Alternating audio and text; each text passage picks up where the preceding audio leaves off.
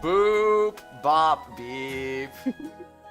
Hello, everybody. Welcome to a new Lauren Tier 4 game with the name I cannot pronounce if I was wondering how you're gonna pronounce it. my life depended on it. Utawarerumono. I don't know, man.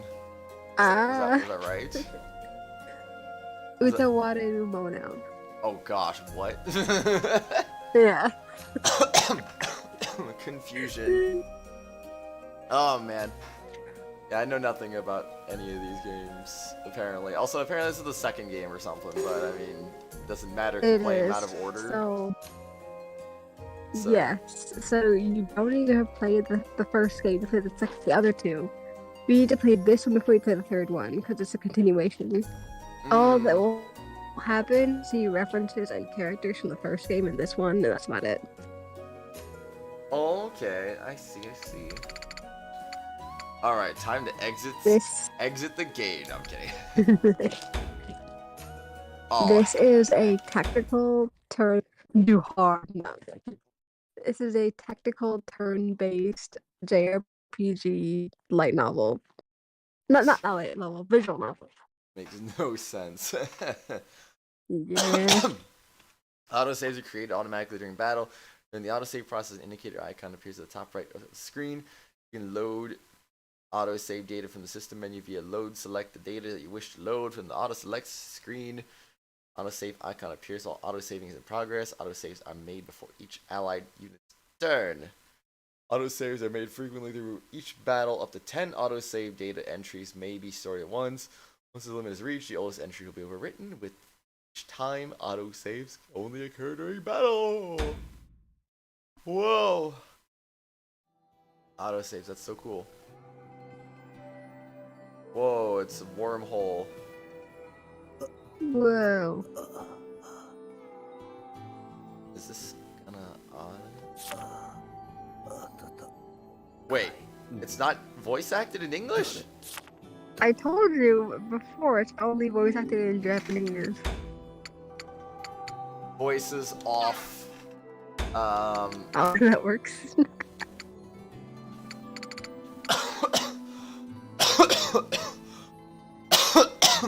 I'm surprised you didn't mess with the settings beforehand, before you started. But there is nothing that says anything about Japanese voice acting, so I was like, okay. Oh, well, I told you like a while ago. It's okay. I'm glad I forgot, because I got to react to it. Hi Zim, hello to you. How are you doing today? Hi. Who calls to me? Well, we'll add our own dub to this, I guess, since they did not dub this themselves. Lazy bums. Aww. But that's okay. It happens. You're still sleepy? Aw. Wait, I'm still. Initializing awakening process. Systems yellow. Restarting in 5 seconds. System error. Problem detected in awakening process. Subject severely affected. Abort command cancelled. Process unable to be terminated. Commencing countdown. 5, 4, 3, 2, 1. Oh my gosh. We've been counted down. Have a pleasant awakening. Oh my gosh, we're gonna have such a pleasant awakening, it's gonna be great. Hi, Dragon. Good night, Dragon. Hi. ...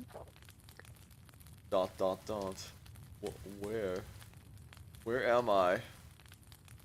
Oh, me some kind of cloth ceiling. Barely light, or it's just dark out. Nah, it's on fire. You can clearly hear fire. Noise sounds like fire. Hey, put it together. That's good. Ugh, everything's distorted. Why am I? Are you awake? Are you awake? Oh.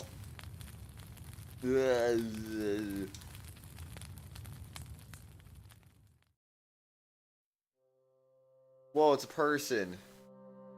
Oh, it's cool. She's looking down on us. What? Yeah. How are you feeling? I don't see any injuries, but do you feel in any pain anywhere? I suppose you might still be delirious. Who are you? Oh? Well, how do I put it? I think I might be a bit too hard to explain right now. Oh yeah, how's the volume, by the way, everyone? Is it too loud? I just realized I never really like made my usual volume adjustments. Because usually whenever I start a new game, it's like at 100% volume, but I'll lower to like 30 to 40%. But this is still at 100%, but it doesn't even look like it's peaking, so... Maybe this game is just really quiet. It's okay for you? Well, that's good. Let me know if it gets too loud, I guess. Otherwise, I guess I don't need to really change it. ... Well, anyways, do you remember anything about what happened to you? Me? Ugh. Oh, just try to relax. I can tell you everything you want to know later. ... Ah, I get it. Do you though? This is all just a dream. Just relax a moment and rest.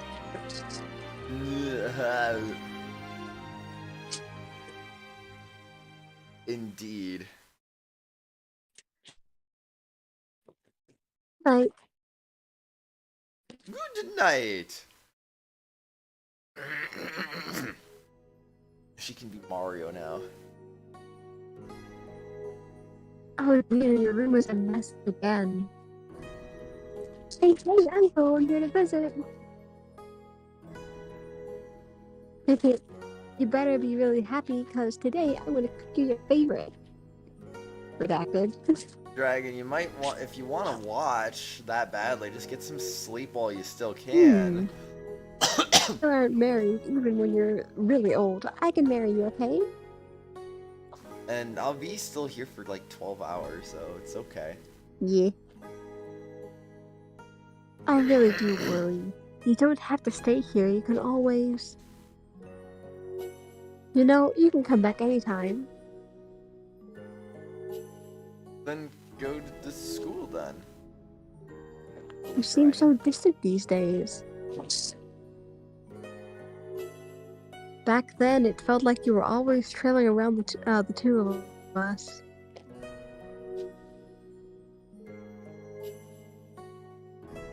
Took the medicine then? There'll be a whole new world waiting for you when you wake up. Yes, you're the first.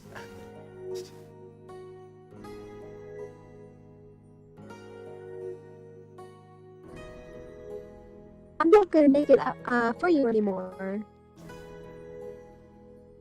Right? Yeah, okay. You better come, pinky swear. Cross your heart and hope to die.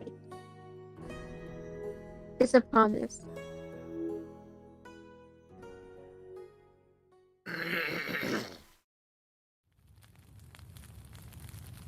Imagine an alternate universe where every tier 4 member was like Persona 5 Royal. And then just stream it like, well, actually it wouldn't be everyone, I guess. It'd be just, well, yeah.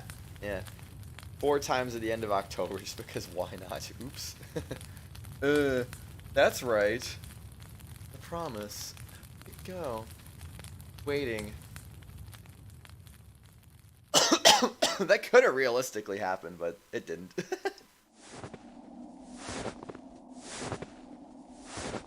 Whoa. Movement. She's waiting for it.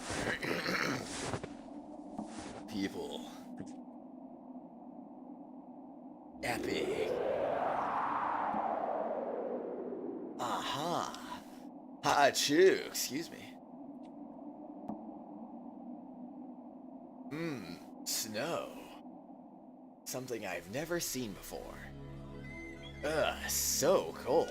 How did I get in a wintry wonderland of snow that I've never seen before? ...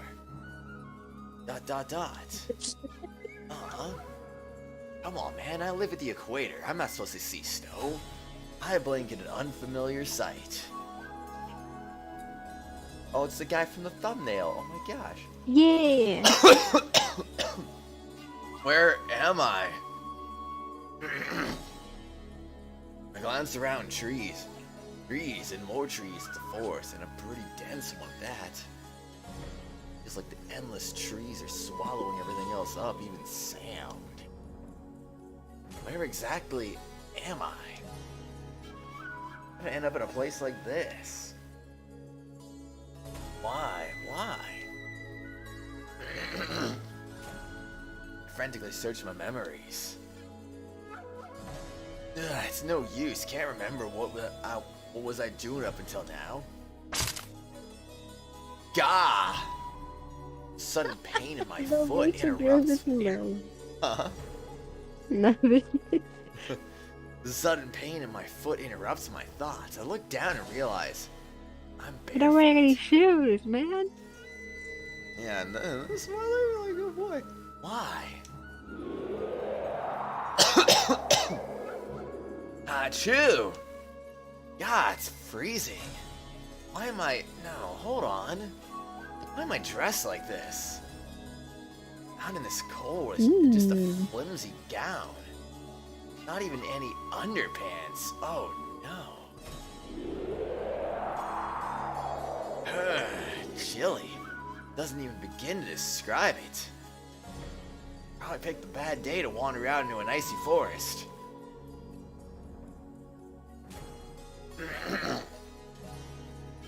I look around, desperate for some way to get out of this cold. Not a single house or a signpost anywhere. Gah, erg. My head is splitting too, probably related to the empty stomach. Oops. Ah, right. This is all just a dream. Dang, it's no use, I can't fool myself here. Somehow I pull myself together and get back to my feet. No matter how I look at it, this is no dream. Unless there is. Achoo, ba-achoo. Ba-achoo.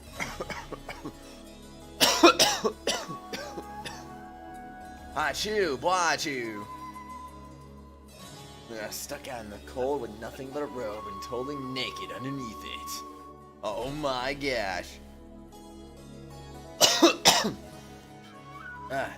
So holding up, but once the sun goes down, I'll catch cold for sure. Worst case scenario, I'll freeze to death. Oh, snap. Hypothermia?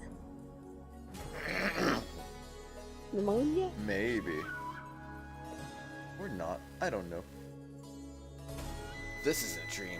That tent where I was resting has to be out here somewhere. Wachoo. Indeed, dragon, indeed. All things considered, that's probably my best shot here. I want to go back the way I came, but I have got no idea which way that even is. What do I do? Should I just follow some road and hope for the best? Wait here for help. You get lost, rule 1 is stay still and wait for help. Thing is, I don't know if anyone's coming for me. Can't really expect a search party when I don't even know what the heck I'm doing here myself. It's not the risk it if I want to get out of here. Get moving before it gets any darker. Oh no, not darker. Huh? You'll shiver down my spine, but this time it's not the cold.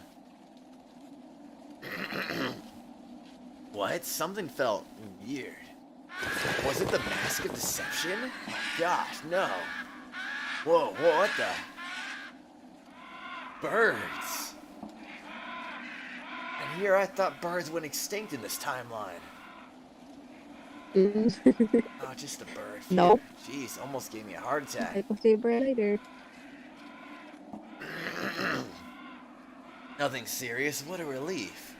Overhead, the birds are still screeching. They seem pretty worked up about something. These birds just won't shut up. What's got them so freaked out? Shiver, shiver. Shiver me timbers. There it is again. Shiver me timbers. It feels like something's watching me. Oh man, my heart is beating way too loud right now. Ugh, I feel sick. The vision blurs and I lose my balance. I trip on my own feet and stumble forward. I guess I did have a heart attack after all. Oh shoot.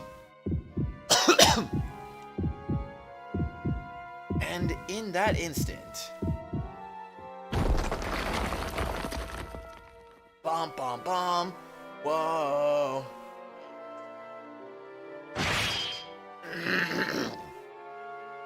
Slash. I hear just above my head a jarring, violent sound like metal on metal. What? Oh, while. Falling to one knee, I shift around cautiously and look back. Dragon says hello to both of us. No. Oh man. Double exclamation mark.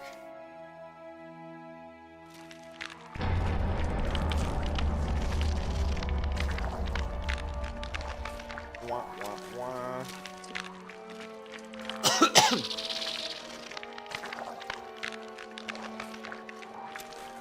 What is this?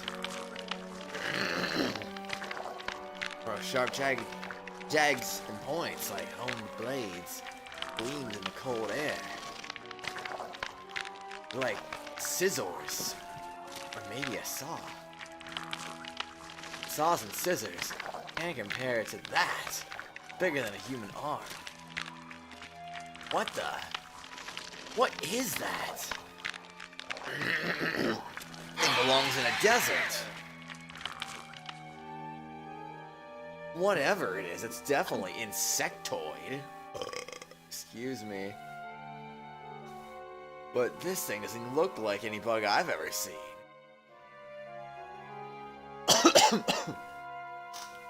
It's at least 10 times, no, 100 times bigger. What is going on?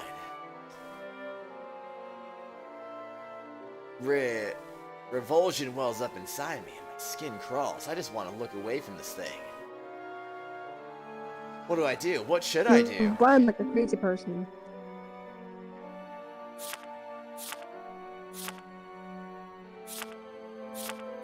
Oh, that's how it works. I see. Rar indeed, dragon, rar indeed.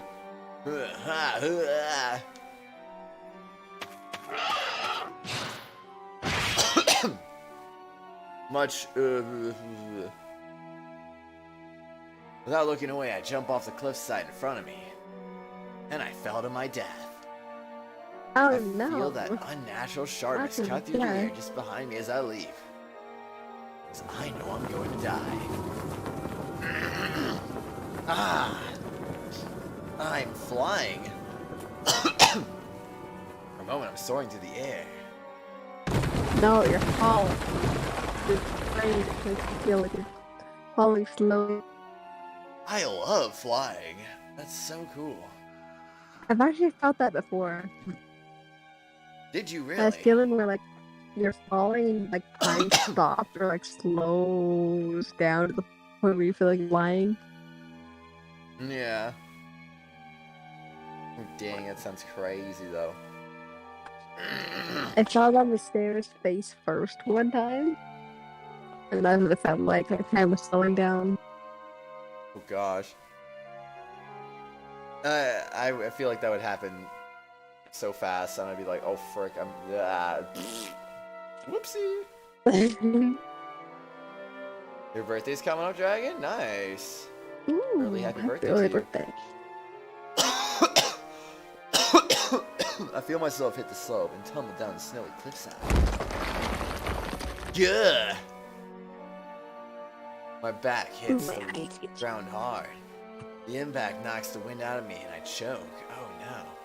You say your eyes itchy? Yeah. Aw. Gah. Oh, November 6th? Oh, that's still a few weeks off.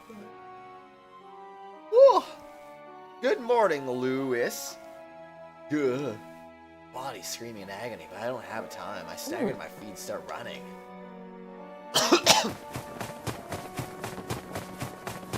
What was that? What was that? What was that? What the heck was that? An insect that doesn't exist. No way it could exist. This has to be a dream. That was all just some illusion. I had to turn and look. And I'll see everyone smiling, waiting for me. And I'll look back. It killed me. Ah, it's gonna eat me. Start zigzagging right and left, serpentine, trying to keep it guessing. If you do it with a pattern, it's easy to guess. How far do I have to run? You can't keep this up. Yeah, you have no shoes on, my guy. I keep running straight ahead, but what? It gives way under my heel. Ah! And for the second time today, I've fallen to my death. Gah. Can I fall again? Everything hurts. Oh no. No worries, just your casual fall to your death right there. Ice cold water. I don't see any ice cold water here. Shading my eyes with my hand, peering up at the light shining from above, looks like a hole. If that's where I fell from, must have been a bush or something hiding it. Guess a bush just grew on a hole somehow. It'll be tough, but if I climb the wall in front of here, it, though. Huh? In front of it. It'll be tough, but if I climb the wall here, maybe I can get back above the ground. But even if I could get back up, the thing's just gonna eat me, so... Oh, you know, it's just gonna give up. Strangely enough, the walls are giving off a faint glow. It's dim, but it's helping me see the place. Looks like some kind of cavern. There's a tunnel that seems like it goes on for a while. Well, if I can't go up, I might as well go forward. You can't go over it. You can't go under it. Oh no, you gotta go through it. Oh no! What are we going to do? Run away! That's the thought. Still, even with this dim glow, I can't really tell what it's like further inside. Maybe it'd be safer to just wait here quietly after all. Ah! That noise, it's getting closer. If I hang around here, it'll only hunt me down. I can't stop now. With my decision made, I step forth into the tunnel. Why is this happening to me? Just because.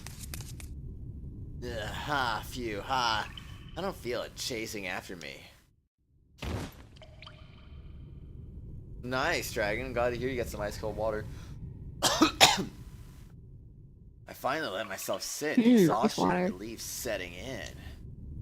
I'm safe now. This should be far enough. Shudder. I cringe instinctively. A sudden chill, unpleasantly familiar, runs down my spine. What? My body freezes. I can't move, confronted with something beyond understanding. Whoa, there it is. Whoa, why? Why is it here? The colossal insect is right in front of me. The Did this thing set me up? Absolutely. The specifics don't really matter anymore. Ugh.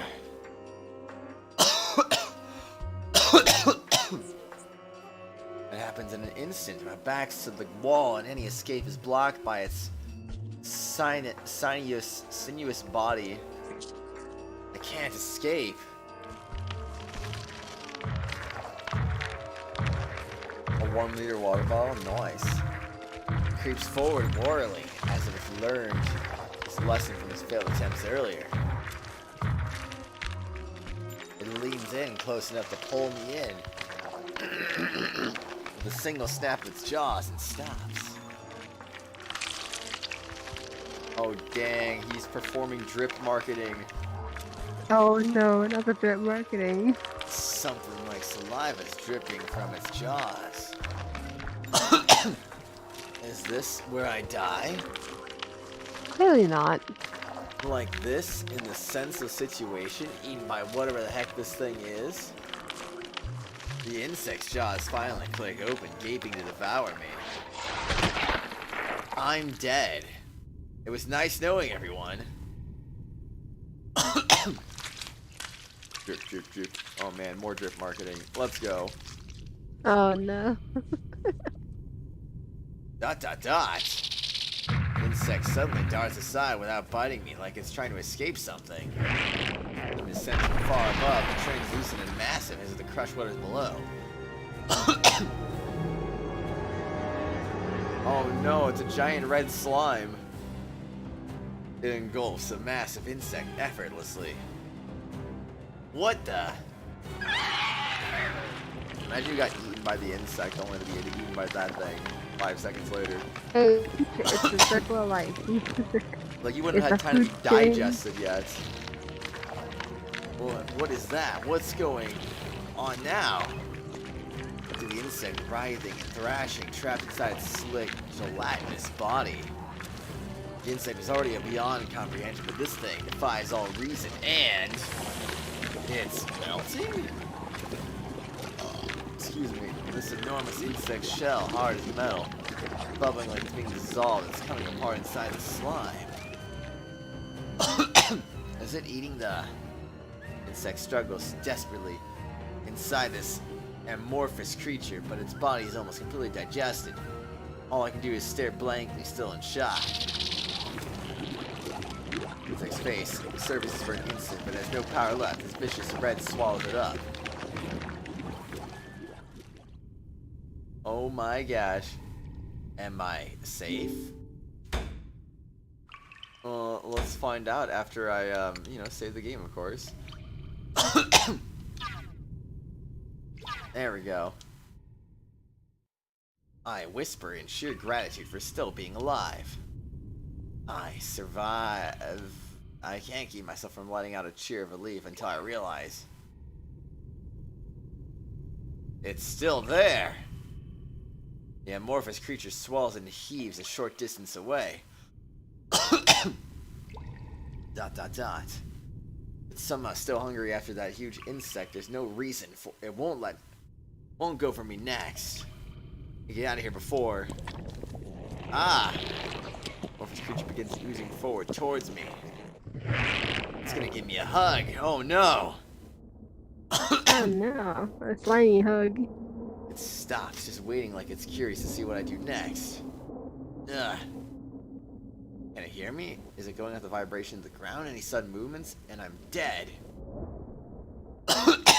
No motions. I keep perfectly still, holding my breath. Question mark? Its vicious surface begins rippling. Viscous. Viscous. Okay. And little by little reforms a familiar shape. What? My voice dies in my throat.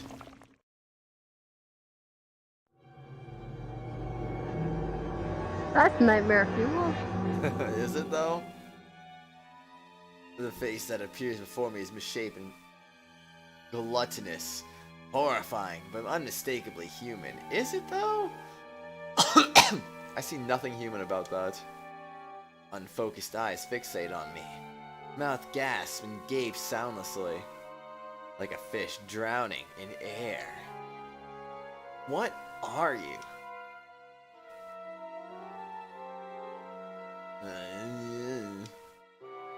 Dot dot dot. Is it trying to talk? It just sounds like air escaping. I can't make out what it's saying. Welcome back, Lewis. By reflex or by curiosity, I move closer to hear what it's saying. Another voice rings out. Cover your eyes and Cover your eyes and ears. Oh. The sharp command is followed by a cylindrical object bouncing on the stone between us. Looks like a grenade. Gah! Instinctively shut my eyes and clap my hands over my ears. Clap my eyes over my... Gah! Too bright to make anything out, but I feel the ground shake as the creature's writhing. Is this? Sudden grasp. Huh? Someone grabs my hand with incredible force, and when I try to pull away, I get yelled at. You could freeze up later. Oh.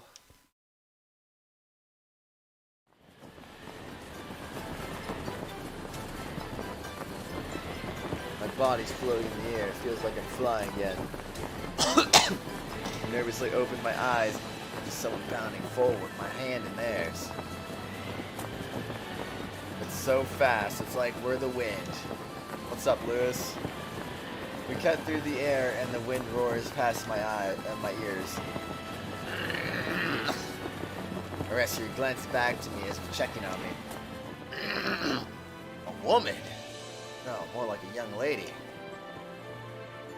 Her face is beautiful, though oddly childish, oversized ears, and a fluffy tail. Uh-oh. There's something ethereal about her. I can't look away. It's an incredible situation. It feels like time stopped. And suddenly her brow furrows. Dot dot dot. Glance back, unsure of what she's looking at. Ah! What are those things in Splatoon 3 called? Things. The what? What things? The ones that are like giant slime monsters in Salmon Run. What? I don't know any giant slime monsters in Salmon Run. What? Yeah, you do. Okay, let me name off all the enemies. There's the Steel Eel, which is like the long snake guy. There's Steelhead. There's the Moz. There's the Flea Floaty Fish. There's the Scrapper. There's a Flyfish. There's the Stingray. Yeah, I don't know any slime monsters. In that fight.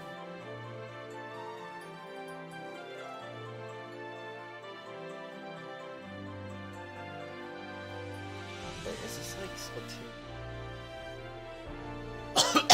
Oh, oops, I was in Splatoon 2 Salmon Run. That's okay. Oh, okay, it is Mudmouth. Okay, yeah, this thing's just a giant Mudmouth. Oh, man. Hi, Vamp, how's it Yeah, going? Mudmouth is the slime bubbly, yeah. I know what you mean. Mudmouth's a basic slime. That amorphous creature surges forward, closing in on us like some kind of predatory wave. In this linear cavern, there's nowhere else to run. It's gonna catch up. The girl's already seen it. She whips another cylinder from her waist and throws it behind us. Doing well? Nice. Flying flash and explode and follow almost instantly.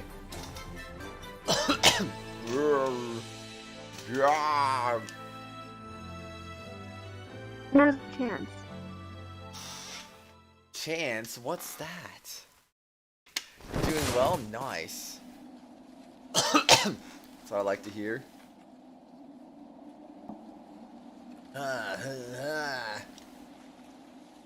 We're outside. I'm finally safe. My legs give out. I collapse onto the snowy ground. Now I'm gonna be even more cold. Barely even believe I was able to run as much as I did.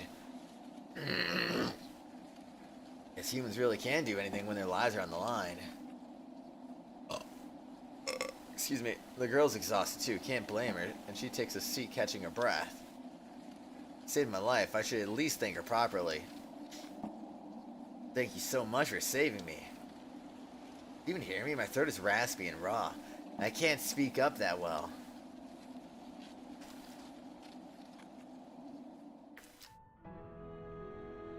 She notices and turns towards me. There's a strange look on her face, like she's seen something she wasn't expecting to.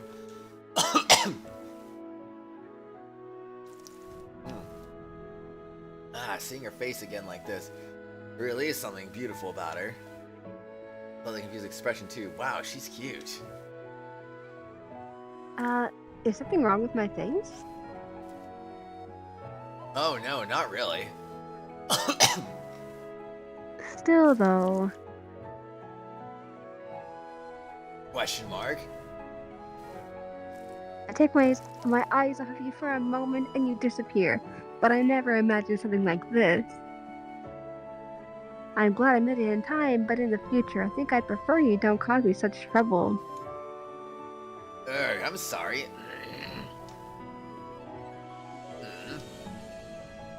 Wait, take her eyes off me and I disappear. What do you mean by that? She seems somehow familiar, too. Does that mean you know who I am? Huh? Who I am, where I'm from, please tell me. Oh. Welcome back again, Lewis. Who am I? Where am I? What was that thing that attacked me? How? I'm trying to ask all my questions at once. None of them are coming out right. The girl stands with a troubled smile on her face and extends her hand to me. We should head back for now. Huh? If you stay out here just like that, we're going to end up with a cold. I think it's too late for that. Yeah, Yes. no shoes, my guy. I think it's too late for the cold. I think we're trying to prevent hypothermia at this point. Yeah. The cold air hits Preventing me. feet frostbite. So you don't have to get your feet amputated off. Maybe. I mean, if it's that cold, I don't know. Cold air hits me all at once again, and I finally. Walking in snow. Seven. Or whatever on. I mean, you might not get frostbite if it's like barely below freezing. I don't know. Come to think of it, have I really been flailing around this whole forest in this flimsy thing? Ha ha, chew.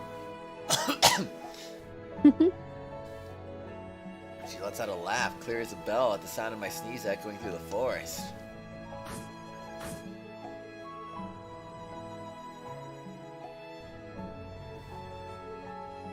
Here. Takes my hand with her pale, delicate fingers and pulls me to my feet.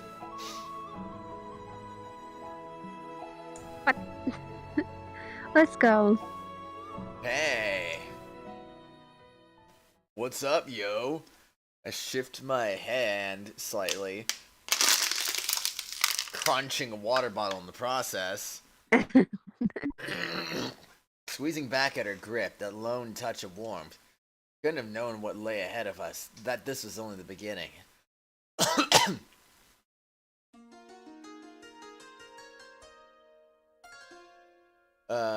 Is it a cutscene? So what made you pick this game, by the way? I've been meaning for us to play for a long time. Oh.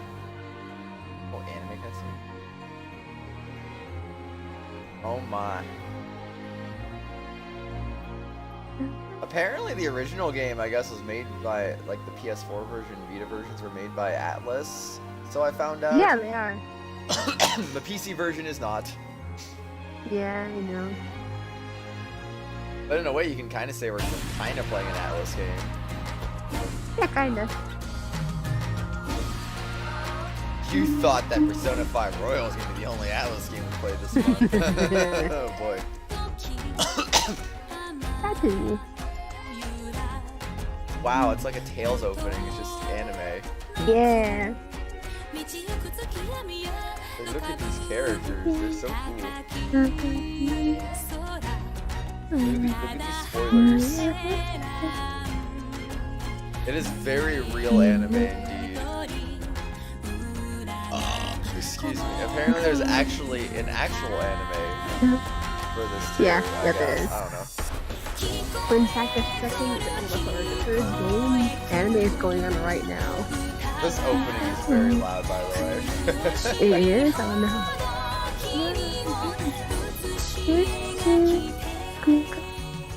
I'll just turn it down like a little bit just so I can kind of hear you again.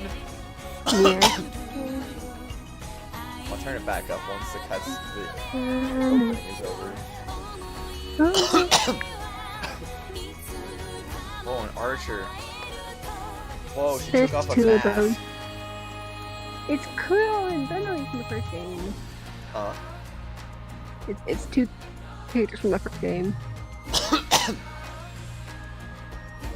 Whoa, I saw like a bunch of characters. Mm-hmm. And there's another character that we just saw. Achievement unlocked at the beginning. We got an achievement. Let's go. 100% achievement speedrun. Let's go. Oh no. Upon returning to the tent, the girl starts digging through her bags. Skip every cutscene. You got it. I'm checking it's somewhere back here. Alright, I'm turning the volume back up because yes. Yeah. Ah, here we go. I was wondering what to do with these. I certainly don't think they come in handy like this. With those words, the girl holds out some folded fabrics. You can change your clothes. If you keep walking around like that, you'll catch a cold. Pneumonia. It definitely seems sturdier than the clothes I had on, but... Don't make that face. They're men's clothes. Oh, I kind of forgot I was a man, honestly, but okay. Well, I'm going to go draw some water. I'm sorry? Oh, wait. She means, like, out of a well or something. I was like... Like, she's got interesting hobbies if she's just gonna go draw water. You're like, okay. Oh, she's trying to get... Like, that's some interesting art there. She's trying to give me some privacy. That's kind of her. Yikes. This cold air streams in as the girl makes her exit. God, that's cold. Okay, if I stay in this any longer, I come down with something. Indeed, Lewis, indeed. I spread out the clothes she gave me, but something's missing. One crucial important thing. I stare, uncertainly, head tilted. Where's the underwear? Turn the clothes inside out, right side out, even shake them around, but no underpants. Figure she wouldn't miraculously just happen to have spare men's underwear around the place. Which means I have no choice. Because I have no choice. Because I am a slave to the whims of fate. I'll have to go commando. Oh no. No. Not like this is something I want to do. Primitive man was naked to start with, so don't freak out. It'll just be more brisk than usual. No. Trying to reassure myself, I start putting on the clothes for vibe, but let's see, these pants, there's a hole here. This must be the front. Shuffle. Okay. Don't feel all that comfortable. Now whatever, next I get this top on and I just tie it off with this sash. Swoosh. There we go. Honestly though, this thing is pretty uncomfortable. Top's a little off and the bottom just has way too many things wrong with it. Oh no, please tell me this guy didn't just put his shirt on his pants and the freaking pants on as a shirt. No, he didn't. But he put his pants on backwards. Oh gosh. And the shirt on wrong too. Top's a little off, but the bottom just has way too many things wrong with it. The way stretching can't be good for it, and it's getting a little drafty downstairs. Since the fly opens so wide, it pretty well ventilated. More like it's getting the wind right Oh in. God. The problem here is how it's going to make sure I don't accidentally flash anyone. There are some serious issues with these clothes. I'm a gust of wind away, becoming a streaker. Something tells me this isn't going to work. Maybe I should just explain and ask to borrow some underwear. No, can't do that. Just a perfectly innocent, honest request. A guy can't ask a girl for underpants. Why not? And she's lending these out to the kindness of her heart. I can't go begging for more. I don't need to bother her with this. Just gotta get a little creative. So my course of action, I fumble with the fabric for a little longer. Oh, got it. I can use the heavier fabric as a kind of apron. And now this can be... I think you're doing this wrong. Yeah. I feel eyes on me and glance up. She's standing there staring, amazed, concerned, and exasperated. You aren't messing around, are you? See something in expression twitch as she awaits my response. That look in her eyes, it's like a parent saying, I'm not mad, just disappointing you. Mommy, come on now. No, look, I can explain. I only dressed like this because there wasn't any underwear. The thing you got wrapped around your waist right now isn't. I think it goes on your shoulders. Huh? You've got everything on the wrong side for the top, and I think it's around backwards. Backwards? Hold on, the fly is here, so that makes it the front, right? That's where the tail's supposed to run through. Huh? Tail? I'm caught off guard. A tail's not exactly something you expect to come up in normal conversation. Glance over, notice something swaying behind her. Something rope-like extending from just above her rear. Something covered in fur, almost like, didn't he already acknowledge that she had a tail or something? Or am I just going crazy? A tail? Gotta think of it. I think I saw it behind her while we were running in the caves. Oh, see, now he remembers. I dismissed the thought, of course. Common sense says that's ridiculous. No, there's just no way. It must be some kind of accessory or something. Pondering possibilities, I reached out and grasped the swaying tail. Like edited. Wow, it's really something. It looks and feels like it's an actual tail. 2.0. Huh? Edited 2.0. The same thing happened in the first game. Uh-oh. And this texture, it's even soft to the touch. What?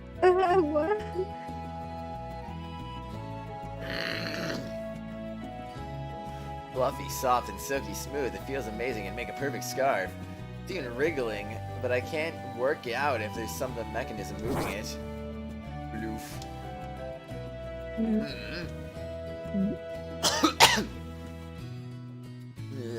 Oh, that's you. What's this? It's even getting all fluffed up now. As I run my hands over the soft fur, it suddenly puffs up like its hairs are standing on the end.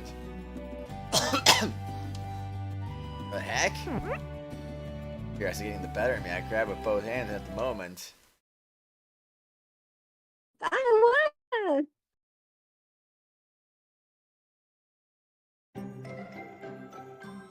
Yeah, what the? Upper surprises me and I instinctively let go of the tail. Back to her, uncertain of what just happened.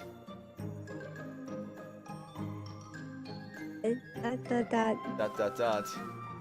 As I meet her eyes, I see her shoulders trembling and she's glaring at me. Hey, what's wrong?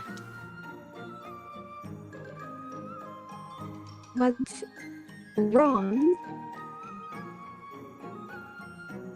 Staring icily, the girl steps towards me.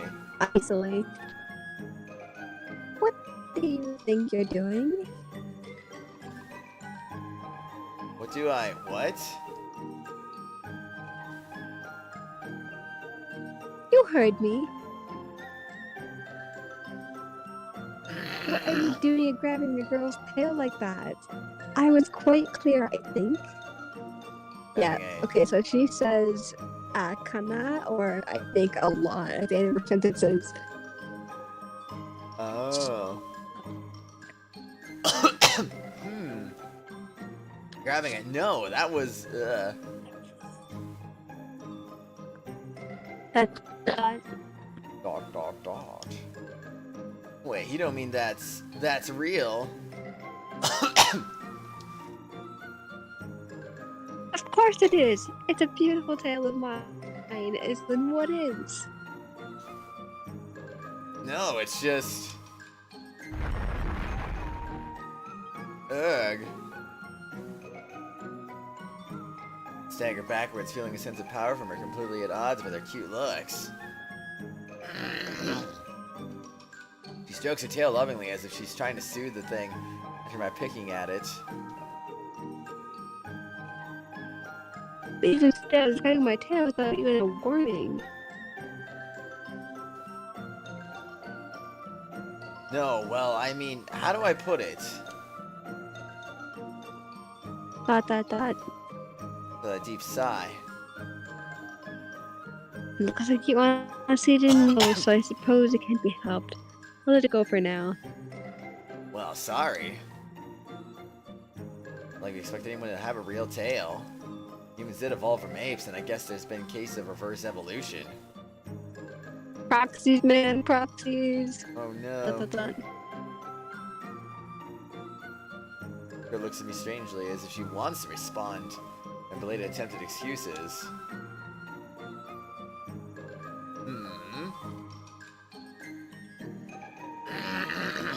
Am I seeing things? Yo, Elijah, what up, dude? How's it going, man?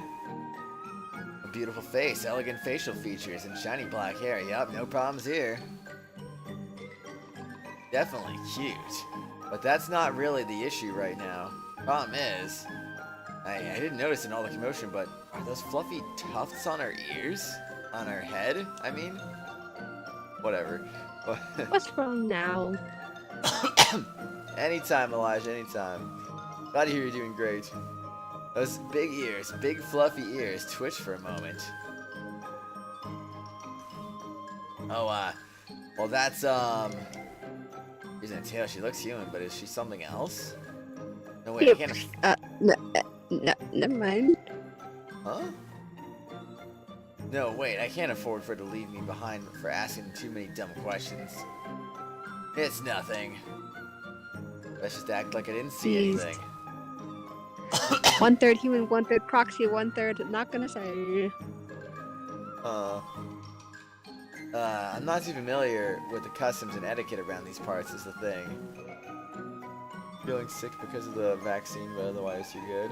I'm glad you're doing good. Sorry you're feeling I sick, hope though. you're better. I hope you feel better. That's plain enough just from looking at you. What are you even doing with these clothes? The girl lets out a small sigh at my excuse. Anyhow, we might have to get you properly dressed. Yeah. At her words, I hastily start working on undoing the strings. Maybe I made the knots too tight? What? There we go. No. Dude, that's one untied. Next, I'll... One's knotted pretty tight, too. Correct, Elijah. As I fumble, the girl kneels and patiently starts undoing the knots herself with easy deftness. Hold still. Alright, thanks. Swish. Yeesh. I never imagined you use this as a sash. She murmurs with an odd wryness, setting her attentions in the sash, holding up my pants. Really? Well, it's a long and narrow, so I just figured. I almost missed her muttered reply. It's underwear. Huh? Like I said, underwear. I know where this long strip of cloth is supposed to be.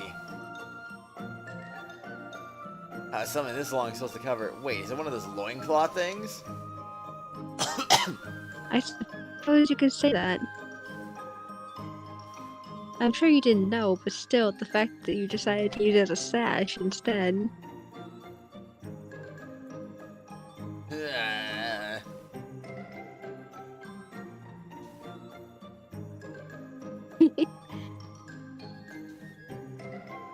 I swear, press A. The girl giggles at my visible dismay, but keeps working, hands darting over the cloth. Oh, it's Maggie. All that's left is... I don't know, Elijah. Maybe sometime in 2023 or 2024, probably. What is? 5K subs. Hmm. That would be my prediction, but I don't know. Swish. She pulls the claw strip off my waist in one smooth tug, but blump. Music stopped? Huh? That loincloth slash was the only thing holding up my trousers. That came off naturally. Oops. Hi, Wolfie. I have... But that...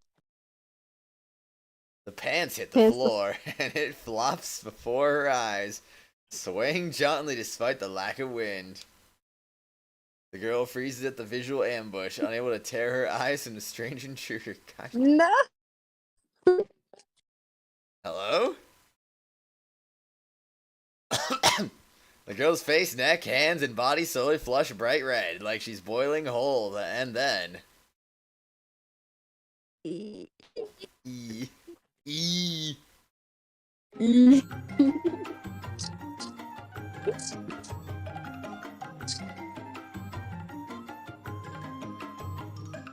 Oh, I don't know if you picked up that.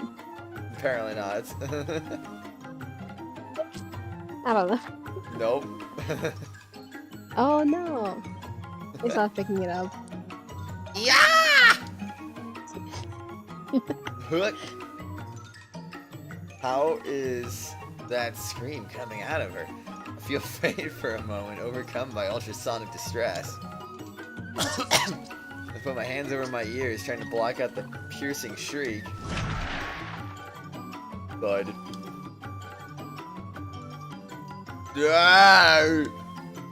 A vengeful force hits me below, and my world is pain.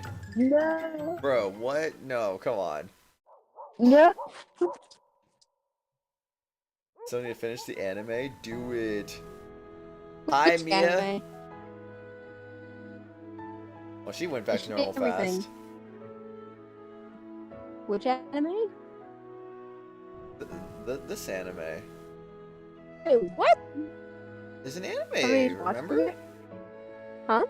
There's an anime for Utawarerumono. No, I know that. I have the DVD, but I didn't know somebody in the chat was watching it. Yeah, that's what Wolfie was saying. The girl nods in satisfaction, giving me a gentle and encouraging pat on the back. I get it, so this is how it's actually worn. There's a gap in my memory, but I managed to survive whatever happened at least. Must be thanks to all the good karma. This is what it's supposed to feel like. It's easy to move and much different from earlier. Been in place trying to get a sense of how the clothes fit.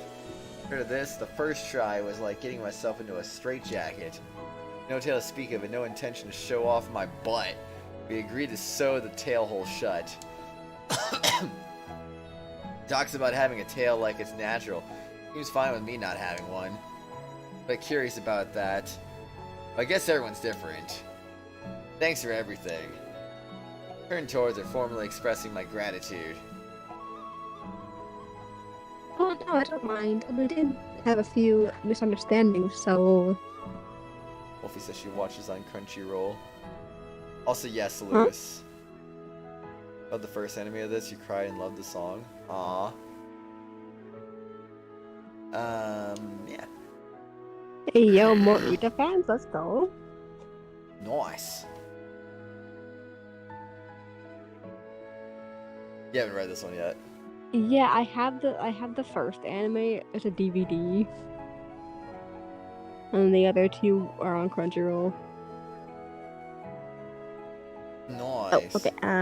Now then. The girl sits up straight, turns to me, and announces in a clear and forthright tone. Come on. Huh? My name, I haven't told you yet, I think.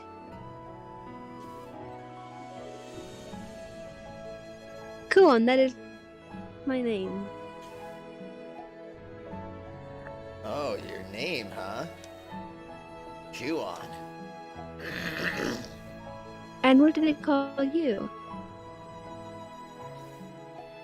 My name. Yes, your name. Kuon's words stir something in my mind, something important. Oh, right, I am.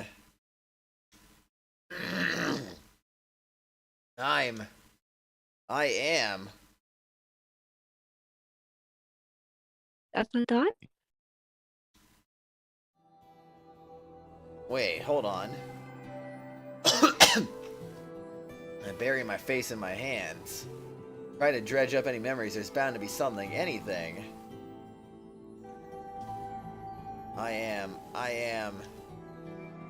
For some reason nothing came, no ending of the sentence. Well, where did you come from? Or perhaps you have been doing... What have you been doing until now? Where am I from? Question. Wanna play this game, we don't know if you'll be good at fighting? That's okay, Wolfie. Where am I from? Where am I from? Where am I from? Words repeat in my mind like an incantation, but nothing. I can't think of past the haze. ...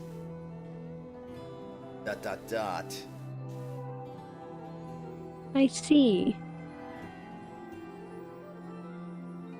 I can tell Kuon's also troubled. That my memory loss doesn't seem so temporary. What have I been doing until now? Thought crossed my mind, I raised my head again, my gaze falling on her. That's right, she was... I don't remember much, but if she was the one taking care of me, then maybe... Did she notice my look of anticipation when she speaks? Her voice is quiet. I wouldn't want to tail an animal ears. I feel like that'd be a hassle, You were honestly. passed out all alone on these remote mountains. Alone? That's a lie. What? And I'd never sleep well at night again if I just left you, so I took care of you. So, I'm sorry to get your hopes up, but I think that's really all I know about you for sure. Well, that's a lie. I see. I'm sorry. No, it's my fault for getting my hopes up. That's kind of you to say. This is a mess, isn't it? I don't think it would turn out like this. Muttering, Kuon presses her hand to her forehead and rubs her temples with her fingers. Yeah, this is a mess, alright. Great, what am I supposed to do in a situation like this? All I found out was that you have no idea who I am.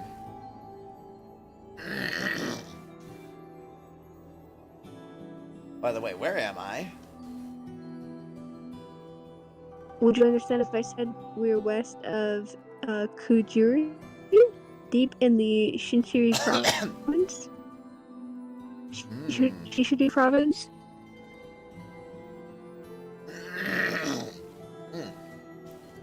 I see. No idea. Ah. Finding the name of this place doesn't help me one bit, since I still have no clue where I am. Is there anything else? Something else I can ask her? Right, that huge thing! Oh, don't bring up that huge thing. Huge thing? Yeah, that's right, that wriggly slimy slime... Okay, we're talking about that. That's good, that's good.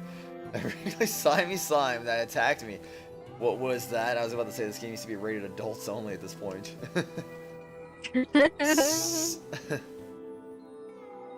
Fine. Welcome back, Mia. Kuon cocks her head at first, bewildered, but then something seems to dawn on her. Oh, we're talking about the Tatari. Tatari means curse, by the way. It's also called curse in the anime. They just shortened it to curse. Whoa, curse. That's crazy, man. Tatari. That's what it's called. It's a type of creature, I suppose. Creatures. Nice. Don't do that, Elijah. Kuon replies, uncertainty, clear in her tone and expression. If you asked me what it is, I wouldn't have a solid answer for you, to be honest. Oh no. Can't All I believe know is that man. it lives deep underground where the sun doesn't reach. That is, it can eat living creatures, but wander inside its lair for sustenance. Also, it never dies, and I think that's all. Never dies? That's impossible.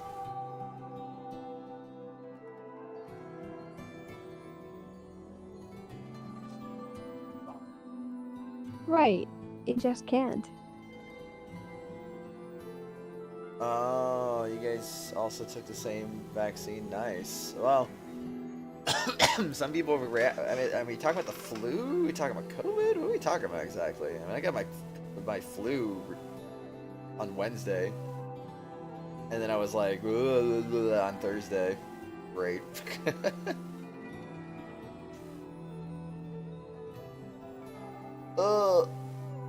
Burn it, cut it, beat it, but it still revives instantly.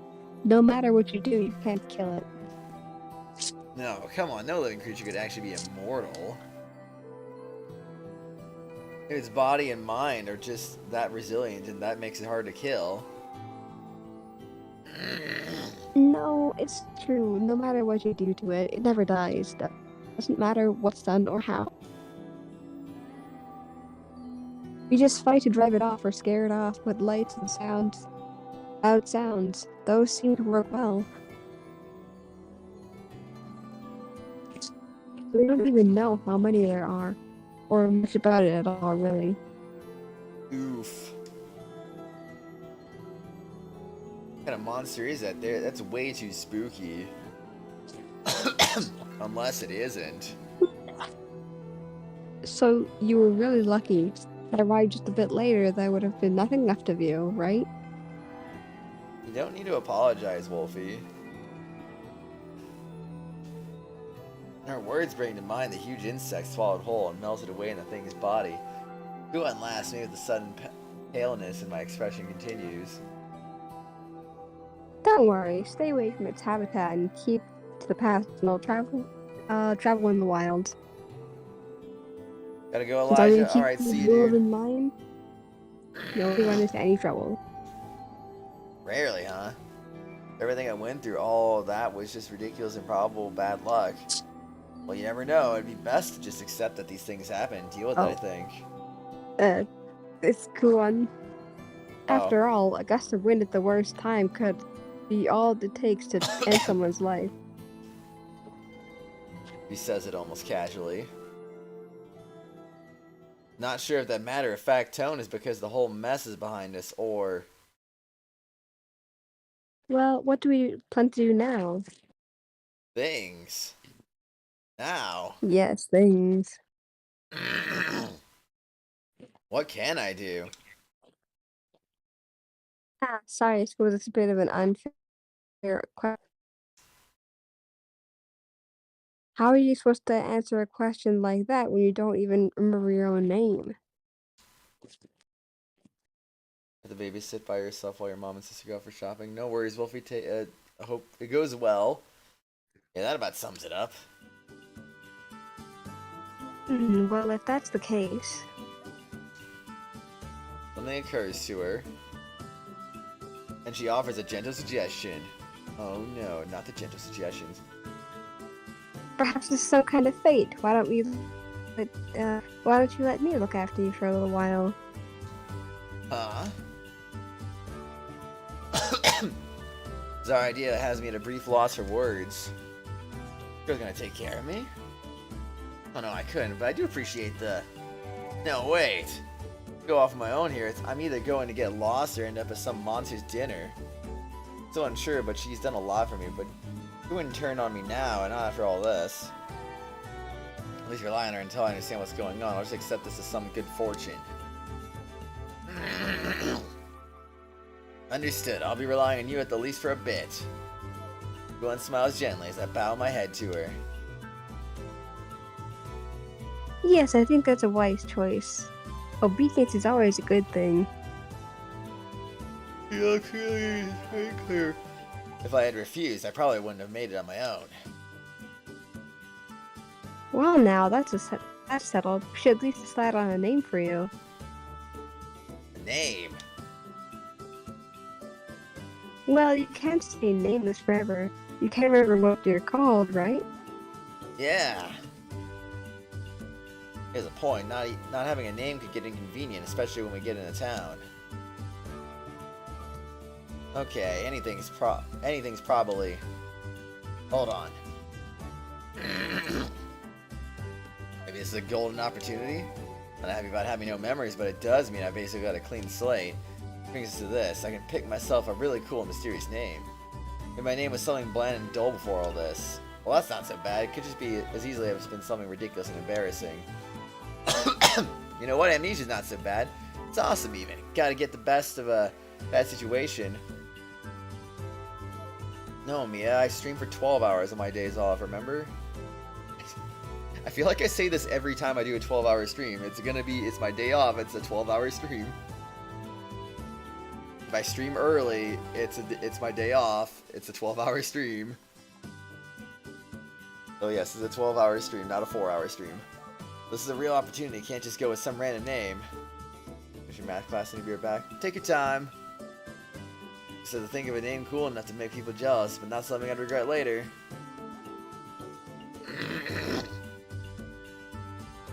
It's okay, Wolfie, it's okay. Okay, my name is... What kind of name will suit you best? Huh? One seems unconcerned by my dramatically outstretched arm, pondering to herself. An uneasy feeling rises, and I nervously ask her, you aren't planning to think about my new name too, are you? She looks surprised, like she has no idea what I'm asking. Planning to? It's my duty. Your duty? A guardian is essentially a parent. Since I am now your guardian, it's my duty to give you a name. Oh my. No, that's... Oh, this tiny girl can't honestly think of herself as a parent, right? Mommy, go on, maybe. Though if you prefer to go out on your own without me, then by all means, make your own decisions. Erg. How can I argue with that? Kuon smiles brightly as I sag in defeat. Claps her hands. Then I think it's decided. Mommy Kuon? Oh no. Mommy Kuon, yeah. So much for the whole awesome name idea.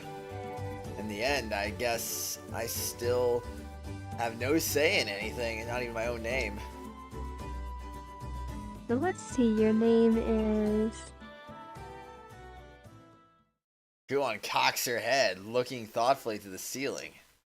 After a moment of silence, she mutters a couple syllables. Cool. Cool. Samurai Jack? Or like the first? Oh the wait, first no, it's name? Aku. Yes, Aku is a name. My bad. Yeah, Aku from Samurai Jack. Well, it's almost Aku. It's just an H added on to it.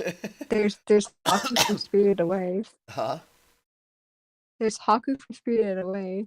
I wouldn't know that. Hmm. That's right, Haku. He seems pretty proud of it, having said it, she smiles confidently. Gotta go, Lewis. I think you Alright, should call see you, yourself dude. Haku from now on. Haku. Anybody who's played the first game, raise your hand if you know what that means. Oops. I watched the anime. I ruminate over the name she's given me. Don't ruminate, that's disgusting. Well, I don't know. What? No. I don't know what ruminate means, but it just sounds funny. It's not that cool. Did you say something? Shudder, that's what I said. A slight shiver runs through me, and a chill runs down my spine. Meanwhile, I've never watched the anime, Wolfie. Though Kuon is smiling as sweetly as ever. Oh wait, it's not true. Kuon is smiling as sweetly as ever at me. My blood runs cold for a moment. Oops. Nope, didn't say a word. In response to my reaction, Kuon clears her throat with a delicate little cough, speaking seriously. It's a very distinguished name. It is. It is. It comes from the name of the one celebrated in ancient legends and stories. That's true. Legends? She said the thing. She said the thing. Yes, from the Utawarerumono. Without any memories of context, can't really appreciate or understand the significance. I know, right? Takiwako from the first game. Something about the faraway affection or expression tells me it's an important name. Yay, Alright. Haku. From now on, then, I'm Haku. Please call me that from now on. No, sorry.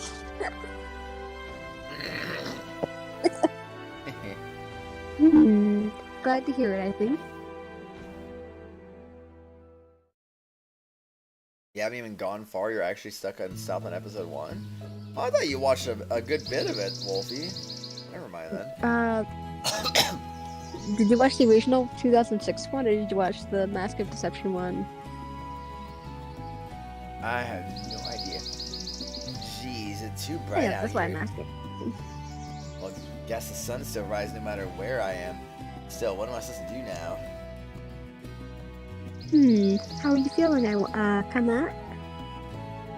I wish they both didn't have 4-letter names. Yeah. Huh? That's back at the sun question. CQ on making breakfast.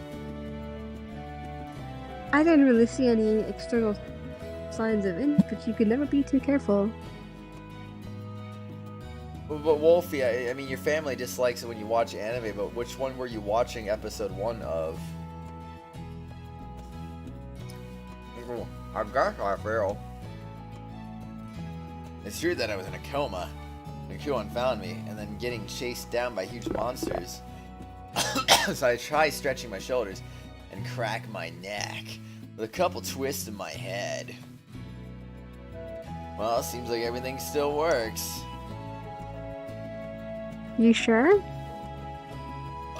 Excuse me, yeah, I'm fine. It's just muscle ache more than anything else, really. Excuse me, guys. My offhanded dismissal seems to get a giggle from Kuon. Maybe I tried too hard to sound macho. I'm relieved to hear that. Then let's leave after breakfast, shall we? Wait, leave? Leave to where? Staying here would be a bad idea, so we'll head to a village just nearby. So it's close? Yep, walking distance. See, I mean, I just thought.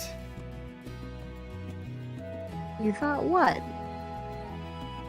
I kind of figured you lived here, Kuon. Oh, so I suppose I look like I'm some backwards hermit who lives up in the mountains, is that it? Well, yes. Kuon's eyes narrow, her gaze fixed upon me. Well, don't let me stop you. If you want us to live in a tent, then by all means, how about it, Haku? Sounds like a joke when she says it, but her smile doesn't reach her eyes. Wait, hold on, that's not what I meant. It's just a joke. I stopped because since I'm on a journey. But now that you're here, we better head to town. Journey, huh? Maybe someone at the village might know more about me. Who knows? Maybe this is all it'll take to clear this up. Whoa. Okay then, while I'm working on breakfast, can you load him up with our baggage, Haku? Him? I tilt my head bemused. I don't see anyone around except us. Hi.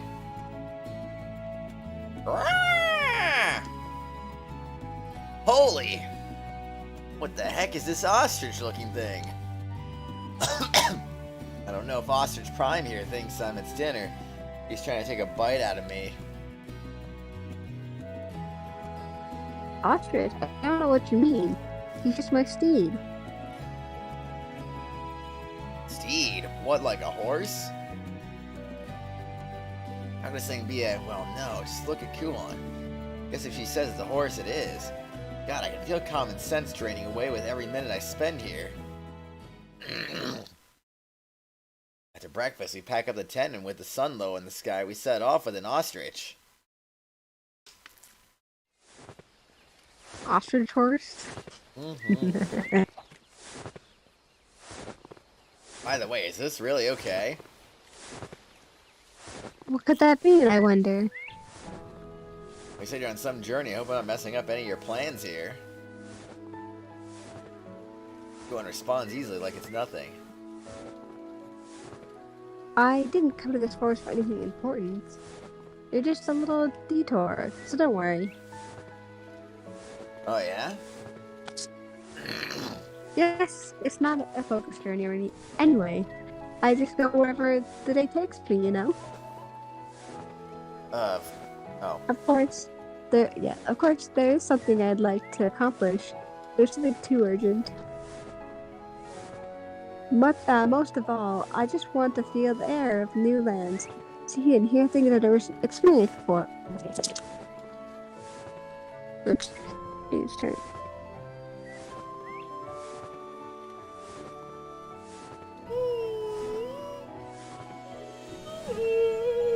It's lag. Oh, really? Oh. That's no good. Do things I can only do now, so I won't have any regrets. Speaks while staring ahead somewhere off in the distance. So whatever the reason may be, a young girl like her out on some trip all by herself? There's a lot of danger out here, excuse me. I learned that myself just yesterday. I can understand if it were just paved city streets, but hiking over this huge mountain? I don't know.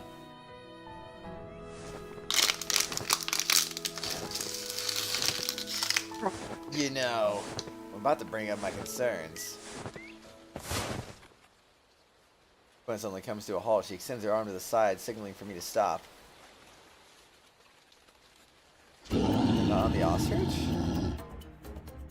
Brrr.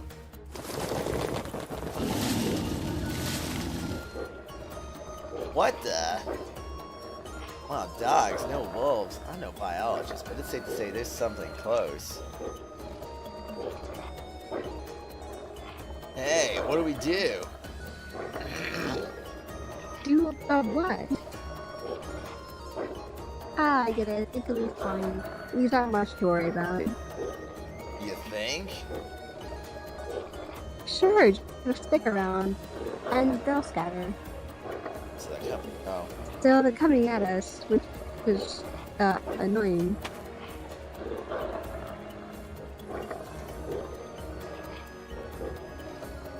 Let me just rev them off. It shouldn't take that long. Nah, let me give you a hand. Up till now, I've had pretty rough. Alright guys, it's time for some stress relief. Time to use a stick. Jeez Louise, how did it take us an hour and a half to get to this point? Yeah, I thought there was going to be a lot more combat, honestly. There will later. Why does he have 4 equipment slots and she only has 3?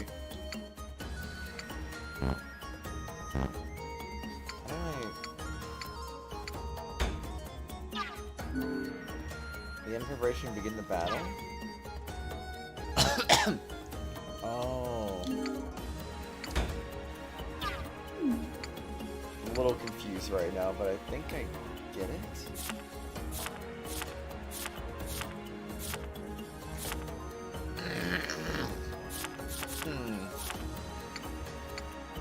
And normal order will be good, I guess, and then switch. Do the map. Yeah, I want to do the map. Look at this map. This map is crazy. Whoa. Can't believe I'm playing Fire Emblem right now. Yeah, I know. I have no idea what. Oh. 2 arms. Combat tutorial has been added to the system menu. Information on the basic mechanics of fighting in the combat tutorial. Why can't you tell me now? Don't make me look at it. You ever feel unsure about the flow of combat? Please be sure to take a look.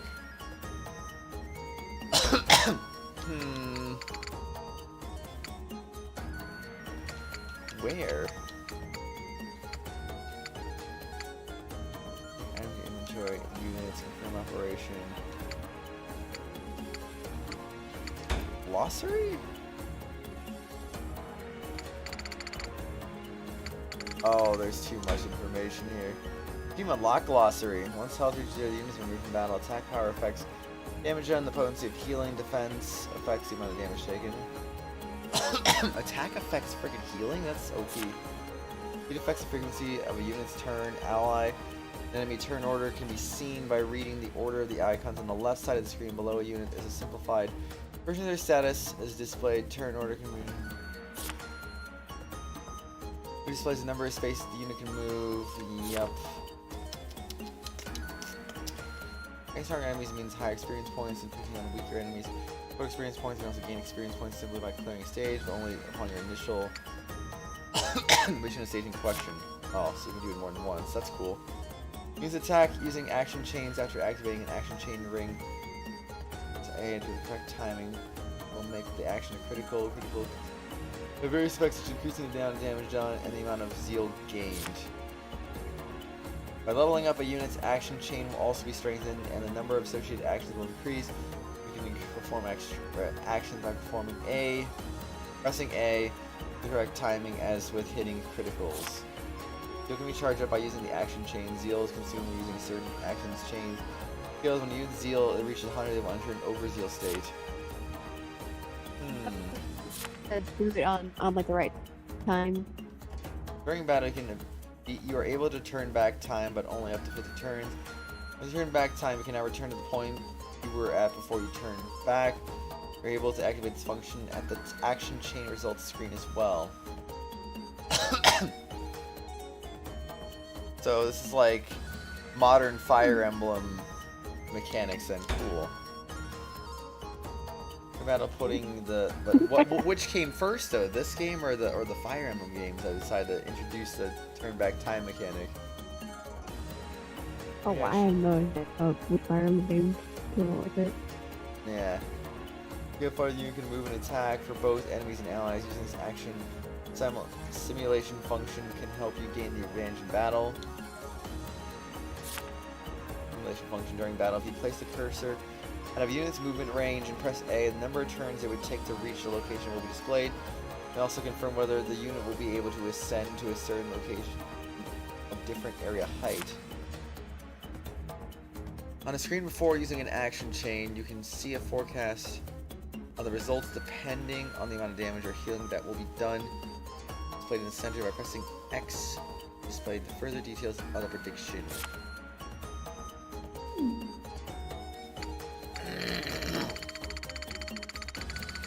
Dang, that's a lot of unregistered tutorials. Oh boy. Alright, I'm gonna beat you up.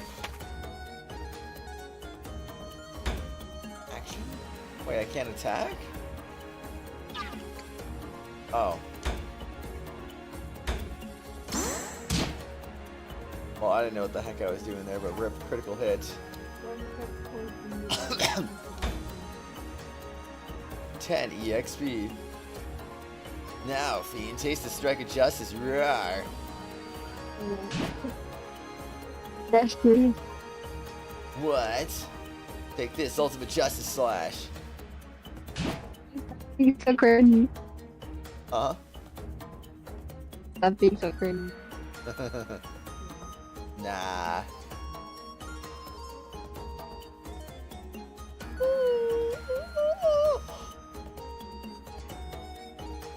You could read that? Oh, I did. Oh, I didn't hear a single word of it getting read. Wow. I have to. I think that's enough playing around. No, I'm not. I mean, Miss Kuon. There. Hmm? My My- attacks don't seem to be. My attacks don't seem Oh, to be, wait. doing anything. Have to. I know. Oh, you're cut out. Another week, but we should really take this seriously. It doesn't pay to be overconfident. I'm trying my best here. In the last episode of this Korean-Japanese show. Nice. What is it? Rah! Rah!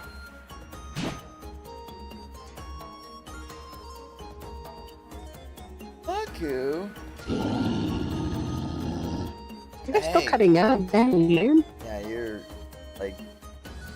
like gone for a second there. Ooh. Hey, wait a sec. Wolfie says she's watched the first Utawarerumono with the God White Tiger one, and then only saw a little bit of this anime, the game we're watching and playing.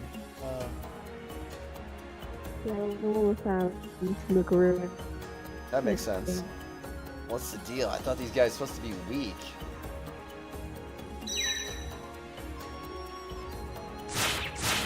Oh gosh, damage.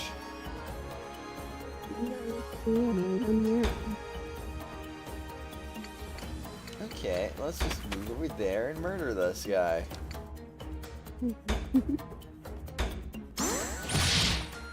Critically acclaimed.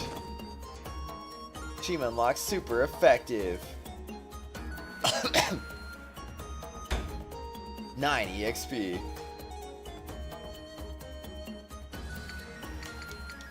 Okay, do that.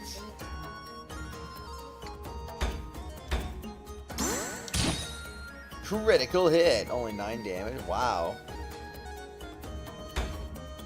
Despite being a crit, that did not do that much damage.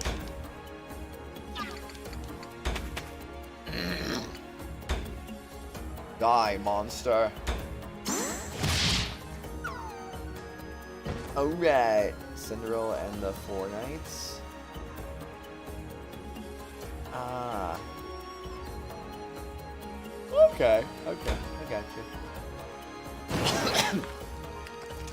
Earth's favor. Electrical device. Huh?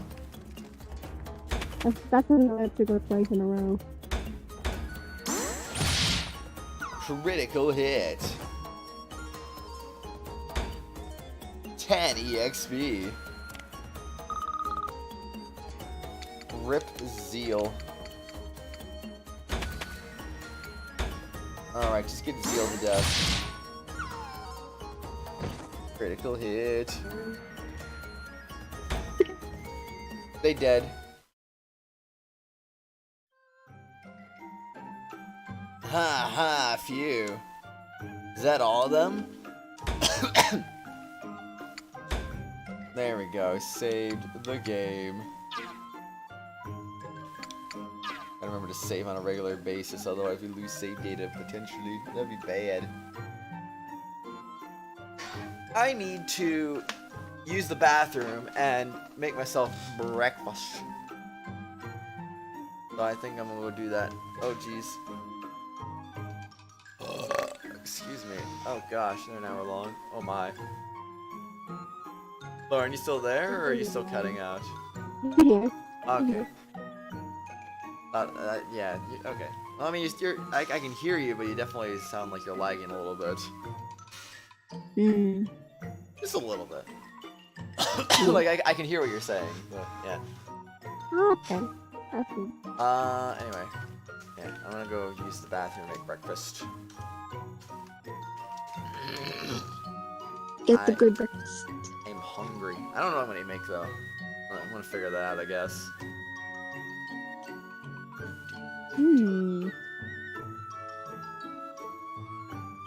Alright, be right back. Screen is up. I will be back in just a moment. Woo!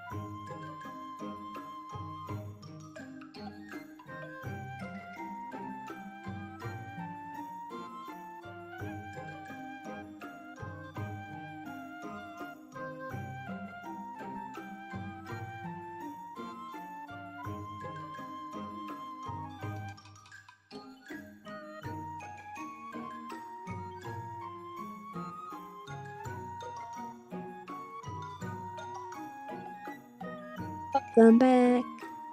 Yay. Oh wait, Let's I get just back realized I was muted on the this. stream. I'm back. So everyone just heard Lauren say welcome back Let's to get nothing. back in. Yeah. What'd I miss? What were you guys talking about? What'd you get for brekkie? I just got myself some like coconut butter chocolate cups and some bacon. Bacon. So I was like, I don't feel too lazy. Oh. That's okay. Good word.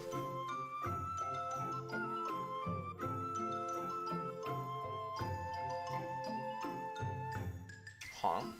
For what?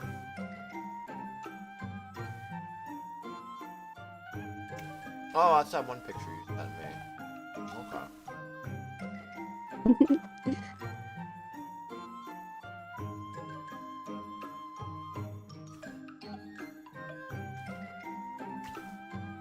But yeah. Anyway, is that all of them? No. Everyone closes their eyes, straining her big ears as she listens. Yes. I don't think there's any more nearby. Did you just say I had big ears? How dare you! Oh, okay. I sagged to the ground. I was gonna die there.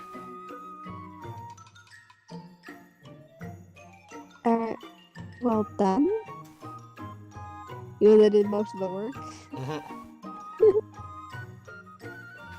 Well, Everyone offers me some kind of flask, seeing Eden trying to catch my breath. I think with a grumble, maybe I'm sulking a little. Nah. Wasn't anything like you said. What I said. A second ago, all that. Oh, just wave a stick around, they'll scatter. Or scattering and try to maul me. I didn't care about the darn stick. I could have died. But I was telling the truth. Or were you? So, maybe you're trying to get him killed, and you just didn't want to tell him that. Ooh.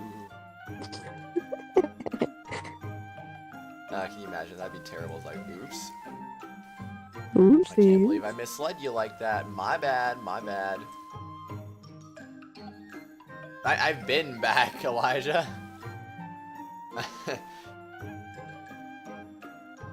Oh boy. They try to ambush people when they attack in packs, but they're really not that big of a deal.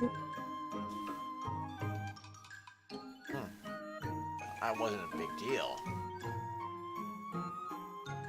Everyone glances at me dubiously.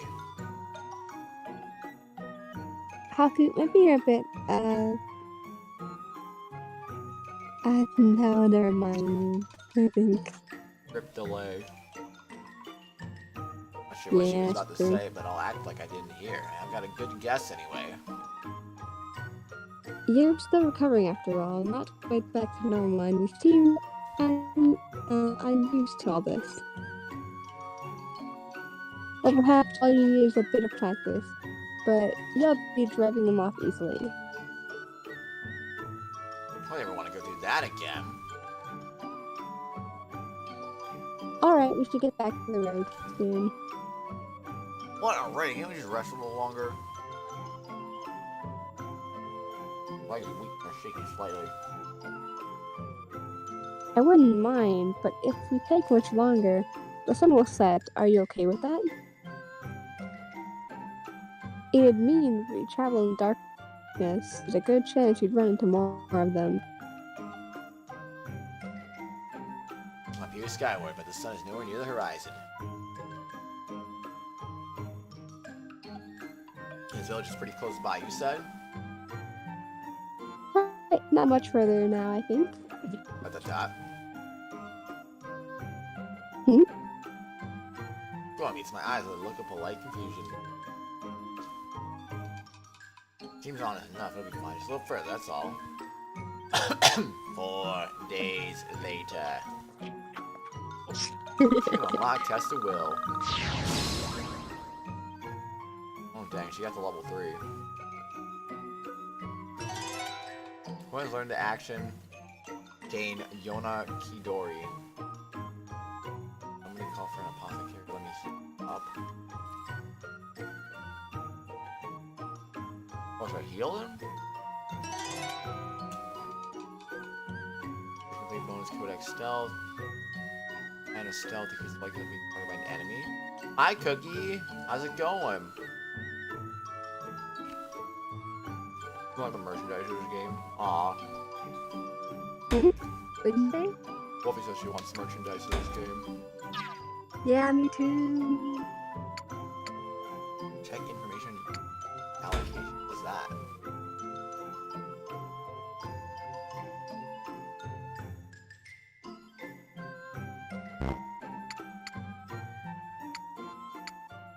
Oh no.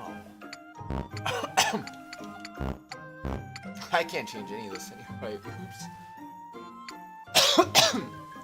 Oh man, they really want a lot of points for speed.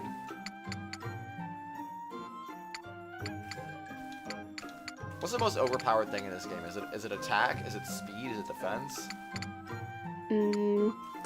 Is it just spam the living heck out of HP? No. Just a bit, just like half HP, half attack, you're good. Some defense, you good. Aw, you're shit, Cookie, I'm sorry. Some speed.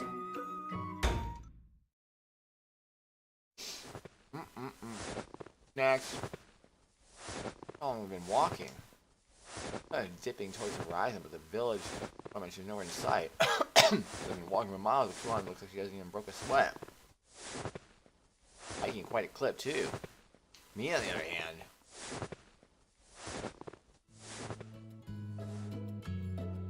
Ha ha ha, ugh. Don't have much damage to begin with, but on top of that, my feet. Drag my feet as I walk, and heavy as lead. Probably means I need to get them amputated. Oh no, not the frostbite, amputation. Can't exactly complain when a girl half my size is keeping pace effortlessly. I'm sure I'm blind, but... Hey, Kuon. I mean, if you're taller, technically that's like... You're expending more energy to move that bigger body, so I mean... It kind of makes sense. I guess. I don't know. I guess? No, he's just very lazy. Well, that too, but yeah. He actually goes out of his way to invent things to do work for him, so he doesn't have to do it. Yeah. Kuon glances over her shoulder without stopping. How should I put this? We've been walking for a while now, and is the village close? Almost. We should be coming up to it soon, just a little further, I think. Really? I mean, you've been saying that. A little further. She really does mean just a little, right? Trying to figure out that my sense of skill is way different from Kuon's. A burr or funny sound? What do you mean, Wolfie?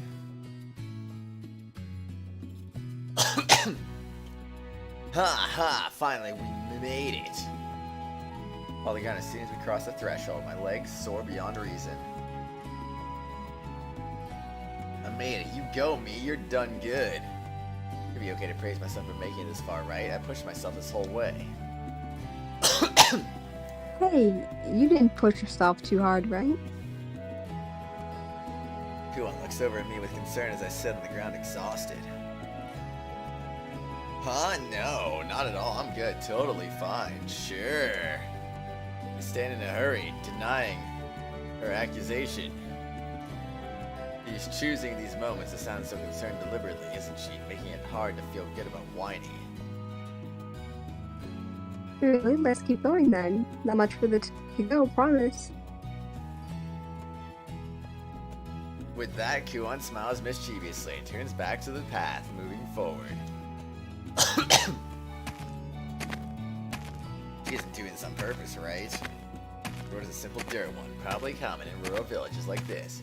Patches of snow still adorn the town. It looks not rich, honestly, but probably comfortable to live in. Pastoral. Happened a bit ago, but it's good now. Okay. Okay. I see, I see. Here we are. Everyone comes to a stop at an old building, a colorful piece of cloth hanging from its eaves. What's this place?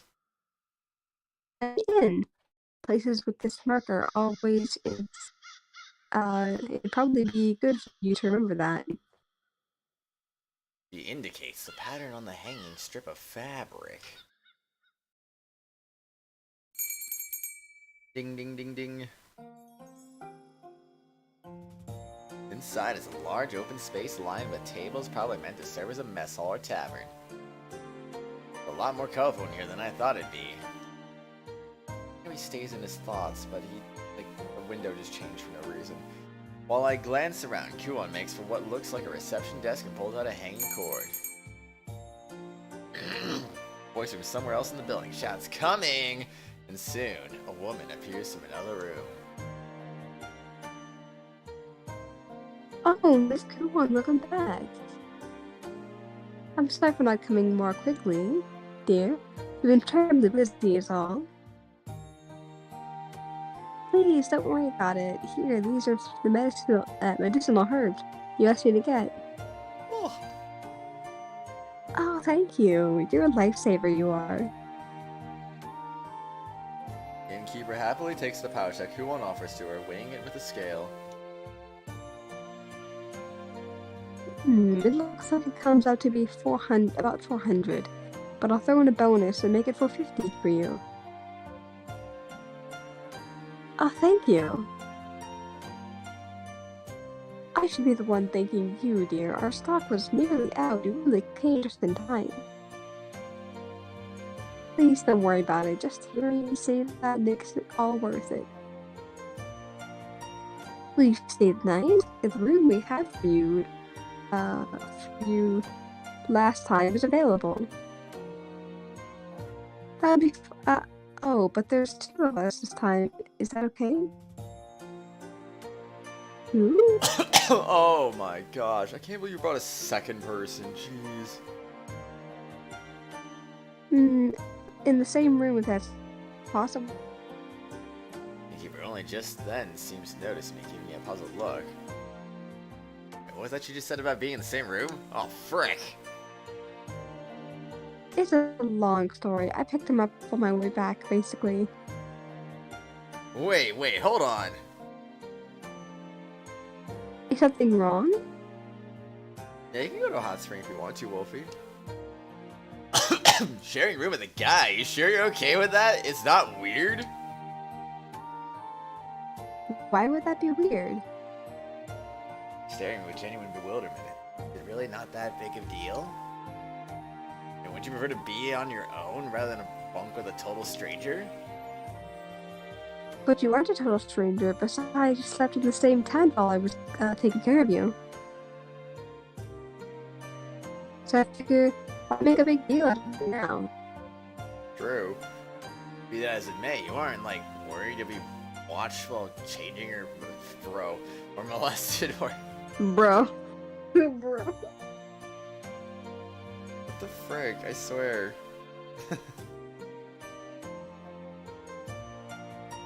Did you read that, or did it cut out? Okay, I think we lost her again. Oh gosh. No, I didn't. I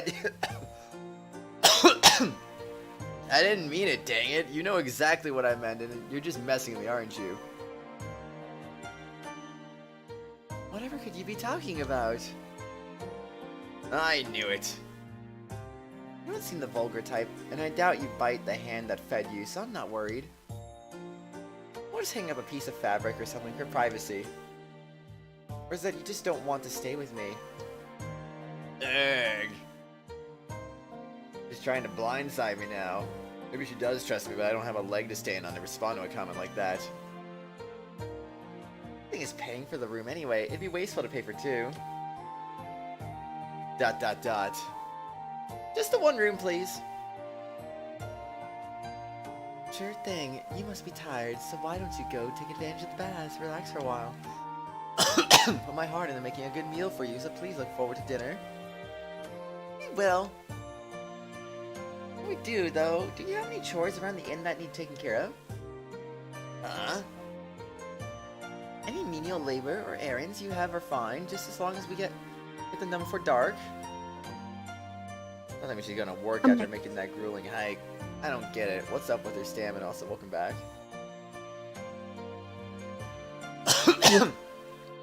Wait, what? I'm back. We're back. Welcome back. Thank you. Well, let's see. It's getting late, so there's really only the children's chores. Do you? Yes, that'd be fine. I'm already exhausted. Let me rest, please. Frickin' heck, man. Go on, speaks with the innkeeper a while longer, then swishes her tail in my direction, smiling. Alright then, let's get to work. Time to get to work? Oh no. Where are we going? I don't know.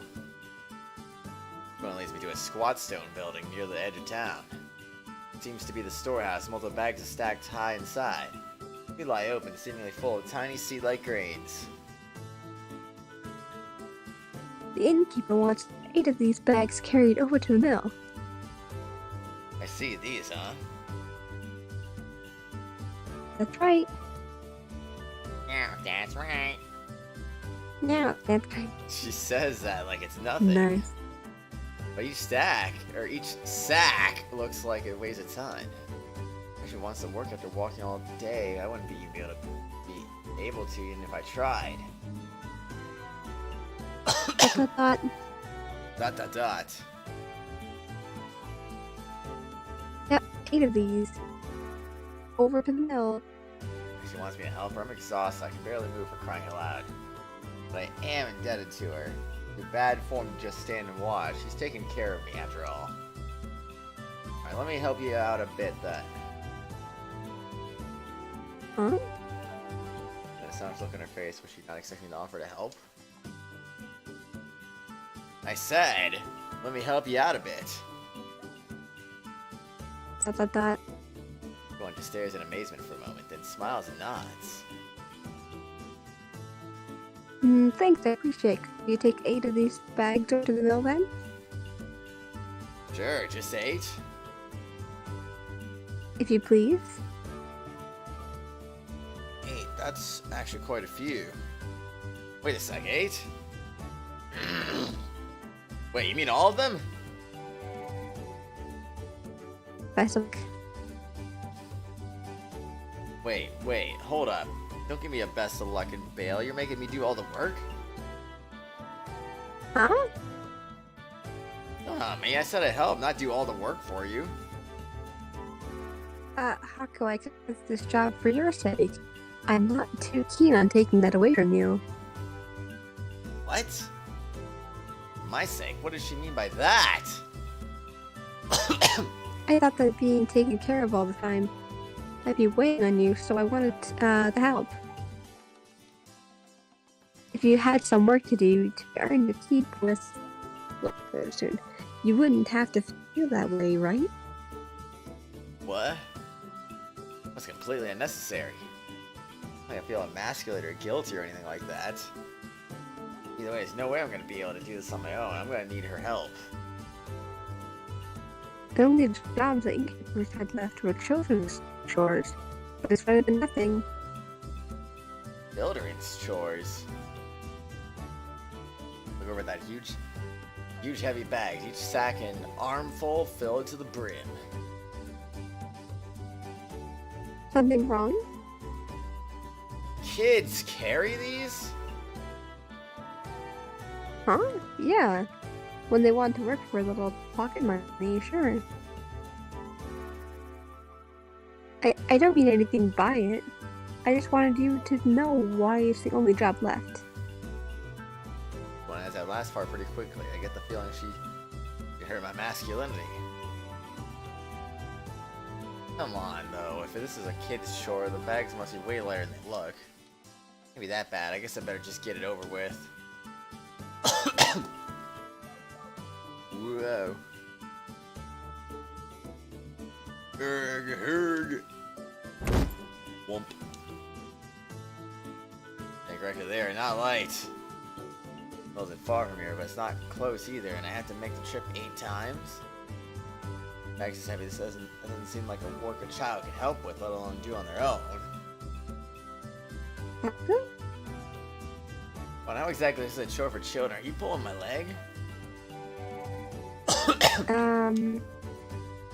Yuan gives an ambiguous reply and averts her eyes. Why? I knew it! He's probably still recovering, yeah. That doesn't have his full strength back. That was the end. Hey, don't avoid the question.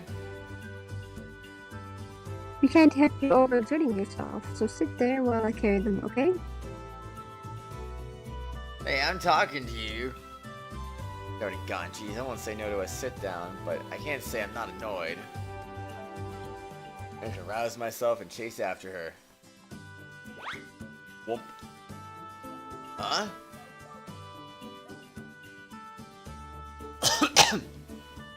The sight of Kuon stacking multiple enormous bags under his shoulders greets me inside the storehouse.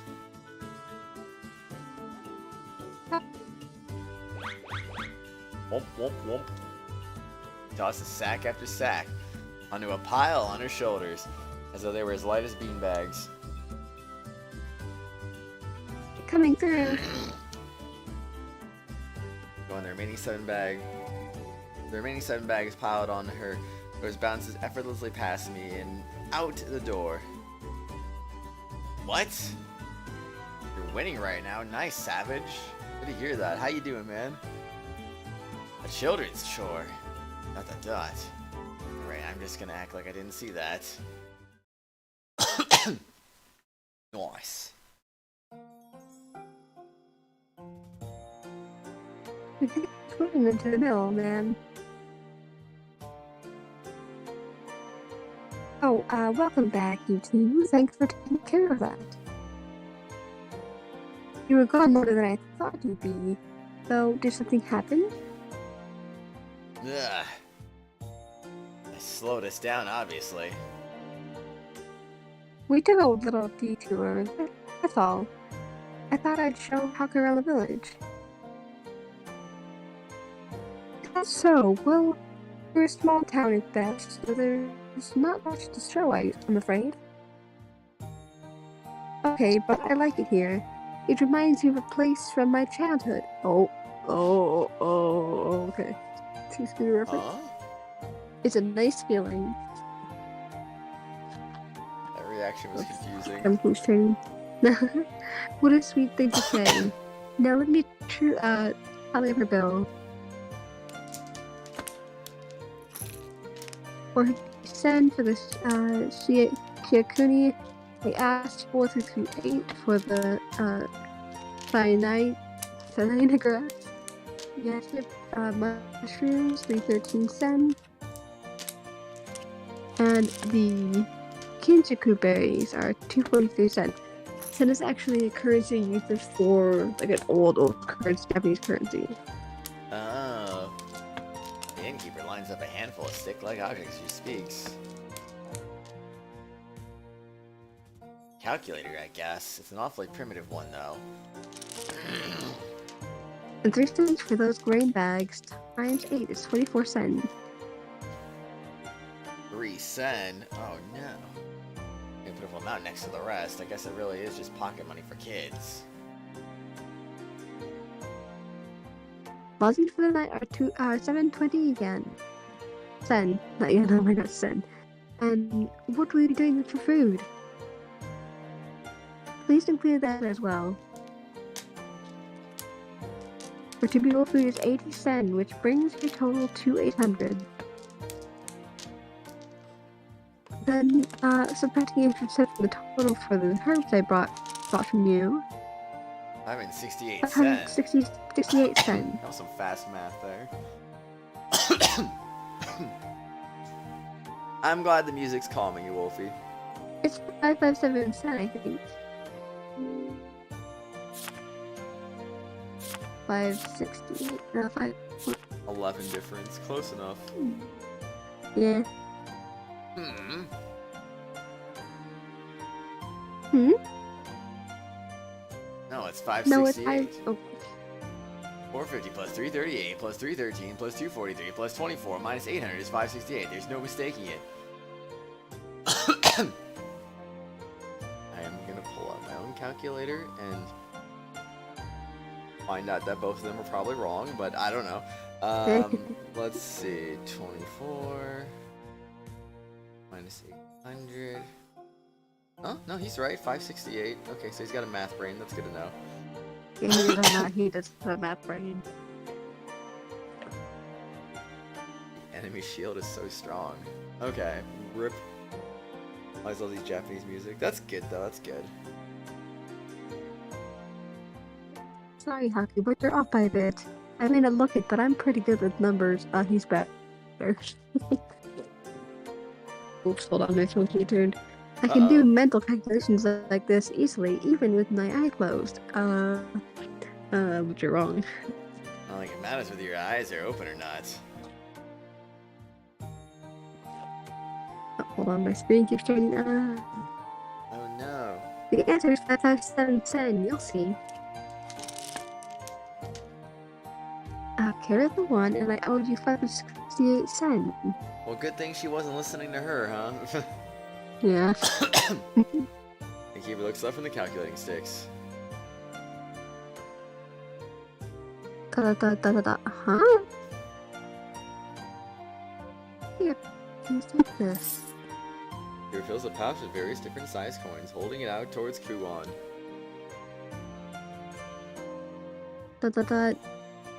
His face gradually reddens. Didn't mean what I meant to say was, it was just a tiny error. Are you getting so worked up? It makes careless mistakes. Like I said, I don't have a mistake. I didn't make a mistake. It was just careless is all. That's called having that's called a mistake. Uh-huh. That's right. Everyone makes mistakes. It can't be helped. But that was unexpected, Haku. I didn't even know you could do calculations on the fly like that. Unexpected? That was a simple one. No big deal. Yeah, totally. If that's your idea, simple. You're good at arithmetic, Haku. I don't know about good. I mean, it's just math, right? Anyone could have solved that. Dun. Everyone may be smiling at me. Her eyebrows are twitching slightly. I mean, never mind. Could you follow me for a second? Who grabs my hand and pulls me along before I can give an answer? Hey, wait! Just come with me if you can do that much. Head, I want to see how you do with real problems. You do all the time? Solve math problems in your head, Wolfie? Or what do you mean? As they enter the room, Kuon reaches for a trunk and starts digging through her belongings. For sure I put it away somewhere here. Her head thrusts into her luggage, all I can see is her butt in the air and her tail wagging. There it is. Let's see. Details with this. Somebody's a large notebook in her bags. Thrusting it towards me with a smug smile. What's that? It's like glancing through the plain-looking notebook and Kuon's expectant face. Kuon just smiles, wiggling the notebook. I'm gonna read it. And take it from her, opening it to the first page. A complex array of numbers and symbols greets me there, all symmetrically lined up. Mathematical formulae, huh? They all look to be fairly simple arithmetic and cute stylized handwriting. Each unfinished equation has a space beneath to write in an answer. The opposite page, strangely adorable animals give hints on how to solve each problem. Looking through the rest of the notebook, I find more of the same equations and cute drawings. Oh, you meant mistakes. Well, we all make mistakes, Wolfie, so that's not nothing unusual there. I see, so it's an arithmetic workbook. They're all fairly simple problems, but the book itself is a handmade, painstakingly handwritten piece. What do you think? I've been learning high-level mathematics from this book. I turn the page to find Kuon puffing out her chest proudly. See if you can work through these problems, eh? The tough stuff. You sure about that? I don't really get why, but if she wants me to try solving these, let's see. 43. Oh, I pressed the hide window button on accident. Oops. I was really confused. I was like, what's going on? Huh? 1,338, 6,084, 55. Wait, are you... What, you don't want me to solve these? I did, but were those answers? Are you doing all of these just in your head? Well, they're all pretty simple. Oh, shut up, Haku. It can't be all of this difficulty that's supposed to be, well, difficult. Of that difficulty, that's a bit much. This is pretty easy material. I don't want to be able to solve these, or is my perception just different from hers? But what now? Want me to keep going? Hold on. Go and rifle through your bags. Once more, and retrieves a long, stick-like object. Pencil? First, 43, 1338, 6084, 55. Scribble, scribble. Hey, how about the next one? I promise me, taking the notebook seems like she's in a good mood for some reason. The next one, The next 5,000. one, Huh? The next one, 5,126. 516. Scribble, scribble. 871. 871. And then, 19,006. 19,006, huh? Scribble, scribble. Hold on a sec. Go on, twitches. What is it? Is this Isn't workbook yours? yours? Like- Like, so you can study from it? What are you talking about? Don't glance away, turning your head slowly like a rusty gear. I thought as much. I keep reading the wrong thing. Want to make another solve the problems for you if you're supposed to be learning. It's not a problem. I could easily stop them if I put my mind to it. She removes her hand from the notebook, revealing a few red circle problems, and more than a few X's. That Dot dot dot. That's enough for today. Go on, hurriedly stuffs that notebook away. Your subject subtle much. Free battle's been added to the system menu. Replay cleared station free battle mode. Visit base or whenever you're organizing for battle. Fight, level up, and collect bonus points. Okay, what's up next? Oh. Well, what's up next is a save, of course.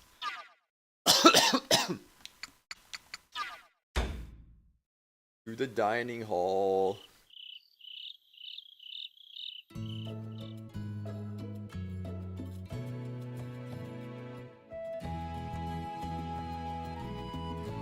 Hello? Oh, you two talk at the same time. Aw. Sorry. Oh, you're good. Let's eat.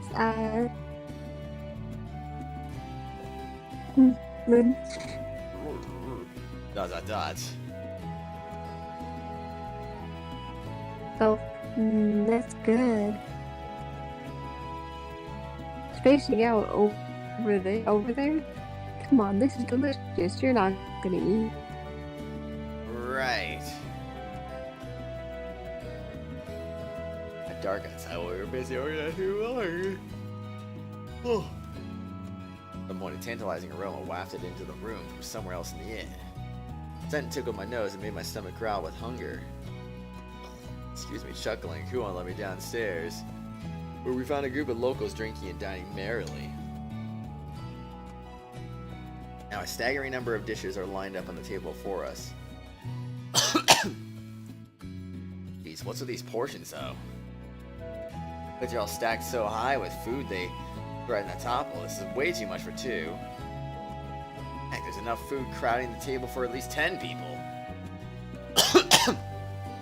Oblivious to my dumbfounded state, Kuon reaches for a plate and hums happily to herself. And I'll try this one and this one next. Piles heaps of meat and vegetables on some kind of thin dough, wrapping it all up neatly.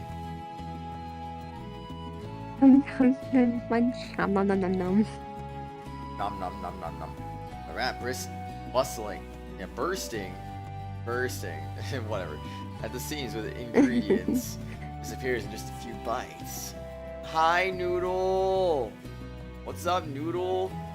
How's it going, Noodle? Noodle! Kuon opens her mouth wide and stuffs her face, but somehow she makes it look refined. Don't hold back, okay? We're celebrating you making it back so simply. Well, I'm happy to hear you say that. This all looks like quite a feast. Hope she didn't splurge for my sake. Well, if you aren't eating, I'll just help myself to the rest. Huh? ...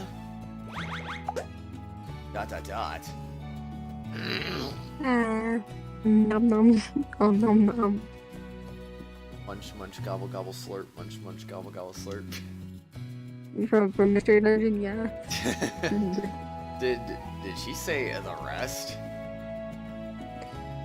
Alright, do you not know how to eat this, Haku?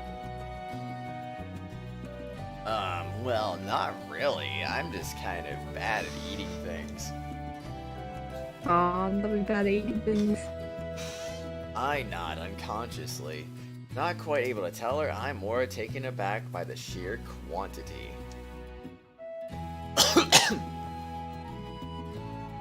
Well then, allow me to teach you. A plate in front of her, Kuon grabs another one of those thin sheets of flatbread. Oh my gosh, not the flatbread. I had a flatbread sandwich the other day. Whoa. First we get the almond skin ready. This? Pick up another of the flimsy, doughy sheets, watching a pillow pliantly around my fingers. She called it the skin, but it looks like it's grain pounded and baked like flatbread, not actual animal hide. That grain we carried earlier was almond. I don't know how to pronounce it. You turn into this after you grind it into flour and bake it. You put ingredients like cooked meat, vegetables, or fish in the middle and then wrap it all up. When finished, amamuni. Leave your favorite sauce and enjoy. Kuon hands me in the wrapped bundle of food. Talk about extra large. The skin looks like it's fit to burst. She definitely overstuffed this. As I stare in disbelief in mine, Kuon makes another just like it and digs in. Persuaded, I take a careful bite. Cautious not to let any of the fillings spill. Munch, munch, Okay, yeah, that's pretty good. A little heavy on the seasoning, but still good. Oh, excuse me. It tastes even better since it's a free meal. I'm looking for a pretty good cook. You're not the one who cooked this, it was the innkeeper who cooked it, though. Kuon smiles proudly. I don't think being able to wrap things up in a skin makes you a cook. Whatever you say. Noodle, get some sleep if you're tired, silly. manage to bite my tongue before the quip actually escapes my throat. Grumph. Grumph. It's certainly delicious, but I'm getting parched. Probably the seasoning. Is there anything to drink? Here. As I'm reading my mind, coincides a bowl of amber-colored liquid towards me. Uh-oh. Oh, thanks. An experimental sip, tasting the beverage. An odd citrusy flavor, but it's not overpowering. In fact, it cleanses my palate pretty nicely. Is this alcohol? Uh-huh. It's brewing you'll find a lot in this region. It's not too strong, so it's drunk with meals usually. Interesting. Well, seems like beer, but the citrus taste distinguishes it from standard lager. I like it. The bubbles in this sourness go nicely with the heavy seasoning of the dishes. And we don't really have it in my homeland. Oh. So it's still a novelty to me. Homeland? Shut up, Tisku. She's from Tisku. Yeah, I'm across the sea. Okay, Tisku. It was a rough voyage getting here, though. I see. I don't know what part of the world you're from, but that sounds like it's far away. She's from Tisku. Uh-huh. I've traveled a lot since I was a child, but this is the first time I've ever been out this far on my own. It was also my first time traveling by ship, so getting that new experience was fun in the end. We did have a few close calls, though. Wow, like you get caught in a storm or something? Look with a finger to her lips, smiling proudly. It wasn't a storm, but we ran into something just scary.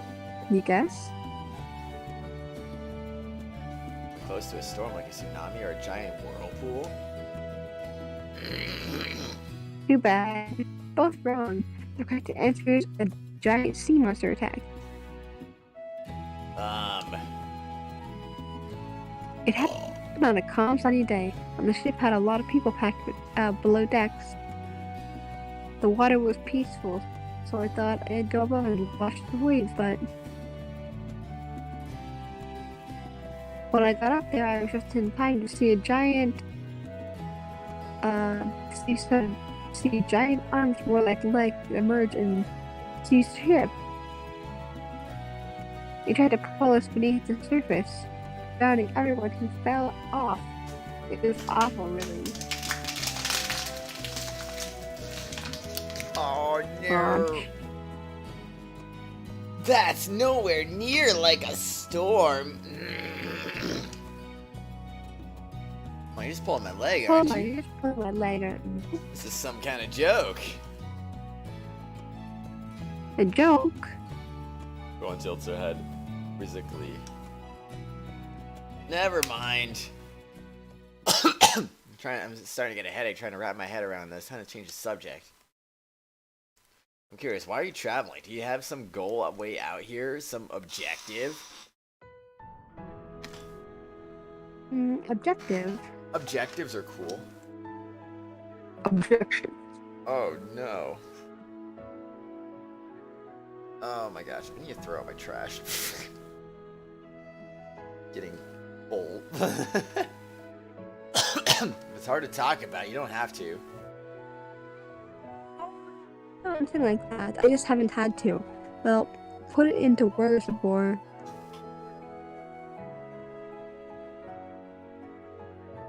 I want to take myself as many new places as I can, I think. Like, there's a wanderlust deep inside me whispering to my heart, you know? It wants to go places it's never been. Have experiences it's never had, try new things. So as long as there are new places for me to take in and all that, like that, I'll continue my travels, I suppose. ... Kuon smiles sweetly, and I have to admit the beauty of it charms me a little. Drinks that can only be found here, food is only cooked here or there, seeing the sights. Traveling the open road, wandering a free world with no one to lecture me or force me to study. Really, I have to wonder if this lifestyle is what they mean when they talk about an earthly paradise. I feel like that last part somehow spoils the rest of it. Doesn't your family worry the... That. At that, Kuon's expression turns dark and distant. Ugh, wrong thing to say. My parent probably wouldn't let their young daughter travel alone, much less overseas, so... Sorry, I didn't mean... Oh no, it's alright. I ran off without telling anyone at all, is all. I'm not exactly looking forward to the scolding waiting for me. What, that's all? Huh? What do you mean? That sullen face just now made me think you don't have a family, and since I said you know... Family? Oh, I see. No, I come from a pretty big household.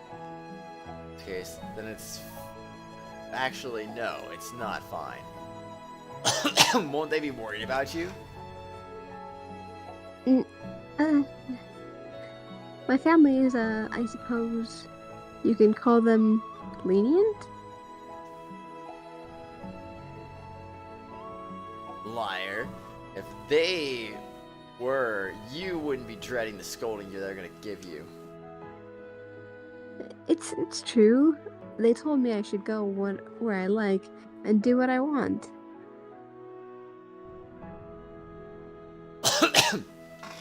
One can only live free of responsibilities while one is still young, so I'm seizing the day. It comes with dangers, of course. You can be left to die helpless, disgraced, far away from home. But that's just the trade-off that comes with freedom, or so they say. How should I put it? My family values autonomy, independence. I think to be a rational limit to what counts as independence. But enough of all that. Eat up. You need your strength for work tomorrow. What? We're working tomorrow too? Let's see. Next I'll try this, then this, and then... And then this and that and some of this. Oh no! My gosh, I cannot believe it. You're still eating? What the frick? I can't believe this, man. This is ridiculous. Somehow, Kuon managed to put a whole new amamuni together while his strategy eats eagerly.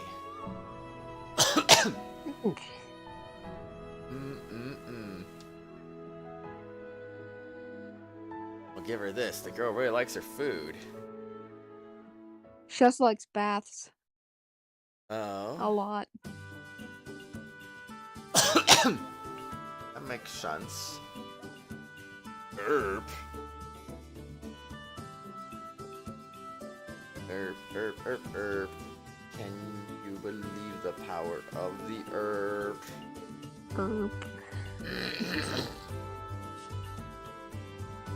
Blurg, I ate way too much. I feel like food's gonna come out the wrong way if I open my mouth. Oh gosh. Lie down rubbing my stomach. Kuon digs through her bag searching for something. She used to move around like that. She ate more than double her own body weight.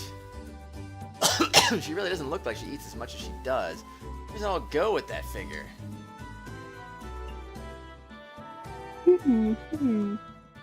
What are you doing? I don't understand. Oh gosh, no. Sure seems to be a good mood, humming to herself happily.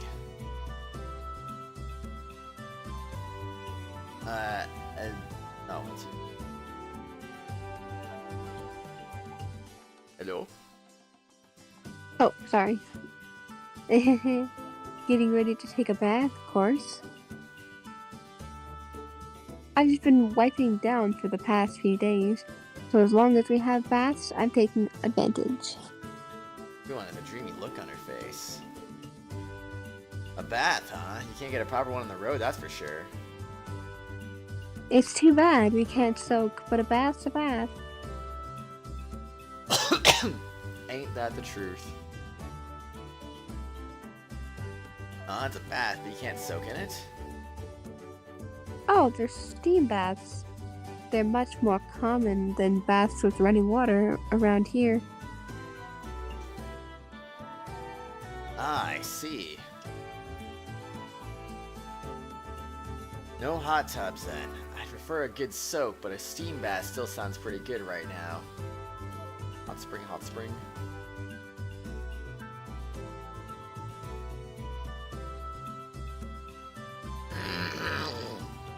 Sorry, I'm like falling asleep. Oh, you are? You should go take one later, too.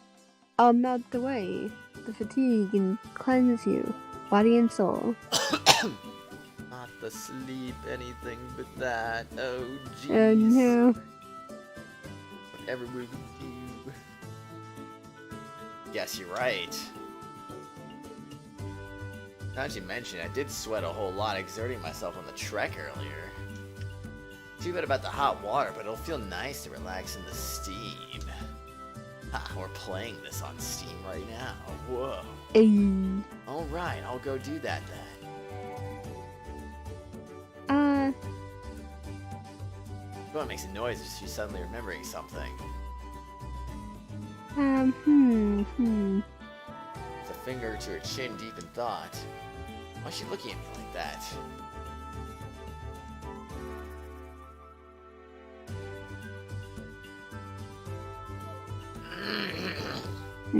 I still have a few things I need to take care of, actually.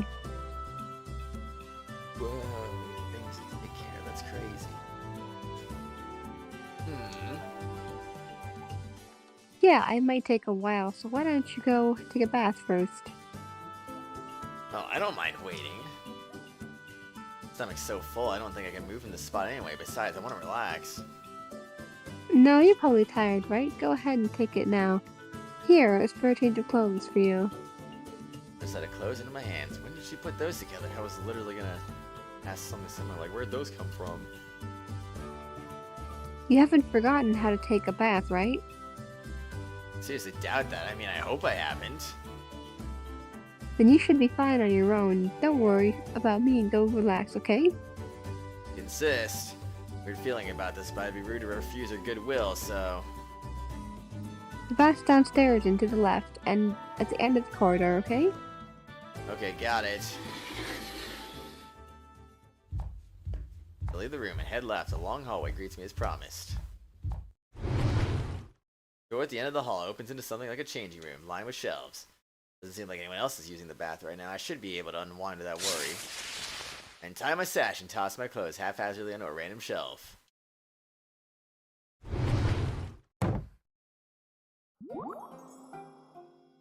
Whoa, steam.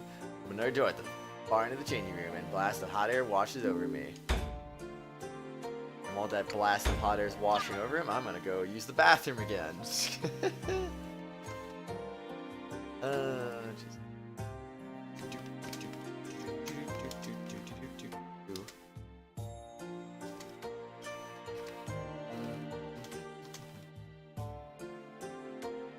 Alright, I'll be back. I'll come back. No, I said I will be back. Oh, okay. Alright, be back. Be right back.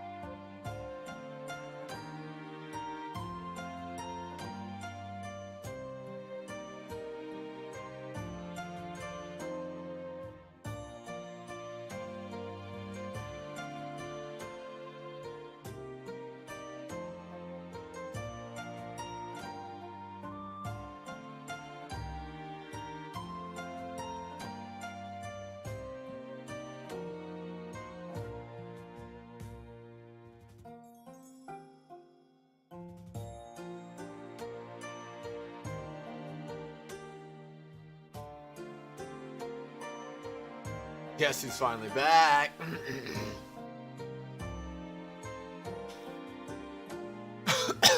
Excuse me. 1,000 years later. Yes.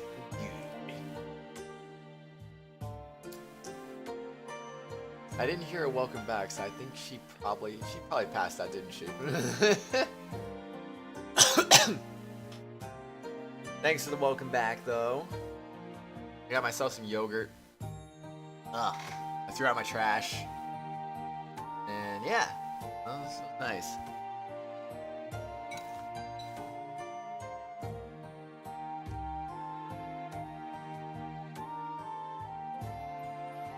We all have those moments, Savage. We all have those moments, you know. Just do your best.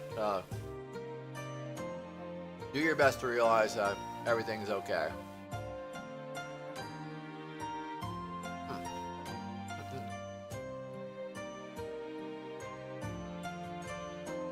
I think I read that already, right? The bath beyond is spacious for an inn like this.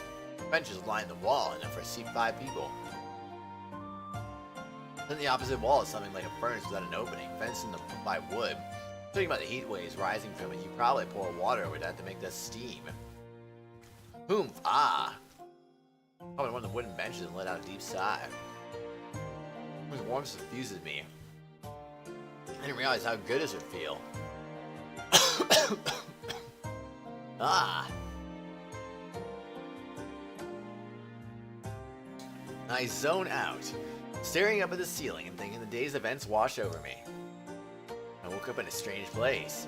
A monstrous creature attacked me only for Kuon to save me in the nick of time. Now here I am with no memory, no belongings, no power, no place to go home to, a lot of nothing. What am I gonna do? No point stressing over it, because I can't do much but trust in Kuon's hospitality. No, I doubt it. I doubt it, Tim. We'll see how things play out. I was thank you for falling asleep earlier.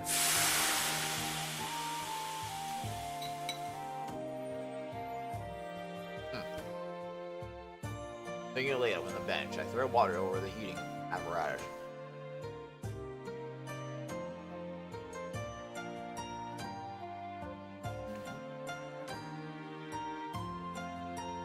Evaporating water in the cloud steam and fill the room, heating the air. God, I walked so much my calves are all swollen. Brushing my feet too, ow! Don't make choosing my foot when I try to rub the ache away.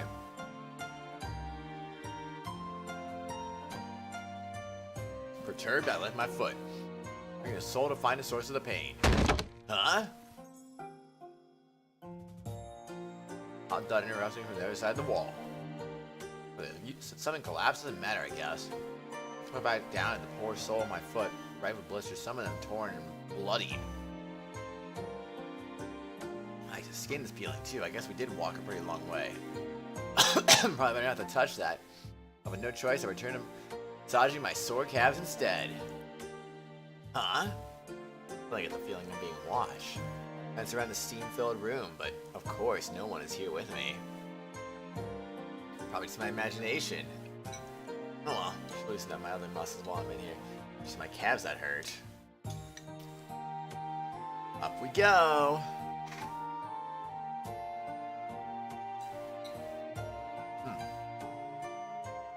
I hope I think I ease myself up and stand upright, stretching out my whole body. Blur, whoop, bonk.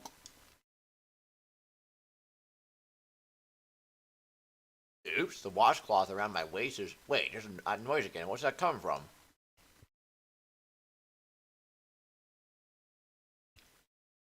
Know what, Wolfie? What do you know? Squeak, squeak, squeak, chirp. Chirp.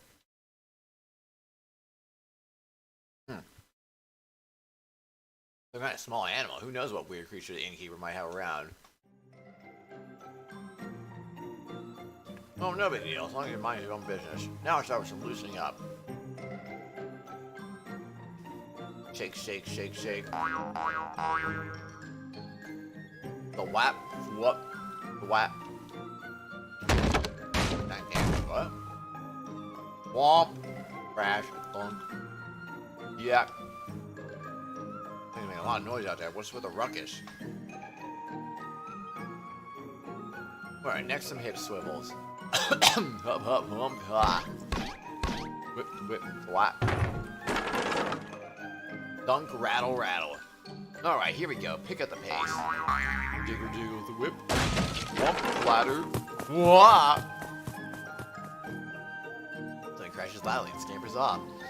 Yo, what up, Sajingu? How's it going, man? How are you today? Good morning. Don't let me wonder about it. Okie dokie. Lots of noise. Very much noise.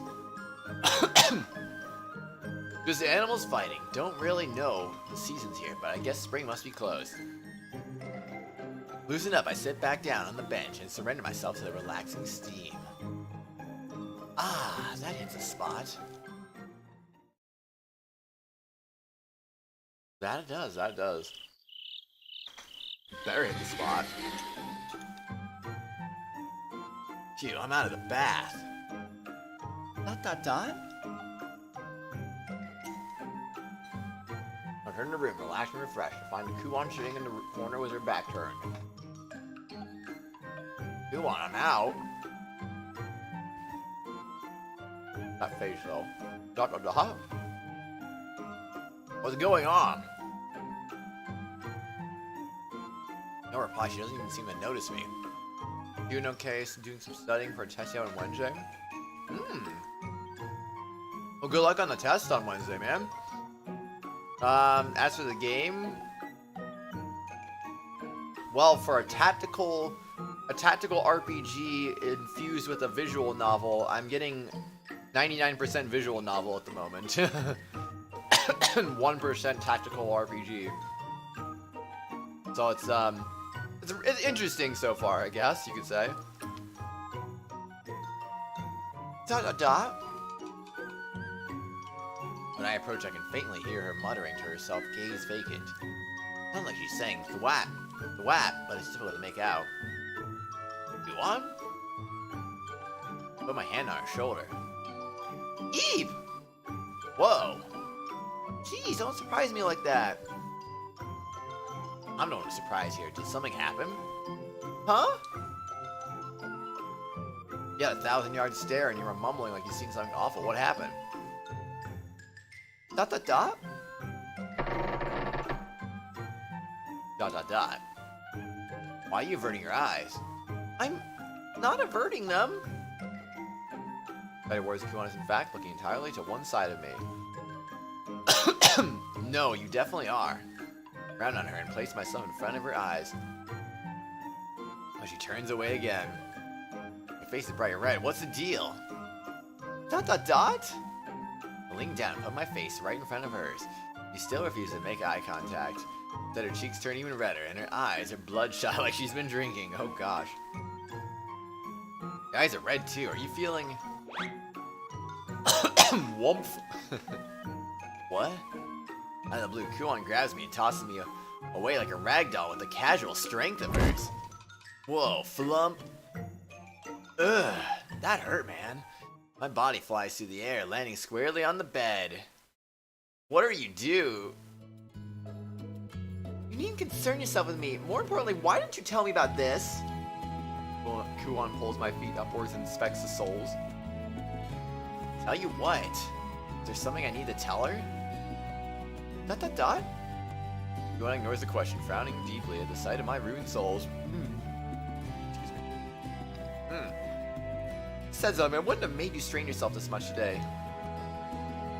What? I did tell you repeatedly.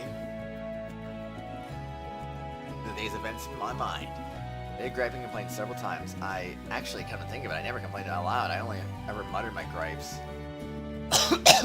Oops. Hold still for a moment. Kuon takes several small pills from the pouch at her waist and puts them into her mouth. Chewing. What's that? Kuon only smiles, taking the chewed up blob from her mouth and smearing it on my feet. What? There's no sting a bit. I figure out why, but chill rush rolls down my spine inside of a cheerful smile.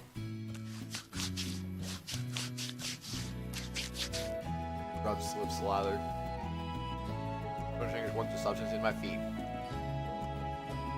Paying special attention to where the skin peels. Applying a salve or something? Definitely stinging. Ow! Ugh. Maybe stinging isn't quite the word. It just tingles more than it stings. Probably a medicine, but suddenly I can't contain the urge to scratch my itching feet. When I reach for them, Kuon bats my hand away. No touching. It's been comfortable, but its effectiveness is second to none. That's why she was smiling. God, it itches, it itches.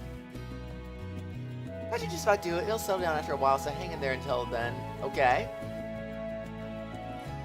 Still smiling, Kuon expertly wraps my feet in tight bandages, sealing in the salve. And for good measure, there's an odd-legged jar next to my pillow. What's that? Just watch. Moves the jar's perforated lid. The inside looks to be packed with a white ash. Nestling a small piece of charcoal in the ash, it lights it and waits for a moment. Finally, another small black pill goes on top of the lit charcoal. A moment passes and sweet, fruity scents begin to waft from the jar, filling my nostrils. Incense burner, huh? Exactly! This particular incense is a blend of aromatic and pain-relieving herbs. It relieves your fatigue and pain, and it has ancillary properties that facilitate sleep, I think.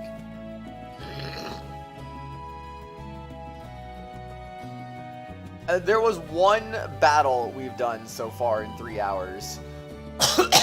That's why I said like 99% visual novel, 1% tactical RPG at the moment. But supposedly there's gonna be more later, so I mean, we'll see, we'll see. But I mean, the tactical RPG is basically like kind of Fire Emblem-like in a way. It's very interesting. Even as Kuon speaks, I can feel the fragrance soothing my mind and dulling my pain. I feel light. Oh, that's blissful. I think the concentration might be a little high. Are you feeling okay? You don't feel ill. No, I'm good. I'm really, really good. Getting sleepy, eyelids heavy.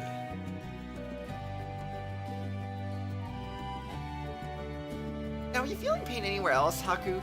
Haku, that's my bed. You can't sleep. I'm sinking.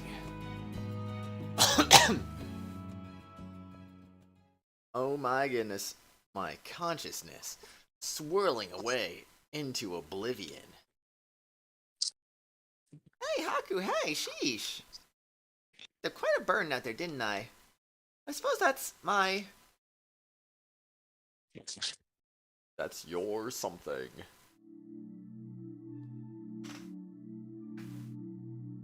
Something. Mumble, mumble, mumble.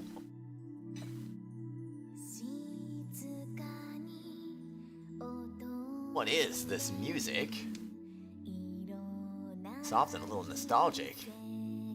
Where have I heard it before? I feel like I've...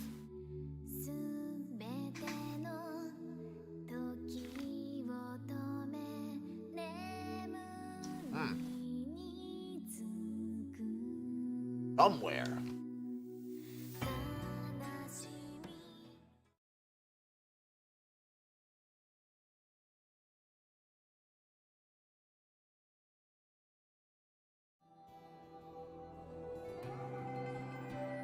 Ooh, outer space. Where am I? Walk around or... Huh? Someone's over there. Hey, you there. Can you spare a moment? Oh, dang. ... He's a shadowy figure.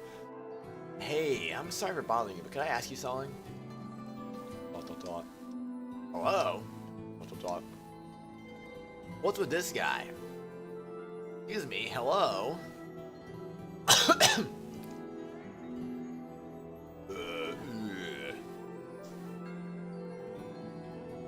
Uh-huh. Is he trying to say something?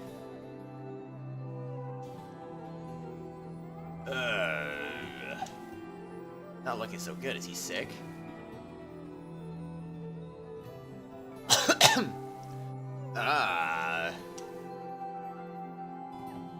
Hey,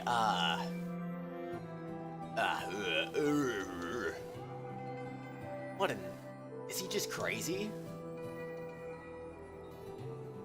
Maybe.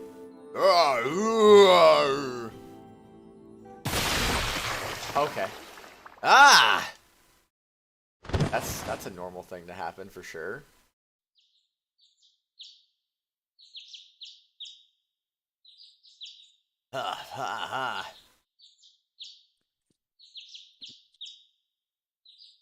Hey, are you alright? You were groaning in your sleep. Kuon looks at me, brow creased with worry. A dream?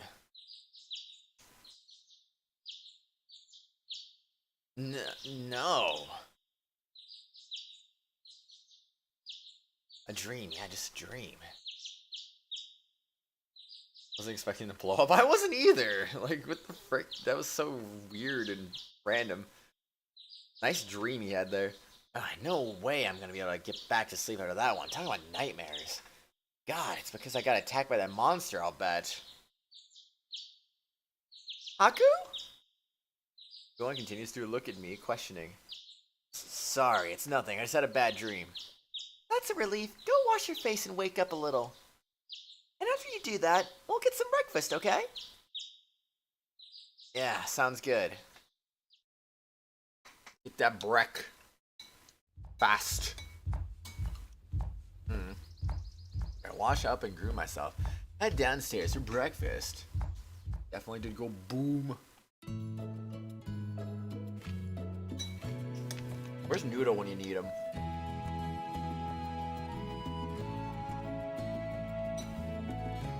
We and I spot each other, and she smiles, waving me over. I raise my hand as I approach. Oh boy, this again. This is breakfast. Not nearly as much food as laid out as last night. Kinda still ludicrously excessive. Is it not enough? He didn't seem like he had a big appetite, so I went a little light. No, this is plenty. I no stretch of imagination, it's just not enough. We could see the pile though. Alright then, let's eat. Ooh, soup. I hold the soup bowl in front of myself and take an experimental sip. Stewed vegetables and fish, seasoned pretty well too. Not bad at all. I'm starting to warm up the more I drink. And I can feel my appetite growing too. Here, this is yours. Go and stack some more of those amam rolls, busily wrap the food on a plate. Appreciate their thoughtfulness, but even with an appetite, I can only eat so much in the morning. Munch. The time of day seems to have any impact on Kuon's appetite. Oh, ma'am, gotta ask you something. You called? Yes, I was wondering if you have any work available. Whatever simplest will do. Let me see now. The keeper sets down her tray and pulls out a dog-eared notebook, flipping through its pages. Help needed. Cutting stones at the quarry and hauling fresh lumber. How's that sound? Kuon gives me a sidelong look. What? If you have any work that doesn't require physical strength, that would be best. No hard labor, nothing requiring strength. How about milling flour? The amam you carried to the mill the other night needs grinding. That doesn't really require brawn. That sounds perfect. Kuon claps her hands excitedly. So you'll take the job? Yes, that should be fine, I think. Nods. Kuon looks over at me again. Not more of this. It's quite troublesome. She would just use the water wheel, but it's broken right now. Can't you fix it? I'd love to, but it's impossible. Hardly anyone out here can tinker with machinery like that. Who really knows what they're doing? For an engineer from the capital to have a look, but no one will agree to come out this far for one measly water wheel. So break another water wheel and make it 2 water wheels they gotta fix up. Dot. Seems like she's just forging ahead and negotiating the work without me. I think she's probably gonna make me do this one too.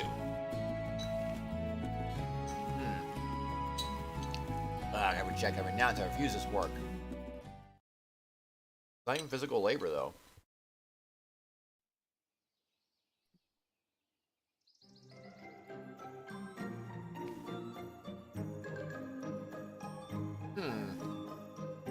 It really isn't moving. It must be broken after all then. I'm giving up to trying to get the mill moving. One much to herself, peering at the gears.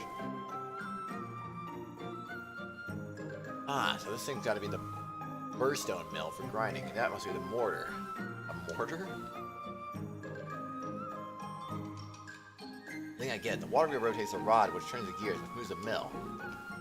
Bust at the moment, though. How am I supposed to move this thing? I should let the pieces fall, I guess, Haku. I'm gonna have to turn the grinding stone. Turn? Wait, you mean... I'll show you. First, take the from the bag and pour it in the mill. John opens one of the sacks lying piled in the corner, pouring its contents out into the mortar. And then you turn the mill.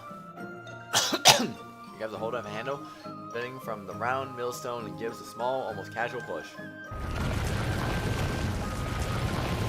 This spins with unreasonable force for that tiny push, grinding, crushing the into powder.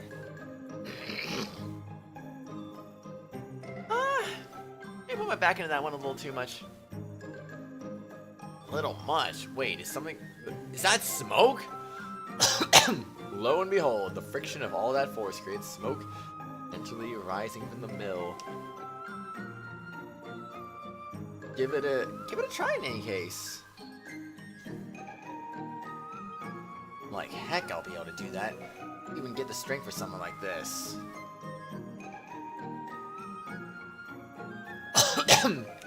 But if I recall, you're supposed to walk in a circle with this handle to get the mill going, right? I may not be able to do it like her, but getting it spinning should be an easy enough task.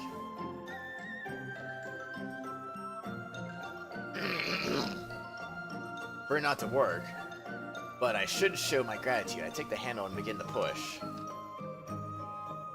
Alley-oop! Okay, Rhyme time.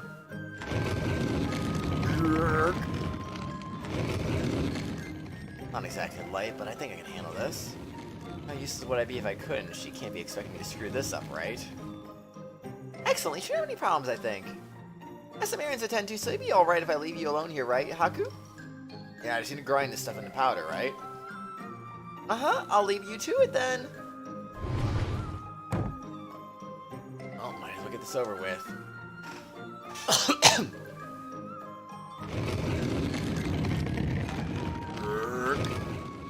Push, push, push! Spin, spin, keep on spinning.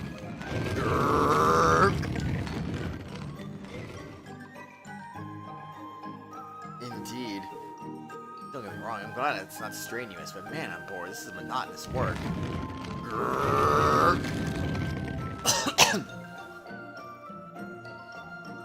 Sometimes it's nice to have monotonous work, though. I mean, honestly, I could definitely say my job is probably like that, but I mean, I like it because it's simple. I'd rather have simple and monotonous than complicated and not monotonous. So, careful what you wish for, Haku. Not to mention this thing is barely putting out any powder at all. It took no time at all for Kuon. It's gonna take forever at this rate. I should pick up the pace.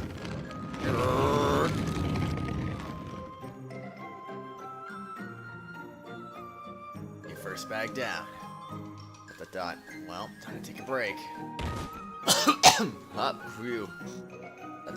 Jeez, all that for one bag. All that work and I've only finished the first little bit. Come on. God, there's no way I'm getting all this done. I was way too optimistic. What am I gonna do? I'm just turning jelly. My feet are blistering. The boredom is killing me. Why the heck do I need to turn this thing all day? Like I'm the livestock or something anyway? I don't even have to do this. They fixed their darn mill in the first place. Laying on the ground, I glance toward the system of gears connected to the mill. Something like the repairman hasn't come yet, but it's not like the mills are complicated. Someone had the mind to do it, I'm sure they could, eh? Yeah, so why don't you do it, Haku? That's it, all I gotta do is fix this thing. Why didn't I think of that? It's so obvious. Pick myself up and get to about examining the structure of the mill. If I scrutinize each part in sequence, finally coming to a gear that feels off. It's the one, the gear for the grinding stone cracked and got stuck. No wonder it won't move. Now what to do? If the gear itself is broken, is there anything I can... now that I look closely, the mechanism for the mortar is exactly the same. If that's the case, can I just pull a gear that's not in use from another part of the machine? Work. Got the right in here. It should spin, probably. Bonk. Slid off the broken gear and replace it with another one of the same size. Got the dot. You know, this is my idea, but wow, I wasn't expecting to fit so perfectly. The gear from the other mechanism is just the right size. Did no one else really think of this? Whatever, no way to know until I test it out. Moving over to the window, I find the rope holding the water wheel in place and untie it. Grrrk. Grrrk. Clank. Groan.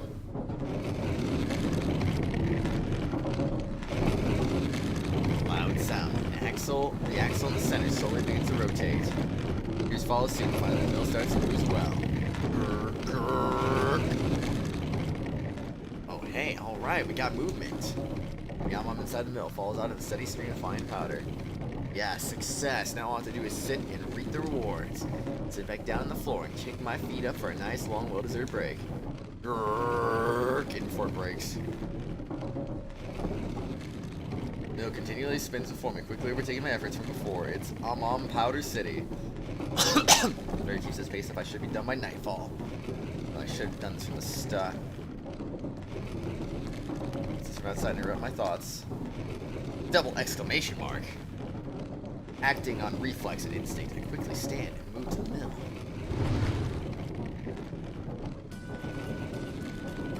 Haku, everything going all right in here?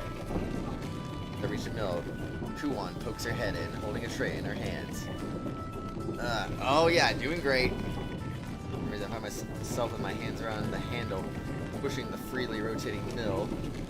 I'm acting like a kid trying to hide shirking his homework from his parents.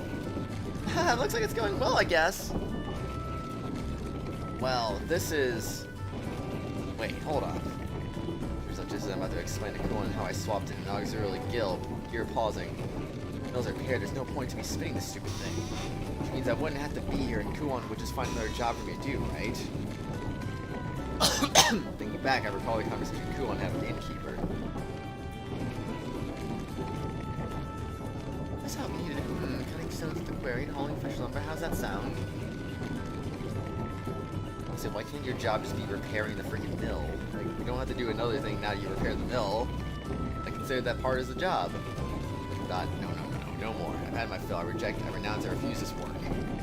Guess there's no choice. Kinda sucks lying to her, but I'm gonna pretend I'm working for now. I just need to catch on. So she steps inside and sits on a bench with her tray, tail curling.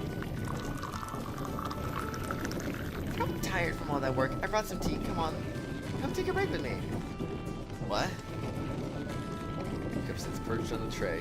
Warm steam rising from the depths. Not good. If I let go now, this thing is gonna keep moving on its own.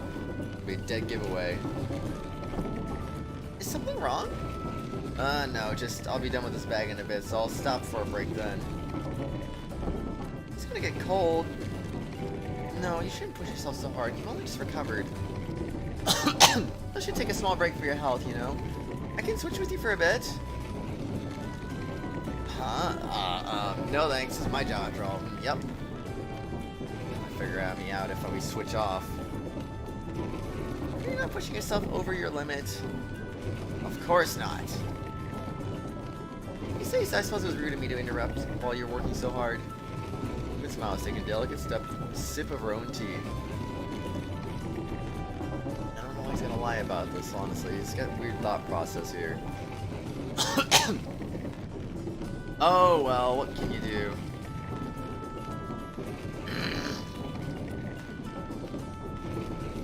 I'd say I'm a little relieved. About what? I was a little worried you were going to starve to death the way you were carrying on. You're so weak, I wasn't sure if you were going to survive.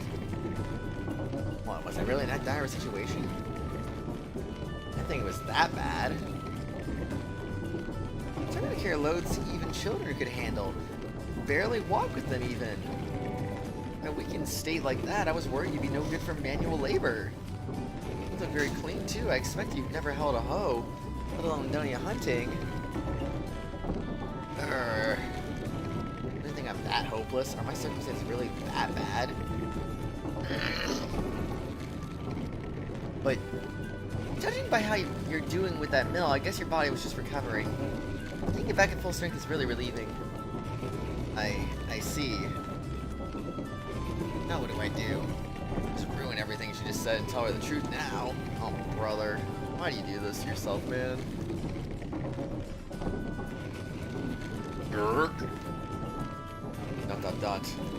I'm really tired. I actually do want to take a break, but I can't while Kuon's here. I'm being ungrateful by deceiving her, but I'm really at my limit here. I think I can handle this by myself, so if you have other stuff to do, don't wait up. I suppose you're right, but I don't feel good leaving you all alone, I guess. You don't trust me much, do you? Did you figure out? Try not to work. Please just take me out and go, please. Not that. I'm just worried that if I take my eyes off you, you might just fall down and die. Come on, even I'm not that weak. I think. I took you and it's my duty to see to your health. Why keep on doing that then? It was wrong of me to bring you along back there. Haha. I hear you say that, but I'm not too comfortable with so much worrying. I'm sure you're busy. Don't let me keep you. Really? Well, if you insist, I'll be on my way. One sets down her cup and gracefully stands. Remember, don't overdo it, okay? Take breaks every once in a while. Alright, understood. Yeah, so would you please go so I can actually take a break? Good!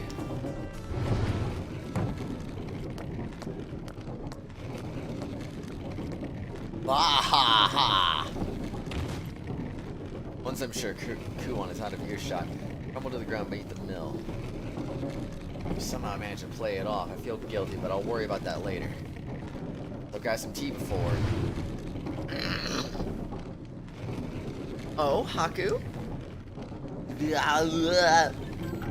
Jump back in the mill in the nick of time. I'm a little cold now, but the tea is something wrong? No, nothing. Nothing at all. Really? Well, it's important to stay hydrated. Drink the tea while you can. Yeah, understood. Okay, keep up the good work. ... Time to keep my ears open for any unusual sounds. Footsteps slowly grow more and more distant until I finally can't hear them anymore. My heart was gonna leap right out of my chest. I had to sweat from my brow and guard the mill. What do I do now, though? I have no way of telling when Kuon will be back or when this will be done. There's gotta be a way to wrap this up faster. To get the mill to turn more quickly. Gotta examine each part of the mechanism in sequence, trying to puzzle out my dilemma. I want to increase the grinding speed. I can change up the gear ratio. In theory. There's a bunch of gears that aren't moving right now anyway. Swap those in.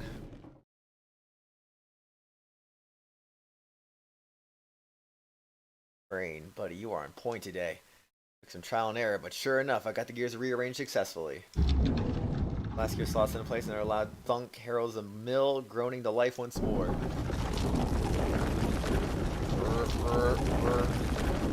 Nice, going quite a clip.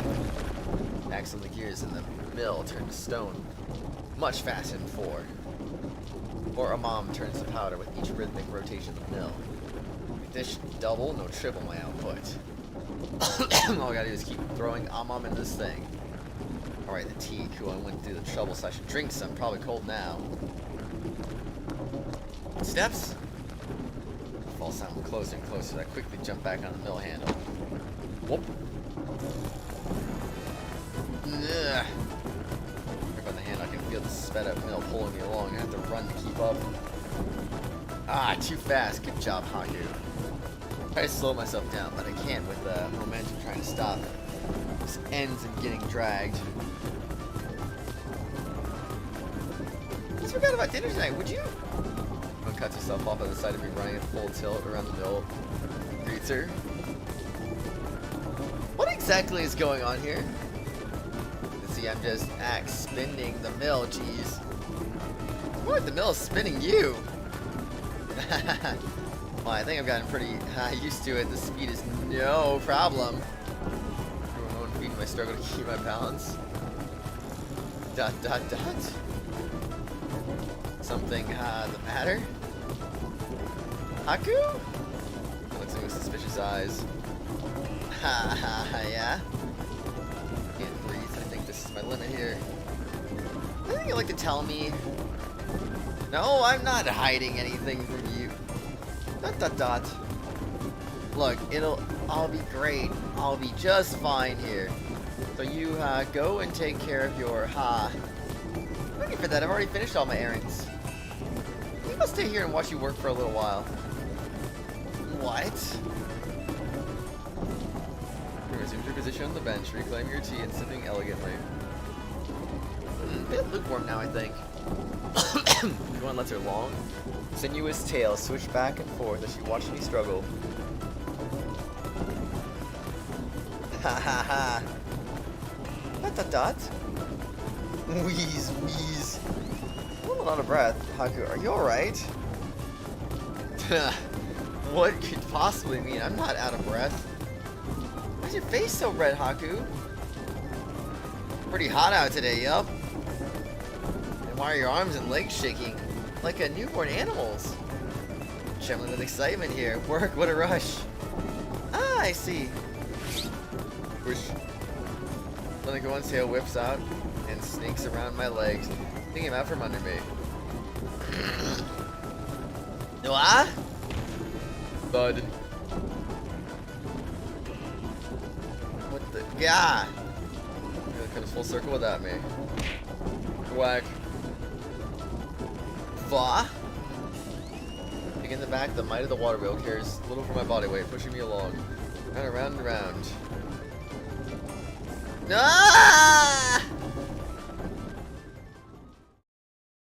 Rip. Haku, take a seat. Oh, you see. I said take a seat. Ugh. No one forced me to sit on my knees. I managed to fix the watermill, but kept quiet about it. Well, whatever your methods, as long as you were grinding grains here, I wouldn't have given you more work. Yeah, exactly.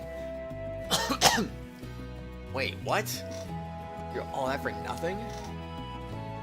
You do something like this, it makes me feel like you don't trust me, not to mention sad. Ugh, sorry. Anyway, I'll let the innkeeper know the mill is at least somewhat usable now. Should be thrilled by the news since she seemed pretty down about it being broken. Well, but if you tell them that, then I won't be able to slack off. I think you fixing the mill is good enough, honestly. And there aren't any problems with that, are there, Haku? Or, well, you know, maybe we could keep it a secret for a while longer, just, you know, an idea. Well, dump. Everyone smiles cheerfully. A very kind, gentle, earnest smile, but a chill courses down my spine nonetheless. Swish.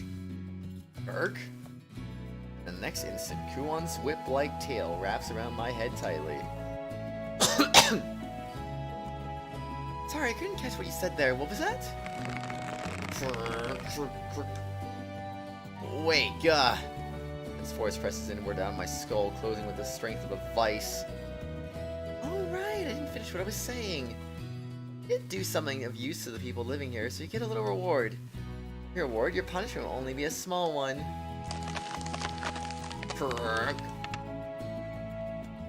Skull cracked. Oops.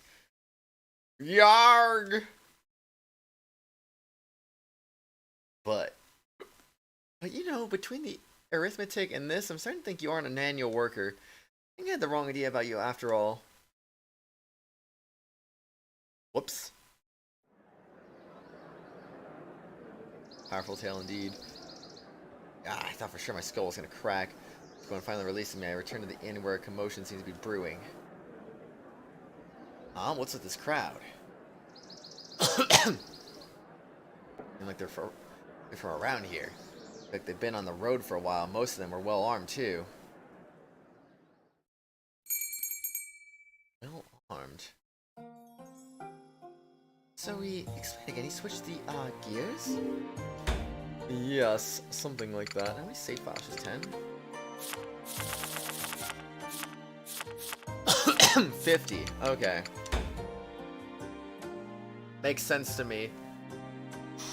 All right. I'm gonna do another thing real quick. Okay. Switch data lock. Oh, so I can't like delete it or something. Okay, that makes sense. They still ask me if I'm sure though. I'm gonna go make myself a soup though real quick and wash out my yogurt bowl before it starts to settle.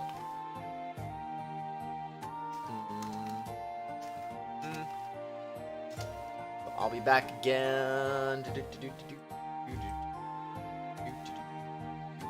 Alright, be back. Whoop.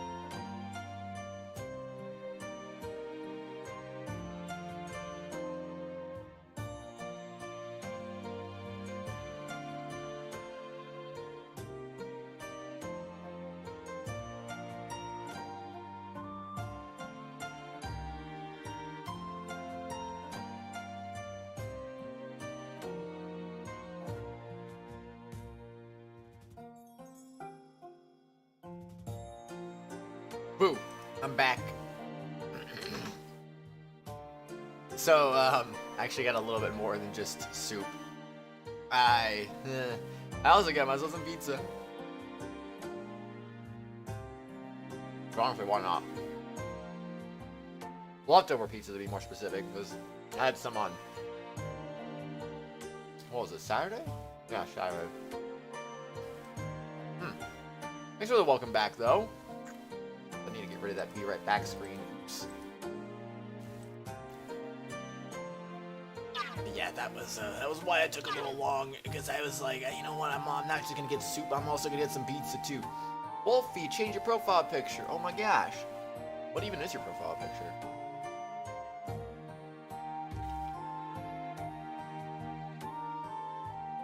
I don't know if I've ever seen that character before, honestly.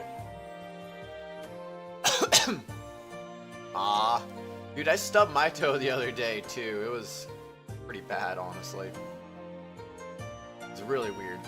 I was like, no, my toe. Right, you're only able to use one of them at a time, but the machinery is in working order now. All your toes are alright, though, Showers. I worked my way through the crowd of newcomers to find who wanted the innkeeper's desk. Oh, I gotcha, Wolfie, I gotcha. Leaving behind to suffer her little punishment seems to have struck up a conversation in the meantime. Oh, barely felt it, that's good. Whenever I stub my toe, I really stub it. Oh, man. Oh, he's from this? Okay, I didn't know that, actually.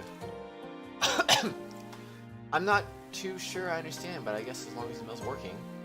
Everyone will be glad that we don't have to hand the mill everything anymore. Thank you. It was a gift from us to the great Mikado himself, you see.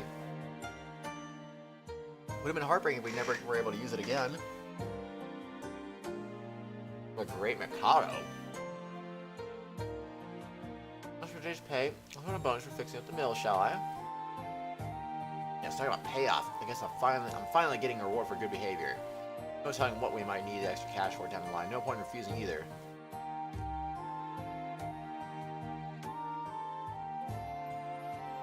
Oh, please, it's not necessary. Our fix is just temporary. Save the money for a proper repairman. Wait, what? Why could it not function as a permanent solution? Oh, if it doesn't feel right, please take it, I insist. Really, it's fine, isn't it, right, Haku? One seems to have noticed me and turns here with a pleasant smile. Well, I don't really think. See, Haku agrees. He doesn't really think a bonus is necessary. What the heck? You gotta be kidding me.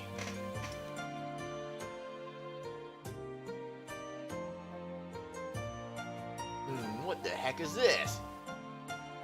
Oh, well, you two aren't just the sweetest. Alright, if you say so. What?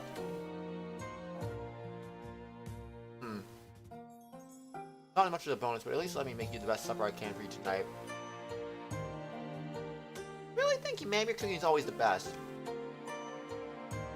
Oh, stop. You're making me blush. I just hope my best lives up to your expectations. She's gonna eat a heckish amount of food again. I see. Sorry to keep you waiting. Continue speaking with the innkeeper. A man suddenly enters and interrupts. Ah, him. He looked to be the one in charge of the group outside, as far as I can tell. Send a message ahead, but I just wanted to make sure you get the rooms for us all. Ah, yes. I've been expecting your group. You've come from far away, haven't you? We'll be here a few days. We'll need food and drink, especially drink. We'll pay, of course. At a glance, I can tell this guy's some serious muscles. Pretty impressive beard, too, but he looks young underneath it. Feels like the rough and brazen type. He doesn't seem to give much thought to his appearance. I'm guessing you two are guests here, too. That's correct. Nice to meet you, sir. Sorry if things get a little rowdy while we're here. He smiles and nods apologetically. Like an honest, friendly sort, actually. That's good, at least. Here you are. The keeper hands him a stack of wooden room keys. That looks to be all. That looks to be all of them. Thanks, ma'am. Master Ukon, it pleaseth my heart to report my belongings lay dully unpacked, and await porters. Another man enters the inn. Whoa. Snort. No, but stifle a laugh, and I don't think anyone else here would blame me for it. Yeah, no kidding. Not for catching a look at this guy. Lanky figures, ridiculous flashy robe. Those are both fine. The makeup I can't get over. Ah, well done.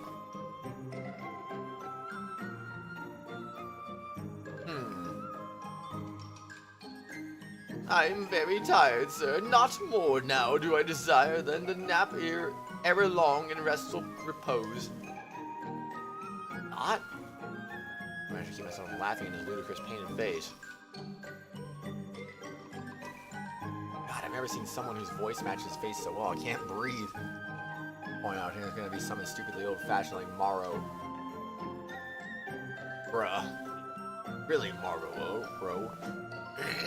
Seems to get tired quicker and quicker these days. Marroro, his name is actually Marroro, oh my god. Get some exercise every now and then, huh? Stop sitting behind your darn desk all day. Prithee, time runneth, but finite in my task or legion. But soft I behold him use. Marroro's face brightens. Goes to Kuon. Huh?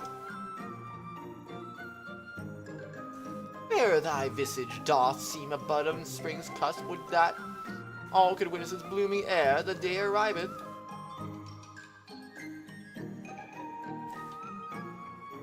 Wow, ain't often I see you get worked up over a girl, Marroro. Hast thee no eyes to see, friend, rare even amidst the imperial capital's myriad of beauties, are such visions of radiance. Is this some kind of stunt to win my heart? Alack, sweet lady, prithee I meant no such advance. Thy beauty hath simply captivated me. That is to say, raise thy suspicions, and grant me thy pardon. Marroro, thou mayst call me. If mine own eyes deceive me, not as dear Master Ukon's do him, thou art our fellow guest in this place of hospitality. On the company's behalf, I beg thee forgive our unruliness, and on we seek benign rebels only. That's fine, really. I wouldn't be so rude as to put a stop to a good time. That's so glad to hear. Maybe cause trouble. You barely knows we're here. We'll get back to unpacking the card stuff. No better way to work up a thirst, eh? We beg your leave, sir and lady.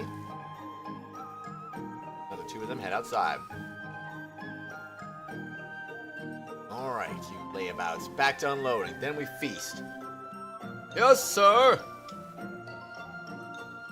Ukon's men respond to his rallying cry in unison. Now don't go causing trouble for the people around you. You loud scale, got that? Yes, sir!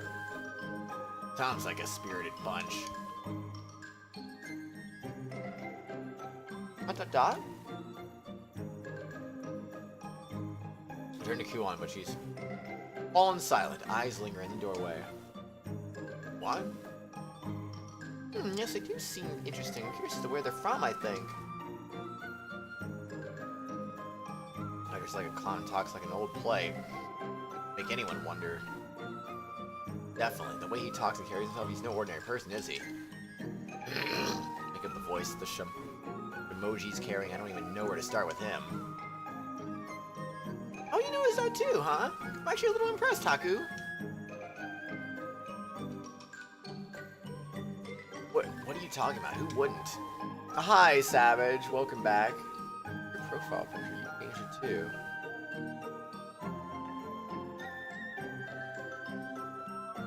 I have no idea what the new profile picture is, honestly.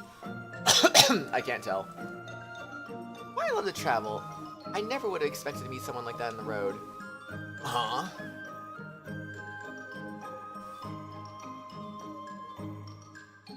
Oh, I see. I see. Very lovely, Con. That seems cool, I guess. So you're, into guys like that. Seriously, guys who look like that?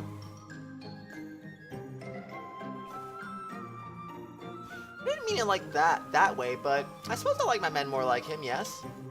I see. But she really goes in for guys like that? It's her own, I guess. Hardly my place to judge her for her taste. I can use this to get on her good side. Oh my gosh, I swear. I see, thou preferest thine menfolk to talketh like this. Prithee, verily. Dot. Why exactly are you talking like that, Haku? Methought thou enjoyest men who speaketh so. Dot. What ails thee? One just gives me a cold smile. Heart drops in my stomach, and I tried to make an escape, but her tail catching me like a lasso. Wait, why?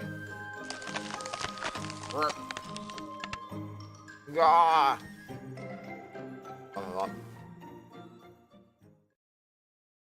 Rip him again. All cracked.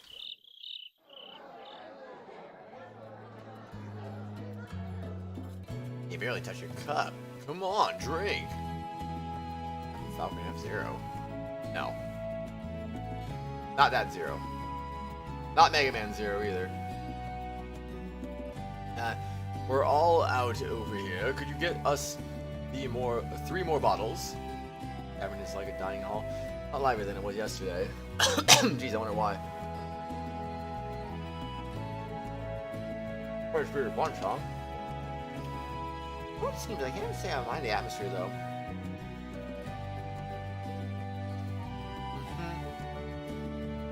Pour yourself a cup of shake. Looking faintly nostalgic, it's hard to tell. So Haku, I've been thinking about moving on from here to the Imperial Capital. What do you think? The Imperial Capital?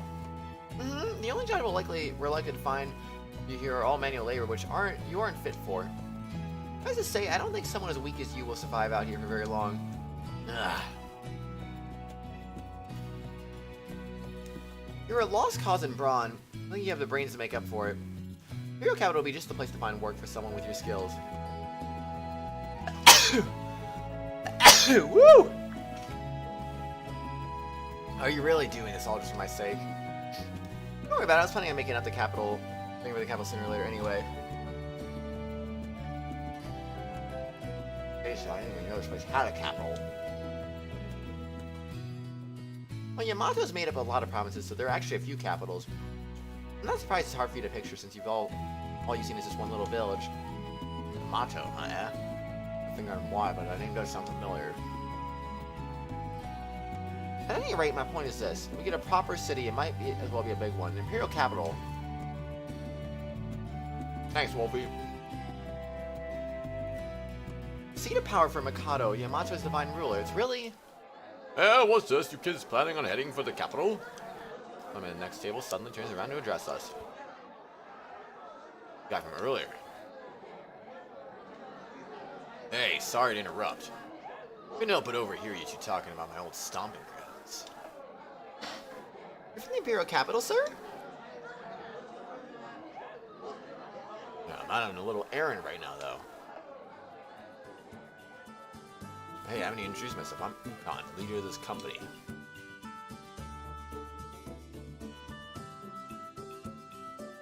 My name is Kuon. This is, I suppose you can call him Haku? Haku, we've been traveling together for a bit.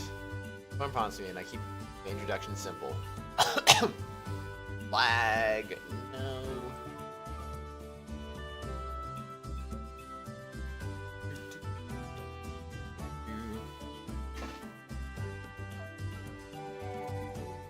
That should be gone now, I think, right? Kuon and Haku, it must be fate that we're all in together. Pleased to meet you. Likewise. Likewise! All the 4-letter names, I swear. But he's fine though. Master Ukon, to whom thou speak? Oh, 'tis my lady once again. Drunk already, Maroro? I don't mind you getting sauced, but keep your nose out of trouble, yeah? What, prithee, Master Ukon? I'm but the picture of stone shore birdie. Sorry, Maroro. Aren't fooling anyone. You're as much of a lightweight as ever. Mine is so keen of mind, like the Mikado himself. Doth recognize its luminance. I scholar am I, lest thou forget. Snurk. I try to hold in my laughter as Maroro appears, but it's no use. I really should be fair right now, but I can't help it. This guy's just too darn funny. What's a dot? Amazing! Huh? So Mikado appointed, that means he passed the harrowing Imperial exam. Don't get he passed a test, a really hard one. But only one person every few years does well enough to earn the Imperial Scholar rank. Yo, thy words do warm the very cocklish of my heart. What the frick is that mean? Oh, go on, my sweet paragon of earthly beauty. Make this so lofty and impressive, then what is he doing out here in the boonies?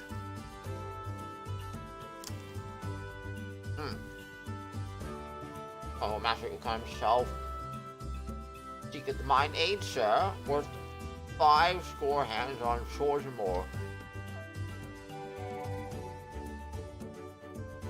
What Maroro was trying to say is I brought him along because he's a spell set flinger. Darn good one too. I really like your comments to him. I suppose one can expect as much from a scholar. Oh, forsooth, such station cometh not from idle laziness. Yo, ha ha ha ho. Maroro begins to laugh with pride. Ulumi hangs his head, sighs deeply. Forsooth, Maroro is not but a foul sham, worthless fraud, unfit even to draw breath.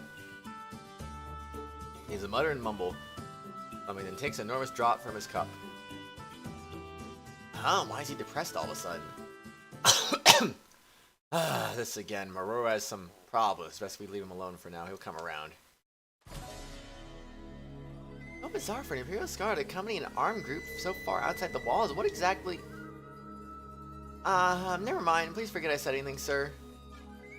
Okay, so it's not really anything we've got to keep deadly secret, you know. Reach you from overseas? I haven't seen clothes like that around here before. Yes, sir. Yes, sir, you can say I'm a tourist, just here for sightseeing, really. You don't look like the traveling merchant type. Tourist, eh? Got time to sightsee. Not as peaceful empire, but it can be dangerous for a noble lady like yourself. There's only one bodyguard. You got some serious guts, I'll give you that, missy. I'm sorry, I'm afraid you're mistaken. I'm no noble, sir. Oh, were you keeping this secret? I should be the one apologizing then. Secret, what makes you say that? Would have been funny if she said that I was actually bodyguarding this guy. Come on, you talk and act like us common folks, sure. You know what, eyes can see you've got blue blood and the education to match too. You're from some high family, maybe a minor princess, am I close? A princess, you flatter me, or are you trying to win me over too, now too? Of course not, just thinking out loud, I'd do that. ... Well then I'll gladly take the compliment, sir. It's a lot like how you're not just an ordinary sellsword, right? ... Ha, blah.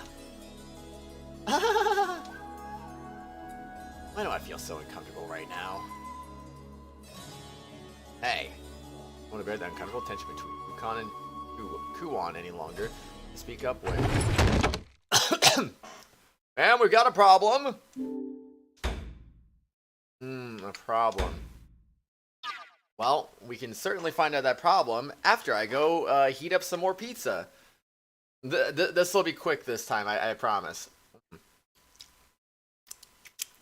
know a lot of my other Be Right Backs are kind of were a little lengthy, but this one will be fast.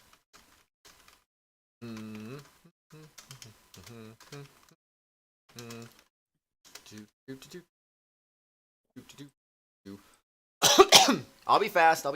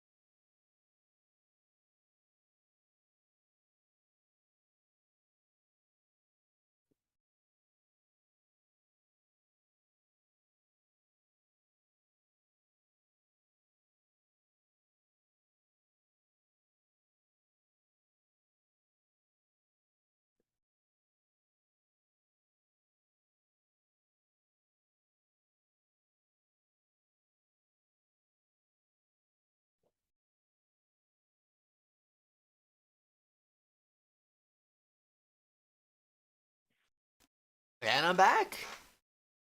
Yeah, I told you that was gonna be a little quicker. I told you. Alright, anyway, we got problems here. Doors to the dining hall open, admitting a panicked-looking man. Talk in the hall dies quickly as he stumbles in, and soon as it quiets as the grave. And soon it's as quiet as the grave. Not as quiet as the grave. What the heck does that even mean? Crazy, man. What are you up in such a bluster about? We've got guests from out of town to mind here. I'm on board right now, ma'am. Please. Runs up to the innkeeper and learns into her ear whispering. Whereas the innkeeper has been smiling patiently. Tells her he speaks. Expression is hard.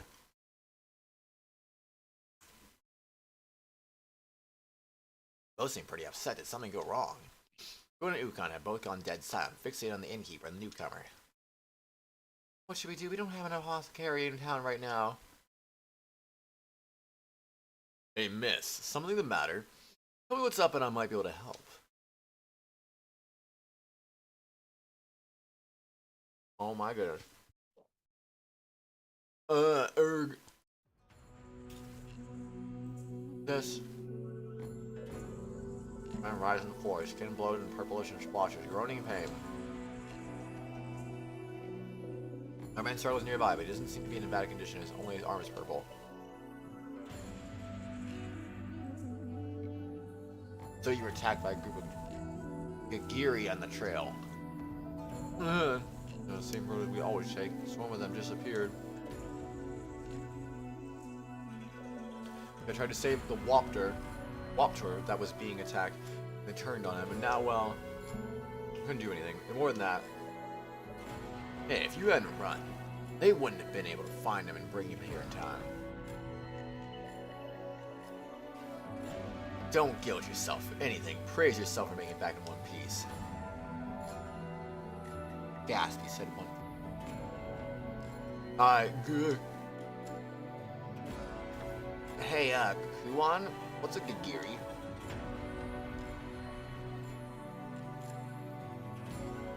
It's a carnivorous insect with segmented body, lots of legs, hard carapace, big scissor-like jaws. Well, they might bite. I've never heard of them attacking people unprovoked. Big insect with a hard carapace and enormous jaws. Most likely. Could it be? What's wrong? I was probably also attacked by one of those.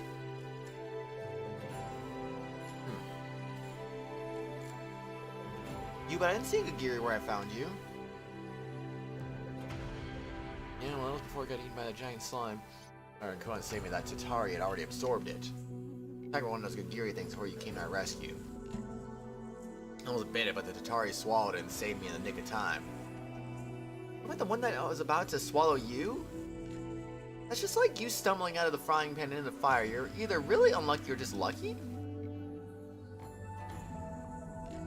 Wait, why is that just like me?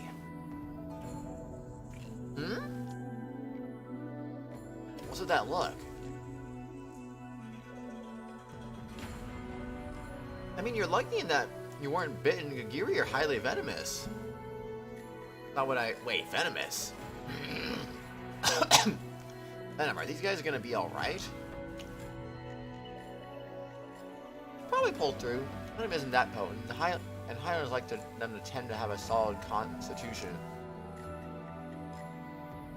We're gonna paralyze the infected host anyway, so they're not in mortal danger. That's good at least. Hey, you were definitely lucky. You wouldn't have been able to escape if you'd been paralyzed.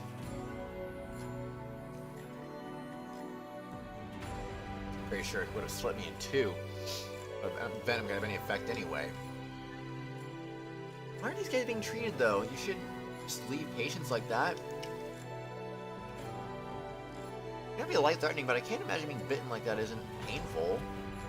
Without the swollen purplish flesh around their wounds is extremely painful. They sucked up the venom, it looks like. The medicine ran out. The innkeeper lady's making more. I see. It's a rotten situation. The townsfolk say the attacks are so frequent, their stock is depleted. Seems they had a stroke of luck and got the ingredients for new fashion just the other day. I'm gonna get advice on the big brain of Roro's. Gone drunk myself out cold. Why? Between bird insects and repelling incense, still came swarming. There's been more injuries from these attacks, but geez, entire swarms is that bad? Popping more and more for the last half a year or so. We're attacking swarms like they did today. Never heard of a Gagiri attacking people at all, let alone organized groups. An outbreak could be a real pain in the butt if we just leave them alone.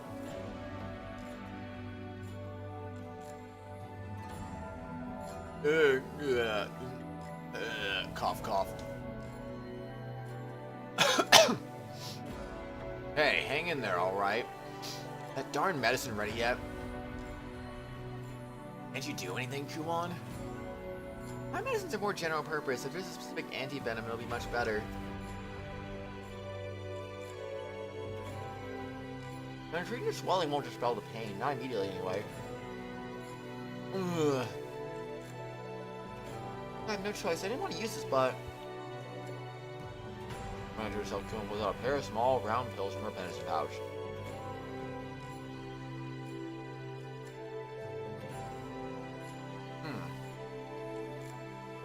Now put it in your mouth. Don't swallow, okay? Just let it dissolve slowly. What is? It's an analgesic. It'll relieve your pain if you suck on it. Thank you. It's something like that up your sleeve. Why don't you bust it out from the beginning? For emergencies only, just to warn you, it's not the greatest tasting stuff. Woundman regards your pill with trepidation at that. While he goes into his mouth. You hear what I said? Remember your second pill to the man lying down, pointing out to him. Ah,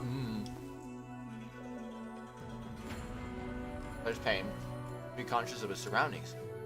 Or he also takes the pill obediently. There, those should help you feel better. Some dizziness, but at least it's not pain.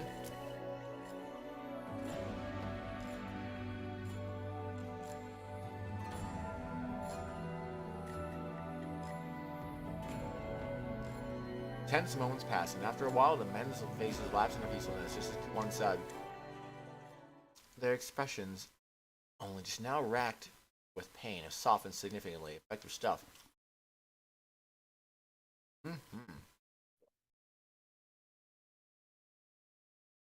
Chia? Huh?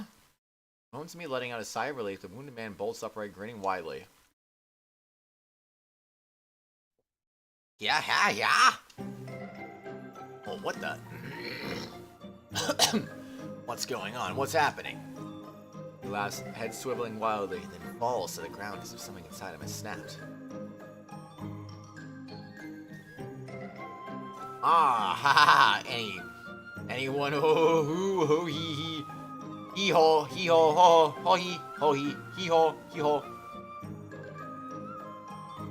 Man already lying down and begins drooling from his wide, dopey smile. Then he leaps to his feet and begins to dance listlessly.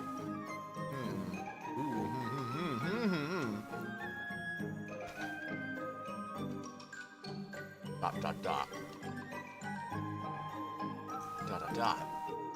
Pretty normal, right? This could be a serious trouble. Also, right, the analgesics concentration is pretty strong, so it's just affecting them a bit. Oh. Press the hide window button again on accident. This is a bit? Ukan and I share a look. Dot. Silently, we each confirm the other's thoughts. It's nowhere near a bit. Isn't it, maybe working a little too well? Like I said, it's for emergency, so its effects are supposed to be powerful. Originally formulated to help grievously wounded soldiers fight through the pain in battle. Addictive qualities too, but it's okay as long as it's not used frequently. Besides, look at them, pain is the last thing on their minds. When he hears that frantically dancing man and smiles. I suppose. One's medicines are scary stuff.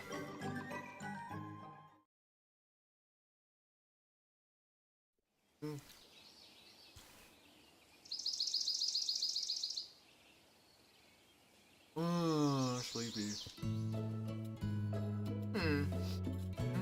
Big yawn there. And for to leave for the capital at dawn, I woke up before the sun even rose.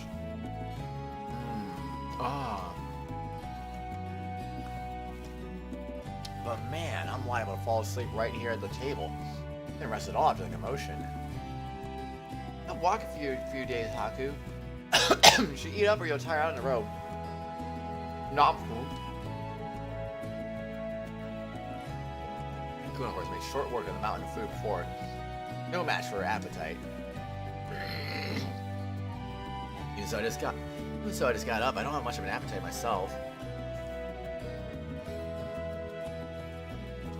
Hey, you kids are up awfully early. Right, Kuwan, the man who called himself Kukan, approaches us. Good morning. You're up early too. Did something happen? Well, something mentioned. Village chieftain hires to hunt down a swarm of Giri. Believe them like they are, they'll just attack folks again. The chief wants something done. Instead of compensate us fairly for the work, so I accept the circumstances being what they are. They always ought to be waking up soon. I'm down that. Hey, can I ask you something?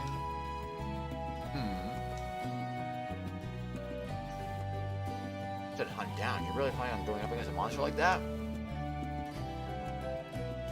Well, yeah, that's the plan. Not sure what you mean. It's dangerous even for a company like yours facing up with a creature like that?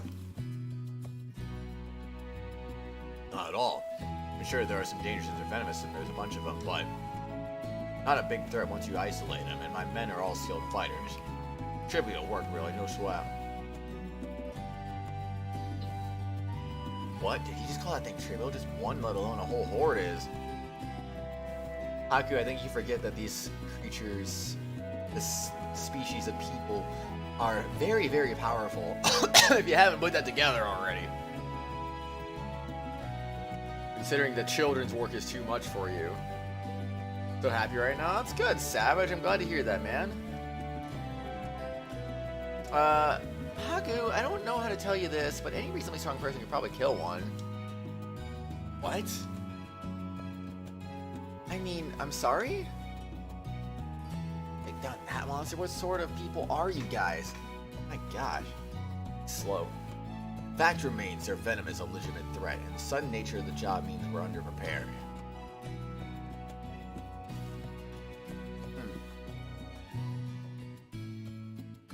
Fun sits and leans forward on his elbow. That's good, Sal. I'm glad to hear that, man. But I'm impressed by your apothecary chops. What would you say to joining up with us? What a dot? He wants apothecary skills. I'll pay you triple what the grunts make. How about it? Sound fair to you? You want to choose your bite? Of Emma Mooney's soul. He's mulling over the offer. If that's the case, let's cooperate. So you'll accept.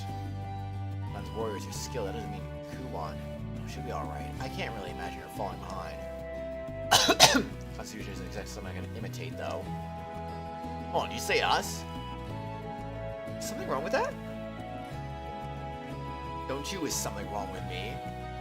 Are you trying to get me killed? I don't stand a chance against a monster like that. It'll be alright. Even you should be able to manage if you get attacked. No, no way. Nope, not happening. That's my condition for accepting. You have to bring Haku along. You listen to me for just a second. The kid too, are you sure? He doesn't seem too wild about the idea.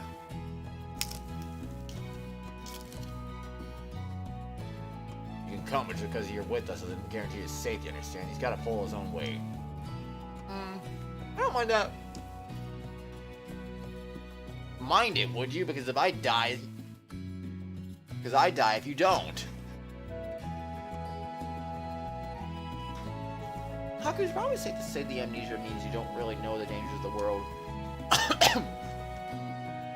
It's also probably fair to say you haven't done a whole lot of strenuous activities so far. If you go on like you have, and you really might lose your life in a future dangerous situation. Chair being loud as always. I'd rather you experience the strenuous stuff that's manageable now to prepare you. Absolutely won't go. I won't force you. Pressure makes it sound like I have a choice when you said it like that. So what'll it be? Alright, I'll go with you. Good, then that's that. One seems strangely cheerful. Enjoying this, isn't she?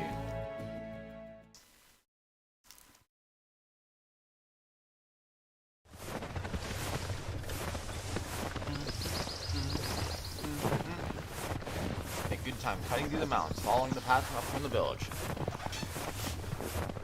Before Jeep Rim, the light from the sun overhead dim, filtered by dense canopy growth.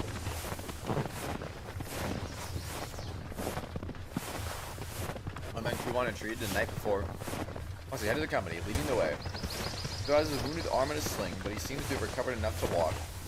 Ukan walks right behind him, whistling to himself cheerfully. Several villagers, armed with farm tools, follow after them, joined by Ukan's more properly equipped men. The whole assembled group chats idly as they push on, hardly anyone showing even a hint of fatigue. Where do these people get their energy? No one's even been stopping to gather herbs and fruit. Keeping an eye out for ingredients for a medicine on top of hiking doesn't seem to phase her at all. All my feet feel like they're about to fall off. I'm gonna collapse if this keeps up. Rip feet. Alright, kid, you're breathing awful hard. Anyone would be after walking all this way. Really, this is nothing. Hey kid, that cutie's gonna be disappointed with you if you talk like that. That's right, a real man sucks it up and goes for broke. Ugh. Teamwork got the energy for comebacks. The members of the hunting party tease me.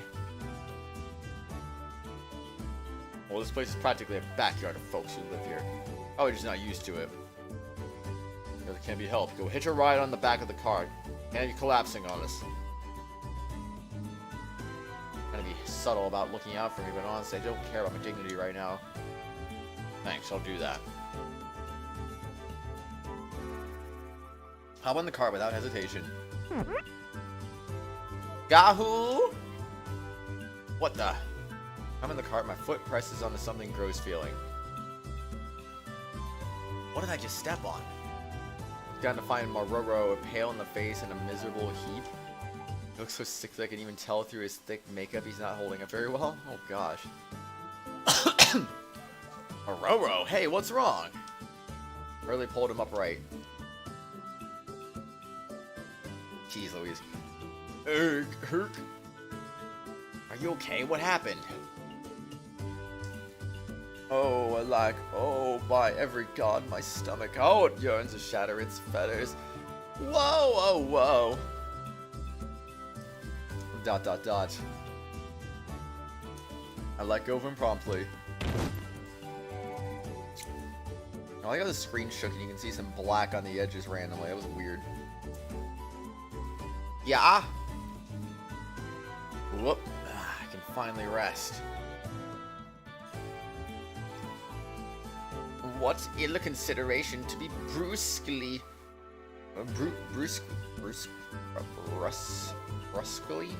release me. Aurora, 'tis a man besieged, so saith he. Ye gods, but how these backwood trails do chafe the spirit and vex the bowels. Pity this poor soul. This is why I told you to go easy on the booze. You'd feel better if you walked instead of rode, you know. Ukan's tone is exasperated, to say the least. Mayhaps, friend Ukan, mayhaps, but to debase mine own self so ignobly, unthinkable 'tis. Oh, for the love of... This is your darn nobleman thing again. Just so, no man of highest birth should fall so low as to walk upon the dirt like a vagrant baseborn. It matters not the cost, even fallen from it. Grace, we mustn't forget. Yeah, I'm gonna go ahead and say nobody really thinks you're all that graceful right now. Sully my very name with such a vulgar behavior. Perish the thought. Splatter. ... Alright, kid, but you take care of him. What, take care of this? How am I supposed to? As long as you're taking it easy in a cart, the least you can do is look after the poor guy, right?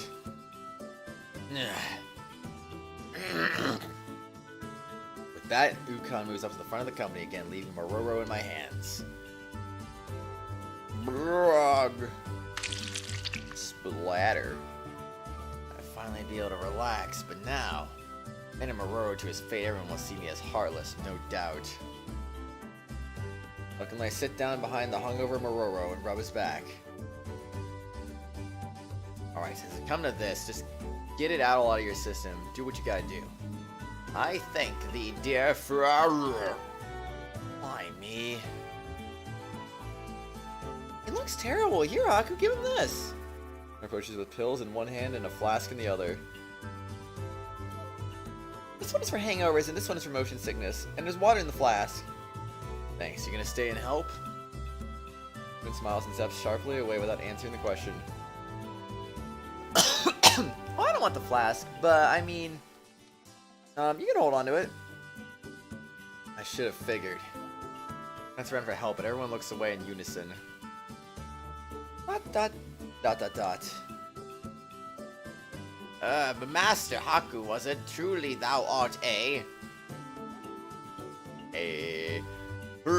man of great kindness and untold hurt? Man, I love untold hurt. Mororo tightly clasps my hands, tears in his eyes. You don't have to thank me. Just point your mouth the other way, please. Pray dispense her with thy humility, O Master Haku. Near deep enough shall my gratitude. That's nice, but will you listen to what I'm saying?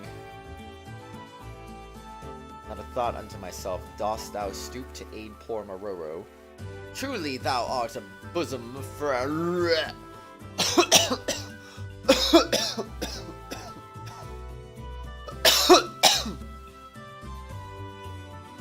What did I do to deserve this? How did it come to this?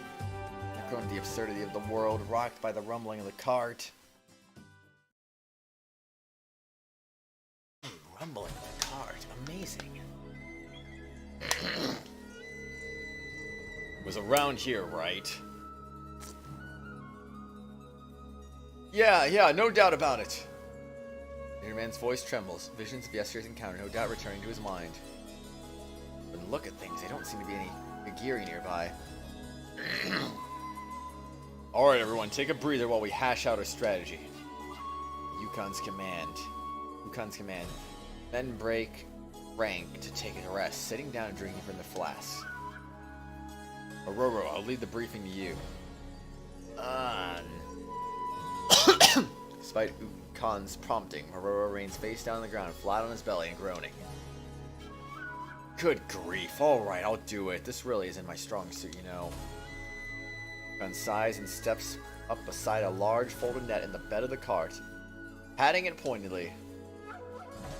Before anything else, I'm gonna lay out this net and then next out a large container next to the net. I'll pour this stew of rotten meat over the whole thing. I was wondering when the cart's cargo was what it was. That's what was in there. Good thing that didn't spill on the journey up here. Yikes. Seems like rotting meat's our favorite. If all goes as planned, lure the Gigiri in the area. As they step on the net, it'll tangle their legs and immobilize them. So they're going to use a trap to eliminate them, but that's not going to work. Those monsters will tear through that flimsy net like it's nothing. Then Mororo will hit them like a big one, and we'll be stationed at the perimeter to catch any stragglers. Those Gigiri are no match for us. Ukon grins and his company lets out a collective laugh. I feel like we're about to go into a battle, so I'm just going to save real quick. ... Is it really going to be that simple? Is that net strong enough? This creature's going to be taken care of that easily. No anxious, Haku? No, I just can't help but think the trap should be sturdier, among other stuff. Not be such a worry word. Even if they're on the bigger side for Gigiri, it should be just fine. Say that, but I'm having a vision of everything collapsing and our party scattering. Come on, kid, you don't gotta worry about that stuff. Relax a little. Yeah, we're done exterminating jobs like this before. Gigiri aren't a big deal. See, don't worry so much. You're right about one thing, though. Let's not be careless. Nobody let your guard down. Don't even think about getting hurt on purpose just so you can get treated by Missy here. Catch anyone doing that, I'm having your pay. Oops, caught us red-handed.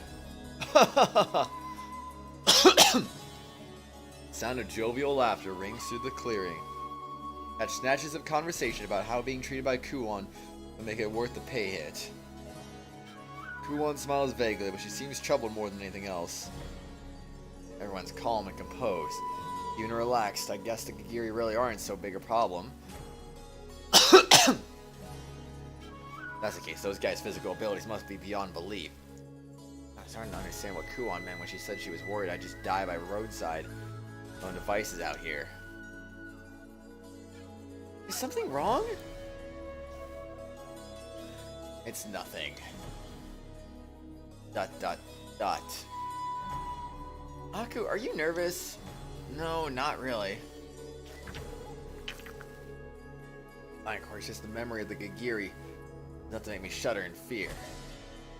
I'm not like these guys. For me, it'd be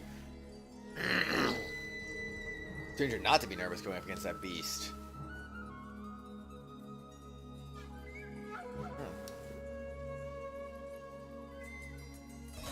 Haku! Kuon smiles at me. You don't have to be like them, you know. What are the talents that you should be proud of? Am I wrong? You think so? I do. Kuon's smile relieves my worries for some reason. Guess you're right. With luck like yours, you might die by the roadside someday, but you'll survive a scrape or two before then. Hey now. I'm pretty worried for her to have cracked a joke like that. Guess she's right though. I don't have to be like those guys, so I shouldn't waste time worrying. The gap between me and the others is so dramatic, I'm not sure I care that much anymore. What is there, something on my face? Oh no, you seem to be feeling better. I think you'll be just fine. Alright, I was gonna give this to you. One proffers a slender object. Is that a fan? What's this? A metal fan? Is this thing they call a tesson? You know, it's made of metal. I can tell the grip's been worn down from long use. I'd rather you have a weapon to defend yourself with, so go ahead and use that if you get cornered.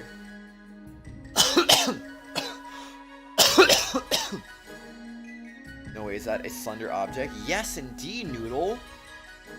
Also, Noodle, you missed a dude go boom earlier. It was great.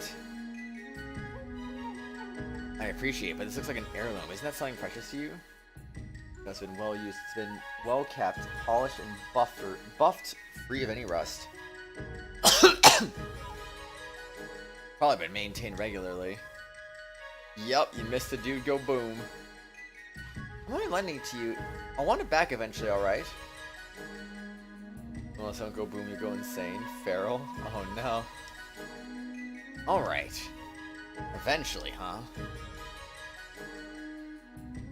Tightly clenched Kuon's metal fan in my hand. My first time holding it, but somehow it feels like it fits in my palm with perfect comfort. I can't help but wonder if those stains on my blade and the blade aren't rust, then... And what?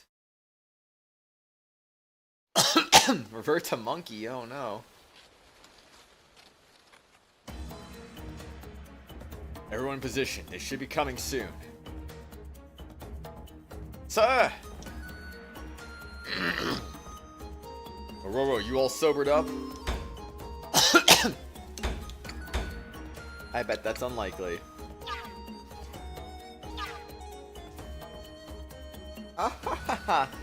Forgive my lapse, Master Ukon. Witness thou my countenance, and no Maroro standeth renewed. Perhaps gameplay. Perhaps very gameplay. Behold now my puissance, my command over the mysteries arcane. I was convinced before, but are we really gonna be okay going against a swarm of Gigiri? Hey Haku, do you remember your favorite food? Huh? Your favorite food? Why the sudden question? Did I know that Lobo was once a Green Lantern? No, I did not know that, Vamp. I did not know that.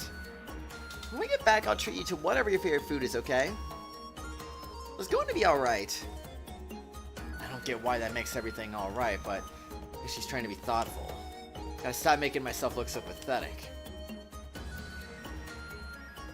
Hey, you two, they're coming.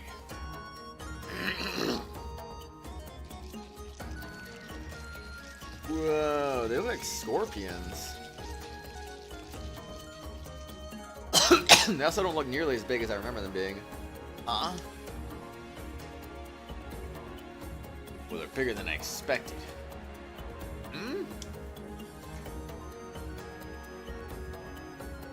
Bigger? Oh, those are small, like way too small. Yeesh. There sure are a lot of them. So either what he saw wasn't what he thought he saw, or he really just saw a super gigantic one. Watch over the big one. Anyone who gets bitten by that isn't getting off easy, that's for sure. Wait, that's considered big, but it doesn't even hold a candle to the one that I... You're falling for it now, Mororo. Thou mayst place thy trust in me?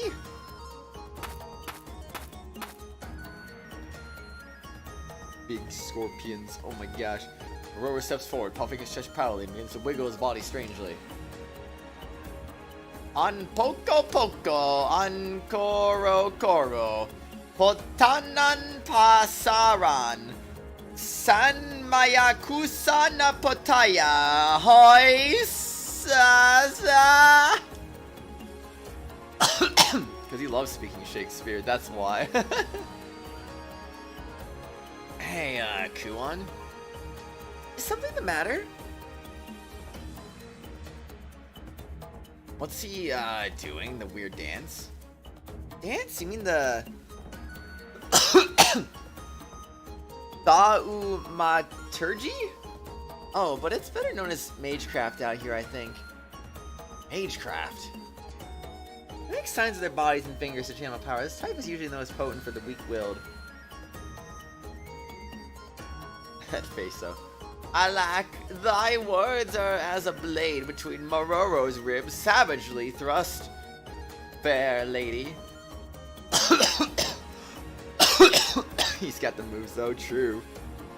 That was pretty harsh, Missy. I didn't think of it. What was Mororo supposed to do again? I wasn't paying attention. Wait, Magecraft? Like magic? There's no way you can just...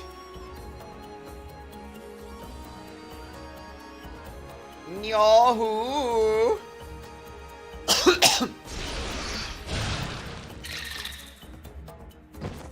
Whoops. What? Ha, well done. Rest of friends, allies, my beleaguered soul leaveth unto you. This labor hath sapped my spirit. Magic is real? The arms, men, on me. Let's clear the rest of these pests. Hurrah! Created a constructive, unappropriate to spell it on stream and hit atrocious with it. We should go too. Oh, alright. So much information to unpack here, but I guess there's more important things first.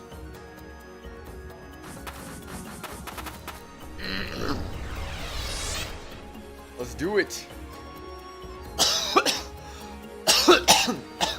All allies defeated is defeat condition. He constructed additional pylons, of course.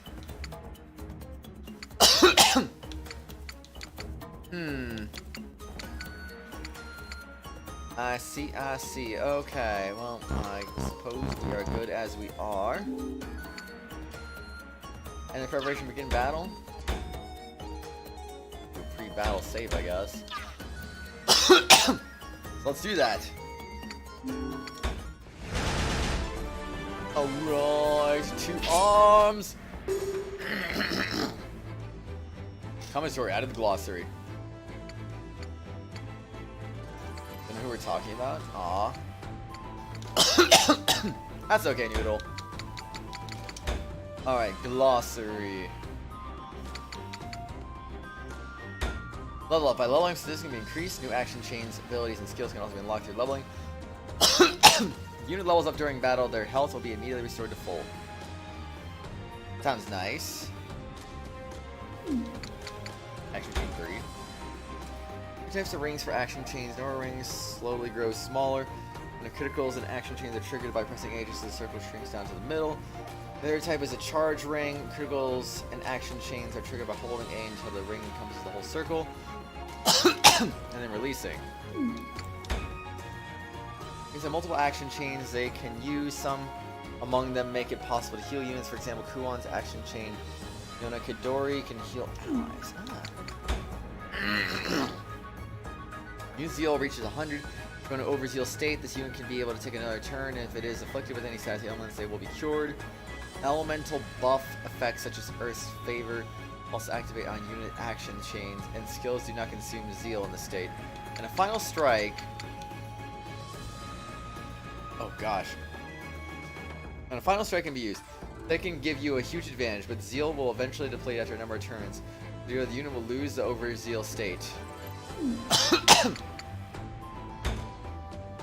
During battle, there are various effects that can increase it or decrease stats. Because ailments produce auras that affect surrounding units, and many others. You can view the effects currently active on a unit by opening the unit menu and checking the effect tab. For status effects, quick look at the icon on the top right. I see. Oh, auto chain. On the screen before using the action chain, the option for auto chain of action chains toggle on or off. This will be automatically allow action chains and skills to activate. I remember that while auto chain is on, criticals will not trigger. Rip criticals. Action chain stop. If you want to stop an action chain or hold off on using a skill, you can control its activation when you use stop action chains or skills. The ring will not display. The next part of the chain will not trigger. This can be used in conjunction with the auto chain. Ability 1. Abilities are learned when unit levels up. Unit learns an ability, it will automatically begin the trigger. Details can be viewed from the unit menu. Under the abilities tab, some abilities can be gained by donning certain equipment. Abilities will not be active if the unit is in a day state. Excuse me. Manhood. The different than what you remember with another version of the game. The other game you saw of this was a warrior style gameplay. Really? That's actually true. Oh, good morning. Hi. Which one is that though? They remade this game and made the Combat Warriors like. But this game literally came out like 2 years ago on PC though. Yes, but the original game came out on in 2015. Yeah, but isn't this re-release got Yeah, I additional know, but the features, so actual- therefore that's the remake? Yeah, the original game and whatnot came out before that. You said this game got remade and was made warrior style. Yes, it is this game. But this game came out 5 years after the original one, so this can't. This is the remake then. What? The original game came out in 2015. This one came out in 2020, so this is the remake. No. Okay, listen. I didn't see another It's the port. Utawarerumono Mask of Deception on Steam. I only saw one. Yeah, that one. I forget what the name is, but it's called something else. But it is Mask of Deception. This is just a port. I'm so confused, man. The Steam version is just a port. Okay, but I'm confused about this remake thing. Why do they not port Yeah, the the- remake? The remake is just this game, Mask of Deception, but Warriors game. Warriors. So why do they not port the remake then? I don't know. I never saw anything about this on Wikipedia when I was looking it up. Are you sure? I'm sure.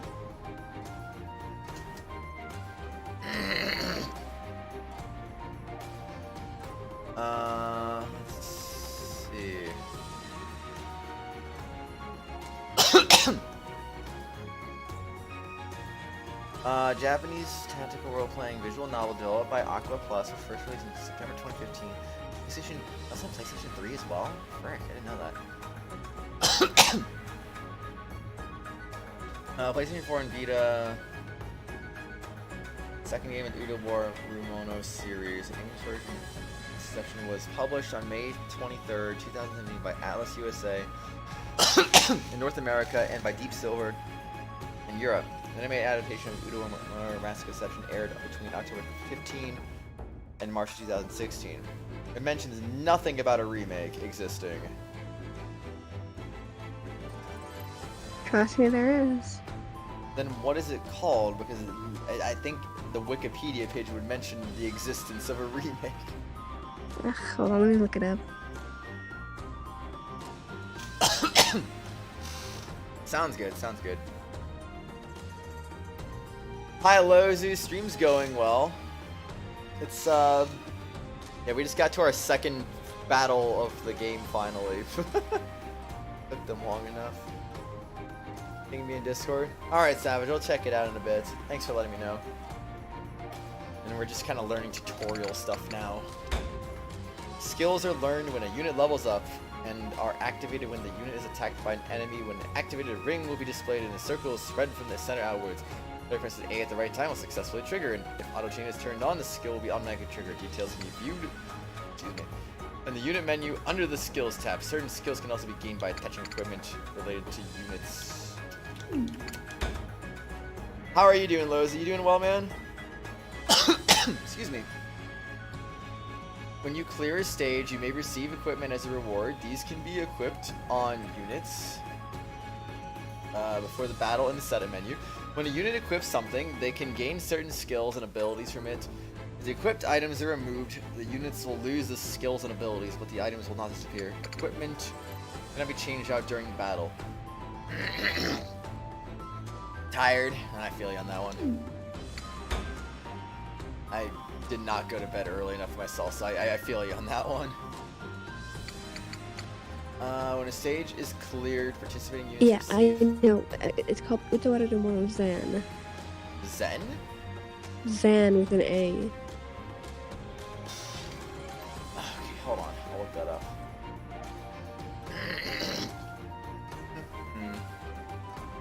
I'm not getting any results for it on Wikipedia, though.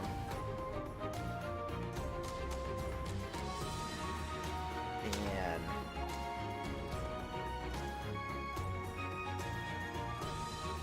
This doesn't sound like a remake, though.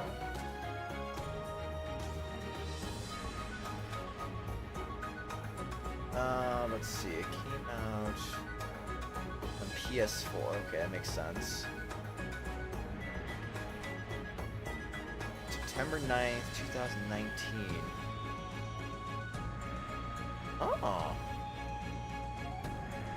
Dude, it has a 5 GB minimum save size? That's ridiculous, actually.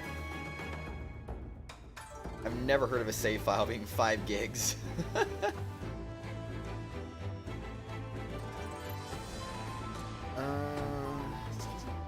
Mask of Deception, though. I do find it weird there's there's nothing on Wikipedia about it, though. Alright. That makes sense. I told you. Still doesn't mention it being a remake, though, which is why I'm kind of confused about that. Yeah, it's all the same story and whatnot, but they just changed the Combat to Warriors gameplay. It does, so you played it, I guess? I have not played it, I just know about it. Like, you looked up videos of it? I saw somebody has a review for it. And they said it was the same? Yeah. Okay, makes sense. I'll send it. Hold on. So Jingu says there's a sequel called Zan 2 that covers the sequel, which I guess is Mask of Truth in this situation. That's interesting. So there you go. No? I said there you go. Oh, I thought you said no. Free battle located in the system menu will allow you to replay cleared stages, experience points, and bonus points. can be earned by clearing these stages, but bonus experience points specifically for completing the stage cannot be earned. Experience points earned from free battles will carry over, but can be used to level your units. Alright, that's everything. Okay. Let's get this fight started. Let's see. Dude, we can kill rocks. That's so cool. I want to kill rocks. Level 4. Oh my. Oh my. Alright, obviously we're gonna go to the weak one then. Level 2. Prepare to die, monster. Critical hit! Alright, end your turn. Give me those 12 EXPs. Level up! I have no idea how much our stats just went up, honestly. Haku's action chain. Ogeki Banjo has been strengthened. Okay. That makes sense. Alright, prepare to die, you monster. Ah, got him. 9 EXP.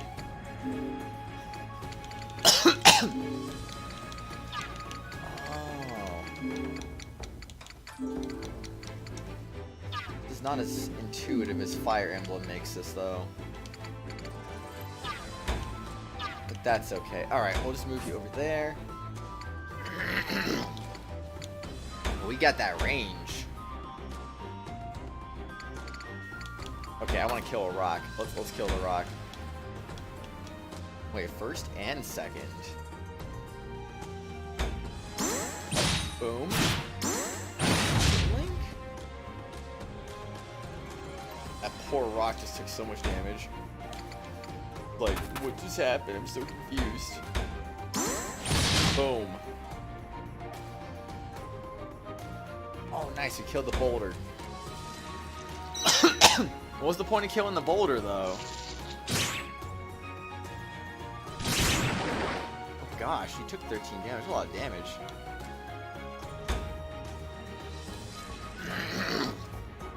Considering they have, like, an action command, almost kind of like Paper Mario, they should have something like that for defense, too. Like, just defend the attack by pressing the A button in time. But, eh. Send you over there. And you can attack this guy for 53 damage.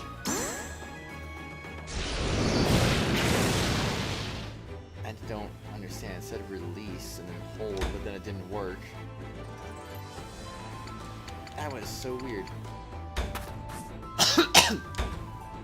Alright, prepare to die, monster. Nice. That epic damage. Divine I will. never, because I was sleeping, I never said that fan is Aquaplus fan. Wait, what happened? Because I was sleeping, I didn't mention that fan is Aquaplus fan. Yeah.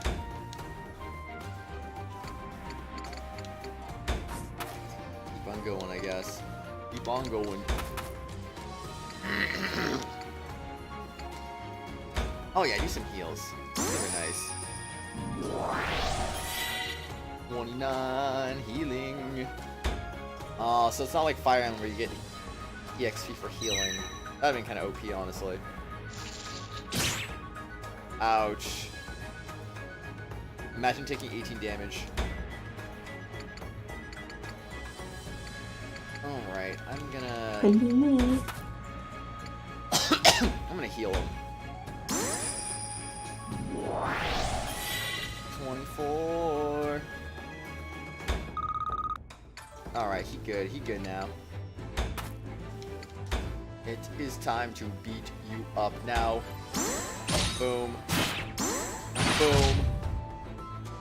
That didn't kill, oh my gosh. He's not allowed to kill things.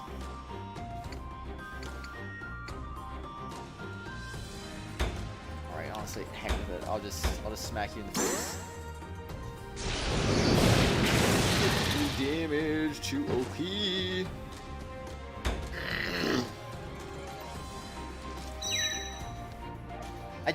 kind of weird that they force you to move certain characters in an order, rather than just letting you take your actions however the heck you want. Like, what if I wanted to move Haku last in my turn or something like that? Seems kind of weird. Oh well, anyway, you're gonna get destroyed now. Boom. 32 damage, very nice.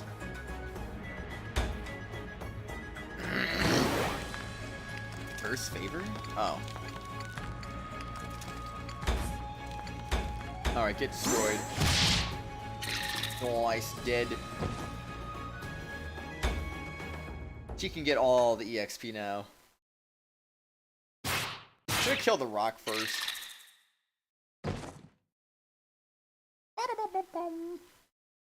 Ha ha ha ha ha ha ha. Not bad, kid. Ah, wheeze, yeah. I survived somehow. You look beat. Go rest up and leave the rest to us. First time doing stuff like this, yes. I'll cut you some slack just this once. Alright, man, let's retrieve our kills. We can sell bits of them for fun, so don't miss a single leg. Yes, sir. Laughing in the wake of the victory, Ukon's men moved to carry out his orders.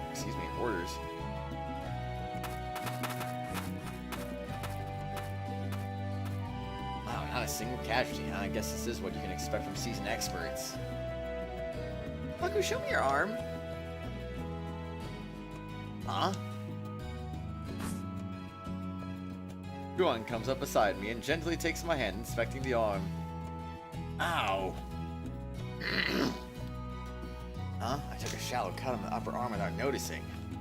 If one of their jaws grazed me or what, but I didn't notice until Kuon touched it. Kinda like how I got hit in the face with a baseball and didn't notice that I was bleeding under my eye. Until I literally, like, rubbed at it with my finger. And I was like, oh, frick, there's blood on my finger, what? Oh no. It was so bad. I mean, you saw the picture of it, Lauren, but, like, it was just... Yeah, I did. Yep. I was like, what the frick? Like, it hurt. Yeah, it hurt when I got hit in the face. Like, it hit me right, like, in the sunglasses, and then I think the sunglasses, like, cut my face or something. I don't know. Ooh. Yeah. Because the cut was under my sunglasses, so I assume it was the sunglasses that did it in the end, but... all I had was just a jolt of pain, but I was like, I'm okay. Shrug it off, and then like I poked at it. Like me and my stepbrother literally played catch a few more times after I got hit. Like we threw the ball just a few more times, and and then that's when I rubbed my face and I saw the blood on my finger. I'm like, oh, guess it's worse than I thought. Oh boy. Oh no. Got my phone out just to see it better. Put with the selfie cam basically, and was like, oh, okay, so it's that bad. I gotcha now. I don't know if it's gonna fully recover or not. I hope it's not gonna scar, because like it's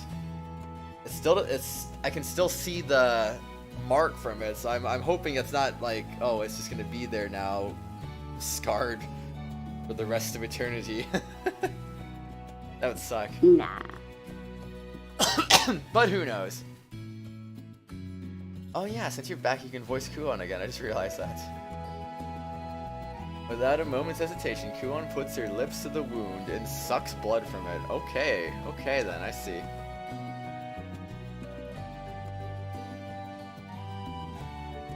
F2. Chewy. Venom might have gotten into the wound, so just in case. Didn't need to go that far. Thought. The gaze locks with hers for a moment, and her eyes seem to be laughing. I have a bad feeling about this.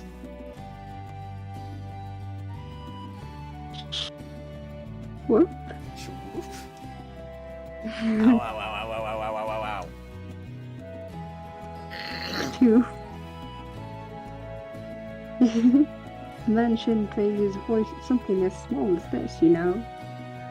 My Aw, you did it on purpose, didn't you? Ignoring my accusation, Kuon skillfully applied a salve to the cut and bandages it up tight. There, all done. That should be enough for now, I think. Whap. Ow. Then, as if to declare her work finished, she lightly pats the wound. A complaint brews on my tongue. But it dies when I see Kuon smile. She looks filled with relief that I'm safe. Man, your internet's been out for a long time, Lewis. Welcome back, though. Oh yeah, here. Hold out the Tessin, the metal fan I borrowed to Kuon. It was a lifesaver, thank you. It's fine. You should hold on to it for a while, I think.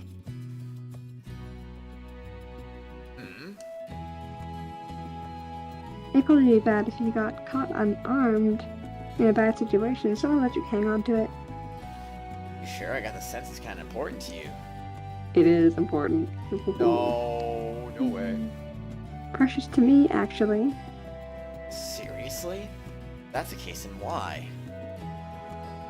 Because you need it. That's why I wanted to have it for now. Okay, if you're gonna keep insisting, I'll hold on to it. I'm only lending it to you, remember? I'll need it back. Someday. Most noble and valiant master, Master Haku, didst thou witness mine eldritch magecraft?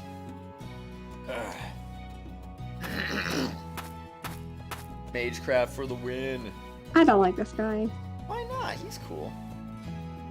He's a clown. Spoilers, that's why. Forsooth, such ignoble beasts were set as wheat neath the Reaper man's scythe before my spell weaving. Because I nursed him back to health, but Mororo seems to be getting weirdly attached to me.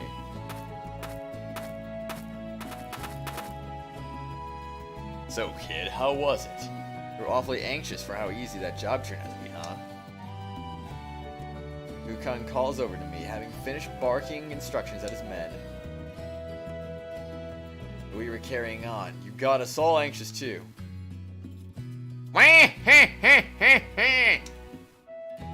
A roar of laughter rises from Ukon's men, and one of them sounded like Waluigi. Yeah, I know. No, that was... I guess it was all just a misunderstanding.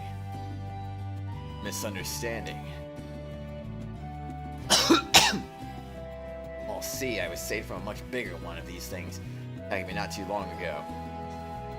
When everyone started talking about Gagiri, I mistakenly assumed it was going to be that huge one. I know it's just these little guys that wouldn't have gotten so worked up. ...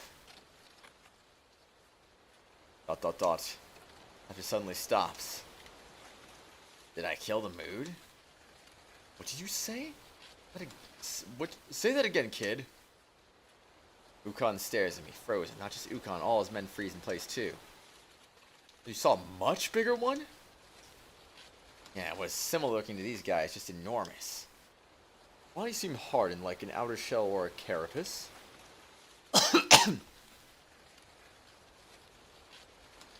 Nice, Wolfie, very nice. Well, Ukon's questioning. I remember the details of the attack. Now that you mention it, yeah, the whole body seemed to gleam black. Looked really tough. And its horns were much longer, too.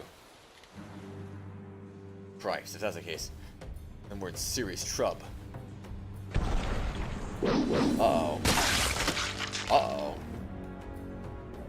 Then it happens before I can blink. A massive shape bursts from the bushes, scything towards us. If there's any time to react, as it blurs past the man nearby, saying there's something flying up in the air. Rip. I like how he shows up as soon as it's brought up. Kirk. Speak of the devil. Oh, something like this. Bump. What-ho? Now. We don't talk about that right now. flying object lands solidly in Mororo's hands, catching him by surprise. Welcome back, Lewis. Has enough time to look at him and flap its mouth in soundless anguish before it falls still. Hi!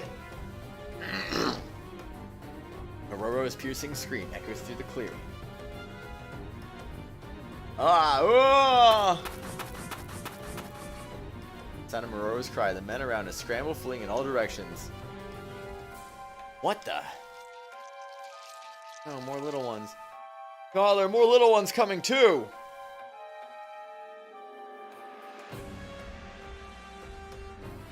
What's happening? Keep your distance. Fall back and regroup. We'll attack it all at once.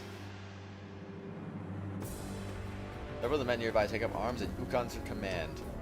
More and more Gigiri swarm out of the shadows nearby, pouring forth in a ceaseless horde. Be careful, they're gah!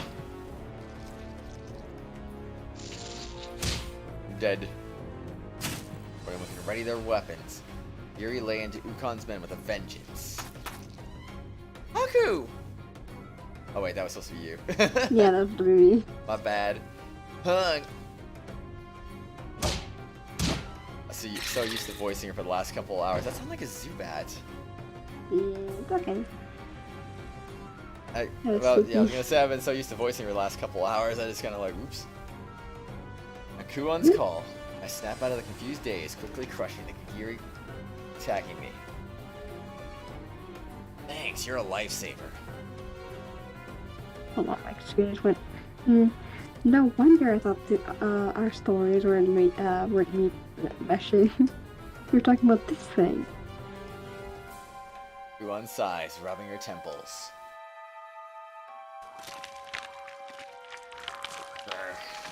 This is bad, isn't it? Ah! Dang, one-shotted. That's nice. Hey. Fall back. Carry the wounded if you can still stand. Move! Goes down another Gigiri, carrying unconscious men over each of his shoulders.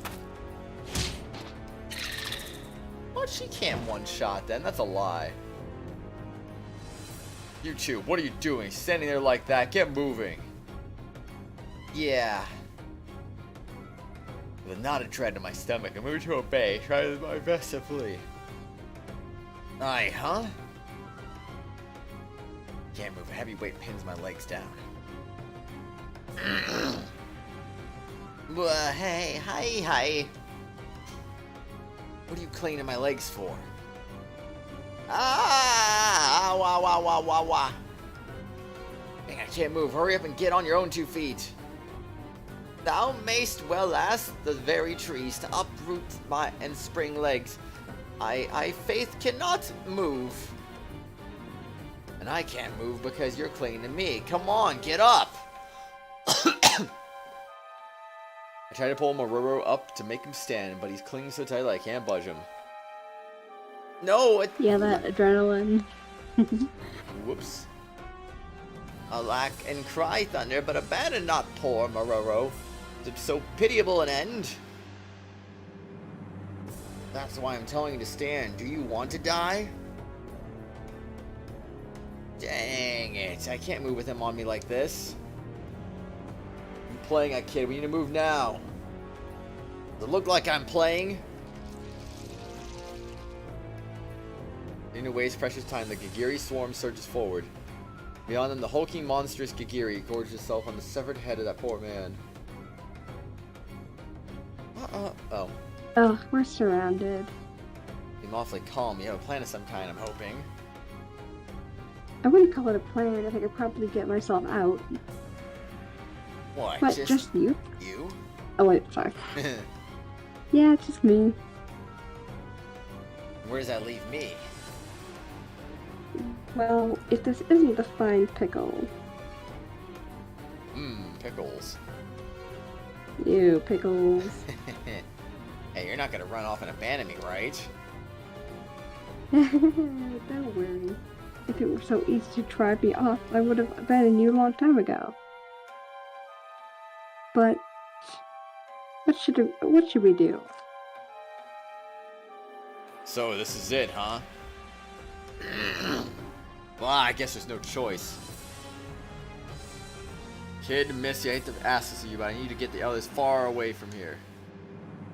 Ukan's voice carries an unusual weight. What is he planning to do? Just a moment. Ukan steps forward. This is my last one, so I wanted to save it, but... Takes a small tube hanging from her waist. Ready, everyone? I'm going to open the way for us. When I give the signal, cover your eyes and ears. And then run as fast as your legs can carry you. Oh, is this what she used when... I see, a flash grenade, huh? What manner of weapon art thou making ready? Here goes. 3, 2, 1. Ukan yanks something from the flash grenade, and hurls it with all her strength. I'm sorry to hear your thesis, Filthy Savage. Hope it gets better. Alright, everyone, run! Yeah, what infernal light blazeth mine eyes! I almost want to kick him down. Take it into a PC repair dude if you need to. Or if you think it's a loose cord, I guess check your cords. Haku has learned the ability Morale Boost 1.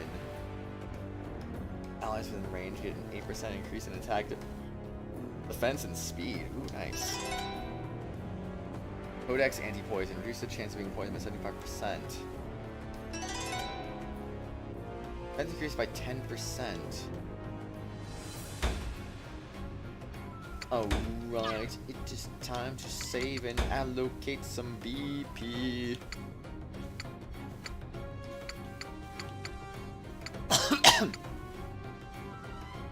Also raises HP by 10.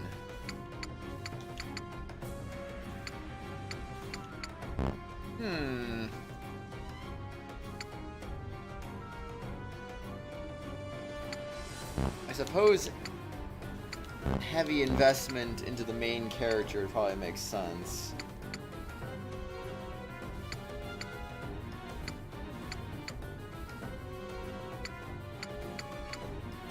Wait, oh, so they each get their own bonus point pool. Okay, I see.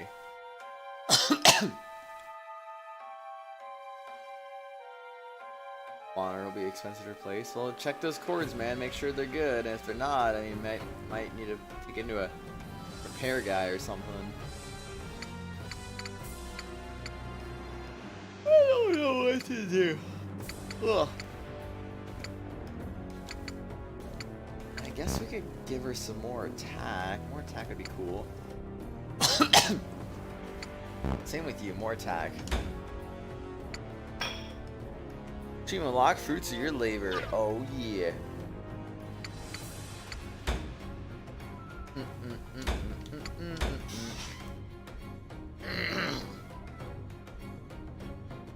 Okay, so a lot of people do play this game because even 58% of players got a bonus point spent. That's pretty cool. Wow, only 51% of players access the glossary. That's funny. But yeah, who needs a glossary, right? Alright, next. Next victim. Ha ha ha, wheeze. We were able to get away for the time being thanks to Kuon's flash grenade.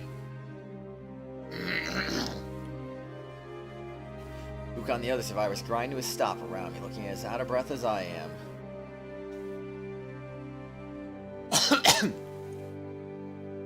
Doth fate preserve us? How long are you gonna keep clinging to me? Get off already. How was he able to get off with him doing that? I would have thought that wouldn't work. Yeah! I disentangle myself from Maroro's vice grip around my legs. exhausted, with Marora weighing me down the whole way. My body's already at its limit.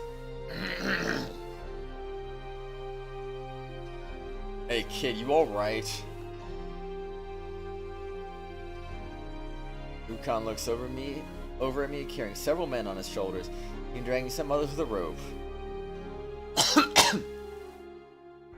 Excuse me. He managed to rescue all those people despite the danger. Good job. Dang it. There's a lot of guys missing. Hope they're okay. Knock punch sound effect. I don't think I even heard it, honestly. Quick head count reveals only about half the group made it out with us. I'm gonna get some lunch. You're gonna do what? Get some lunch. Get some water? Lunch. Oh, lunch. Okay, you were really quiet. I couldn't hear it for clearly. I'll be right back. Okie dokie.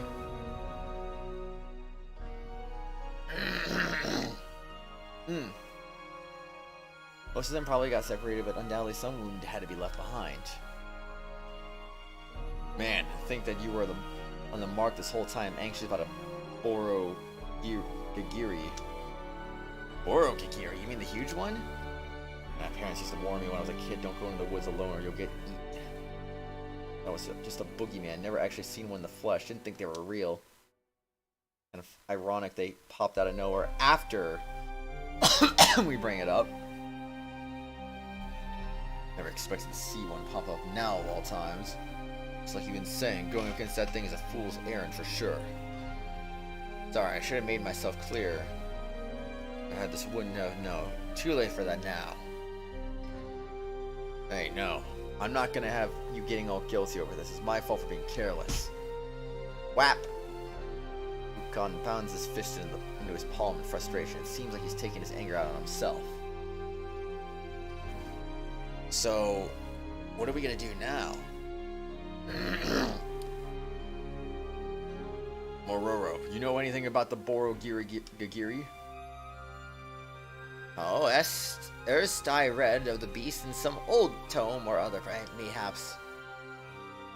Whatever, you can tell us. Anything is more useful than nothing. And again, there's a likelihood that the swarm was but her brood. And she their mother.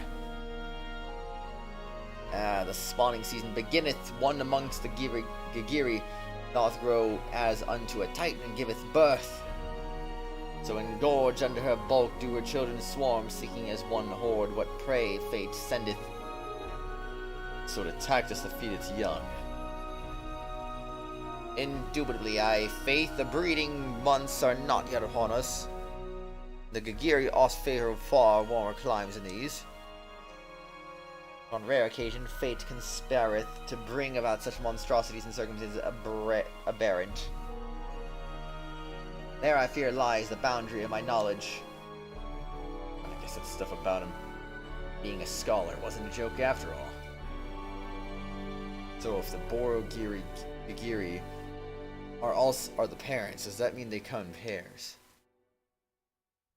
One can assume, alas, the fine details are but esoteric and unknown to me. Ukan looks lost in thought. Something wrong? No, I don't think so. I'm back! Oh, welcome back. How is it out there? It was just as you predicted. I knew it. Prithee, of what dost thou speak? Oh, they're chasing us is all.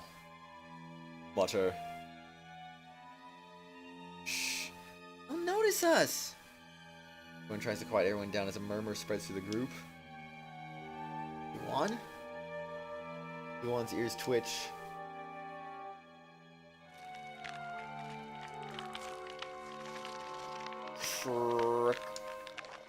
Barely a sound disturbs the clearing, except for the distant rustling of bushes.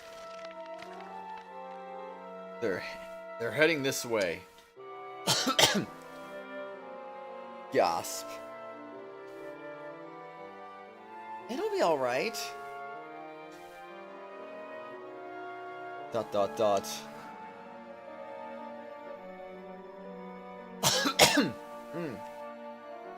They're still off at quite a distance. We'll be okay, I think. Kuon's words. Everyone seems to calm a little.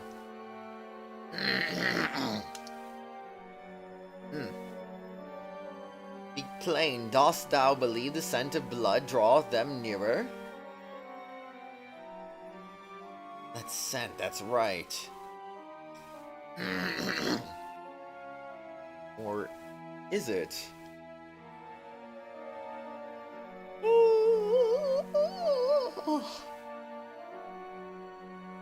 Hold on a second.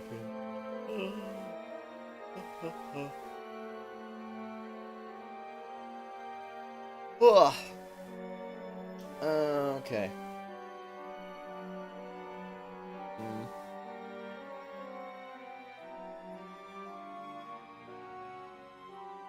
Okay. Blop, blop, blop. Alright, we're good. Anyway, this isn't good. We can't exactly erase the smell so long as we haven't been injured with us. It's like we'll have to fight it. What? That's impossible. No way we'll stand a chance against that monster. The villager cries out of his protest, clutching his wounded arm. I won't lie to you, it's reckless, and with our force in this shape, we can't really execute on any kind of plan. So it really is impossible. Even if I was right in the end, it's not exactly vindicating. In an ideal situation, I'd like to be able to fall back and regroup so we can organize ourselves. We now risk luring it back to the village. We have to make it our stand here. Dot. And fall silent. Ukon's words. I didn't think of it, Haku. But he came out of being attacked by one of those things alright. It was not alright. It was about to eat me. Divide because that other Tatari thing showed up and ate it before it could eat me. I see, and that's why. And that's why you're about to be eaten by a Tatari. Either the worst or best luck in the world, I think. I'll laugh about it. I was in serious trouble. Device I made for a good story, at least. The way things are going, I'm going to be making more of those great I almost died stories right now. If only Tatari could come along and swallow this one up, too. Huh? Huh? What'd you just say? To make more of those I almost died stories? No, after that! Tatari could come along and swallow this one up, too. That's it. We'll just have this one get eaten by Tatari. Huh? Eaten up? What? There's no way. Marco, look around. Doesn't this place look familiar to you? Guns fronting, I take a quick glance around. This place, could it be?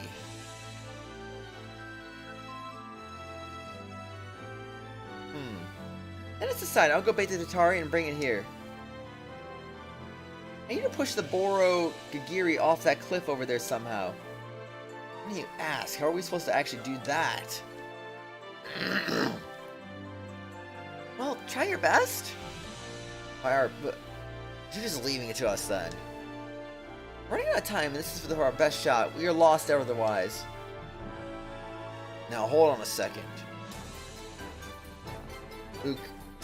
Ukon, please talk some sense into her. Okay, so you're really okay with this? I may not look it, but I'm pretty good at running. You won't have to worry about me. Hey. Hey, Haku. Now, you really are an interesting person. That Kuon dashes off into the forest. ... So what should we do, kid? You're leaving it to me too, huh? Well, you and her came with this plan, so I'm assuming you can execute on it. What am I supposed to do? I'll send a blood soap. We can distract them with an even stronger scent. Think that rotten stew left? Stuff? Yeah, there's a little. Okay, we're gonna need anyone who can still move to act as decoys and feel the little ones off. Less severely injured who can carry the incapacity. We'll get them out of here in that window. And the rest of us will lure the Borogiri to this cliff once the swarm is baited away. As good a plan as I can come up with right now. Best thinking in a situation like this.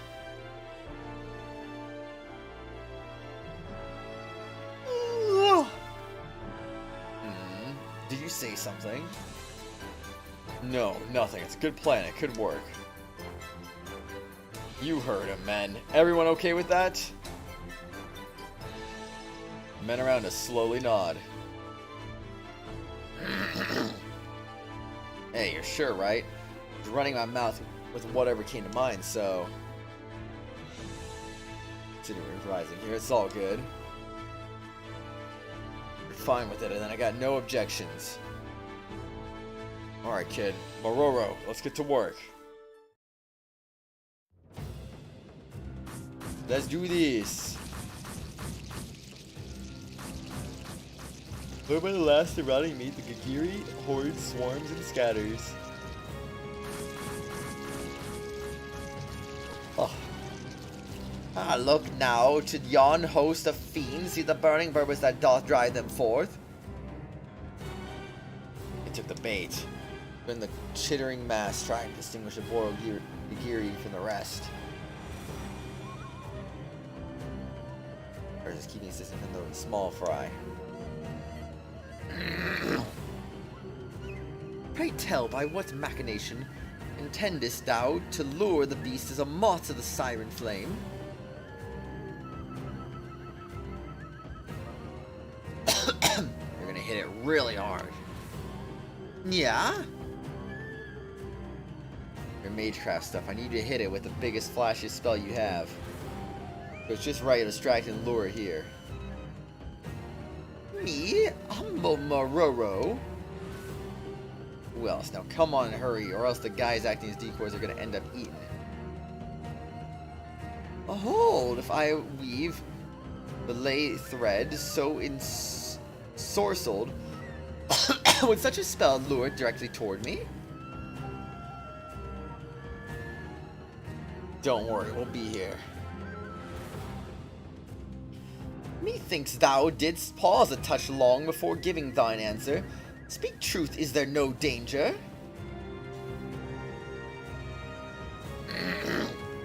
Yeah, have a little faith, will you? He doesn't want to have any faith, though.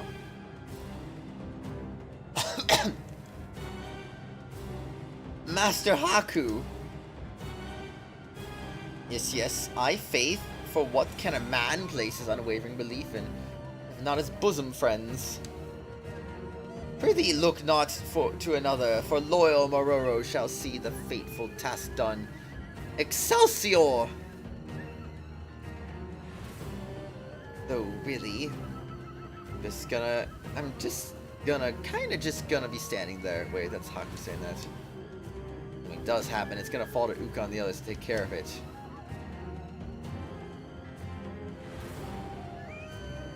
No! No, stand and deliver, thou intemperate jackanave. Yo-ho! Anything be done about what he shouts while he's doing his magic? Oh, okay. Well, is it gonna come this way?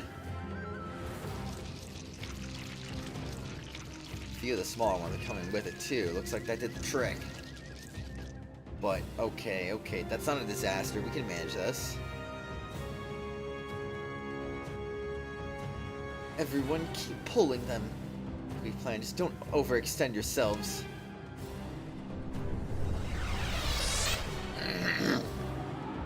We got this. Familiar threat. Entrap Borogiri or defeat Borogiri. Imagine defeating it.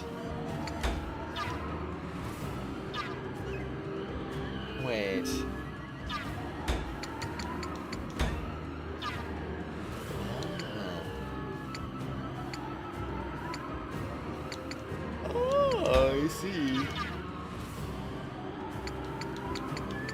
Ugh. 500 HP, dang, man. The stats are kind of insane, not gonna lie.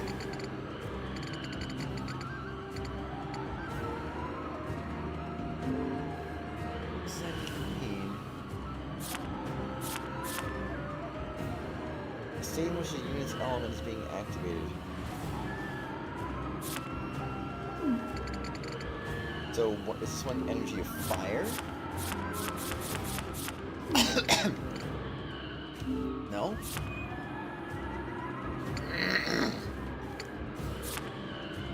Physical defense plus 1.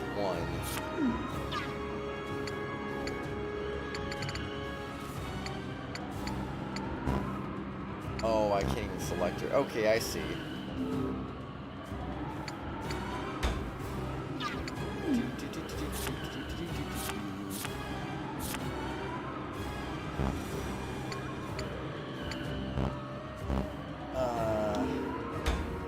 Okay, equipment slot, we want to give you...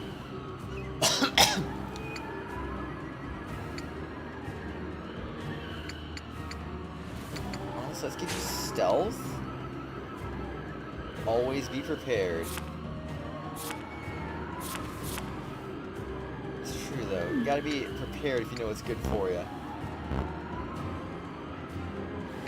Oh wait, crew one's also fighting. I'm dumb. Okay, never mind. Oh, we can have this. One defense I'll have to do, I guess. Alright, I say let's save this game up again.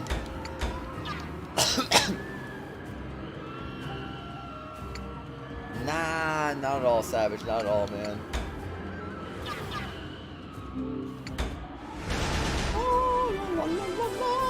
To arms.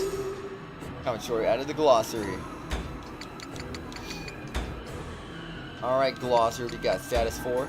Jump displays the total area the unit can jump over. You can see where you can jump by moving or by using the map.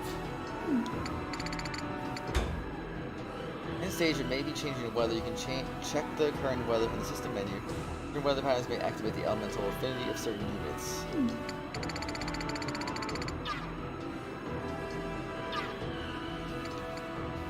Oh, excuse me.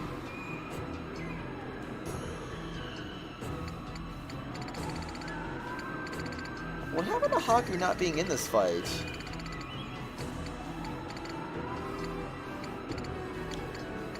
He's clearly the one in this fight, though.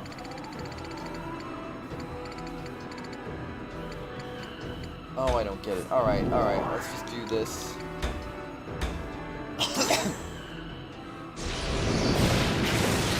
Nice!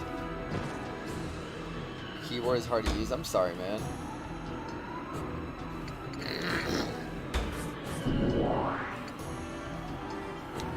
Alright, waiting.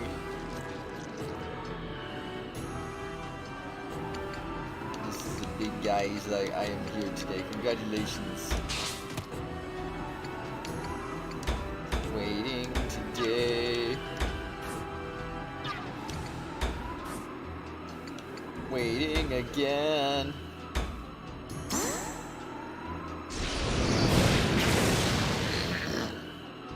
Didn't even kill. Fire's favor, whoa.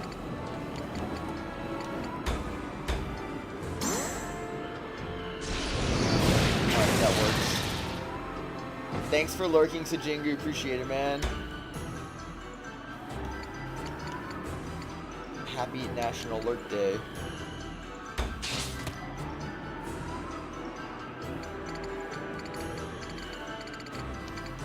I'm debating whether that was actually worth it or not now.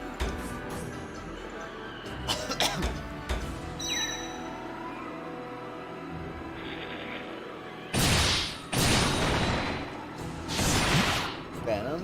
117?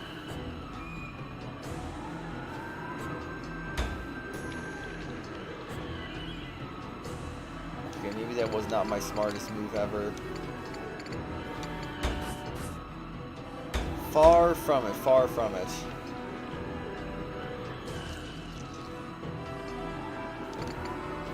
I don't know what I'm doing now. Really gonna regret this now.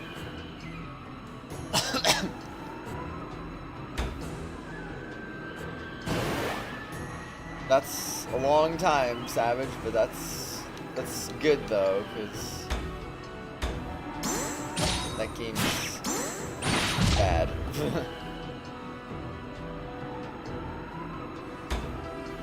Oh shoot. Alright, that'll do.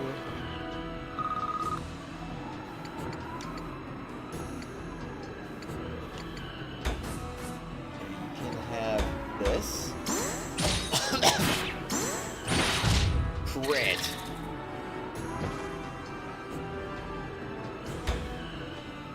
Man, who doesn't love an epic crit? Boom, crit. Crit. Did it even do any damage?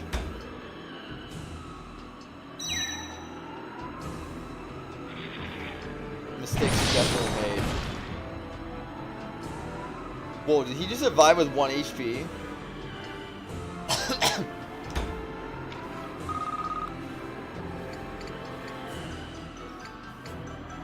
We have just enough energy to get by.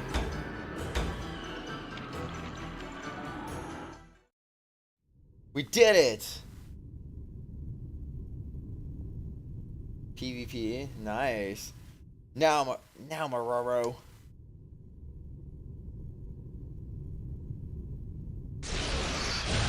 All right, let's go.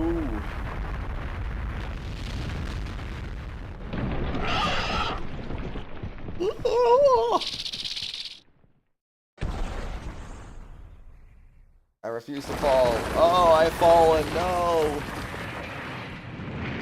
Did it.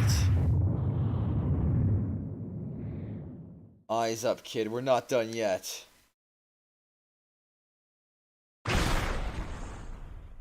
Knock it back with fireballs. Oh, what unhappy tenacity. Sorry, but this is the end.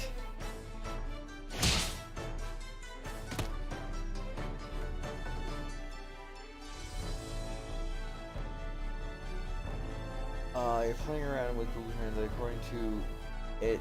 E means same in French. Oh. She's here.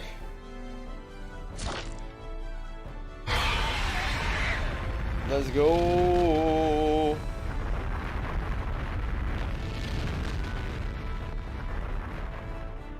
I'm back, Haku. Are you hurt or anything? No, but never mind me. Are you okay? I'm fine. I did say I was good at running, didn't I? Good grief, Missy. Teasing a beastie like that all the way out here. You really are something.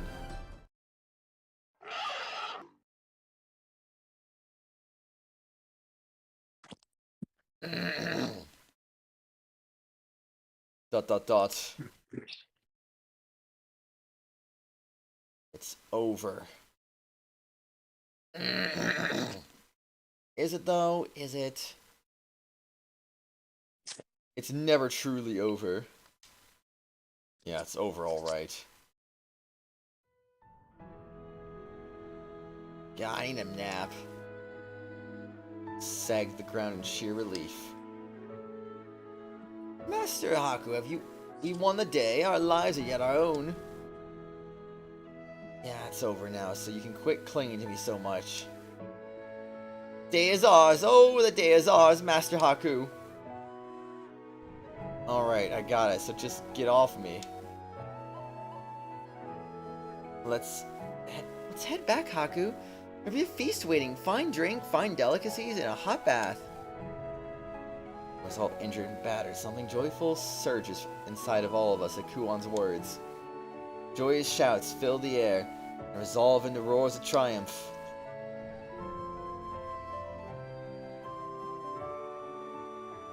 Achievement unlocked, familiar threats. Not bad, not bad. We already got a quarter of the achievements. That's pretty fast.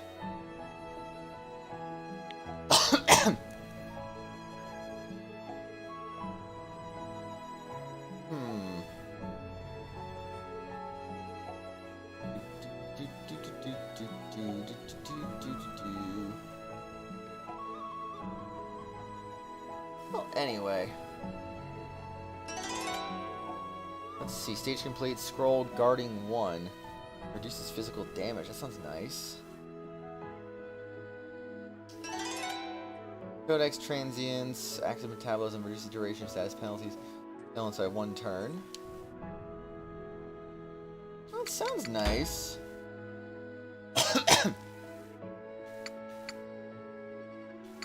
How about a little defense?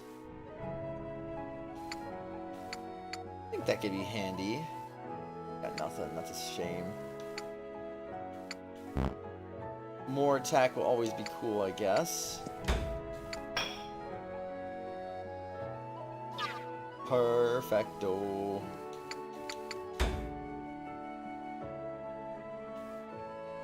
Alright, save number 11.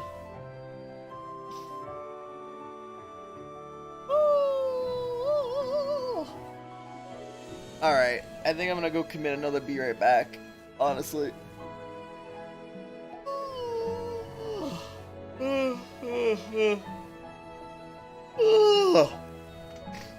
I'll be right back, eventually.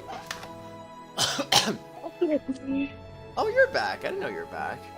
Yeah. I see.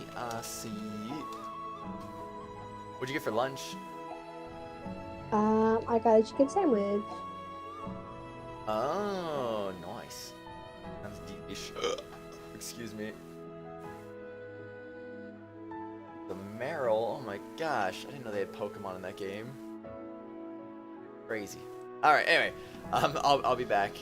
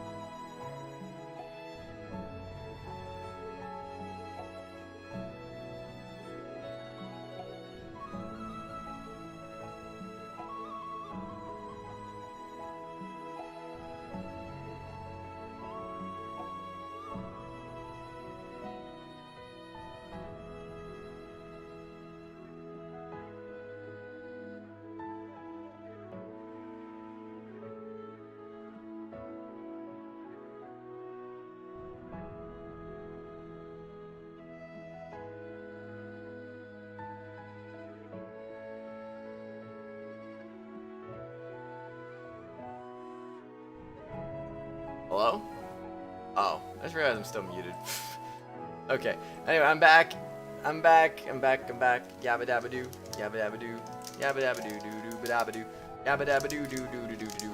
Dooba dabba dabba doo doo doo doo doo doo doo. Oh man. That was fun. That was cool. Oh, there we go. Hello there. Whoa. There you are. Hello. Man. Back from being back. Uh-oh, what's happening? I can't hear you. Welcome through.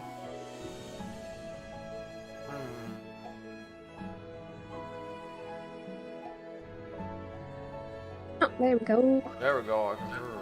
Well, I mean, I was already able to hear you. I can hear you more now. More. Yeah.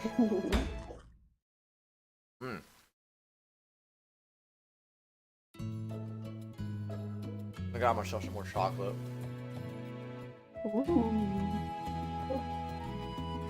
Here's to our victory, men. Cheers! Cheers!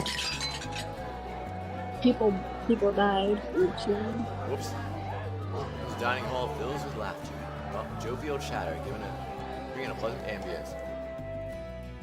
After the Tatari arrived to digest the body of the Oro Nagiri, it quietly slunk back into its cave. I've been told they've been loath to come out of their pits, so we shouldn't have to worry.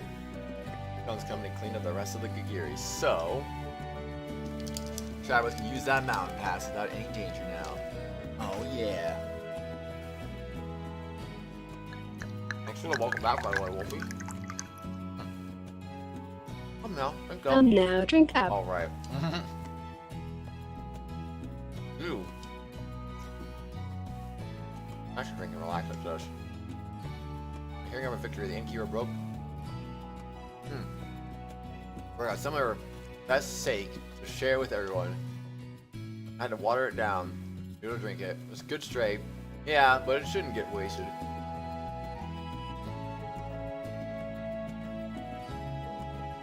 Ice. Oh no. It's got a peculiar flavor, but it's not bad, just distinct. Wash down a bite of Amano Nuni for the sake as I watched the crowd. But that.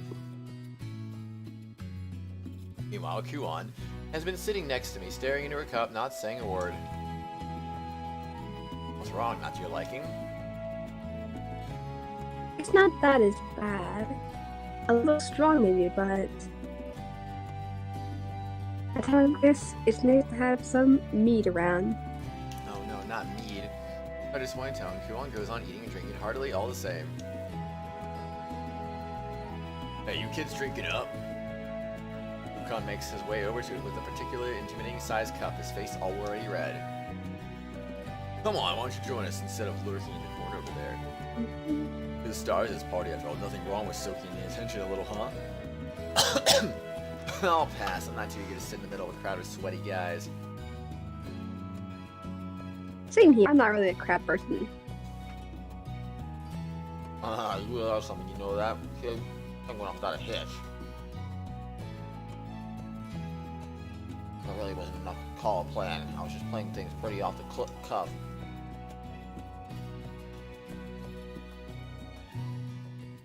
I wouldn't know, Wolfie. I've never played this game before.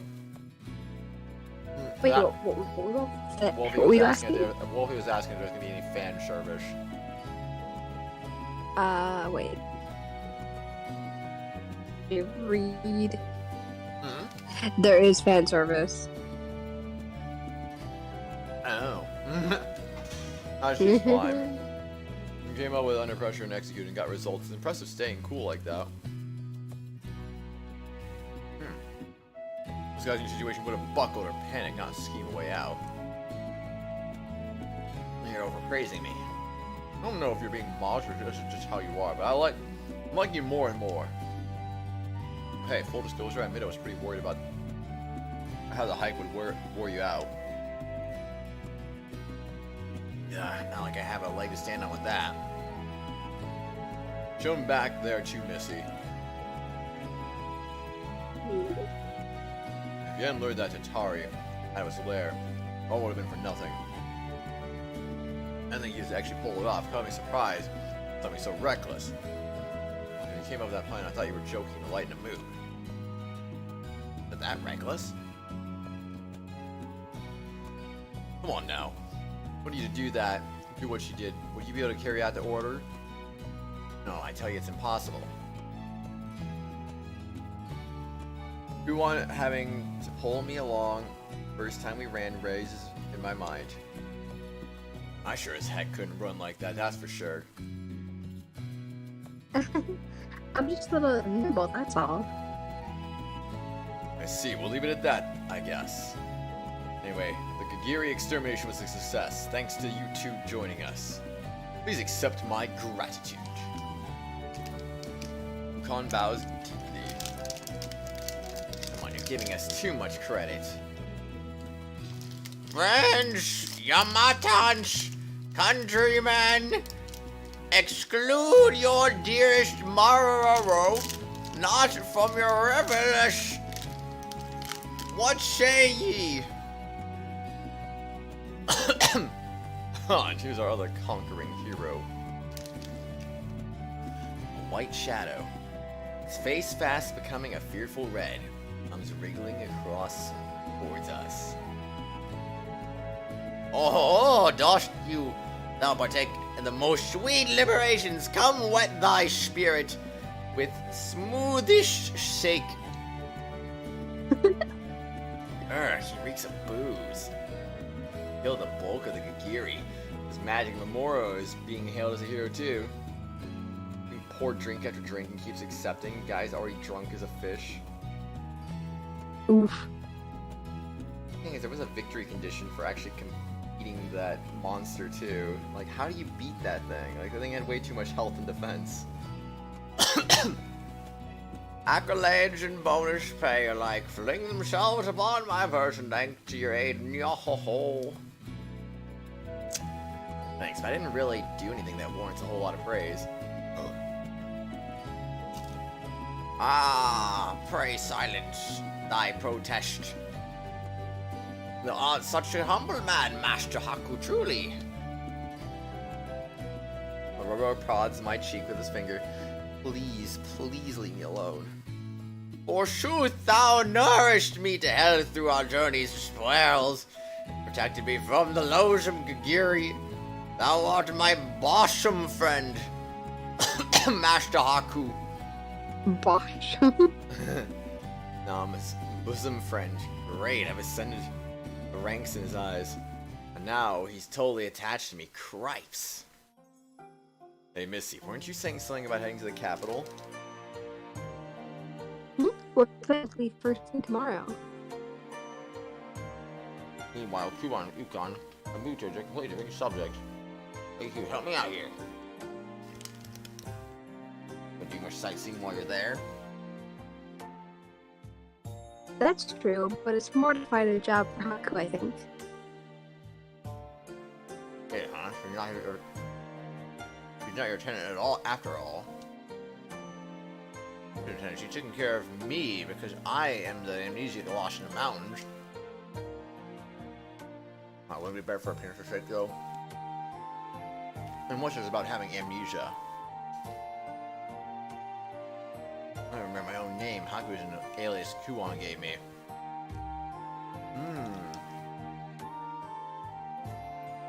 Since I've accepted looking after him, it's my duty to see him be completely independent. And because he's not really suited to physical labor, I thought we'd try our luck at the capital. Fortunately, he is quite the wise person. I see. Ron takes a gulp from his cup. Downing his contents in one go, places the empty cup on the table. Ah, well, if that's the case, why don't you come along with us? To the capital, you mean? No. The ocean. Of course the capital. Yeah, we originally came out here to pick up some cargo and escort it back to the capital. Since the cargo got delayed, I decided to take up the Gagiri job, and then... You know how that turned out. My expression grows slightly distant. No choice but to leave us incapacitated here. Incapacitated here in the village, so we're down a few men. Join up with us, well, you'll be paid, of course. Oh yeah. Kuwan would be coming on board as an apothecary, and the kid, well, I guess consultant works for you.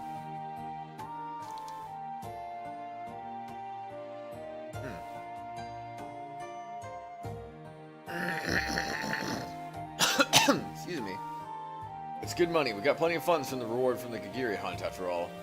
Aren't you worried, kid? Traveling alone with a delicate, tragic, alone with a young lady. Why'd you keep correcting yourself just now? And that? Because why not? I mean, I can buy it, promise. 2 people could get outnumbered easily, that's all. Say we travel more companions, more fun too. What do you say?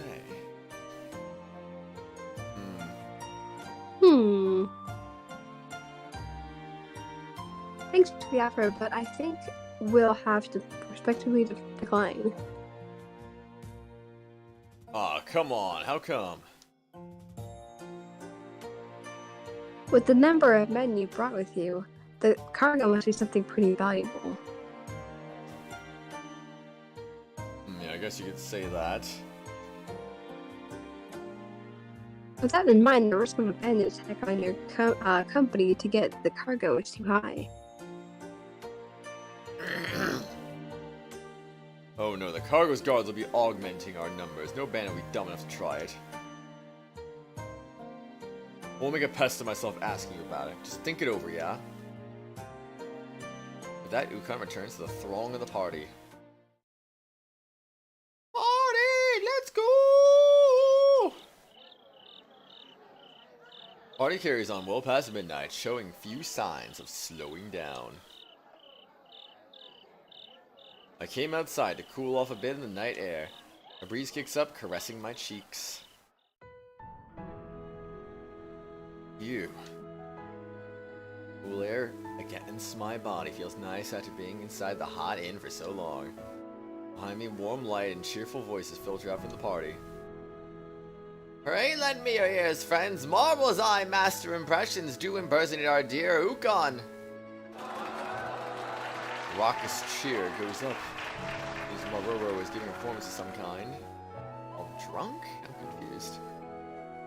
A relaxed atmosphere is finally taking hold after everything has happened. Everyone seems cheerful. Cheerful, huh? Yeah, cheerful. The faces of those 2 men who'd spoken to me during the trip rise unbidden in my thoughts. Hey kid, that cutie's gonna be disappointed with you if you talk like that. That's right, a real man sucks it up and goes for broke. They laughed merrily with their comrades. But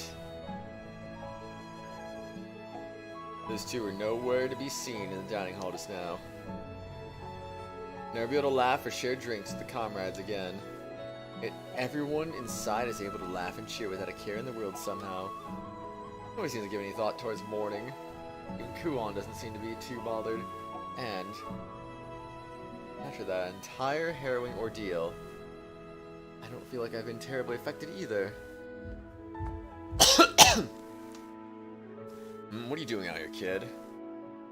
The source of the voice and find Ukon approaching me with a bottle of sake in one hand. About to get a bit of fresh air, huh? Something like that, yeah? I see. Hey, care to walk with me for a bit? Sure, why not? I accompany Ukon down the darkened path. He's going to assassinate me tonight. We walk by moonlight, casting long shadows into the already dusky blue night.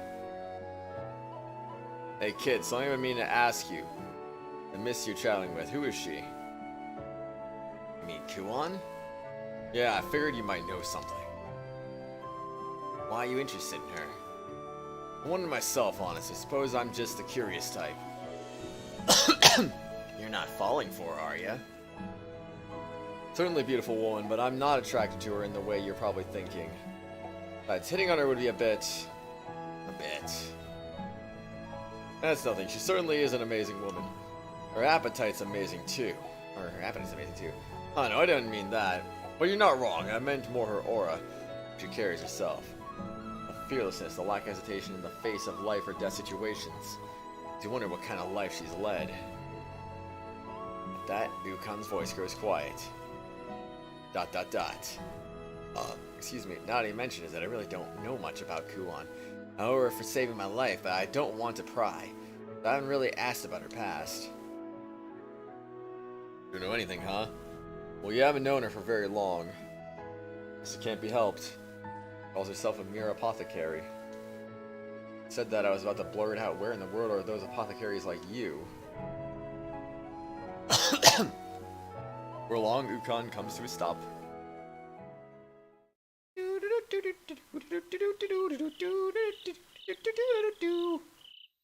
Where are we? Small distance outside the village, large standing stones sit arranged in even rows. Is this a graveyard? Sorry for making you come to such a grim place. Couldn't rest easy without bringing him some sake. Ukon stands in front of one particular stone decorated with multicolored ornaments. Offerings of flowers, food, and liquor sit arranged around it. Sorry for being so late. I guess I ended up being the last one. Ukon mumbles under his breath as though speaking to the gravestone in front of him. The offerings were left by the rest of the company. Seems the others came to pay their respects before Ukon did. Everyone's so good with this macabre stuff. We see people off. We do with a smile and a cheer. That's what we all decided together. I see. There's no way it wasn't difficult for him losing so many comrades.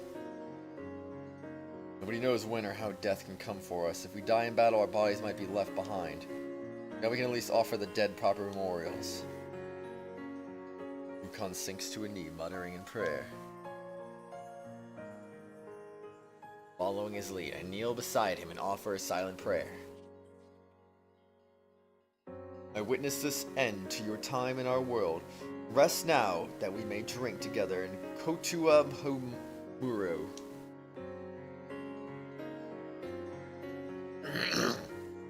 Ukon?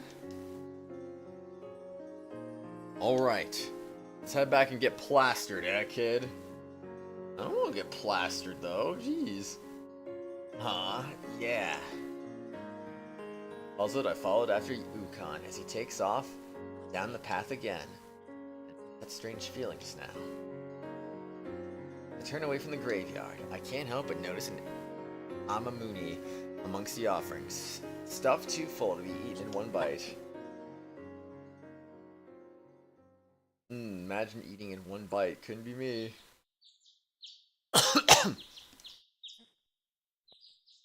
It's daytime. Ugh, God.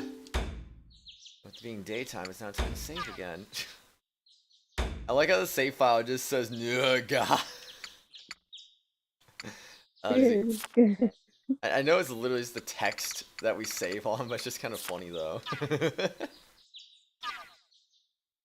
room is already painfully bright by the time I dare to open my eyes. I can hear voices, but I'm alone in the room. My head. Hi, hangover. How are you? Definitely drank too much last night.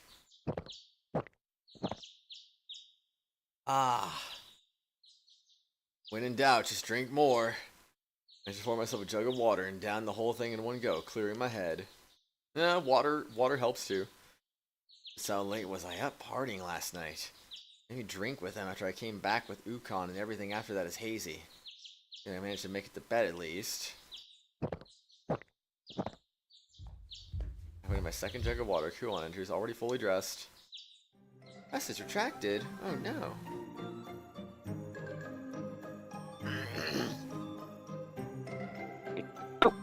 Morning, sleepyhead. Back in the world of the living now. Yeah, I just woke up. You don't look like you're doing too well. I guess I shouldn't be surprised, considering last night. Yeah, I've got a bit of a hangover. I thought that might be the case. I prepared a little something to help here. Kuon holds out a bowl in her hands. Fills the room with something dark. Oh, green, that vicious. reminds me of this really funny scene from the first game. Oh. Yeah. An editor made over different characters some really, really strong hangover medication, and he almost died. It's been- It's medicine that will help sober you up. Be careful though. It's got a bit strong flavor. Ah, thank you.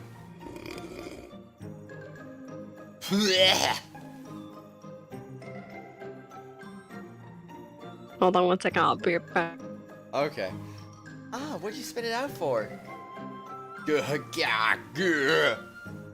What is... What is this flavor? It's somehow bitter, odd, sweet, and sour all at once. Thinking. Best medicine always has a bitter taste. You may not like it, but I can guarantee its effects. Why, is this... Is this punishment for sleeping in too late? Nothing of the sort. The medicine is my specialty. Even in my father's praise. He was biased because you're his child, or he couldn't bring himself to tell the truth. There we go, I found it. I found it. Nice. You get used to the flavor. It's almost addicting. Oh no. A mature, nuanced profile for refined palates. Not addicting. Guan puts her lips to the bowl in her hands. Delicious. The bitterness lends. It's in a depth of complexity that's almost indescribable. You're drinking the vile stuff down readily. I nearly gagged. Hurt. I can't believe you just hurt. I'll be right back. Huh? Said be right back again? Ugh, the inside of my mouth is still... No doubt my hangover is receding, but that foul taste is still lingering in my mouth. She's feeding this stuff to her father on the regular. She was definitely trying to murder him. Rising noise and distance interrupts my thoughts. Some kind of commotion outside the inn. I'm gonna head out to find the source of the hubbub. By large carts parked in the central plaza. Remember your faces, chat with the villagers. People came with the caravan, no doubt.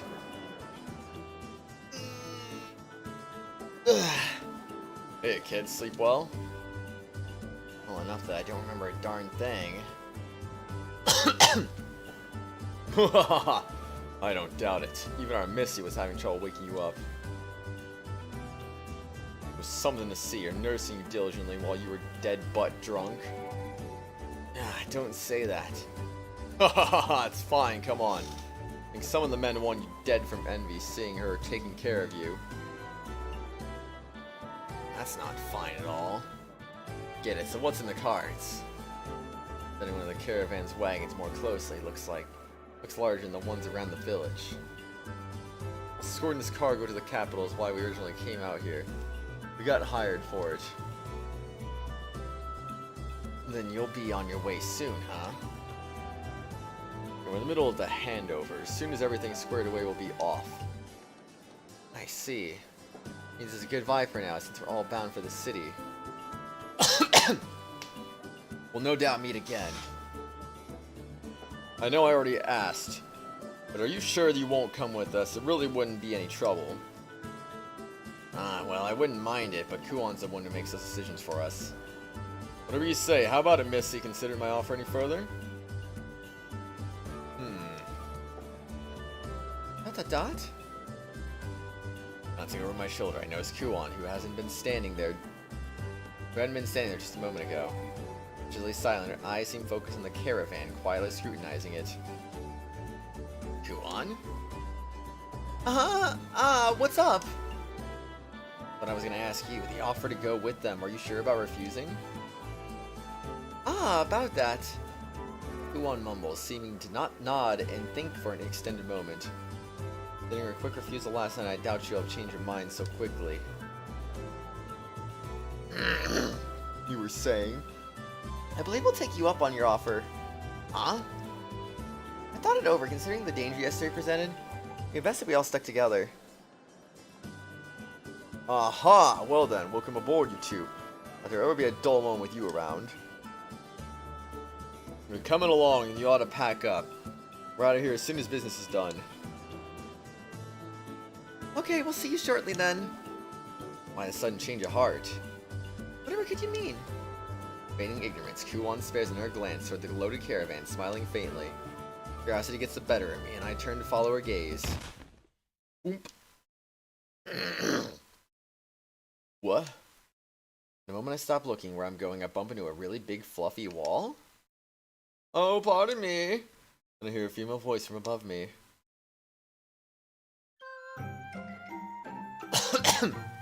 Oh my. It's a bird.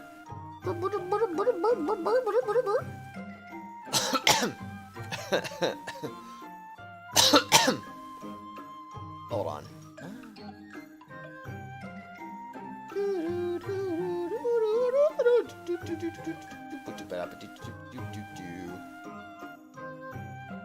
Okay, just wanted to check something real quick. Anyway, bird! Holy. Back in front of me, an enormous bird creature blocks my path, ridden by a young girl. I'm sorry about, It's, okay, I'm the one who bumped into you. The thing is huge, and that girl is riding it. That's a relief. Come on, Kokopo. Won't just be in everybody's way standing here. Oop, I'm back. Welcome back. Oh, it's Kokopo and here. Uh-huh. Kokopo, probably the bird's name, disobeys its master, edging closer to put its face up to mine.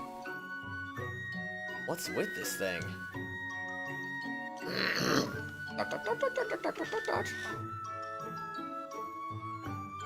Shoof, shoof. Then starts to rub its gigantic, fluffy, feathered body against my face. Do what? What's with it all of a sudden? Kokopo? Is it trying to snuggle off to me? I've never seen Kokopo become attached to someone like this. Can't believe you, Kokopo. It'd be fine if it were, you know, a small animal, not something that could accidentally crush me. It's just a pain in the neck. It's so big, it's more gently shoving me around than snuggling. Woman's pet becomes attached to a man, and they grow closer for it. Nothing like those stories. Musical notes! Shoof, shoof. And this thing is coming on to me way too strong. Too close for comfort. Well, I'll just be going then. Oh. I'm gonna get a little creeped out by this thing, so I'll try to beat a hasty retreat and... Tump, tump, tump, tump. Dot, dot, dot. It's following me. Tump, tump, tump. Tup, tup, tup, tup. Why is it following me? Even as I quicken my pace, I can hear its footsteps right behind me.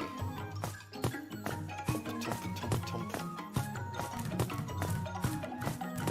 Tup, tup, tup, tup, tup. That's good, Savage. Glad you got your favorite. Tump, tump, tump, tump, tump, tump, tump. Tucka, tucka, tucka, tucka, tucka, tucka. Tucka, tucka, tucka, tuck. Run as fast as I can. I doubt it'll. Gah!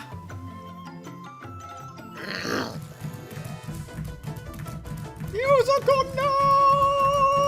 notes! It makes like togepi noises. Togepi noises? Yeah. What? Oh, sorry, I did it. Gosh dang, it's so too it's too fast. Kokopo, no, stop, please. Stop it with a more assertive voice than that little mouse whisper, dang it. How'd you hear it if it was a mouse whisper?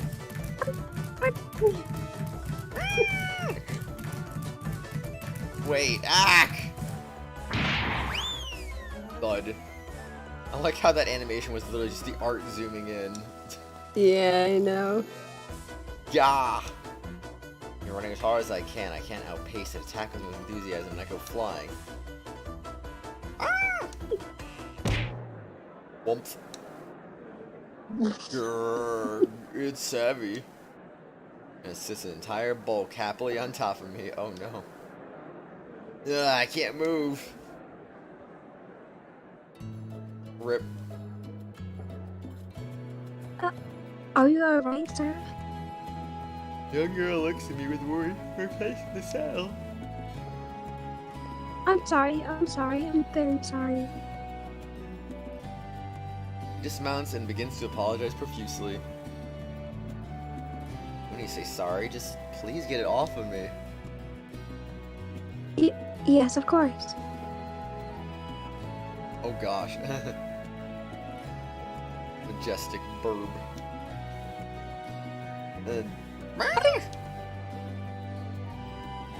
Come on, Coco, stand up. You mustn't cause trouble.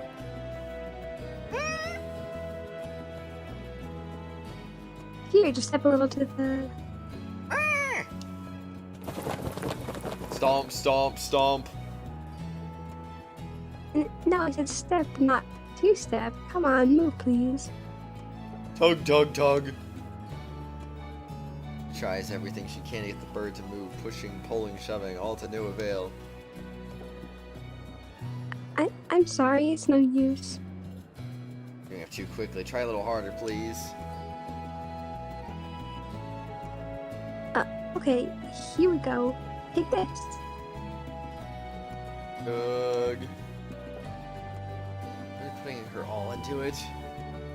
This can't be helped. Just grab my hand, would you? Huh? And she goes right at that request, becoming flustered. But... It's not gonna budge, that much is clear. Okay. In face, she uncertainly takes my hand. Be sure to pull with all your might. Yes, of course. Here I go. Take this. Stretch. Yeah. That would be your legs off. Jeez Louise. Mm. Rip. Okay, well he's getting amputated, that's for sure. Ow, ow, ow, ow. Things are making noise that shouldn't be making noise. Wait, stop. My hand's gonna tear off. Eh? Oh, I'm sorry. You said to do it with all my might. Oh. Some strength on her, so she's not so weak after all. Is he gonna ever learn that these people are just all super strong? Like, I swear. Yeah. She's are crazy strong. It's like you would think after the first like 2 or 3 times he would understand, like, oh yeah, the species is just got a lot of strong people. What are you doing over here, kid? Can't you tell by looking? Well, it looks like you're being crushed by a giant bird. Now that we got that cleared up, a little help, please? And we put it aside for the moment, yeah? Introductions first. But I'm being crushed.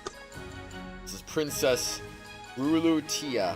She's a daughter of Lord Ozin, Aulo of the Kujiri, Oh. and one of the 8 pillars. Don't put it aside. I kind of need a little help, H. Wait, what did you just say? Oh. I glance back at the young bird rider. She hurriedly bows her head. Princess? Lady Rulutia, this is Haku. You'll be coming along with us to the capital as our consultant. Yes, my name is Utawarerumono. It's a pleasure to make your acquaintance. Yeah. She's that girl, I swear. Huh? She's best girl. Oh. Hey, Ukon. Yeah, what's up? You say princess? Yup, sure did. Dot dot dot. The princess doing in a place like this? What do you mean a place like this? Ujiri is Lady Ruletia's country. No, I don't mean like that. I mean, why is she way out here in a backwater village? Wow. That's because she's on her way to present offerings to the Mikado. Eh? Offerings to the Mikado? That's our cargo. Escort a country's offerings to the capital. Yeah, but Mikado? Oh right, your memories, huh? Mikado's a great man who rules over most countries on this continent. The guy commands immense respect, deep wisdom, unparalleled power. The Aulos of each country, under his control, only rule because the Mikado allows them their autonomy. So when a country sends tribute, someone of properly high station's got to present it themselves, see? Which means this girl is coming with us. That's what I'm trying to say, yeah? The cargo's that valuable, huh? Sure. Reserved meats, textiles, furs, incense, or a whole bunch of good stuff. I see, but isn't that sort of a huge responsibility? I didn't sign up to see my head roll if something goes wrong with all this. Wrong voice. I told you before, we'll be fine. Nobody's gonna be stupid enough to try with our numbers. No, I don't mean it like that. Don't worry so much. You and Missy just sit back and enjoy the trip, huh? Man, I just can't shake this feeling. Dot dot dot. Look over to Ruletia again. He shrinks back a bit. Doesn't seem frightened exactly, more uncomfortable. She's probably just the timid type. I'm sorry about Oh right, the princess's stupid bird is still sitting on me. I like how I just forgot about that somehow. I know. Hey, it's alright. Not like it's your fault.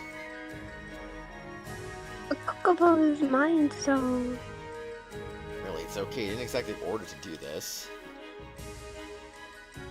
it's not. The princess, huh? Is that fine? She certainly seems like one now that I look at her. Just much more finely than the others. Quite a nice girl, too. Huh? Did he say that out loud? Yeah, I did. Oh gosh dang it. Good job. Definitely has that princess-like cuteness about her. Hey, are you hitting on her all of a sudden? What Wow, do you mean? rude. Never mind. Um, The princess fidgeting restlessly. Does she need the bathroom or something? oh, Sir Ukon, please take this. Latia abruptly thrusts the scroll toward Ukon, trying to change the subject forcibly. My father asked me to give this to you. Oh, that. Ukon accepts the scroll and unties it, beginning to read. Hey, never mind that. Can I get a little help here? ... Dot dot dot. Oops. Okay, the princess's attention only seems to make her withdraw further. Why? Still fidgeting, really. If she needs a bathroom, she should just excuse herself. Princess. Eeks.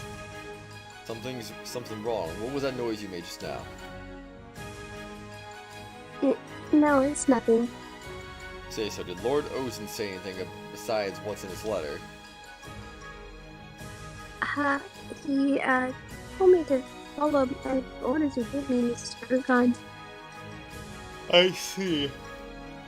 Alright then, princess, you just leave everything to us. Yes, of course. Rulatia puts her hands to her chest and breathes a sigh of relief. Good, I'll go and get the men prepped for departure. Very well, thank you. Hey now, you aren't gonna help me out here? Ukon leans down to whisper in my ear. See, the thing is, the bird's got a bit of a mischievous streak. He's a mess at anything it finds interesting, and it's been a pain in the butt all the way here. What are you trying to say? It finds you interesting, so play with it for a few hours and keep it out of everyone's way, will you? What? Sorry, I owe you a drink when we hit the capital. Hey, wait! Thanks for volunteering, I'm counting on you. Well, you just... What? Dang it, he's gone.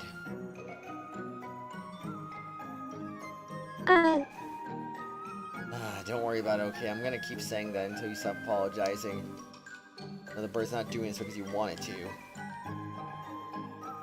Huh? Poke. Poke, poke. Suddenly something pokes into my cheek. Poke, poke, poke. Whoa. How can this person even see? Above me stands an unfamiliar person wrapped from head to toe in thick cloth, poking my face. And you are... Can't even tell if they're male or female. Their wrap-like robes totally obscure everything. ... And you remain silent. My question. You continue to prod my cheek inscrutably. Hello? ... Eek! Oh, I wasn't talking to you, but is this an acquaintance of yours? No. Poke, poke, poke. What's up with this guy? Oh. Push. I feel pressure against my other cheek. Or poking? This isn't the one doing it. Someone else is prodding from the opposite side. Who the...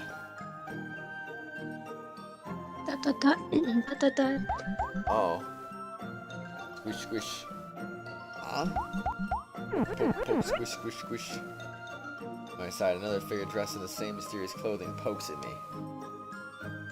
Poked in cheeks are two identically dressed people who don't care to explain themselves. What the heck is going on? I actually stopped understanding any of this. Why is this happening to me?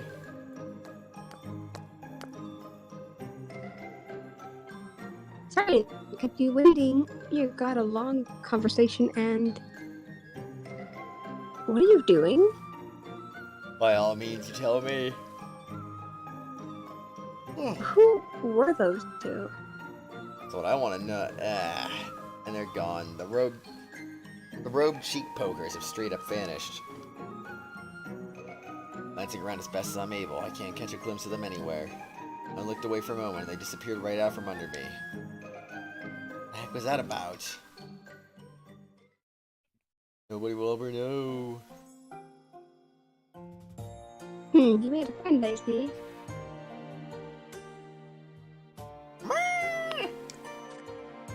Look, look, look. No, don't lick my face. That beak is huge and you're gonna crush my head. Please don't. I'm sorry. Coco, please stand up.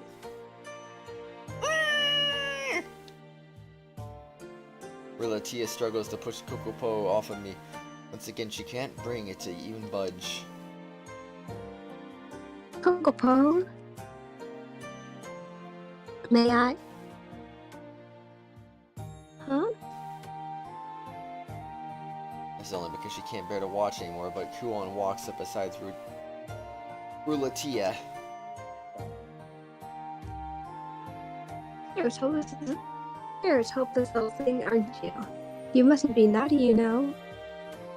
Kuon murmurs to the bird and gently strokes its neck, and nonchalantly stands. Ah, that was an experience. I can breathe again. Thank you, Kuon. You're very welcome. He can breathe, and how is he still alive after all this time? Dot. Reflect. Kokopo, when I asked, you didn't. Why? Hakus to babysit all of them? I don't know. If anything, I think it's Kokopo that's doing the babysitting right now. Quite literally. Sitting.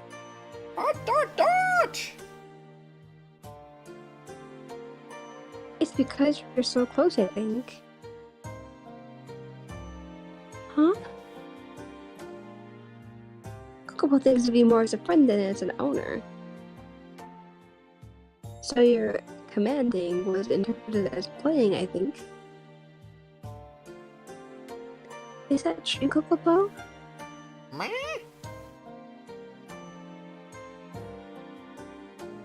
I'm Koan, by the way. Pleased to meet you. You are... Huh? Would you mind telling me your name? Oh, yes, of course. I'm Rutia. Miss Rutia? Huh. It's a pleasure to make your acquaintance. Yes, a pleasure. She's cute. She's almost like a little princess. Whispers into my ear, most likely. The word Latia can't hear, so I whisper and reply back in turn. Not almost. She actually is the princess of this country, apparently. Oh, so she's really a princess? Go figure. Yeah, and you're right. She is pretty cute. That's like that? Oh, sorry, she's coming with us to the capital. Or, well, we're going with her, I guess. Is that so? Well, Mr. Rutia, would you like to be friends? Huh?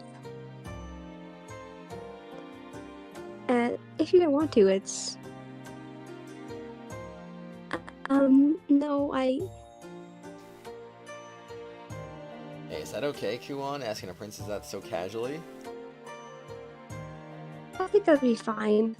I'm not from the country, so it's not like she's my liege or something.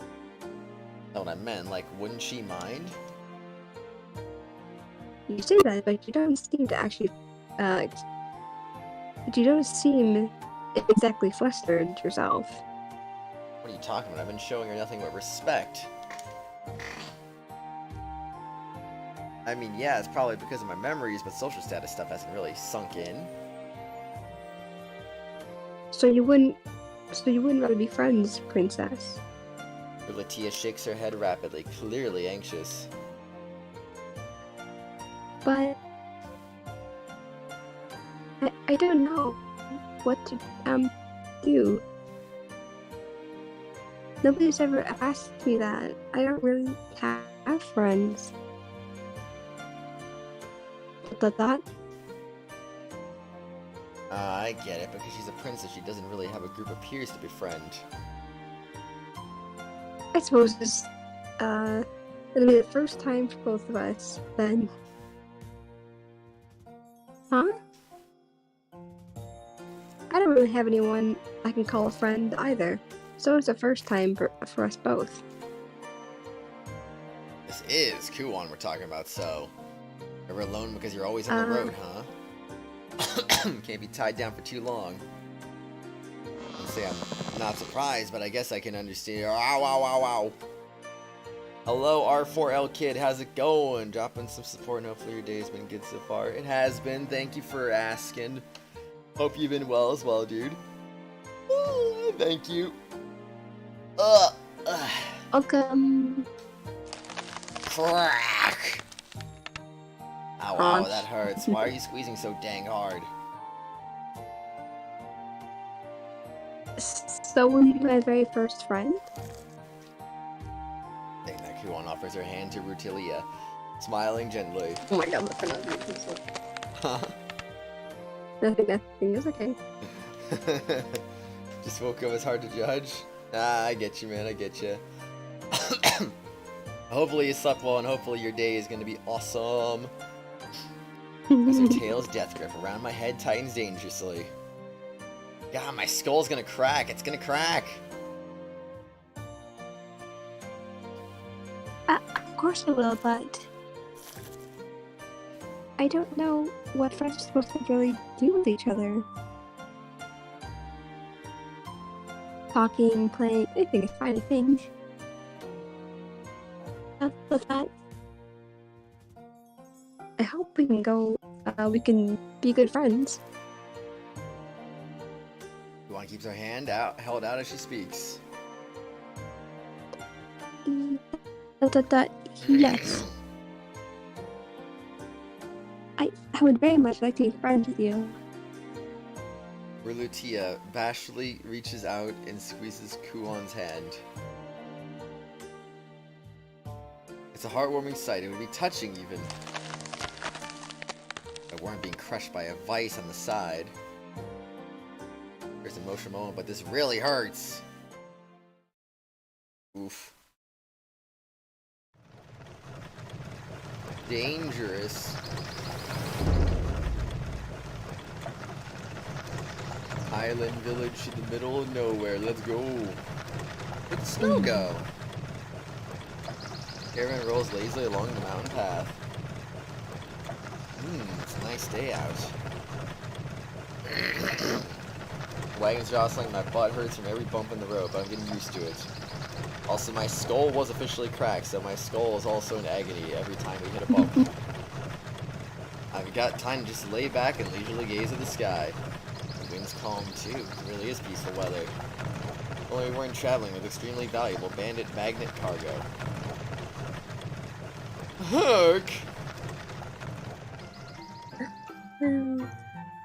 Or this guy lying in the corner of the wagon reeking to high heaven for that matter. Poke, poke. Poke, poke, poke. Squish, squish, squish.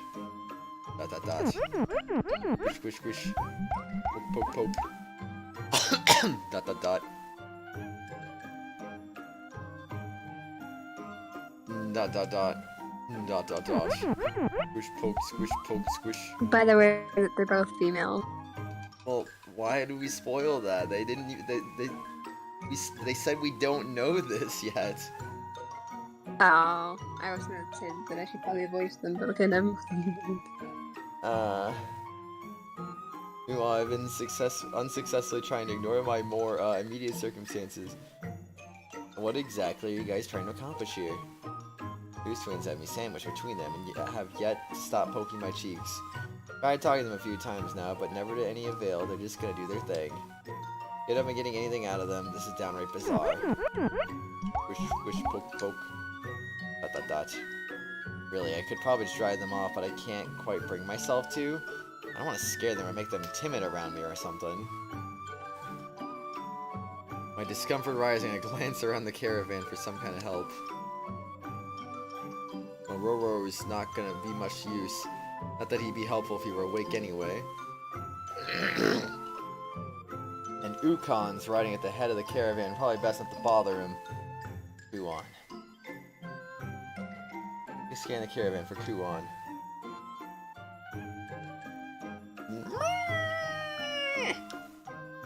Dot dot dot. A ridiculous huge bird is trundling along right next to the caravan. That's back. Kuon and Rilutia chat happily. It seems they're having a fun opening up to each other. Nice to see, but they're so wrapped up in their conversation they probably won't notice me. Kuon suddenly glances towards me. Notices my gaze, she smiles at me. Cool. And then she immediately turns back to Rilutia and resumes chatting. Dot dot dot. Dot dot dot! Our bird, however, croons at me in a bid for attention. And I didn't see it. Hold on, is everyone else just pretending not to notice what's happening to me with these two? Ankuum walking alongside the caravan, of course. Not one of them is looking this way. In fact, it seems like they're doing everything they can to keep from looking over here. Some are cracking lame forced jokes and talking about love affairs or just staring ahead. And keeping a watchful eye on our surroundings rather than on the caravan itself. Exactly, these two get left to their own devices, because why not? Squish, squish, squish, poke, poke. I don't pay attention to it. It seems like everyone's keeping their eyes off them pretty deliberately. I give up. I give up already. It's not like they're doing any harm, and if nobody's gonna call them out on it. This company doesn't really consider them a problem. Doesn't seem like it anyway. But they pull this mischief like this all the time, and I'm the only one who doesn't, huh? Oh gosh.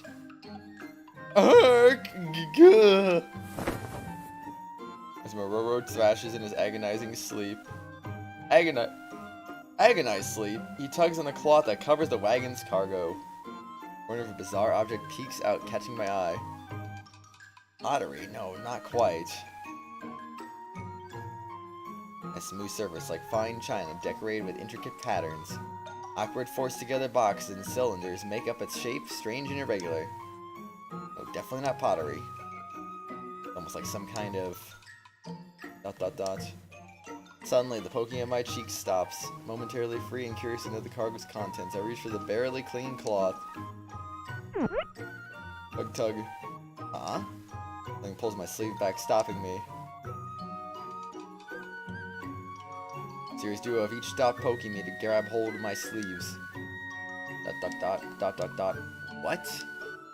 I'm pulling too hard, but it's pretty clear they're trying to yank me back from the cargo. Are you trying to tell me not to touch it? ... They seem to give me a subtle nod in quiet unison. Alright then. Not sure what the issue is, but if they don't want me to see it, I guess it's not a big deal. ... Stroke? Oh no. What? Okay, now they started stroking my head as they tell me I'm being a good boy. What the heck is going on? We're able to actually communicate for once. Oh well, not gonna dwell on it anymore. Oh well.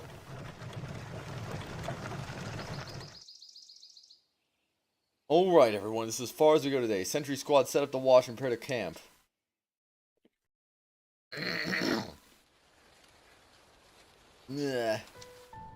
Sit up and stretch. Must have drifted off. Rouse myself and have a look around, getting my bearings. Those two aren't here. I guess they wandered off. Airman is parked in an open space off the side of the road. Fenced off and protected a camp. Looks like we're here for the night. What should I do? Just lie low until it's time to eat. An unskilled, unseasoned person would just get in everyone's way with chores after all. Yup. Here, Haku, as long as you're up, would you mind taking care of this? You one descends on me before I can see her coming, smiling sweetly and holding out a bucket. ...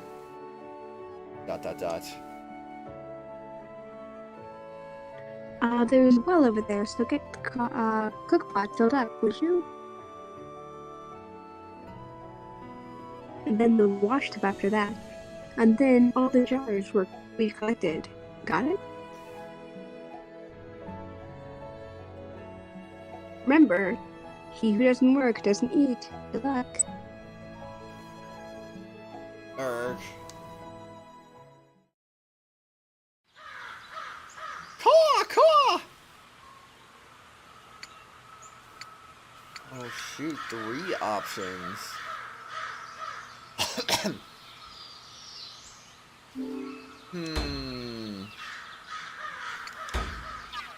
Time for a poll, I'd say. Let's see. Where should we go next?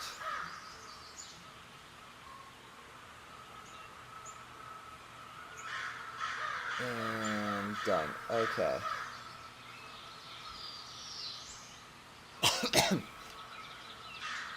It has been done. It has been done.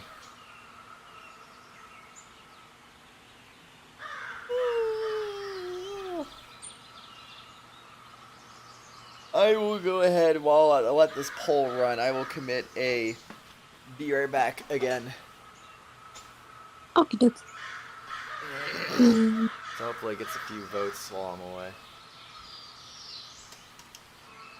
Frick, I can't type. Jeez. Oh my gosh.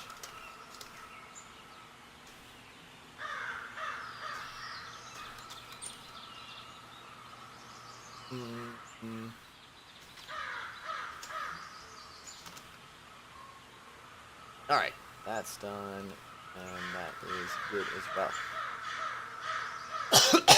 Alright, I'll be right back. Ah, wait, I have something on my finger. No.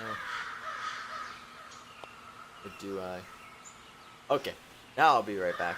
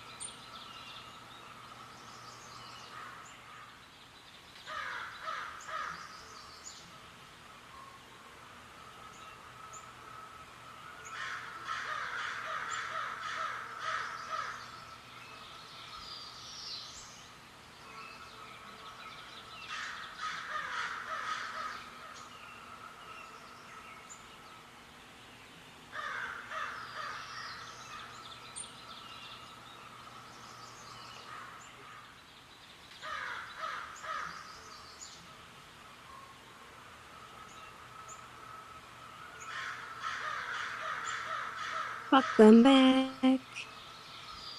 Why, thank you very much. I am indeed back. So, how many votes did we get? We got enough. We got enough. Alright, campfire. Yay.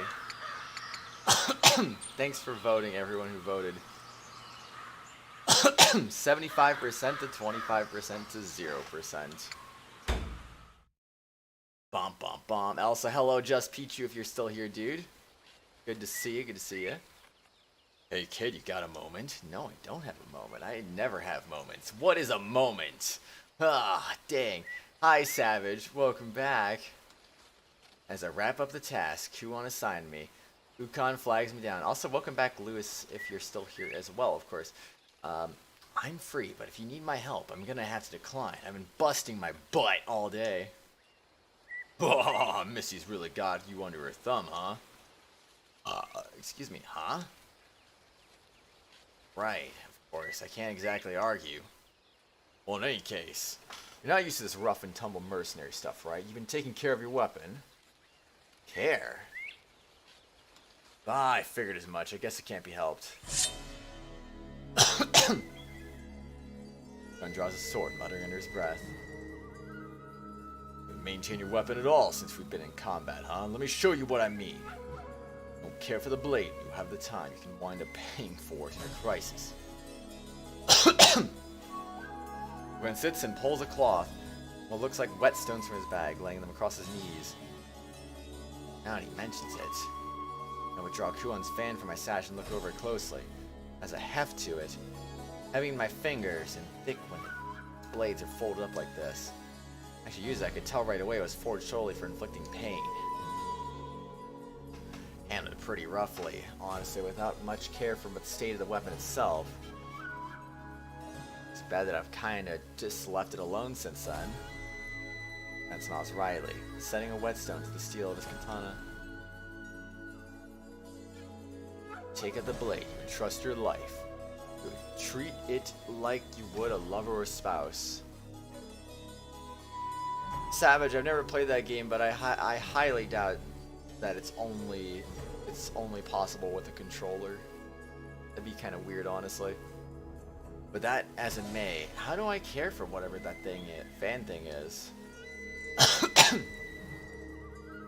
Kinda reminds me, there's this one thing in the PC version of Tales of Symphonia. There's literally this thing you can't really do without a controller, and it's kind of weird. You either have to like activate some kind of like special skill, or you need to use a controller. And, like, those are the only two options really to like complete a certain puzzle. It's kind of funny. Morning, Dragon. Welcome back, dude. If I were maintaining a sword, I could just follow someone else's example. This is different. Here, let me see it. You know how to maintain it. In my line of work, you learn to care for any kind of blade. This fan's a rare thing, sure, but the basics still apply.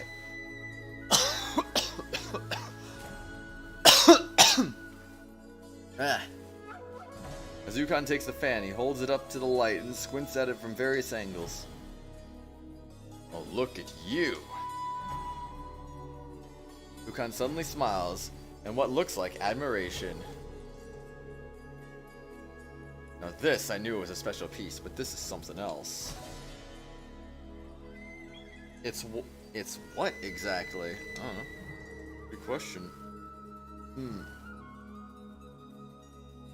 There's a lot to take in. Any good weapon, a story behind it, and this guy's definitely been places. Well, you're not gonna say it's cursed or something, are you? I mean, curse is fun. I don't mean it like that. Wouldn't surprise me, though. Oh. It wouldn't surprise you. Great. That's good. Cool. First, there's whatever it's forged from.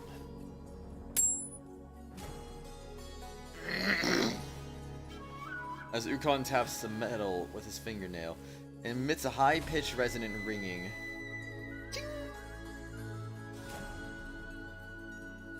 Not steel, that's for sure. Something much harder, though. I can't say exactly what. Been handling it roughly, but it hasn't chipped or even bent at all. And then there's the question of this, I guess you could say, mechanism. Mechanism? What sort of mechanism?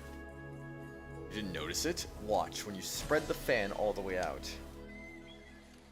There, if you try to spread the blades further, well, it's pretty nasty. Watch. What? Oh. Somehow got into the log randomly. I don't even know how that happened. Like magic. Click. Shing. Whoa. A flick of Ukon's wrist. Blades abruptly spring from the fan's surface. Hidden blades pop out. It's a clever little contrivance, I gotta admit. And this hidden function all along, huh? And this seems sort of nasty. I mean, it took me by surprise. I think hidden blades are a pretty standard tactic. Well, look here. See the little grooves along each blade segment? Ah, these. Difficult to see at first, but each fold of the fan has a thin, deep groove through it. What about them? Ukon produces a water skin, upending it, and allowing a few drops to dribble into a dip in the fan. The droplets disappear into the grooves, and moisture spread across the whole weapon in bare moments. Ugh. Water condenses in droplets on the tips of the hidden blades. I can't help but groan as I grasp the implications. Anyone who suffers even a little nick or a scratch from something like that. Yeah. Okay, nasty is definitely the word. The broad surfaces may be polished and clean. See these little patterns? Blood in the grooves. Weapon like this, you gotta wonder how many lives it's claimed. Many. Huh? Many. Indeed. Human has such deep stains. Who knows? Could be cursed after all, like you said. I know you meant it as a joke, but that's not funny, man. What do you mean? It's very funny. Ha ha ha ha. Yeah, you're right. Sorry. Hey, what's he? Con unfastens the pivot holding the individual pieces of the fan together, painstakingly disassembling it. No warping or chipping. If that's the case. It doesn't look like it'll need repairs or anything. Dot. Why would Kuon be carrying such a dangerous tool? Seems our Missy thinks highly of you. Trust you with something like this. Kuon thinks highly of me? You say that? No, just by looking, she's put her heart into maintaining this. It's got sentimental value. Trust someone she didn't at least respect with something so special to her. Dot. Alright, that should do the trick. Con wipes down each component of the fan and puts it back together in short order. Here, all done. You ought to have her show you how she maintains it. You can start doing it yourself. Ah, good point.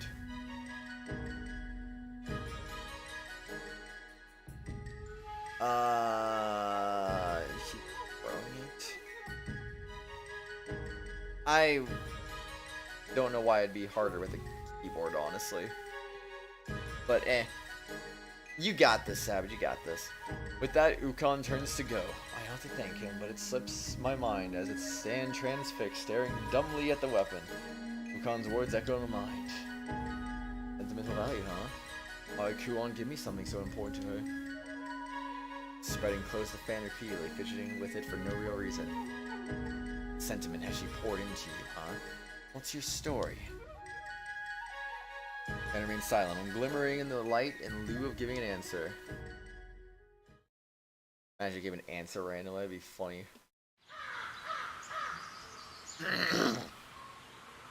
Oh, that was fast. Okay, well, I mean, we'll just do the second place one. No point doing another poll. So, encampment it is. Ruben calls out to me as I emerge from the tent. Hey kid, if you're free, do you mind tending the steeds for a bit? The steeds, I don't mind, but what exactly does that involve? I think better just give them some feed, groom them for a bit. Groom? Yeah, you give their skin a good scrubbing with this brush. It's not real complicated. Ukon holds up a large scrubbing brush. wiggling the bristles in my direction. It was good to them. You brush with this, keeps them happy. They're critical to the caravan. We treat them well, they'll respond in kind and work hard. It's in exchange for a good scrub, huh? You'll understand a little better if you ever start riding steeds, kid. Special wapters are. Alright, if that's all, then I'll help out. I don't want to be a freeloader.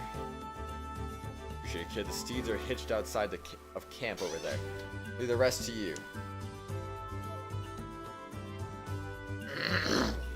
Yukon hands me the brush. Raises a hand as if to formally confer the duty on me, then turns to go.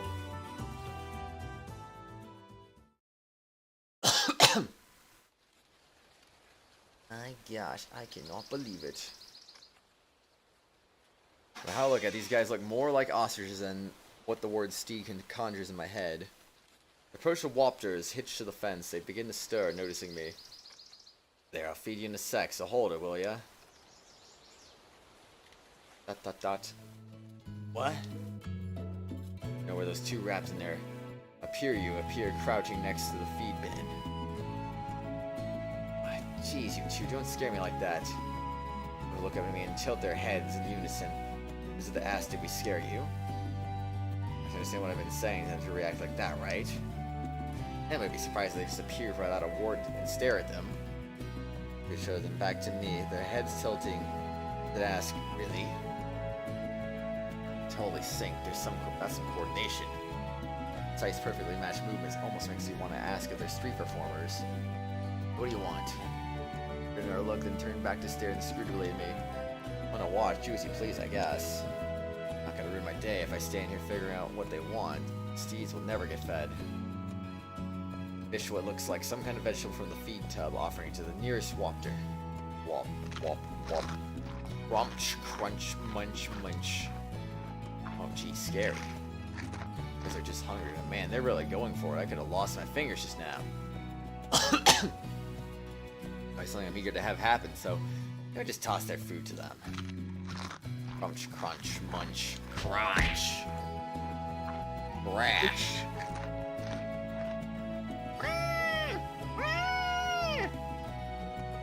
Settle down, guys. There's plenty to go around. Crash, thunk, whoomp. It's hopeless. Their eyes are bloodshot with excitement being fed. To get out of hand quickly. Glanced down at the twins, still crouching by the tub of feed. So I have no choice. Hey, two are fed a wapter. Slowly turn to stare at me, then shake their heads. That's okay, I guess. Can help me feed these guys? Try not to get bitten. Dot dot dot. Each nod, then reach into the feed bin, holding their offerings out for the wapters. Their fingers like that. Crunch, crunch, crunch. So I thought, but the wapters calmed down in short order, eating peacefully from their hands.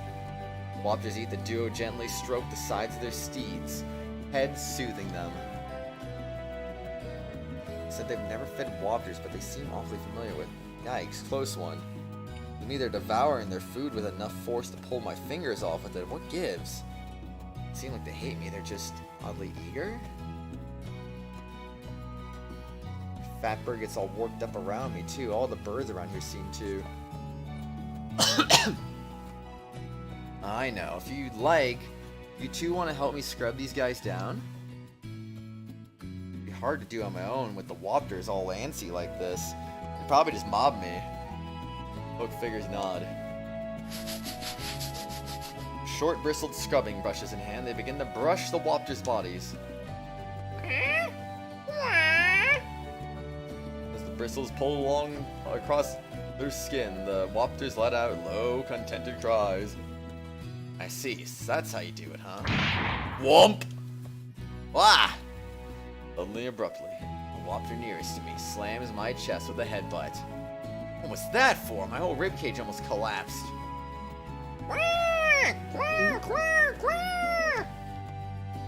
The wapter ignores my complaints, nudging me with a brush clamped in its beak, demanding a scrub. What, you want to hurry up and do it? Ow, ow, alright, already. Stop pushing it into my face. scrub, scrub, scrub.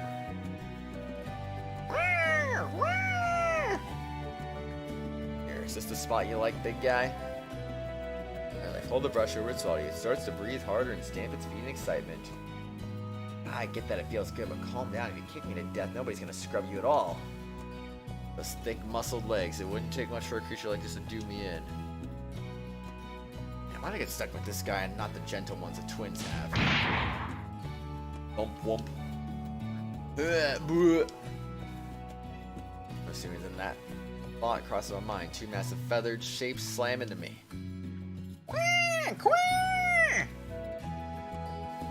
You guys too. Two whoppers that robbed. The rod pair had been in charge of nudged me with their brushes, just like the first. Where did those two get off to?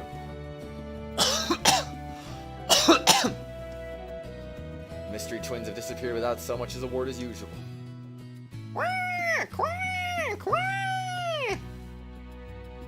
The whoppers stomp and strut, worked into a tizzy, thrusting the brushes at me insistently.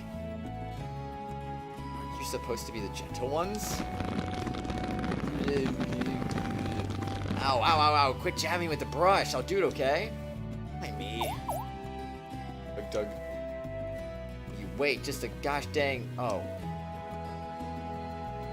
Dot. You guys, but, you know what, it's not like you're gonna answer. Can I get some help here? Tug, tug. Here, both tug on this with my sleeve.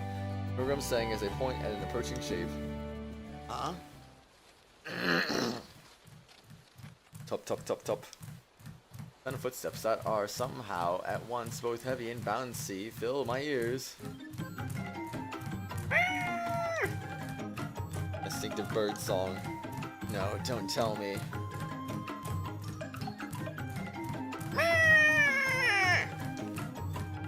Troublesome bird sounds into the paddock, chirping with bubbly enthusiasm. And holding a scrubbing brush in its beak. Et tu kokopo? Okay, what's up next? The camp. Camp hype. Now that is a big pot. An enormous cook pot hangs over a stove. In the corner of the campground, sizzling happily away. I don't even see a pot. Ha! Not too far away, a mom is being baked. A tall pile of the doughy skins already stacked on a table. Oh, Master Haku! What seek thee hereabouts? Mororo takes note of me and swaggers over a bag in his arms. Just watching the preparations, I'd never considered how much work goes into feeding so many people. Verily, 'tis mine own first sojourn, amongst a company of such great number, to be sure. And what are you doing?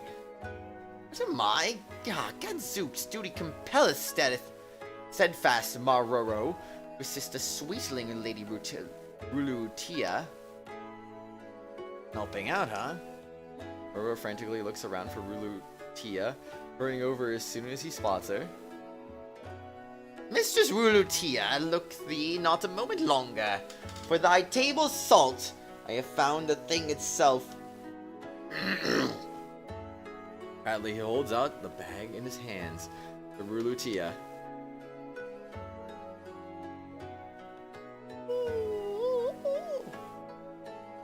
You finally get a line of voice. Oh. Yeah. Yeah, no, they didn't let you voice anything for a while. Hi, Stone family. How are you, man? What up, dude? It's good to see you again. Simple kitchen area has been set up beneath a tent. Chopped fruits and veggies arranged on a table. Rulutia stands at the table and pulls a solid chunk from Mororo's bag, crushing it into powder. Sir Haku. You're cooking, Rulutia?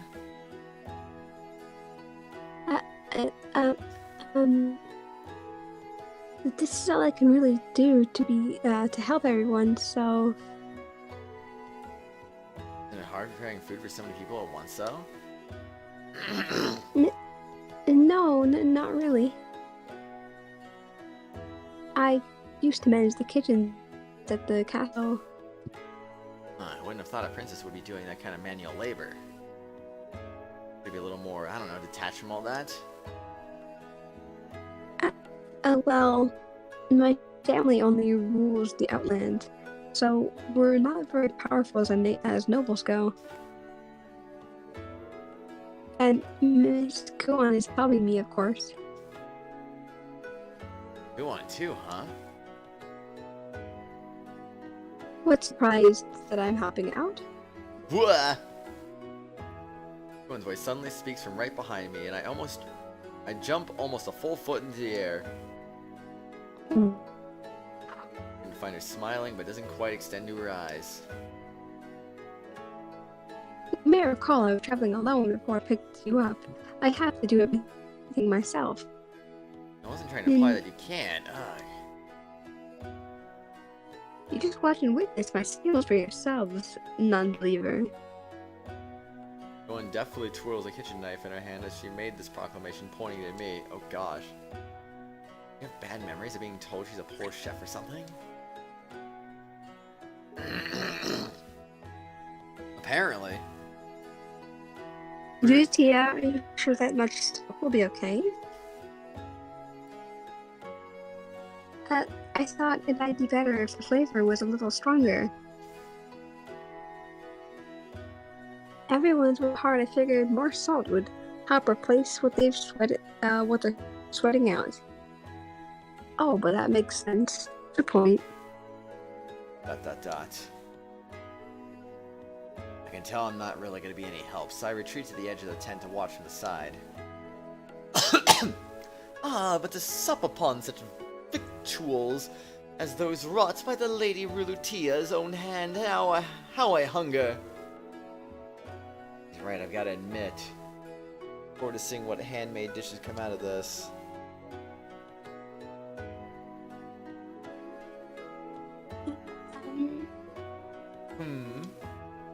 Rulutia approaches me with a small plate, offering meekly. Here, please taste this, if you wouldn't mind. What's this? Simmered food sits lovingly arranged on the plate in her hand, steaming enticingly. I hope this tasted like you. Wow, looks delicious. Take a simmered skewer from the plate, eagerly sampling the food impaled on it. Cook thoroughly, seasoned with a perfect amount of salt that doesn't overwhelm. A homey, rustic flavor. Amazing, you're an excellent cook, Rulutia. ... Alright, so I call you Princess, right? Oh, sorry, I'm supposed to call you Princess. Oops. That was probably rude of me.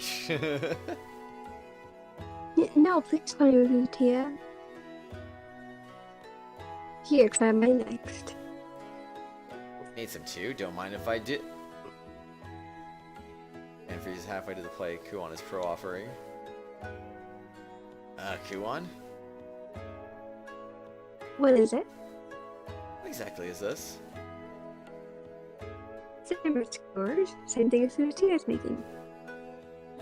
It's, definitely simmered, alright. It's a little, big. It's 5 times the size of the one Rulutia. Now, have a taste. 5 times as big, huh? The meal, not a taste. Take a bite, don't eat the whole thing. Dinner's to even call as a skewer. The wooden rod itself is bending under the strain of the meat's weight. I take the behemoth in my hands. Bite into it with what reluctant vigor I can muster. Hot, hot, hot, hot, hot, hot, hot. The screen. Come on, don't nibble on it like little by little like that. Take the whole thing in one mouthful. Are you insane? Hot. Come on, Kuon, be reasonable. Not bad per se, but the flavors are all on the outside. The meat hasn't absorbed a bit of it. All in one bite. Like she wants me to be more spread out, but... How is it? She has a very proud look on her face. Probably exactly to her taste, but I don't know how to break this to her. It's good, I guess? I thought so. The full batch is almost ready, so tell me more where that came from. Using good liberally, of course. It's fairly good. Good adjacent. Dot. Rulotia gives a small chuckle from beside me.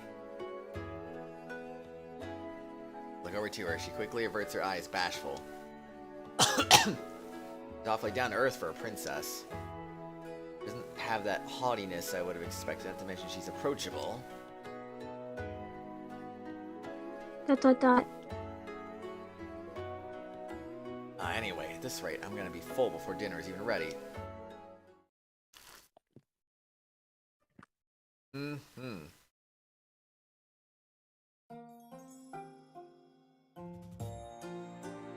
After the sun sets, everyone sits down to dinner around the campfire. There's a mom's skin stuffed full of ingredients and a meat stew that warms me up from the core. And as reheated campfire food, it's easily as hearty as the innkeeper's cooking. Oh, this is delicious. Like my ma's, wonder if she's doing well. My praise for the food comes from all over, and though she blushes bashfully, Rulutia's smile cuts through inhibition. Next to her stands Kuon, looking pleased and proud at the universal praise. But I know the truth about the dish she's enjoying so many compliments over. Originally, she made it far too dense and filling, only becoming a proper dish with Rulutia's help. Actually, help is pushing it. I'd say Rulotia did about 80% of the work and Kuon's 20%. It's more of a hindrance than anything. Alright, everybody. Keep eating, but listen up. Khan claps his hands to get the group's attention standing in front of the bonfire. Everything has been going well so far. We made it to the camp before sunset, like we planned. How things plan out from here is a bit tricky. You all know from here to the border is covered in woodland. Oh, the old road, but nobody stray too far, yeah? Take care to keep the carts out of the mud. Yes, sir! And one more thing, the area up ahead has been known for band attacks in recent months. Judging by the reports, they don't have the numbers to be a threat, but stay on your guard regardless. Remain vigilant, keep your wits about you, and we'll make it through just fine. Yes, sir! And I won't tell you to not drink. Don't go so hard that it impacts your work tomorrow, That's all. Yes, sir! So, A rough forest road, huh? My butt's gonna be sore again. Still, it's better than walking the whole way. Find something I can set down as a cushion before we head out tomorrow. There really are bandits, huh? No need to worry, everyone in the company is strong and armed. And again, there's nothing to worry about, is what they told me just before the disastrous Giri hunt. It'll be fine. For dinner right as I get up to return my tent. Yeep! As someone's crying out, I turn around and find Rulutia kneeling on the ground. What happened? Are you alright? I'm okay. That's nice. Nearby, a hempen sack lies in a crumpled heap on the ground. You tripped holding it, most likely. Here, let me help. No, I can carry it by myself. Sure, you did trip. Any girl your size would have trouble with a bag this big. But Heavy lifting is typically a man's job, right?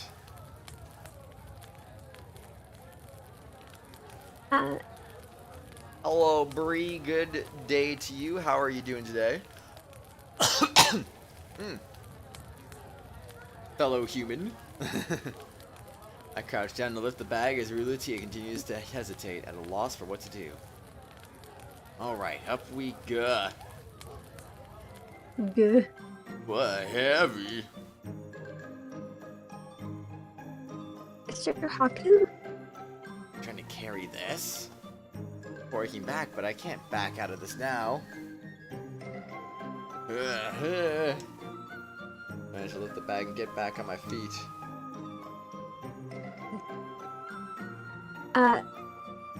Is something wrong?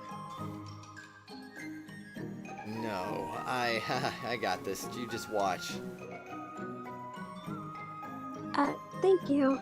I feel as though I'm inconveniencing you, so... Lucia bows politely.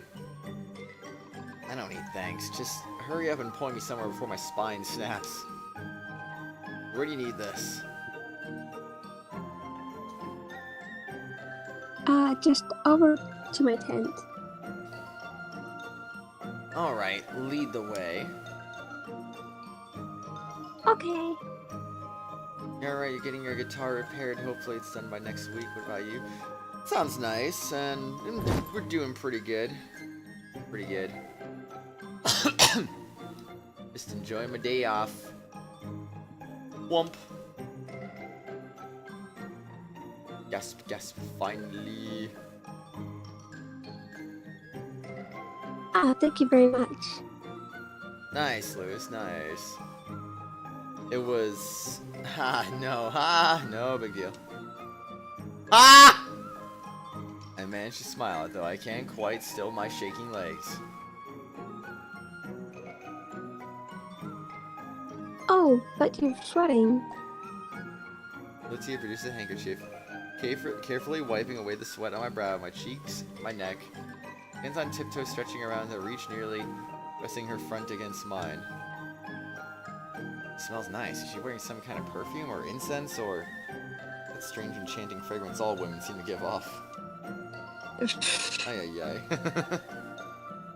There, finished. Lutia's voice pulls my head back down out of the clouds, snapping me back to reality. Ah, thank you.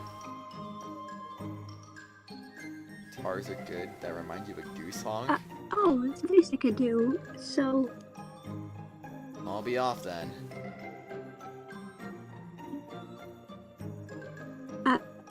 Hold on, if you'd like. I'll make some tea. You can stay and rest for a while. Tea! Tea. Hi, Matoska. How you liking the pacifist rat in Undertale? Lutia brings up a cup of tea skillfully. Bye, Bree. See you later. Bye. Here, please enjoy. Sweet, arresting scents steal across my nose from the cup. Milk, wildflowers, honey. Man, imagining a scent arresting you, that would be quite something. You're pretty good at that. Oh, thank you. But back home, I like serving tea to my family. So far so good, the dummy is a hard monster to fight. Aw, you got this though, dude. Rulutia reminisces, a gentle smile on her face.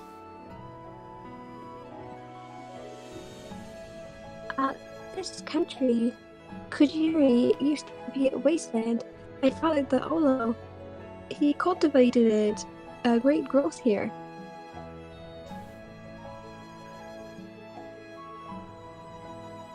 He, my older sisters, and my brothers all worked the land with their own hands, tilling the soil. But I have a weak constitution, so that's why I'm content to make tea for them, cook for them, and help them in my own way.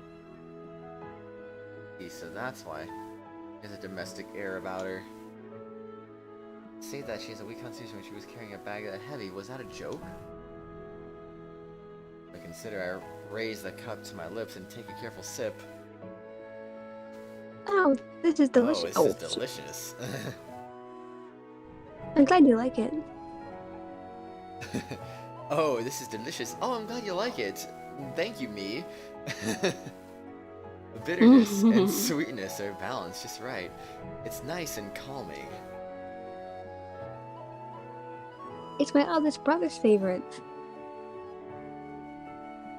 It's said to relieve fatigue, so I'm glad it's working for you. Oh, she really is a sweet, kind girl, isn't she? He walks through explanation. I indulge in another 3 sips of the calming tea. Would you like another cup? Ah, please. Okay. Lucia quickly sets about making more tea. I can tell she's done this a lot. Watch her produce various kinds of tea leaves. A realization dawns on me. Is that entire shelf just tea leaves? Ah, yes it is. More than 10 small drawers of tea leaves line the shelf from end to end. Aren't teas expensive here, if I recall? Curiosity piqued at taking my surroundings inside the tent. Large for a single person tent, the extra space taken up mostly by shelving and drawers. Can I ask what's in that one? Ah, that shelf, that's my wardrobe, my makeup, and my makeup box. And that one? That's for my cooking utensils, my sewing set. Ah, and that one's just knickknacks. What about that big one back there? That's you'll laugh, but it's my bedding. I can't sleep with another pillow. Lucia grows quieter and quieter towards the end of her sentence, fidgeting bashfully. I see. You really is a princess, huh? Bum bum bum.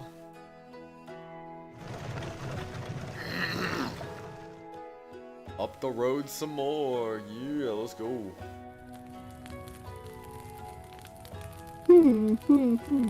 Uh-oh, the tent's on fire again. Dawn boils the water I fetched for her in a large metallic tub, humming to herself. Let's count how many trips it took to get enough water to fill that thing up. Boiling all this water for anyway. Unless she's cooking a hot pot or something we just ate, and there's way too much for that. I doubt she'd be able to eat that much. The water's just about right. Yeah, on her hand. Apparently satisfied, pours into a different tub. The water goes back to on top of the fire, and she adds more from the buckets I'd fetched. Going through water like it's going out of style here. I'm gonna feel stupid for asking, but what are you doing? Preparing a bath, obviously. Yeah, I had a feeling. I didn't think she'd go through all this trouble, though. Any way to boil all that water in the middle of a campground?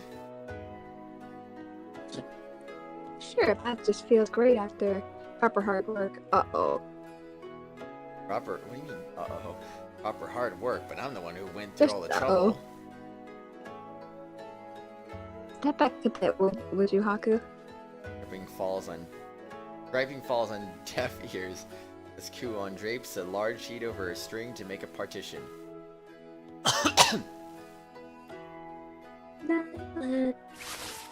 Telltale rustling of clothes is perfectly audible through the partition. She's as brazen as always, but to think she'd go to such lengths just for a bath, you must really enjoy them.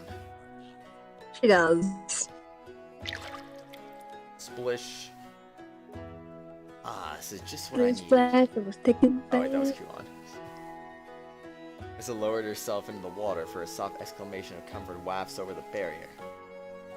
You like baths that much, huh? Very much. Washing away a hard day's sweat with a hot bath is the best feeling there is. Honestly, if I had my way, I'd take 2 a day. But I suppose beggars can't be choosers. Waiting for some kind of quip for that, a retort? You use all the time when you're out traveling like this? I know it's a bit extravagant, but as long as I prepare it myself, it's not like I'm bothering anyone. I did all the heavy lifting, though. So thanks, I'm grateful for your helping me out. Ah, sharp as always. Came back and lounge against our pile of belongings, exhausted. Slip. Then shifting in a chain reaction, the part of the string fell. Held up by our bag shifts. Flutter. Yeah. Whoa, exposed.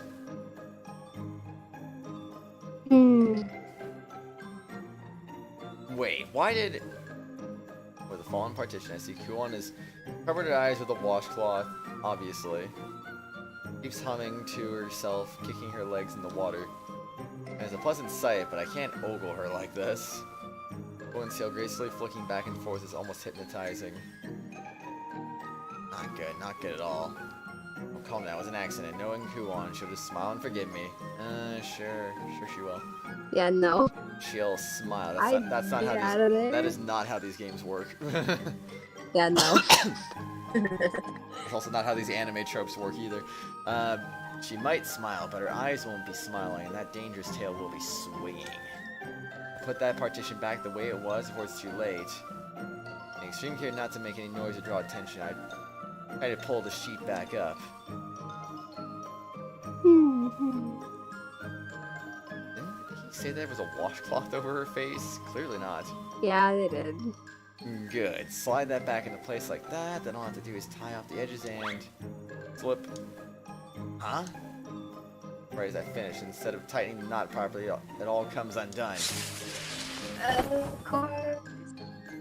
Oh gosh. E. Indeed, dragon. ... What are you doing? Stop, just stop. You're making it worse. Just leave. That's a small freaking tub. How do you take a bath in that? It's sitting there. I don't know. Alright. Kuon pulls the washcloth off her eyes as she's suddenly remembering something. Run, my guy, run! Ack! Turning around, she reaches for a small bottle and dumps its contents in the water. Ah, that smells nice.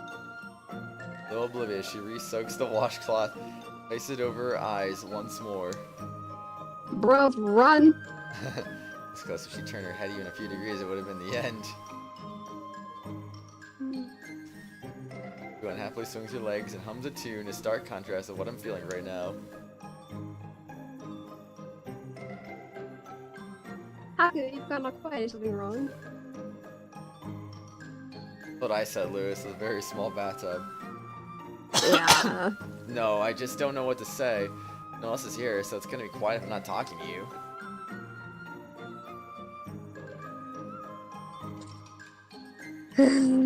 I suppose. You got awfully quiet in a hurry, and I was worried something was wrong. You weren't thinking about peeking, were you, naughty boy? No! Run! Yeah. Don't be ridiculous. Who'd ever do such a thing? Calm down. I know you wouldn't. As long as we're clear on that. This isn't weighing well on my conscience, but I'm not peeking. Absolutely not. Not my fault. Run! So I got nothing left of my contingency plan. I stealthily tiptoe to the tent's flap. I have no choice but to bail. If she realizes what happened here, she'll probably let it drop by tomorrow, probably. Maybe Ukon will let me sleep in his tent instead of Kuon's. Move ever closer towards the exit and spare a glance over my shoulder towards Kuon. No, my guy, just run! Don't even bother. Ay. Her skin is flawless, free of any scars or blemishes. Vigorous, tight, and fit. Her face pleasant. Hi, dragon. Exquisite is a good word for her kind of beauty. Now, personally, I prefer women with a little more, endowment than she has. Everything else Kuon has going for it's actually almost disappointing.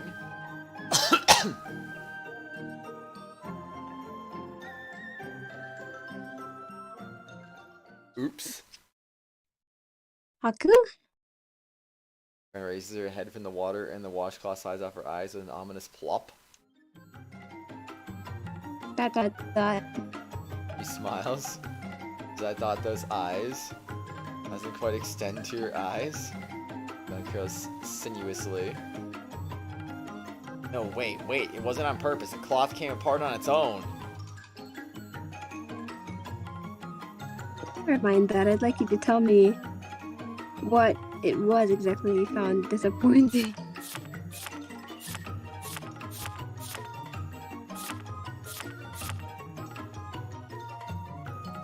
What? But he didn't say that out loud. Yeah, that's right. Oh, great. Talk about, I didn't say anything like that. What are you talking That was a bit of a disappointment. He's in a little bigger through the Oh my god. Oh.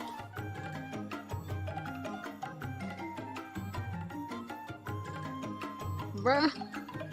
You sighed all disappointingly. What was that about? I sighed. Yuan's prehensile tail curls around the handle of a bubbling, boiling pot and lips. No, wait, I promise, this is all a misunderstanding. That. Got it all wrong, listen. Aye! Dead. Aku committed dead.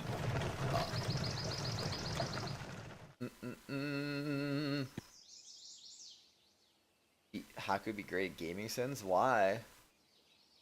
At sunrise, we pack up the campground and begin preparation to leave as planned. Alright, boys and girls, break's over. Let's get out of here soon, alright? Alright? Right. Alright? Sir!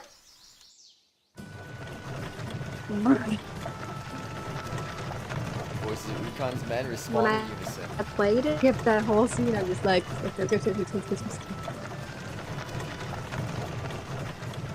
From yes to E, how many fish are in the sky? Yes. Voices of Ukon's men respond in unison to once you get more, we're used to the ambience of the caravan. It's kinda nice. Time to get going, I guess. Not long after we get back on the highway, I notice a familiar pair of figures walking beside me. In the distance at first, but now the mystery twins are flanking me on either side. Dude, you need something? Dot. No response, not that I expected any different. What do I do about these guys? Who are they? One strays back towards me, and walking in the front, coming back to investigate the odd sight. That's what I like to know. Every time I ask them, I don't get so much as a word of response. Oh, it doesn't seem like they're carrying or loading anything like that. Carrying a load or anything. Nah, Dragon, the answer is always yes. I don't know what you're talking about. Yeah, feels kinda off, doesn't it? A little bit, I guess. I don't know. If I had to guess, I'd say they're the children of one of the men escorting the cargo. Okay, to lead to conclusions like that? Is it really the conclusions like that? Oops, sorry. It's fine. They don't seem to be hurt or anything like that. Well, you just missed the fan service scene, Wolfie. Mm-hmm. A whole fan service scene. Oh, that's right. I came back to check on Lucia. Oh, yeah. Yuan runs off in Rulutia's direction, struggling off my bizarre situation. Didn't come to the back of the caravan because she was worried about me after all. Okay, Wolfie, you can always rewind. Not like you missed Wolfie it, with missed the bad it. timing. Stream DVR for the win. The caravan continues on a slow, inexorable roll up the mountain path. I can tell the road here was paved at some point, but now only a scattered few flat stones remain. Trees have taken root in days since, roots snaking under the surface and breaking up the path. So this is what Ukan meant when he said the road would be rough. Snowmelt was sunken in the dirt too, forcing everyone to trudge through the thick mud. Dot. Boop. Wish. As usual, mysterious mystery twins are close at hand. This is, forget it. Alright, what I say, it's not like they're gonna reply. It's pointless to even worry about it. Man, though, it's getting dark. The sun should be at high noon. But a thick canopy growth above us is blocking it out effectively. Did somebody say high noon? Near to 4 have I breathed so foul an air as that which chilleth my very bones in this place. Here we watch when you get home. Okie dokie. Mororo mutters uneasily as he shoots furtive glances about peering the trees. It's calleth forward a memory most unseemly of a darkling scroll, fearful once I read. 'Twas a tale of a man wandering in a wood like this one, whence he met a woman of beauty, quite unmatched. But Io, neath the woman's mask of deception, oh my. Oh, he said the thing. Leia, Nug Waizokami, that which feasteth upon the flesh of wayfarers. I cannot decipher his language at all right now. ... It's alright. Nug Wizokami. So what? It's some kind of phantom or ghost or something? Doth the tale frighten thee not, Master Haku? Not really, no. I see. That was a kind of a generic story, but a short summary isn't exactly gonna strike fear into my heart.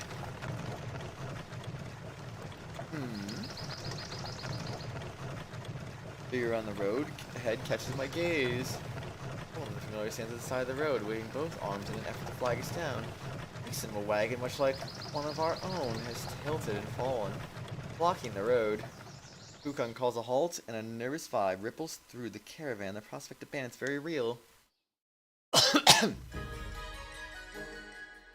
Person. Oh, it's Notary. I'm so sorry, but could you help me out? Young girl next to the wagon approaches with an apologetic smile.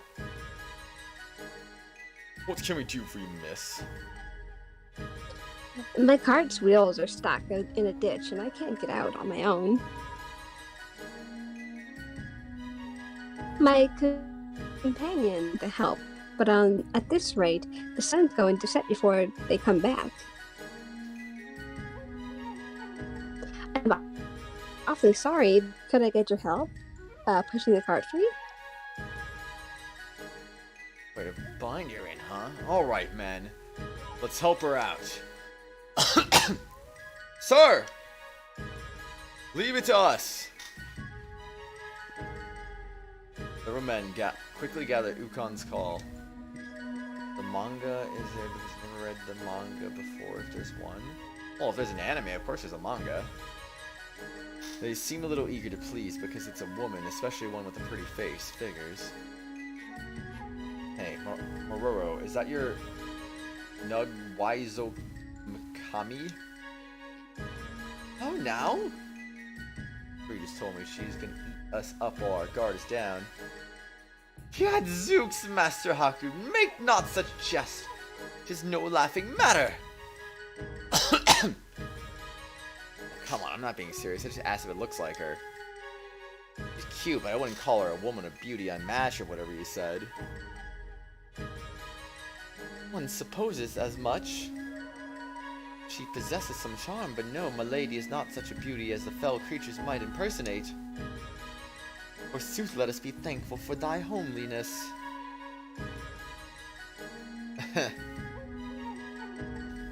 That. He's not amused. Something wrong, miss? No, not really. You're very kind. If I may, can I make one more request of you? Sure, let's hear it. Put down your weapons and leave all your other belongings behind. Huh? Put down your weapons and leave your belongings behind. Whoosh. And blame it, I had the drop cloth covering her cart's cargo rips.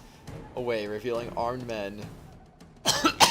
Ukon's men who had approached the caravan to help lift it quickly subdued and pinned down. Ah.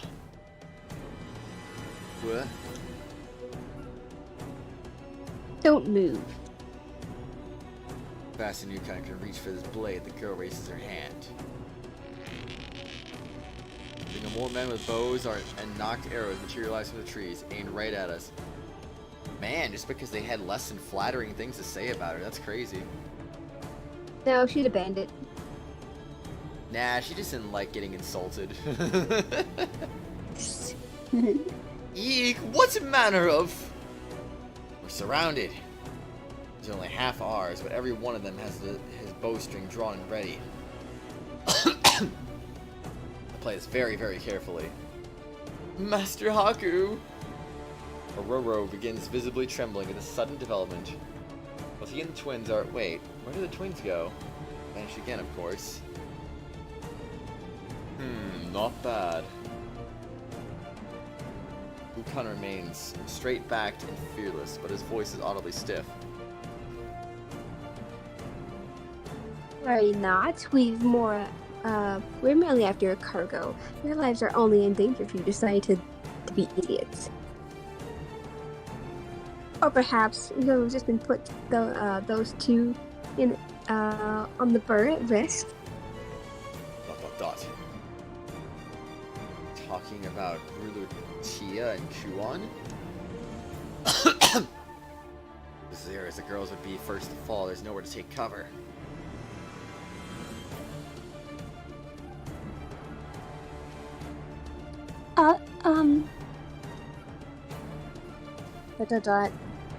We see Kuon protectively wrapping her arms around Rulatia, who's gone pale with fear. Guess there's no choice then. Ukon takes his katana from his waist and tosses it at the woman's feet. Guys, do the same. Don't do anything rash. I'm taking her at her word that she won't hurt us if we stay quiet. ...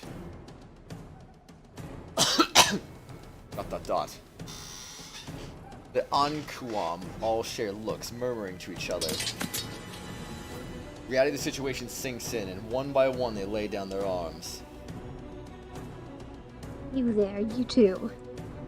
Ororo and I are the only ones not moving to put down our weapons. We're drawing undue attention. Looks like I have no choice. I guess I can only ride out the storm and see what happens at this point. Well, the fan for my sash and generally lay it on the ground. ... And the other one? I doesn't have anything on him. Ororo dissolves into a panic. I step in and speak for him. Oh, Master Haku! Ororo takes my words as sticking up for him, and he quivers, moved to tears. Really, I only did it so his falling wouldn't unnecessarily provoke them. Very well.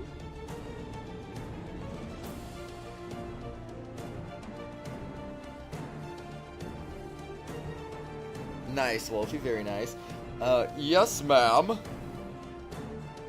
the woman's call, some of her bandits step forward with ropes. Hands behind your backs, nice and slow like. No real point in resisting, I do as instructed.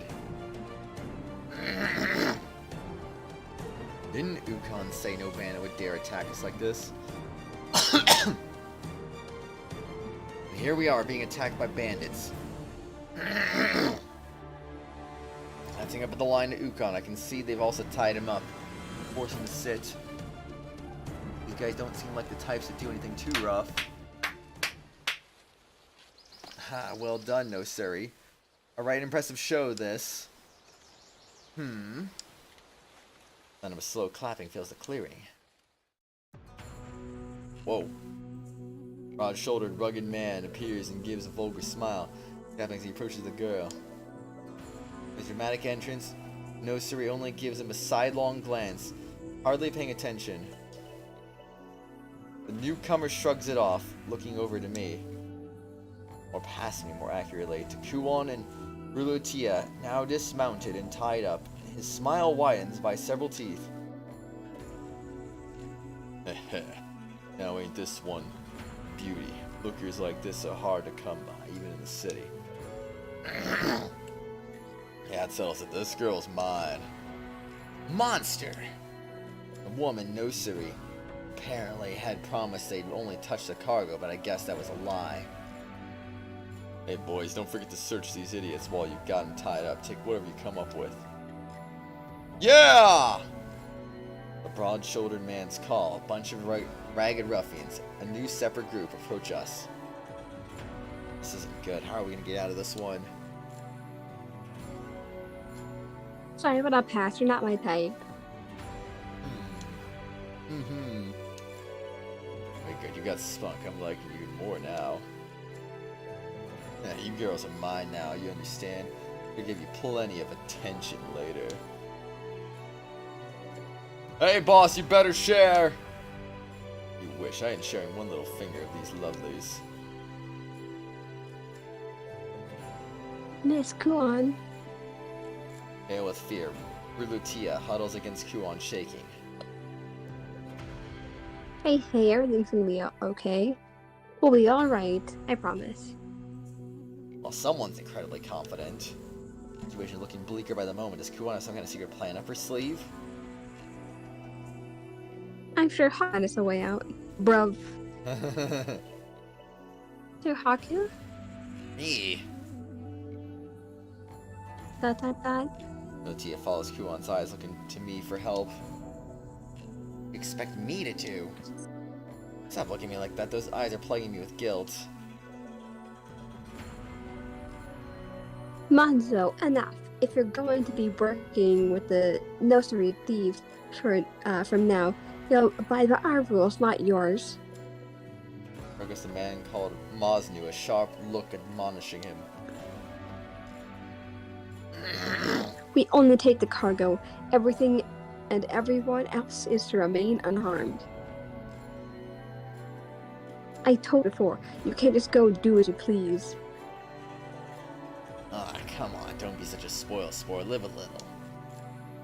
Yeah, you can just leave it all to me, babe.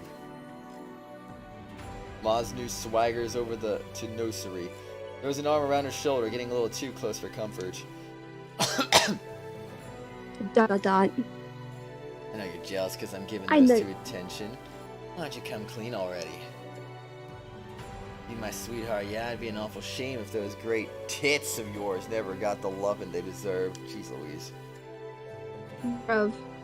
As Mosnu points meaningfully at Nosuri's chest, she calmly seizes his finger and twists sharply. I feel like this game has an identity crisis, honestly.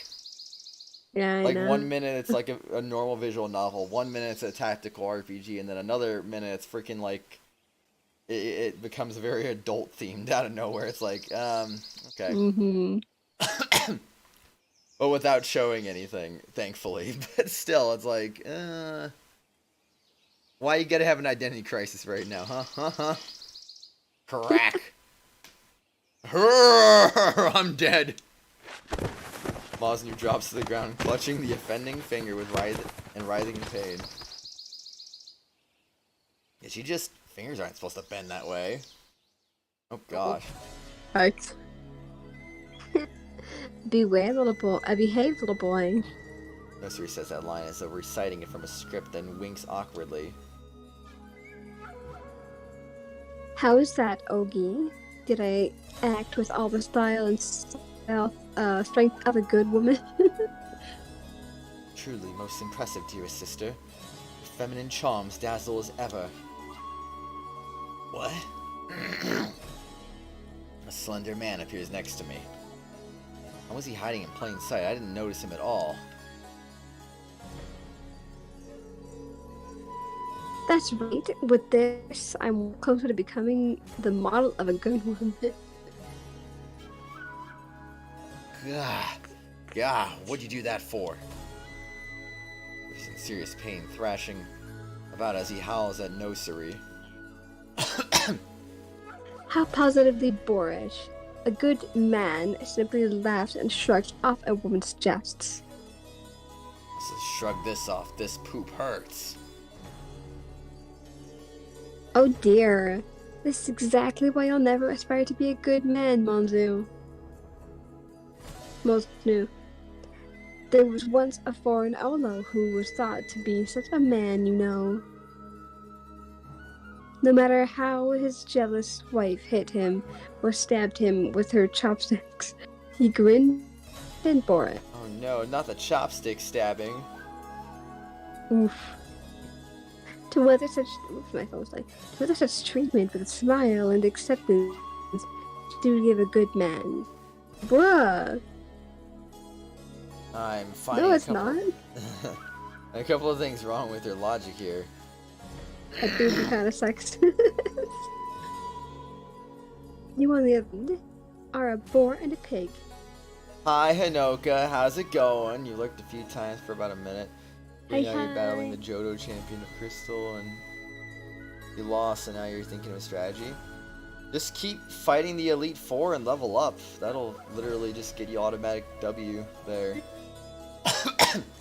Just overpower him. This game, oh cool, we're a Fire Emblem knockoff. Indeed, yes, indeed. Yes. Yeah. How dare. When did Fire Emblem first come out? The 80s? 80s? Yeah. This came out in 2002. Well, the original game came out in 2002. Oh, no, I'm sorry. April 20th, 1990. Yeah, so it's basically 12 years after Fire Emblem came out. Indeed. The man grimaces, but just as he moves toward Nosuri menacingly, he freezes in place. I guess when you think about it, I mean, Fire Emblem and this aren't that different, but like, this game definitely puts more emphasis on visual novel, while Fire Emblem puts more emphasis on the gameplay. Yeah, that's true. There are a lot more fights later on because it's like the early game, especially the third game. There's so many more fights in that one as well. But like later on you'll get more. Right now it's just slow. This is a slow burn game. I would just say that straight up. A little bit, but that's okay. Why, my good man? Whatever is the matter? Can't you move? Ugh. All the good stuff is in the third game. The third game. Oh my gosh. The man called Ogi at my side just a moment ago appears behind Mosnu, holding a thin blade to his neck. What's with this guy? I didn't even see him move. Hey now, I'm just joking, yeah? All in good fun. You take it easy.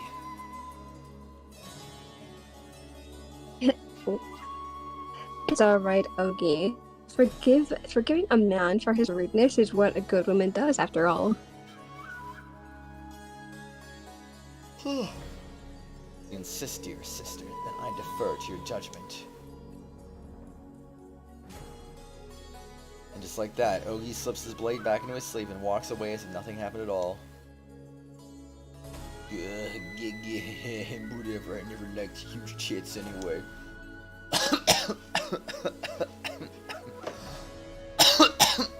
Excuse me. Spitting a weak parting shot over his shoulder like a sore loser, Mosnu turns and runs. Make him shrivel up and droop when you're an old hag, you know. There's a final insult as he disappears in the thicket.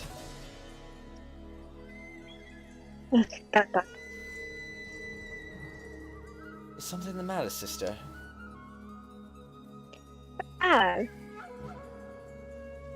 It's nothing. Carry on. Ogi waves to the remaining men under command, who gather around the caravan's unmanned wagons. Anything loaded with cargo, even that strange covered one, is hauled off in short order. Please forgive the inconvenience. We'll be taking this. Farewell. Do take care on the road, friends, until we meet again. With bizarrely polite farewells, both of them disappear with the last of the bandits into the woods. ... Good grief. Well, at least we survived. We're tied up deep in the mountains, sure, but we survived. Now how are we supposed to break out of this? Wriggle, wriggle. Huh? As soon as the thought crossed my mind, I noticed Kuon wiggling her body oddly behind me. Nursery's clothing is baffling you? Why?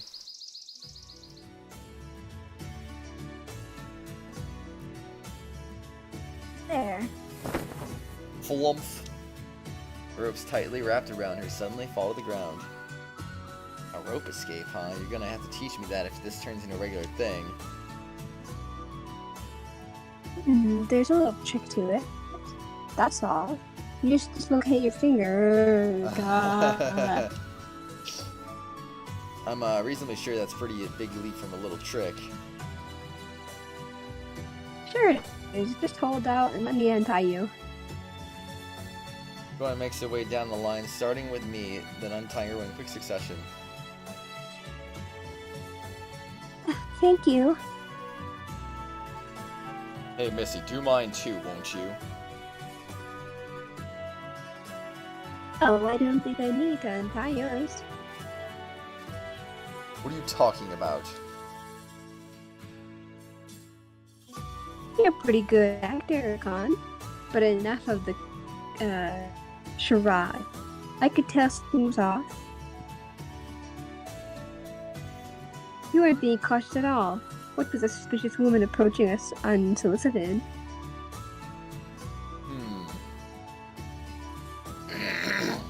It's not like you at all. A mercenary captain letting his guard down. I hardly think so. You're overestimating me, I think, Missy.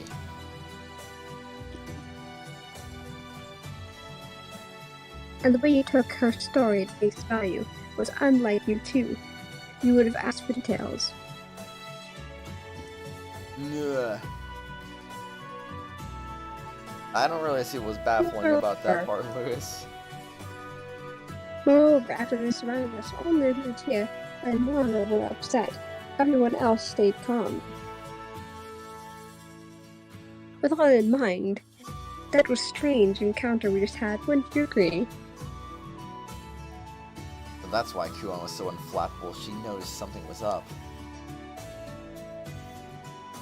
Had it been one or two off notes, I thought maybe I'd let it slide, but the whole thing feels too suspicious. It's sus. Sus. Right. Alright, already, I give. You've got some scary deductive abilities, you know that? You'll blame, won't you? Kuon smiles wryly, then stands without issue. Rope supposedly tying him up flutter uselessly to the ground at his feet. What bewitcheth yon ropes? Ah, but first, how'd it go, you two?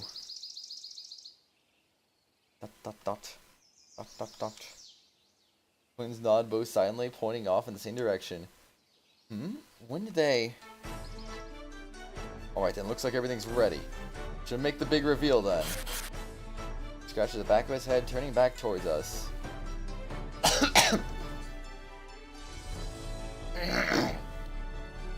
First, remember I said no bandit would dare attack us? I might have lied a little bit.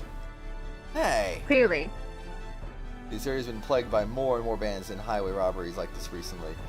And we out here in Kujiri, efforts to bring them in haven't exactly gone well. It seems the bandits in question have been moving their stronghold regularly, throwing off the hunt. And all the while, they've been raiding and robbing, scaling up, recruiting new members. Can't you do less your own advice at this point? We were asked to take care of them. I gotta repeat that. Okay. Kuon looks over to Rulutia apologetically.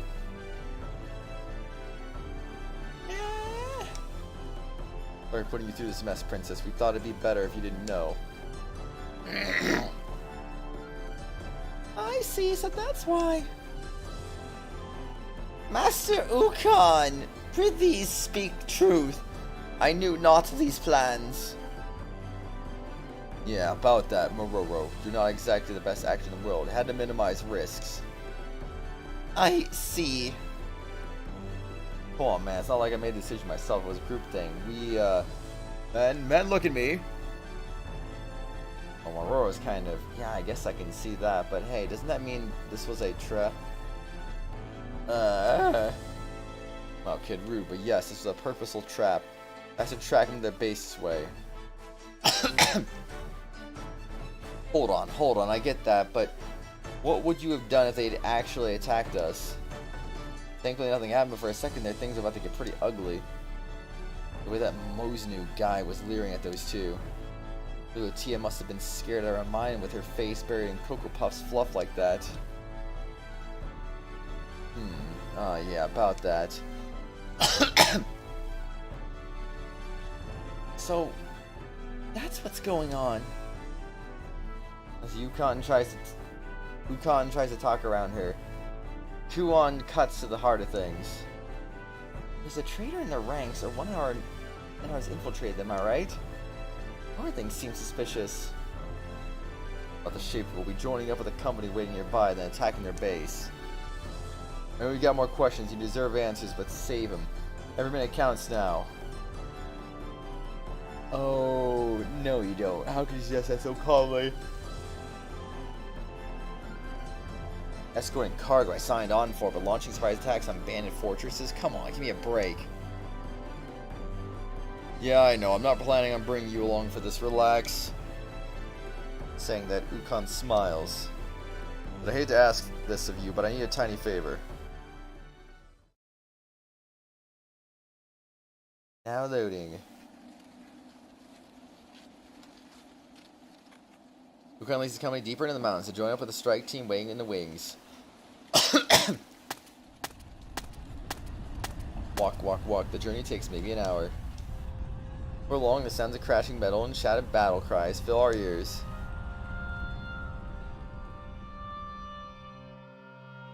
So it's already started.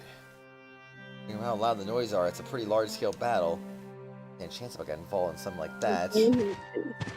Welcome back. I'll be back again, but I mean... Oh, okay. Sir Haku? Whoa. Dot? No, it's nothing, sorry. Dang bird is still catching me off guard. Did you need something? Oh yes, I just wanted to say I'm sorry for dragging you into this. Dragging me into this? What do you mean? What, you mean guarding you while the others fight? Don't worry about it, really. I'll be here then in that huge melee happening out there, that's for sure. As the personal request from Ukon wants me here, then I'm not gonna complain. Must have been scared though, Rulutia. Are you holding up okay? Even with Ukon's agents among the bands, things have gone pretty badly back there. That Mosnu guy hadn't backed down. I'm alright. Miss Kuon was there with me and you too, Sir Haku. I'm happy to hear her say that. Not sure there's much I would have been able to do. You really are noble at heart, Rulutia. I guess I should expect nothing less from a princess. Ah, princess, no, please don't. Oh, did I say something to embarrass her, or... I think it turned out to be a good thing we joined up with Ukon. Got a legit Xbox controller? Nice, Savage. Does it work? It should work, right? Even with our terrible experience so far? Yeah, I mean, I say we hadn't taken him up on his offer to take this road, right? We'd gotten caught on our own by those bandits. That happened. I don't know if we would have made it through unscathed like we did. If Wukon has a mole in their ranks, there's no guarantee they risk their cover for strangers. Distinct possibility that they'd just as soon not help us to earn their bandits' trust. So yeah, I think it was the right decision to come along with Ukon. Dot. Just so. What? Master Haku, thy fate and ours are entwined as a vine is unto a stem. Maroro? Didn't you go with the others? Hardly the prospect of abandoning thee racked my heart with worry. Ukon bade me stay when I asked the boon of him. I see. Maroro's magic is nothing if not a powerhouse. Reassuring to have him with us for sure, but can't honestly say I'm happy about it. To speak truth, so afeared, was poor Mororo, that his heart did threaten to beat out his chest. Even pale and trembling, true. But then it's difficult to tell through the makeup. You're really gonna be all that helpful. But would that my companions told me of their scheme is Mororo so undeserving of trust. I don't think they had a choice. Any hint of suspicion might have ruined the whole ruse. That's the way it is, I'm afraid. We just wait for Uka and the others to get back.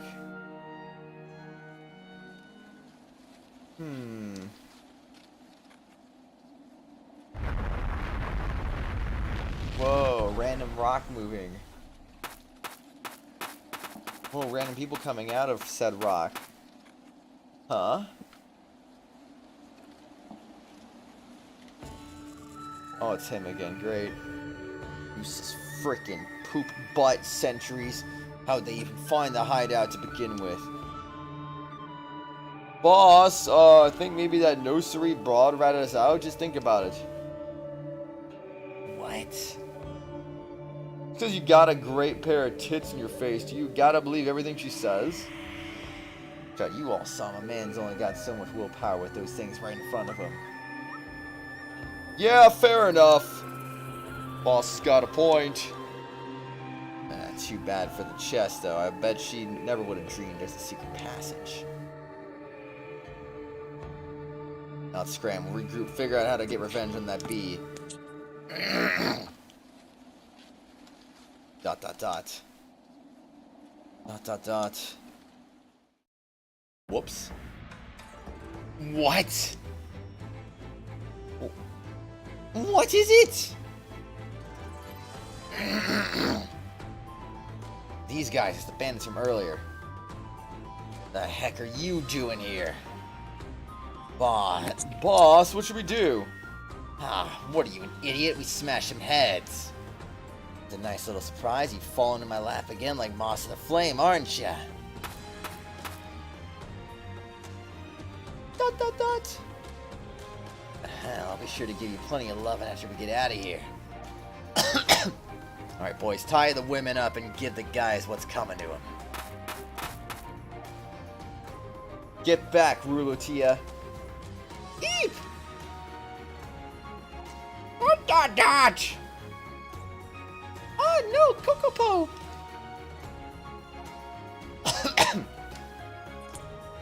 Dot dot dot dot dot dot!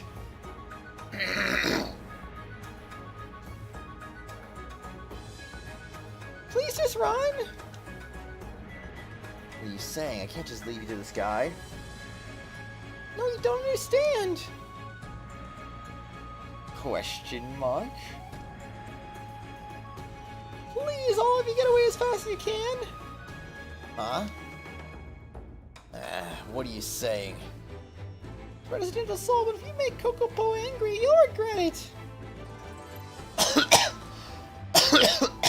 You think threatening me with your big bird is gonna work, little girl? Gah! Gah!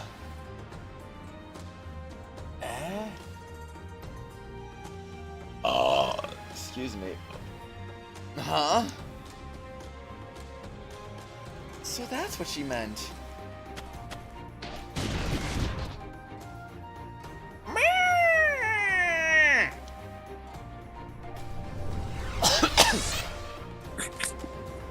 Big bird's about to go burr. Brr. Feet Mosnu, all eyes defeated. Okay.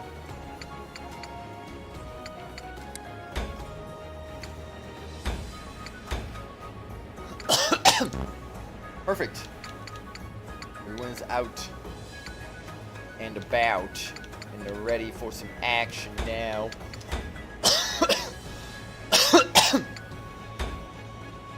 I haven't saved in almost 2 hours. Oof. That could have been bad. Could have been. Could have also skipped all of it too, really easily.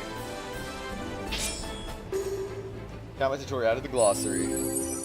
Natural healing. Okay, oh my gosh, there's so many things. Jeez Louise, man. Action Chain 5. Among Action Chains, some have additional effects. They can put status effects on enemies while attacking them, give buffs to allies while healing them, etc. Related effects tutorial. Turn my air conditioner on. It's starting to get hot in here. Activation. Depending on the weather, certain elements can activate the icon of relevant elements. And buff effects like energy, wind will activate, increasing the stats. Which weather pattern activates which element in the system menu under the elemental interaction chart. The element marked with red is the one that is activated under the current weather. The effect is applied to both allies and enemies. Ability 2. These abilities are going to affect other units as well. These abilities are range which the unit needs to be within. We'll see the effect, the type of effect. The type of effect that units in range can be viewed in the unit menu under the conditions tab. Zoc. Units that you make use of abilities such as Eye of the Fighter activate Zoc, zone of control. Huh. When enemy unit enters the Zoc range, it will be prevented from moving any further. It will be placed under the effects of the Zoc. It will be unable to move until the unit with the active Zoc is defeated, or if controlling unit simply leaves the area. However, there are other abilities, the Eye of Courage, that can nullify Zoc. I see.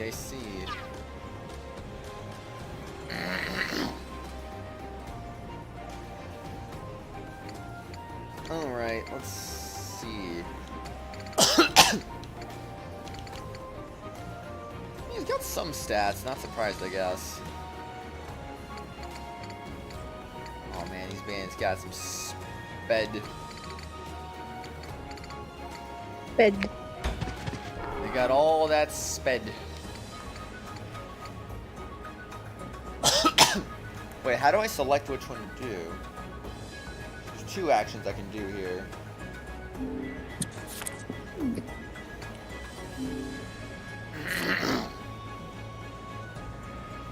Physical attack close. Or physical attack close. I forgot to put equipment on. Jeez. Oh well. Oh, that's how that works. Let's do it. Critical hit! 75 damage, one-shotted. Oof, wow. 9 EXP.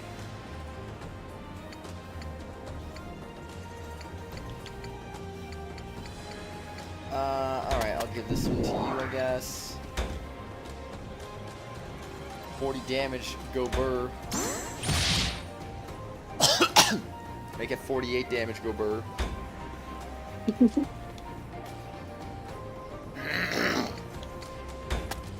How do you compare the battles to Fire Emblem?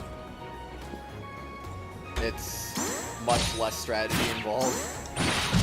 Yeah, that's because you're not on hard mode. Hard mode is like all the strategy. How though? Because if you don't move in the right order and whatnot, you'll get like. But they force you to use the units in a certain order though. You can't just choose a unit. You have to literally like. I had to move Lulutia first, then I had to move Kuon second, then I had to move Haku third, and now I have to move Mororo. I don't get freedom over the choice of who to move first. Fire Emblem, you can choose to move anybody.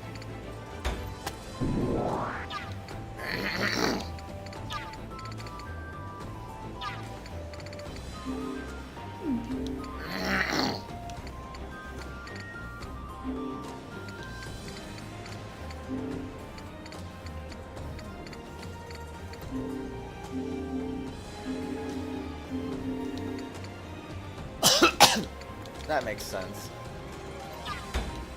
Alright, I'll move you over there, and then you are done. Natural healing.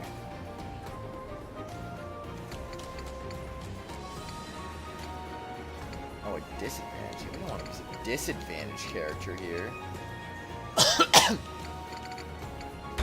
Unless we do.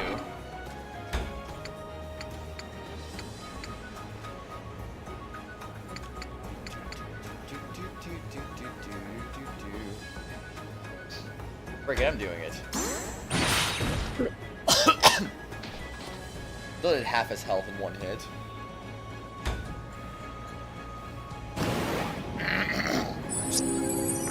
Natural healing. Do it again. Critical hit. Dead. Who needs disadvantages when you can just kill them all?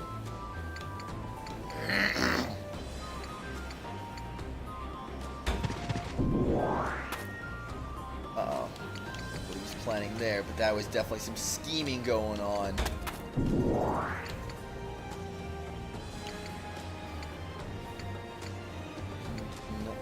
No. Waiting right there. Oh, I was close enough to get attacked by that dude. Come on, man.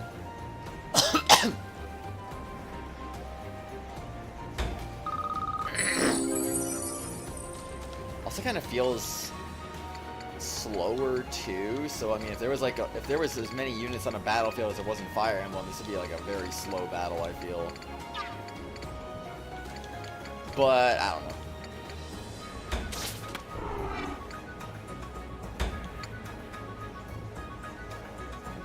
Alright. Get wrecked.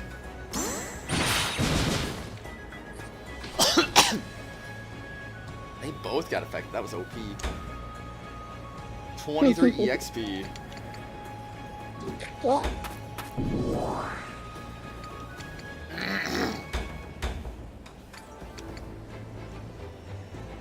Alrighty then, let's freaking go. I'm gonna murder you now. For 19 damage. There we go. Got my first crit with that.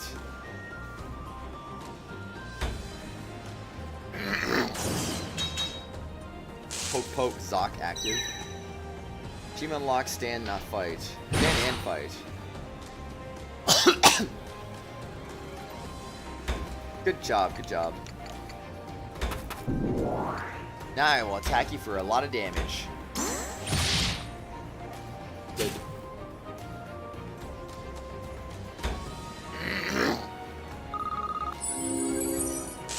Oh, yeah, this guy is totally dead right now. He's totally going to die. Boom! Just kidding, not dead yet.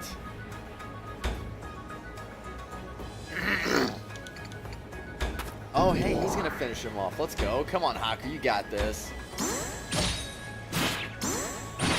Boom! Poisoned!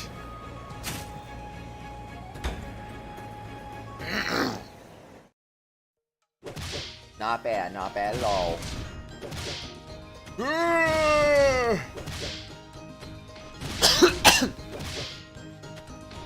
Yeah, I'm sorry, make it stop. Princess Rulatia? Possession ladies, had enough. No, you don't understand, I'm not making Kokopo do this! Kokopo, you can stop now, it's all over! Wait.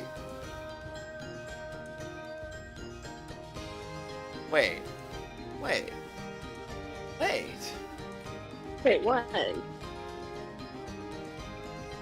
You're supposed to do that. Yeah.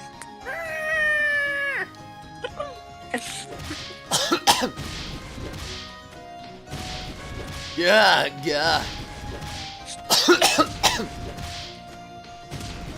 Your response to your asking nicely, then it's just cruel and unusual punishment. Oof. My life, just spare my life, please. God, I might be a scumbag. I'm starting to feel sorry for him, not that I forgive him.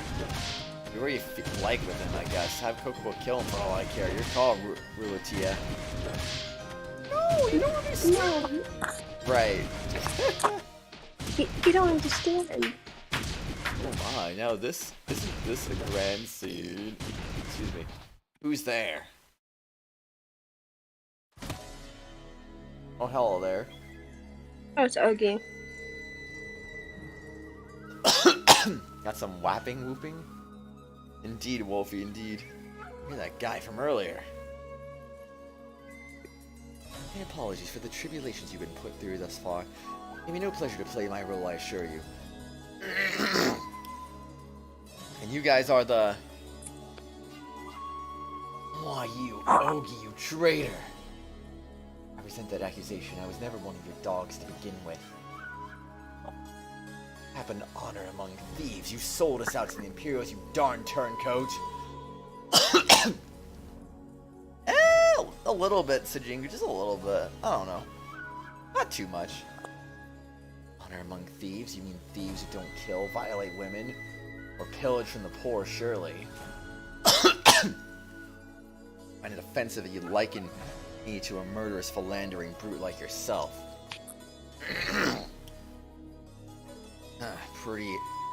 Prettied up all you like, but you're still stealing at the end of the day. However you like, sir. I did not come here to exchange verbal spurs with you. We'll be running your mouth a great deal more anyway. Boy, you aren't gonna. Quit joking around. Fouled my sister with your lecherous hands. Insulted her aspirations. Have you any last words, sir? Ogie's cold smile remains as he speaks. Stop that. Like heck, I'm gonna die here, yeah. Ugh. This is a pointless endeavor, yes? Honestly, the flailings of the short-sighted. Ah!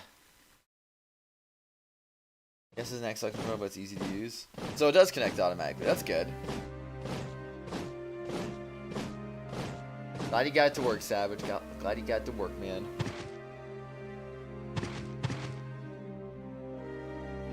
Oh, what's her? A masked What's figurine. Oh no. That mask. That man, could it be Shirosa? It is. Dang it, Ogie, you monster. As I said, my good man, pointless. Is this your doing, Ogie?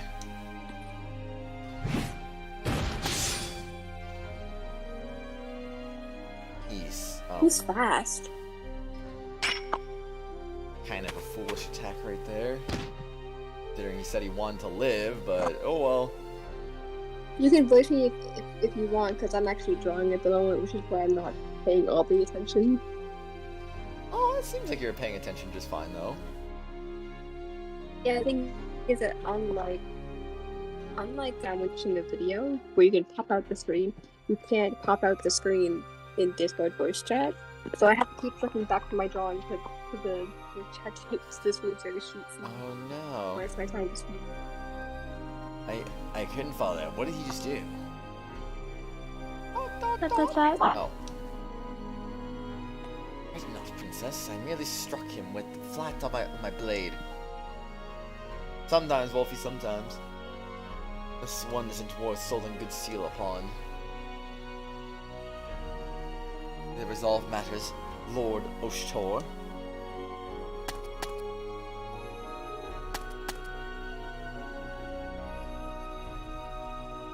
You have my gratitude.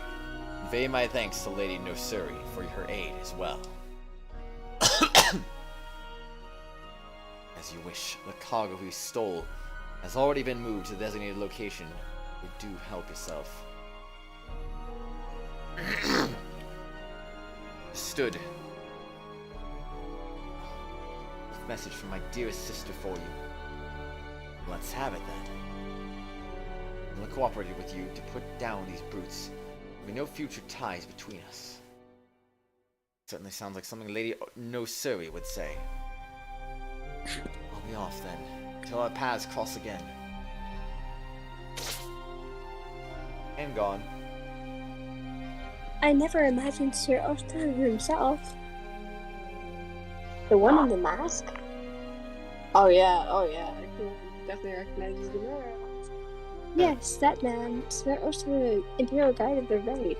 One of the twin shields of Yamato. That guy.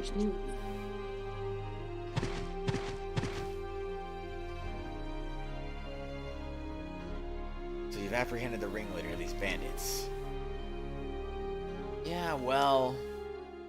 Had he escaped, this operation would have been deemed a failure. You too have my gratitude. Sure. I cannot properly reward you in a place like this. However, expect a formal commendation soon.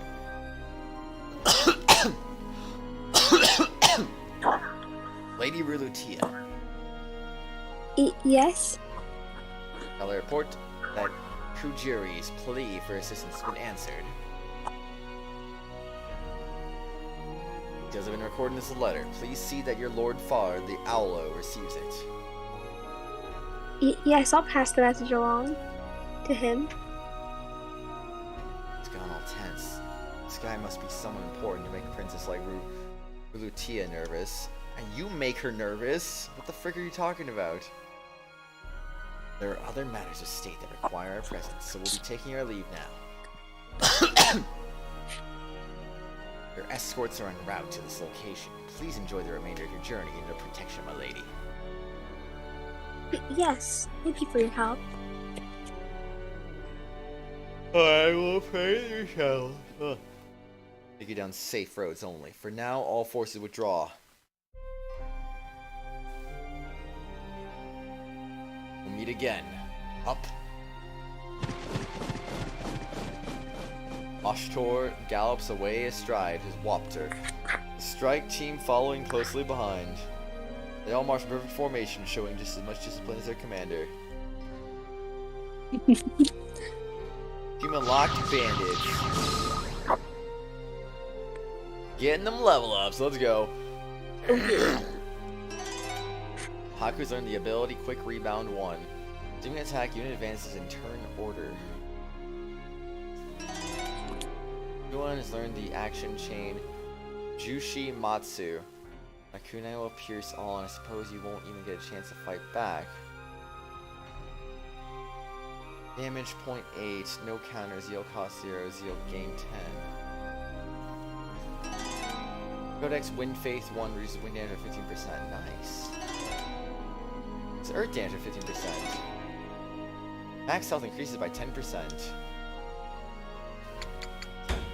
Alright, let's allocate ourselves some BP. Frick it. I want some more HP, because why not? True. Was that the first combat since the giant scorpions? No.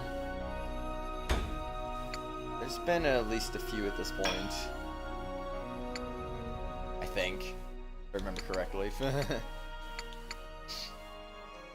Alright, you can have that. And you can have that.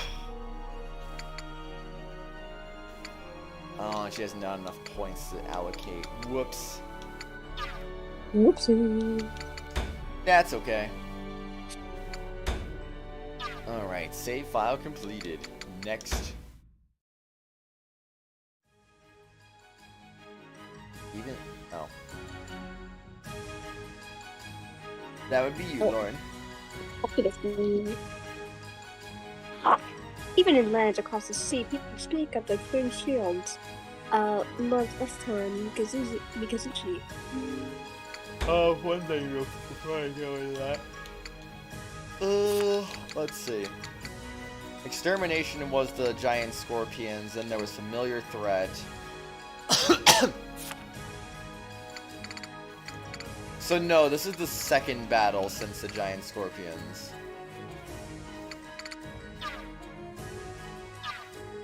If I'm not mistaken, anyway. Laura has survived the projects. She might even be on par with I never thought him was such a noble man. It's a great nobleman. He's earning that kind of prison. Go on. Is it really all that? There's that, yes. But I'm just struck by how much of people of this world is still unfamiliar to me.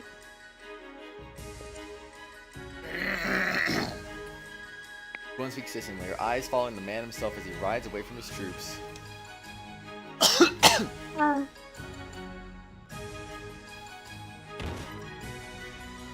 The long-held exhale, Rulutia thumps to the ground like a puppet with strings suddenly cut. You okay? Excuse me. It feels all the strength in my body is gone. I don't blame you. After all that, I know you were scared, but it's gonna be alright now, I promise. No, I meant... It was just nerve-wracking speaking of Sir Otto himself. That's why. I understand he's an important guy and all, but you're a princess, Rulutia. So high up, the chain is that? No, I'm looking next to him. Lord Oshtor began as but a footman unranked, and as a man unthinkably a young aspire to the mantle of Imperial Guard. A more humble man, a man so loved amongst his peers, thou'rt unlikely to meet. Thart. Dart. I, faith, milady, Rulutia, waking in his presence, hath warrant for even the Mikado, laudeth his name with honors. Take your time, Lewis. Worth. Alas, there were those who brand my lord an upstart, but Maroro knoweth far better. I like your Maroro voice. Huh? I like your Maroro voice. Yeah. He's like the ideal folk hero. Verily so, great pride hath Maroro in his young lordship. Why would you be proud? Because literally, why not? Ah, merely that his lordship and I share in a benefactor. Not more complicated than that. I mean, honestly, my Maroro voice is basically just like a less evil Kefka, essentially. But, I'm not sure I get it, but if you say so. Another thing, though, has anyone seen Ukon? He's still not back. Did I hear my name? The members of Ukon's company, who've gone to meet with the strike team, reappeared in timely fashion.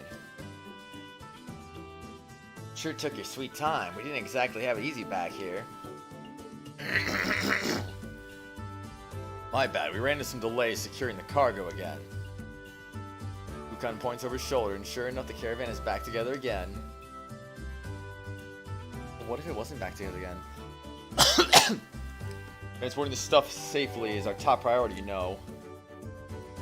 How fair they strike at the brigand's hold, Master Ukon. Welcome back, Lewis. Surprise attack went almost too well. The guidance from the strike team was perfect. Got a few wounded, but no casualties. Everybody's fine. Hey, I heard something about you capturing the bandit's leader. Oh, so the good tidings have reached thine ears. All praise unto Master Haku for his triumph. I was just looking out for myself. Come on, what are you talking about? I thought I was putting you nice and safely out of the way, but... When stole the show, I'm surprised you rounded them up like that, honestly. Oh no, he's got caught up in a crazy coincidence, that's all. Hey, don't be so modest. It makes you seem like you're being sarcastic, you know. It all fell into place by chance, but I don't know if that's good luck or bad luck. Sorry for putting Rulutia in danger. No, I really didn't mean for that to happen. Well, all's well that ends all. Besides, a nice prestige booster for the princess. Really okay with that. It doesn't seem like the kind of thing to subject a princess to. Circumstances might demand she go out into battle sooner or later. Yeah. This is some experience for it, if nothing else. Prestige, huh? Now, if only she'd gain a little confidence from this. Khan mumbles to himself. Did you say something? Nah, it's nothing. I'm just talking to myself. All that aside, I'll bet there's a big reward in store for a guy who caught the bandit chief. I'm to think if he did mention a formal commendation or something like that.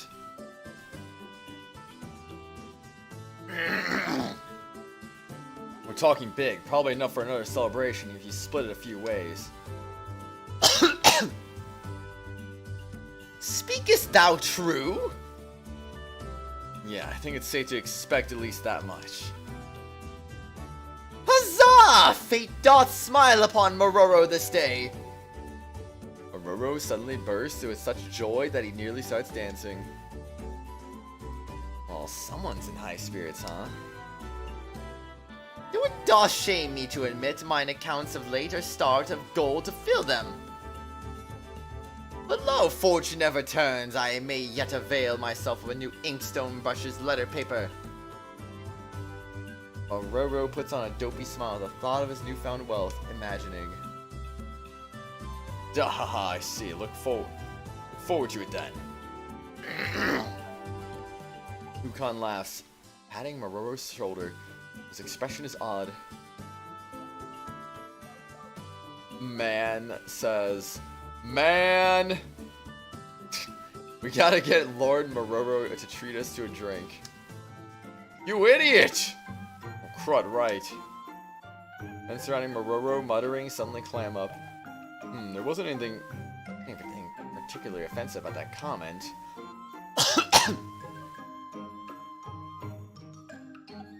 Man is man indeed. Very true. What ails ye? A filled cup is hardly so great in expense, with such riches to my name. Despite Mororo's generous offer, the men shuffle their feet, looking uncomfortable. What is the matter, friends? No worries, we appreciate the offer, though. Thou needst not hold to such modesty. Let us eat, drink, and be merry together. Mororo insists, but the way the men decline him seems almost pitying. Thou desirest not such revels? Prithee, Master Haku, thy bosom company amidst our merry-making would be most welcome. Well, I won't refuse being treated to a drink, especially a celebratory one. Why don't you guys accept his invitation, though? Wouldn't it be gracious to drink with him? Not that we don't appreciate the sentiment, it's just that we know he's been saving money. Yeah, wouldn't it be better to use that money for your family's debt? This is so, but... if Mororo hath aught to offer, let him avail each man of a cup of finest sake, at least. Your money again after that, right, boss? Said your family asked him to repair the roof again. What's this thou speakest? I thought so, you didn't know, huh? Yeah, and if I recall, they ordered a whole bunch of textiles, too. What? Thou speakest truth? Yeah, I'm afraid so. No, say not such words to me. Say 'tis a lie. Mororo looks at Ukon imploringly.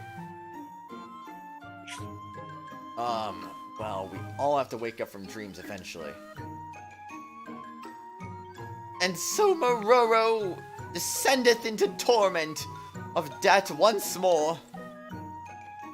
Sorry, man, I couldn't bring myself to tell you. Mororo sinks to the ground as though sapped of life. Ukon's words a final blow. Only the sounds of the forest break the silence. Alright, I've had about enough of this somber mood. Hey, don't get so down. It'll be my treat instead. Truly? Sure, we're friends, aren't we? I don't really get what's going on, but I can buy the guy a drink. I can't watch him be so pitiful.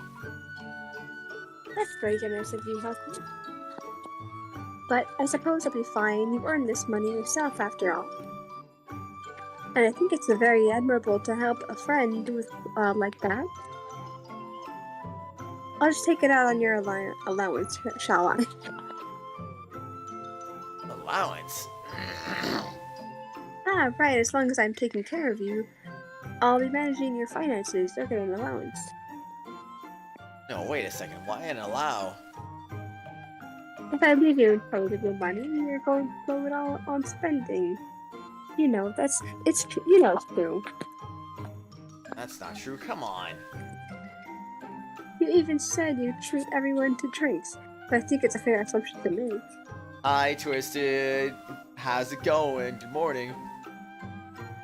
Why, I like you, kid. Hear that, boys? Haku's footing the bill for everyone. Here comes suggestion. Everyone erupts and cheers. Well, wait a second. I said I'd treat Mororo, not the whole company. You could just say it'll be my treat in front of everyone and only treat one person. That's exactly what I'm talking about. I'll make an exception this time and cover you this time. We'll make it a blowout at our usual place in the capital. Thanks for the treat! Said anything about. Master Haku, thou wouldst go to such ends for me. My charity warmeth the cockles of my heart. It's going good in your city for a WWE event. How about you? Oh, really? Nice. Hope you enjoy that, dude. Mororo clings to me as tears stream freely down his face. How did it come to this? Good question. What's up next? How about the next destination? That'd be cool, right? I think before we go to the next destination, I'm gonna go take a bathroom break, turn my air conditioner on, and I'm gonna go back to the line stuff. while you're away. What was that? I'm gonna go back to the line while you're away. Okay. Sounds good.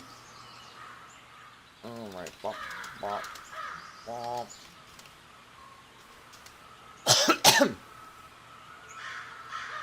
Birds chirping. Caw, caw, caw.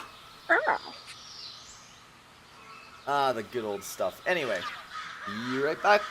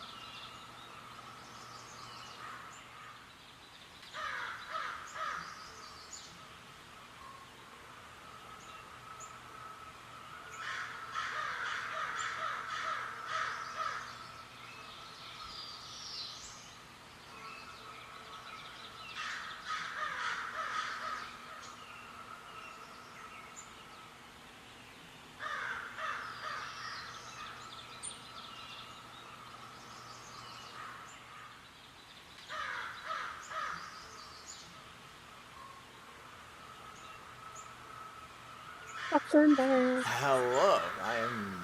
Yes. Yes. Oh,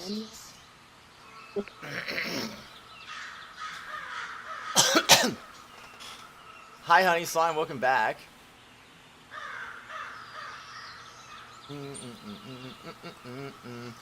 Thanks, welcome back to everyone. Okay, anyway, you guys ready to go to the next destination finally? It's really nice that the weather's finally cooled off. It's still too warm in the afternoon, so I still have to run my air conditioner, but during the night I can finally turn it off. I don't have to run anymore. So nice. yeah. I ended up waking up like the other day, like there was like a thunderstorm at like 2 o'clock in the morning. It was great.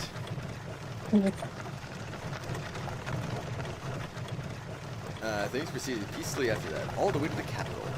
The caravan's journey took 10 more days, but they were blessedly uneventful. No more bandit attacks. Every mile towards the capital we traversed, we began to see more and more people on the road. Travelers, convoys, and of merchants and traders, groups of Onkuum and soldiers like Ukon's company. It grew quite lively, in fact. There were far more people than in the village Kuon took me to. There she is. Ukon leading the way, crest a gently sloping hill, turns to gesture grandly in the distance. My eyes follow his hand and peer ahead.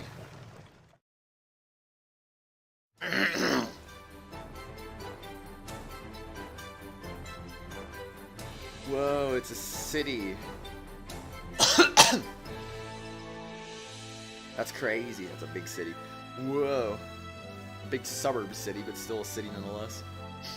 Below us spreads a city so vast it handily puts the village to shame. Rows upon rows of buildings. That there's the Imperial capital, our destination. Imagine. Oh, that's for you. I never imagined you so. How's it hold up to your place, Missy? Well, it's not bad, I should think. Not bad at all. Going's words don't match the sour grapes in her voice, which must mean the city is unrivaled. So big. Is it your first time here too, Rulutia? Yes, I haven't been outside of Kujiri a great deal. I've really been looking forward to this. Just came from university, there's a lot of partying since the first week of the semester, and there are a lot of newbies. First week of the semester in October? That's interesting. We always have our first week of the semester in August. Mine is second, well, mine's usually second of September. Oh, dang. Alright, you layabouts, this is the home stretch. Let's get this cargo delivered quickly so we can feast. Yeah! The Onkuum rose themselves and come alive at Ukon's proposal. The end of the road finally in sight. Ah, alas and alack, truly I hold no great desire to return to whence I began this journey. Likely no small amount of debt awaiteth me. Prithee, pity poor Mororo, he wiseth not to return. Oh shit. And there's Mororo, mumbling into his hands and looking like he's dreading every step closer. I say he looks pale, but it's not like I can really tell. True. Oh, it's late this year? Why is it late though, Honey Slime? Whoa, it's huge. Dwarfed by the shadow of the capital's outer walls, I can't help but let out an exclamation. Front gates are a splendid, opulent affair, towering as high as the thick walls flanking them.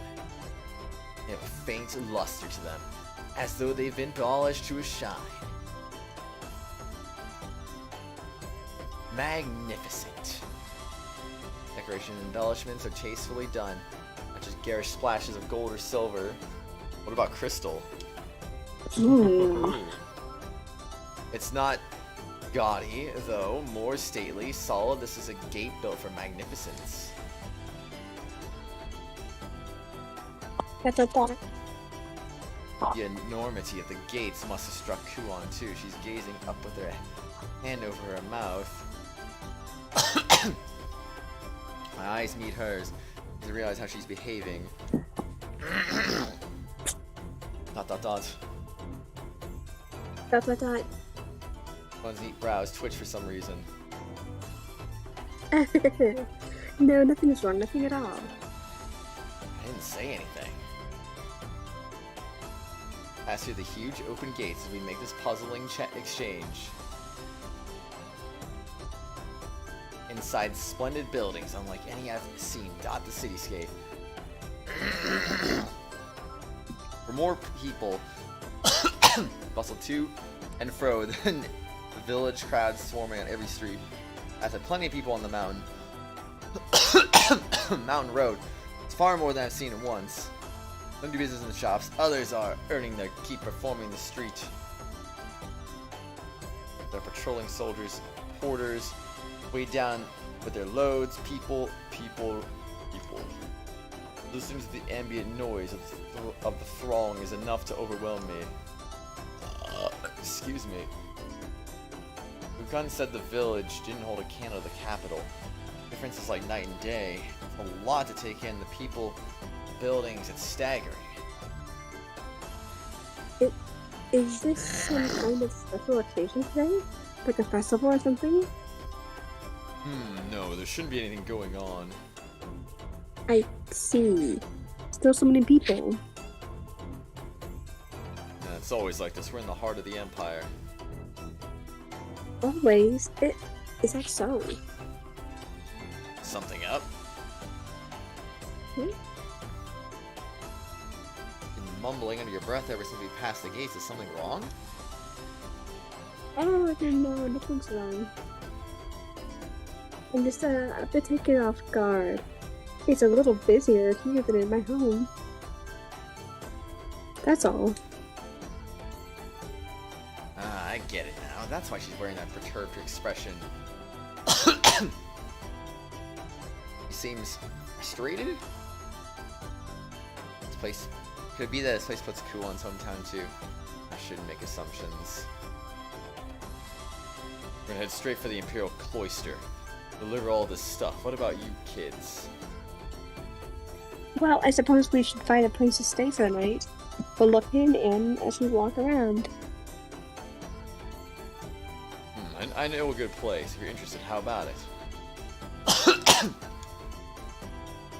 A good place, huh? Gohan mulls Ukan's suggestion over, putting a finger to her chin in thought. Besides, right, I completely forgot. Hmm? Well, we got this tradition, yeah? We'll banquet whenever we come back home from a job. I already made reservations at this place ahead of time, see? Banquet, you say? My stomach growls at the prospect. Come to think of it, I'm hungry as heck. Let's get lunch on the road since we were so close at the capital. In other words, it's giving us a proper reception? Guan smiles slyly, putting special emphasis on the word us. Well, it's also a good way to let the men blow off steam. Guessing that's the real reason then. I see, that's the case. We'll probably join in festivities. Is that alright with you, Hopkins? Yeah, I don't mind. Yes, a welcoming party, time to score a free meal. Don't warn me I'll be paying for things out of pocket now that we're in the city with free food. You guys will be happy to see you there. She says the kid's footing the bill. What? What? Nothing more delicious than free booze. We're gonna promise that treat everyone once we reach the Imperial capital. Kidding. Promised you drink first, didn't I? Let me make good on that. Insist, and thank you for treating me. Haku, you've gone pale. Imagining things. Anyway, we're gonna be having the banquet at the inn. I was gonna recommend to you anyway. So, take my word for it and give them a chance. For one thing, they've got. Well, you'll see. I think you'll especially like it, Missy. Need to look it up, but apparently Germany's semesters start later than the ones in other countries. Apparently a lot later, so that's a natural start later thing. It wasn't like a delayed thing. I get you now. Almost there. You can see it up ahead. It's the gate. It's that gate there. Where's he pointing? I follow the line of Ukon's finger with my eyes. Talking about that gate way off in the distance. It's so far off. It looks tiny. Great. I continue to follow behind him, gripping in a small voice, griping in a small voice. What is that? Going to point to something. It looks like a white, flat-topped mountain in the center of the city. Tall enough that it can probably be seen from anywhere in the capital. Oh, that's the mausoleum. Mausoleum? Like Yamato's grand altar or shrine or something like that. Call it the spiritual center of the city. Festivals go on there, prayers for harvest. I see. Guan replies distantly, but her eyes remain fixed on the shrine, lingering on it. She seems more interested in it than her tone of voice implied. Did you say something? No, nothing. Or did you? Place looks important. It's probably some kind of governmental or administrative center. Walls and a gate separated from the rest of the city, and guards stand vigilant, watch around it. ...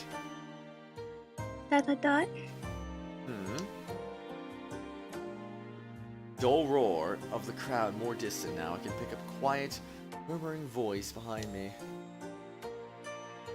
I am Utawarerumono, daughter and emissary of Ozen, Olo of Kujiri. I have come to humbly present the trade goods of my country and pay due tribute to the Mikado. Ah, I get it. She's rehearsing what she'll say when she presents her country's offerings. Utawarerumono continues to recite her lines to herself, muttering under her breath. Gatekeeper flags down as we approach. State your name and business. What seek you here? What do we do in this situation? So we're at Ukon, lost. Turn well more like everyone else, looks at Utawarerumono expectantly. Beep. No doubt feeling the eyes of the group on her, Utawarerumono walks forward stiffly.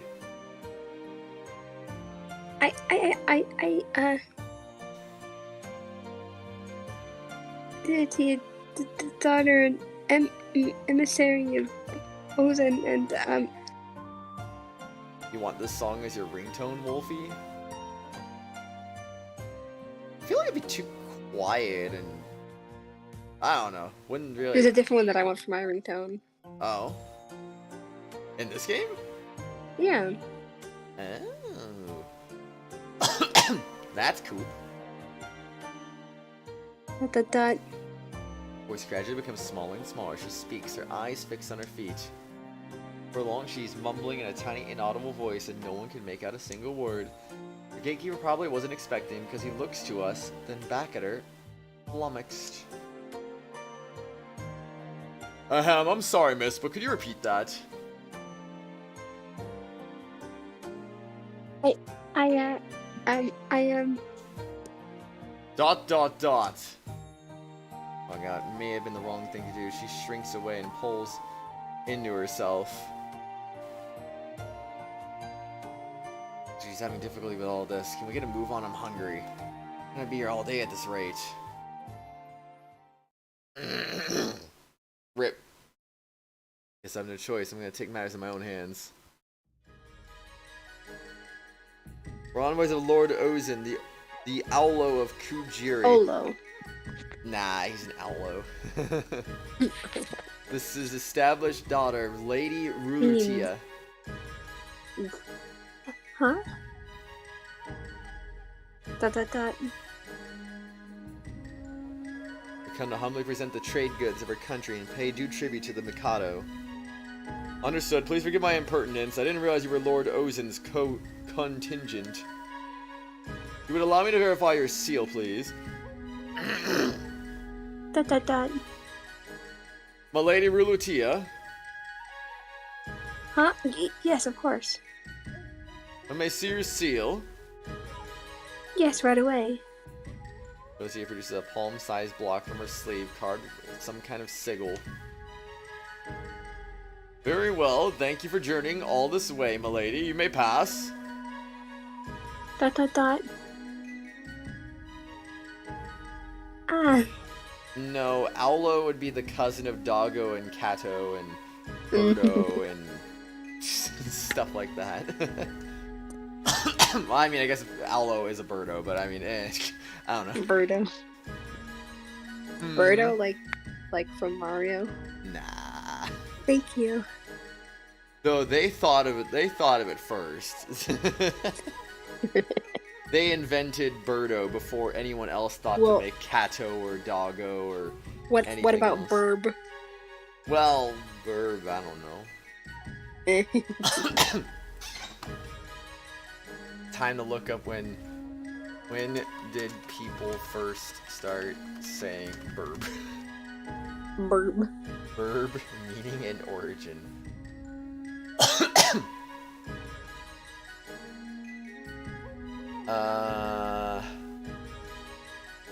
Early instances of Burb can be found on Twitter by fall 2020.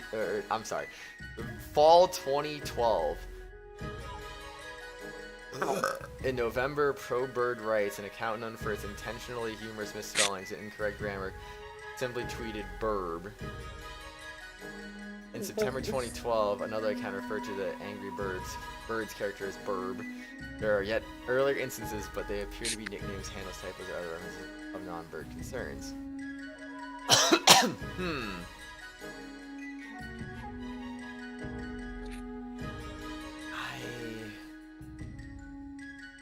wonder. When did really grow in popularity though? Search interest in Burb takes off in 2017, corresponding with the growing popularity of Doggo lingo more generally. Burb-based fan pages, pictures, videos, art, hashtags, cosplay, and memes abound on social media. Okay. There's no difference between the meaning of burb and burb, spelled with an E. What? Although burb is spelled with an I, is more common. When burbs screech in Doggo lingo, they are humorously said to screm. Grunts. Okay, that makes sense. Learning something new every day, indeed. Mm-hmm. How to make sticky. Okay. Had to get a thing up real quick. Anyway. We good. Thank you? For what? I do something worth thanks?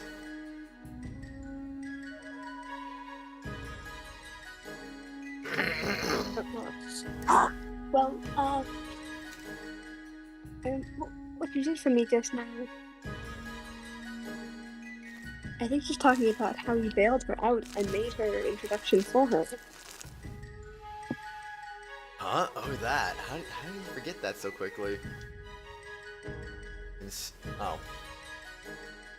You didn't strike me as the type to run into a lady just to help you. I'm seeing you in a new light. Really? Haha. Can't bring myself to tell them. I only spoke over Rulatia because I'm the hungriest I've ever been. When I get to the food. Dot dot dot. Erg. Dot dot dot. Rulatia shyly bows in front of me. Please don't look with those innocent eyes. I don't deserve this. I'm a charlatan. I almost thought that said Canadian for a second there. I was like, what? Tia looks at me with warm gratitude, and Kuon smiles at us both.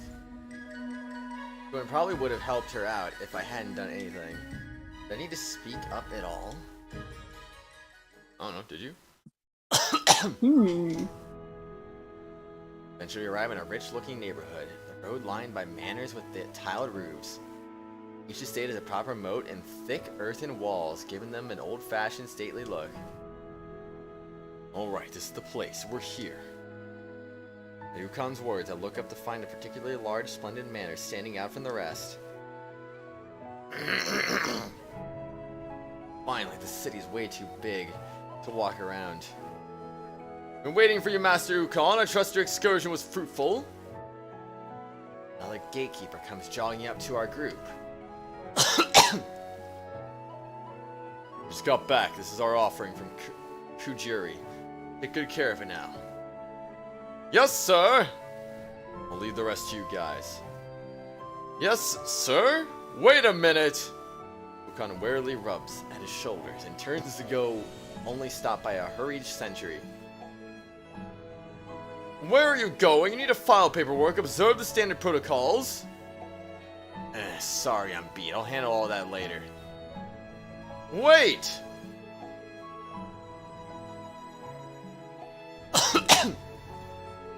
That's all good, Light Mind Jedi. How you doing, man?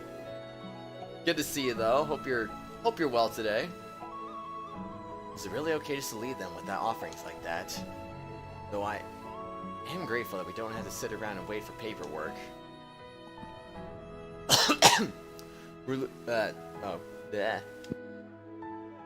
Rulatia sways uneasily, looking as though she wants to say something but remains silent. Yeah, the plan was always to bring it to the Oshtor's manor. Oshtor, that guy with the mask, huh? Yup, he'll take care of all the protocol and bureaucratic stuff. So don't worry about it, Lady Rulatia. You're anxious and you want to make a good impression, but let people help sometimes, yeah? Okay. Now I think I've got a banquet to get to, isn't that right? Ukon leads the way, and we all follow along eagerly. Banquet time! Feel bad for him doing a lot of paperwork, it's very tiring and boring. Aww. Okay, letting the oven... letting the oven breathe so we can prepare Red Baron special deluxe pizza, also munching on spicy fire roast and jalapeno pringles and off-brand fig Newtons. Nice, nice, nice. Yeah, actually, funny thing, saying not knowing we were streaming until just now, we actually started this a little late, too. I wanted to start around like 5 AM, I think it wasn't until about 6:15 in the morning. So honestly, we should be like in the final hour of the stream right now, but we guess still got 2 hours left. But, since we just hit the 10-hour mark of the stream,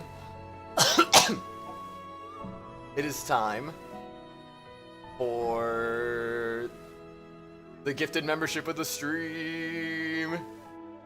Who's gonna get it?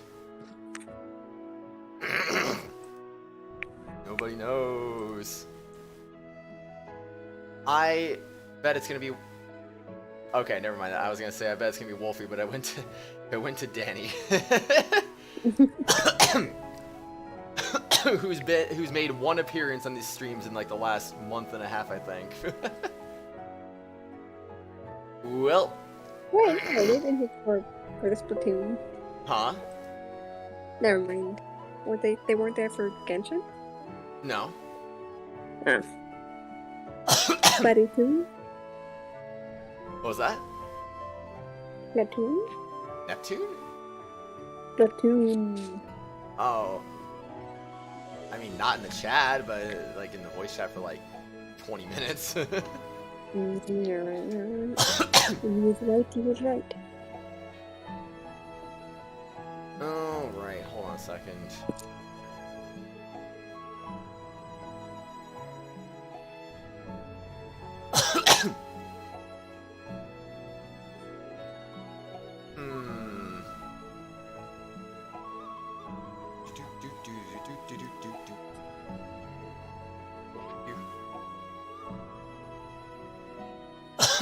Where was I gonna do that? I don't was gonna do that. Blah blah blah blah blah. Blah blah blah blah blah. Blah blah blah blah blah. Blah blah blah blah blah.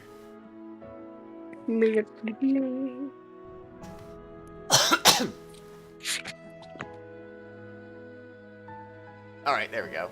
Real. Very real. Is that Elgato capture card still serving you well? Yeah, it's still working well. I've been recording Tales of Exilia with it. I do feel like I need a new one though, honestly, because the whole thing with it having like delay going into my PC can be such a pain sometimes, I'm not gonna lie.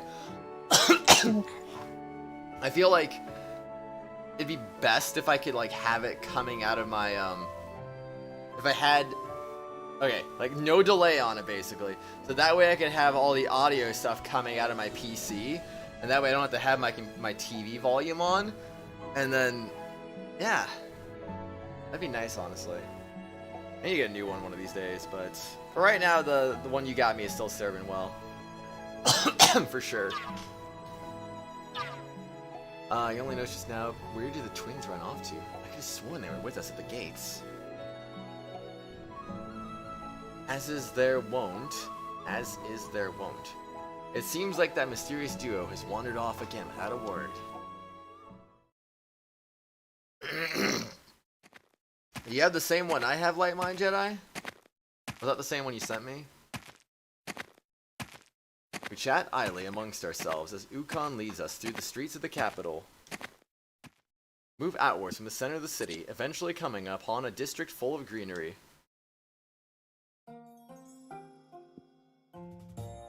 Here we are. The Hakurokaku Inn. It is a renowned establishment here in the capital. This building has a different architectural style to it. It's pretty tasteful, actually. It's built spaciously and sumptuously, but doesn't feel overly grand or ostensious. The outer facade has a strangely exotic atmosphere to it, parting from the rest of the city style. Usual architecture, the owner's personal taste, apparently. No more version, but you can record all consoles. Yes, yep. New iteration that uses USB 3.0 and have no delay. And handle 60 FPS. I know they're pretty expensive, that's for sure. I'm not gonna get one anytime soon. I'm just saying I could use an upgrade one of these days, and I'd like to get one, but it's maybe not for a bit. Happy 420 to you as well, Zim. At 720 TV. Oh snap. It's between us, the proprietress is a drop-dead gorgeous woman. She's got crazy strength too. Sexy and strong, huh? Hearing that, I glance over my shoulder. Kuan seems like she hasn't been listening, looking around at the exotic building. Well, she's definitely strong. Hey, keep up, you two. Let's not keep everyone waiting.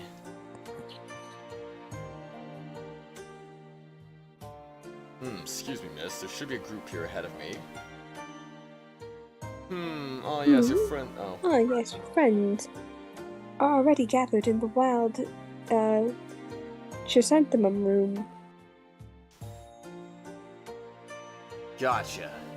Thanks. Only 70? I thought they were like $200. Bro, that's crazy. The worker bustles off before Ukon has a chance to thank her. Huh, someone's busy, I guess. Started off on their own without waiting for the guests of honor to show up, huh? Well, I'd be wary of that eBay one anyway, since, you know, eBay... Can you really trust eBay? I don't know, man. Sorry about that. I feel bad since I invited you and all. If there's one thing about online sales that I'm always skeptical of, it's eBay and third-party sellers on Amazon. Because you just never know sometimes. It's fine. I'd feel just as bad making them wait as long as they're enjoying themselves. seem pretty familiar with the people here. Are you regular here or something? I got a bug bite in my left arm and it's bugging me right now. Well, no. Huh? Yeah, I guess you could say that. It's a little upscale, but the food and the booze is good. I guess you could say they hit the mark for me. The ambience isn't bad either. Oh, is it my turn? Huh? Yes, the atmosphere certainly is nice. It seems like they maintain the place, with great care.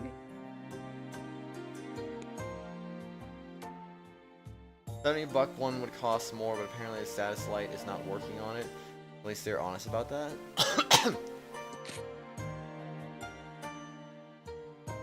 I mean, that's a pretty big markdown just for a status light not working, but I mean, if the status light's not working, what else could possibly be wrong with the thing? Like, honestly.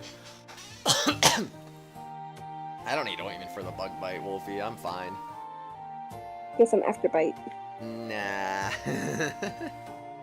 Kuon enters behind us as she speaks. They don't just put an effort forth when it's visible. Every little nook and cranny is clean. You got the idea. So, Lady Rulatia. Any objections? If this inn isn't to your liking, there's another I can show you. Huh? Rulatia jumps, having been looked around. Ukon's question catching her by surprise. Yeah? If you don't like it, we got other options. How about it? No, it's not that I don't like it. Doesn't seem displeased. If anything, she seems anxious. This is such a lovely place.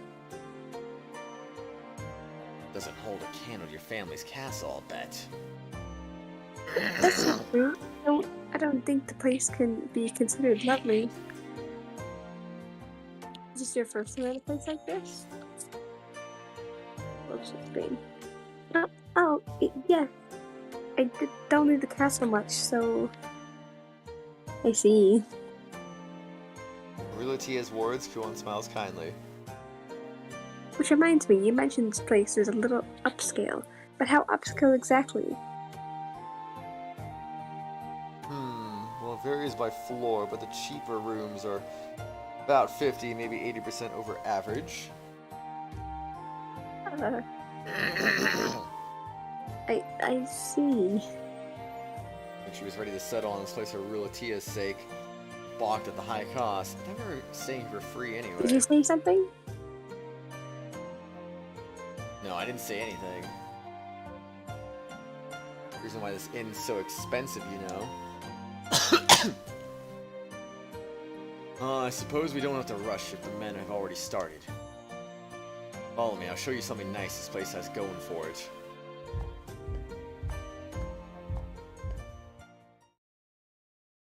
Huh? As Ukon leads the way through a side corridor, Kuon begins sniffing the air. This scent. Wolfie, watch the enema. No, did he? Kuon quickens her pace, her tail wagging sinuously behind her in quick, frantic excitement. Right over here, Missy. Go ahead and open the door.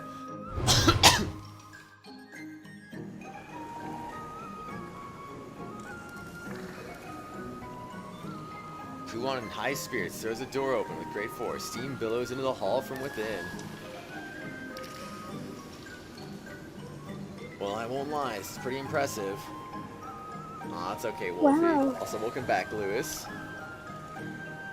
The chamber is wide and spacious, and a deep wooden bathtub inside brims in piping hot water. Billowing steam and the scent of rich wood wafts outward from the luxurious bathroom. It's a nice fragrance, calming. I forgot. So what'd you think? Big communal baths like this are hard to come by in the city. Incredible. I've never seen anything like it. Are you won't see a bath like this in any other inn in town. Not with running hot water, anyway. I mean, the court noble's manors don't have tubs this huge. We're at our resident bath crazy apothecary would appreciate it, even if it meant a higher price. And if you'd like it, go ahead and wash up before we... Are you listening? Excuse me. You talk like that. Miss Kuon. Kuon stares forward with wide eyes, hands trembling as she reaches out. Looks for all the world like a starving wanderer in the desert. Finally coming upon an oasis. Really shaking. Is she having withdrawal symptoms from handling so many drugs, or what? Wow. Or Hot water. huh? She staggers forward to the bath, dipping her hand into the water and gliding across its surface. Running hot water. What? Yeah, it's a bath. Bath. Hot bath. Kuon? Since Kuon's behavior is starting to worry me, I step forward into the room trying to see her face. Hot bath. What? Whip. An eye blink, Kuon slips out of her clothes so quickly they hang behind her in the air for a moment. She stands before everyone, how you say, in her birthday suit, all natural in the buff. From my vantage point, I can only see her backside, well, the backside of her. There's not a stitch left. Then... Woohoo! She vaults the side of the tub and leaps in bottom first. Oh, jeez. Whole body breaks through the water and the resulting spray soaks everyone in the splash zone. Urbua. Thank goodness that's censored. Yes. Ay ay ay. We'll be right back. Okay. Ah water running, hot water!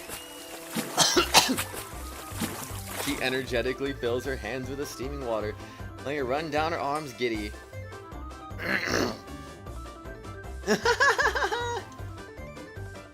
Gwen flops her whole body down in the bath, rollicking about like a gleeful child. ... Then the silence, I have no words for Kuon's sudden romp. Kuon pops her head out of the bath to begin, splashing water at me, grinning broadly and giggling. Sure, Lewis. I don't know actually. Miss Kuon? Next to me, Rulatia seems to be just as bewildered as I am. Or she would be. Calm, erudite Kuon is flailing naked before us without a care. How much does she love baths that she's totally beside herself like this? She's totally checked out too. She's oblivious to the fact that we're all still here. Her chest, her legs, and what's directly between them, everything is just sort of in the open.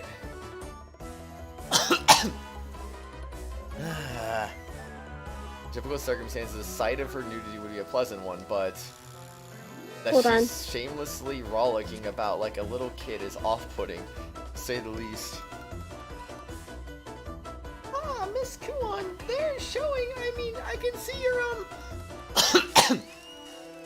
your clothes, Miss Kuon, please. Rulatia quickly snaps back to reality, gathering up Kuon's clothes and approaching her. Latia, you can't wear your kimono in the bath, silly. Huh? Take our clothes off for a bath.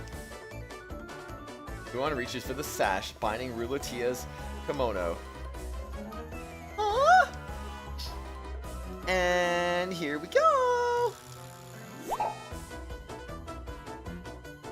Whip. What changed? Oh. By some ungodly sleight of hand, Rulatia's clothes slip off in an instant, leaving her fully bare. Dot dot dot. Slowly agonizing, turns her head and her eyes meet mine. Eep! Rulutia gasps, going stiff. Large tears well up in her eyes and her face turns crimson. Don't look! Please, don't look! She says that she makes no effort to cover herself, just staying there and trembling. She can't even move, frozen stiff still from the shock. Just cover yourself, please. I can't bring myself to look away as Rulutia just stands there stuck at Kuon's mercy.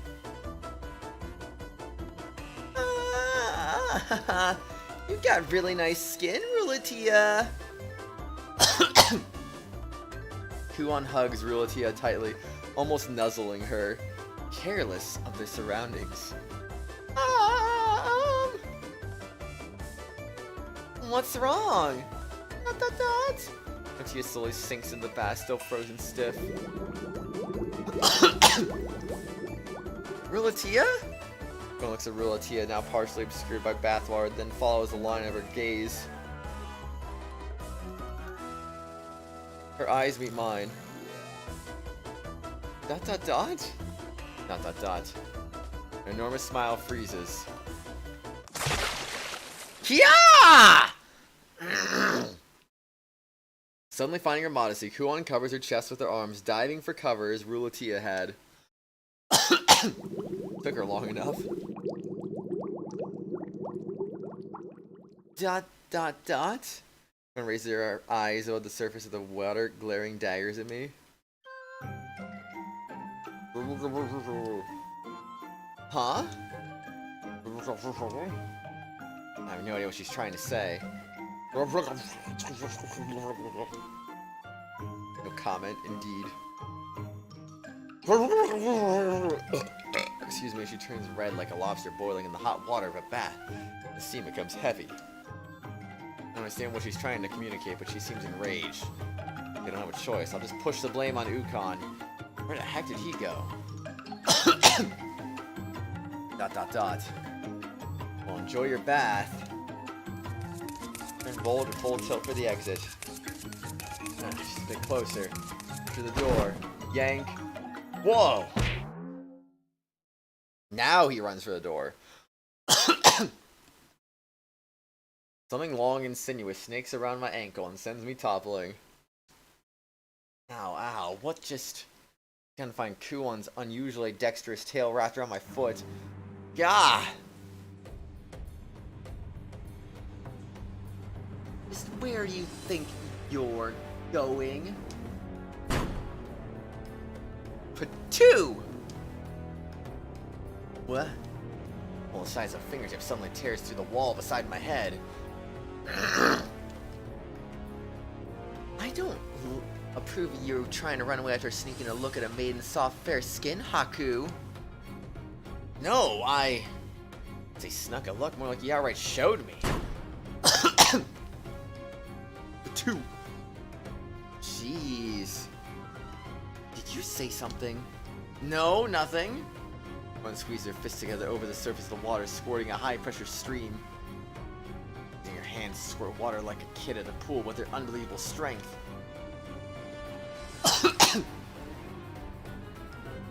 Hey, calm down. You're putting holes in the walls, and I didn't see anything, I promise. Really? I say, how could I not see everything? You were just shaking around.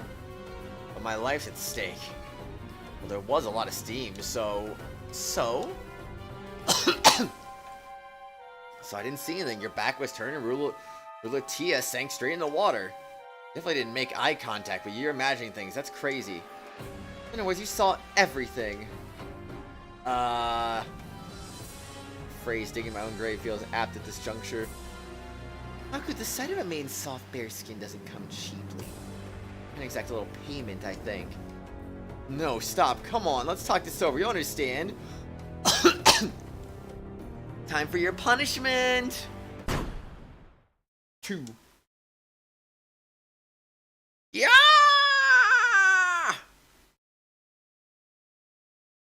And that doesn't really remind me of it at all, Light Mind Jedi. I think this is a little bit more exposing, and the punishment was probably a way more harsh, too. I mean, it's a common anime video game trope anyway, but even then, I don't think it's very comparable to Symphonia's version. Alright, everyone, you got all your cups? Yeah! Here's to our triumphant return to the capital and to new comrades. Cheers. Cheers! Cheers. Cheers. Cheers. Gulp. Ah. Ukon's toast. Kuon drains her cup in one go. Oh, please have some more. Whoa. Ah. Old sake, after a bath always hits the spot. Kuon drains her cup as quickly as it filled, seemingly in a good mood. Ostensibly, the earlier incident at the bath seems to have been forgotten entirely. Her language and her mannerisms are elegant, but she acts like an old man. But she's in a good mood anyway. Latia, meanwhile. Ah! My eyes meet Rulatia's. Dot dot dot. She quickly turns red and she averts her eyes. It's getting her back in a good mood would be a little harder. Hey kid, what's the deal? Your cup's empty. Bottle in hand and face already reddening, Ukon sits down beside us as men chatter. Here, let's toast again to wonderful new allies. And to the allies who ditched the guests of honor who started the festivities without them. Ah, that's the good stuff. Hey, don't ignore me over here. Come on, what's the fuss? You gotta feast your eyes. You got off pretty easy, didn't you? Ukon raises his cup in good humor. There's a logic, but it's not really the response I was hoping for. Strangely enough, I can't bring myself to be mad at this guy. He's got his magnetism to him. He's more exposed when Dawn in the world, let's just say Sheena uses summon spirit to try and apprehend the culprit. Oh gosh. Ah, that's good. Here, you were late, so you gotta drink 3 cups, that's the rule. Allies, huh? Phew. Here, your turn. Alright. After a job well done, that's just the stuff. I think we've been traveling with Ukon for over 10 days now. I only can count on one hand the number of times we've been in mortal danger. I didn't dream that things would play out this way, like this when we met. It hasn't all been bad. Here, Haku, this is yours. Excuse me. Going past an enormous stuffed Amamuni to me. Joyfully, she tucks into another from a stack waiting on her plate. Delicious. Coincides with a distant, dreamy look in her eyes. She really enjoys her food, huh? She's having a good time, at least. She's in a foul mood all the way over here. As soon as she saw the meal, her spirits lifted. Good to know for the future I'll have to buy her an expensive meal next time I upset her. I've been feeling Rulatia's eyes on me for a while now, but whenever I look forward, she looks away. I did see her naked. That's probably a natural reaction, all things considered. I mean, it's the adult Christian treatment after all, am I right? Still, I can't help but feel like she's avoiding me. That's a little depressing. I should apologize to her again later. Here, Rulatia, you should eat. Oh! Bumper offers another Amamuni. Thank you. Flustered, Rulatia tries to accept the food, but Kuon bypasses her hands and goes right for her mouth. Huh? Miami should do Hot Springs, but no New World sees yourself. Oh, I'm sure I've seen it. I'm sure I've definitely seen it. I think I've seen the hot springs in every Tales game, honestly.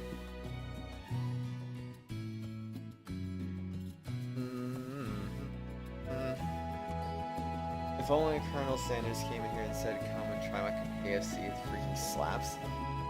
Why? I don't get it. I don't understand.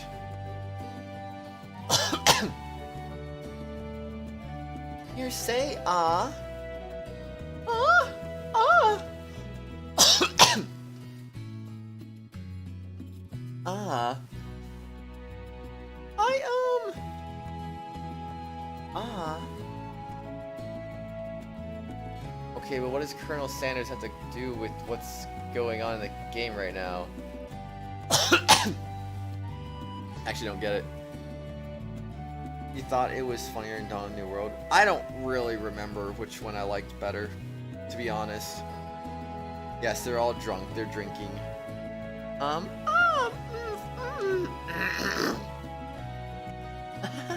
Tastes good? Yes.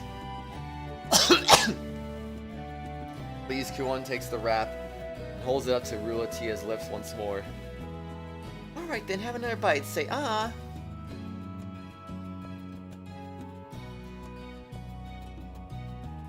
They're eating food? She was funny in your head. Gosh dang it, man. I swear. Fair enough, fair enough. Come on. Ah? Dot dot dot.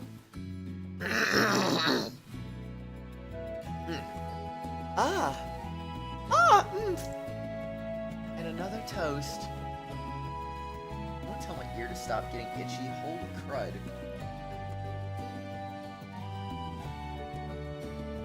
My ear's just like, you want to be itchy right now? Here you go. Itch time. Let's go. And another toast. Oh, cheers. You want trying to be considerate and break the ice, or it's like all she's doing is making things even more awkward? Hey kid, empty cup, you know the rules. And so do I. Oh yeah. Master Haku, prithee a drink. Drink with thy bosham friend Maroro.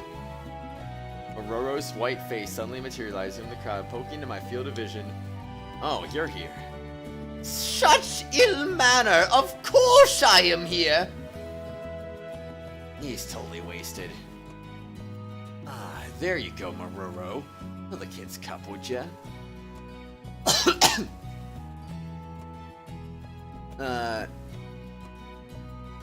It shall be so.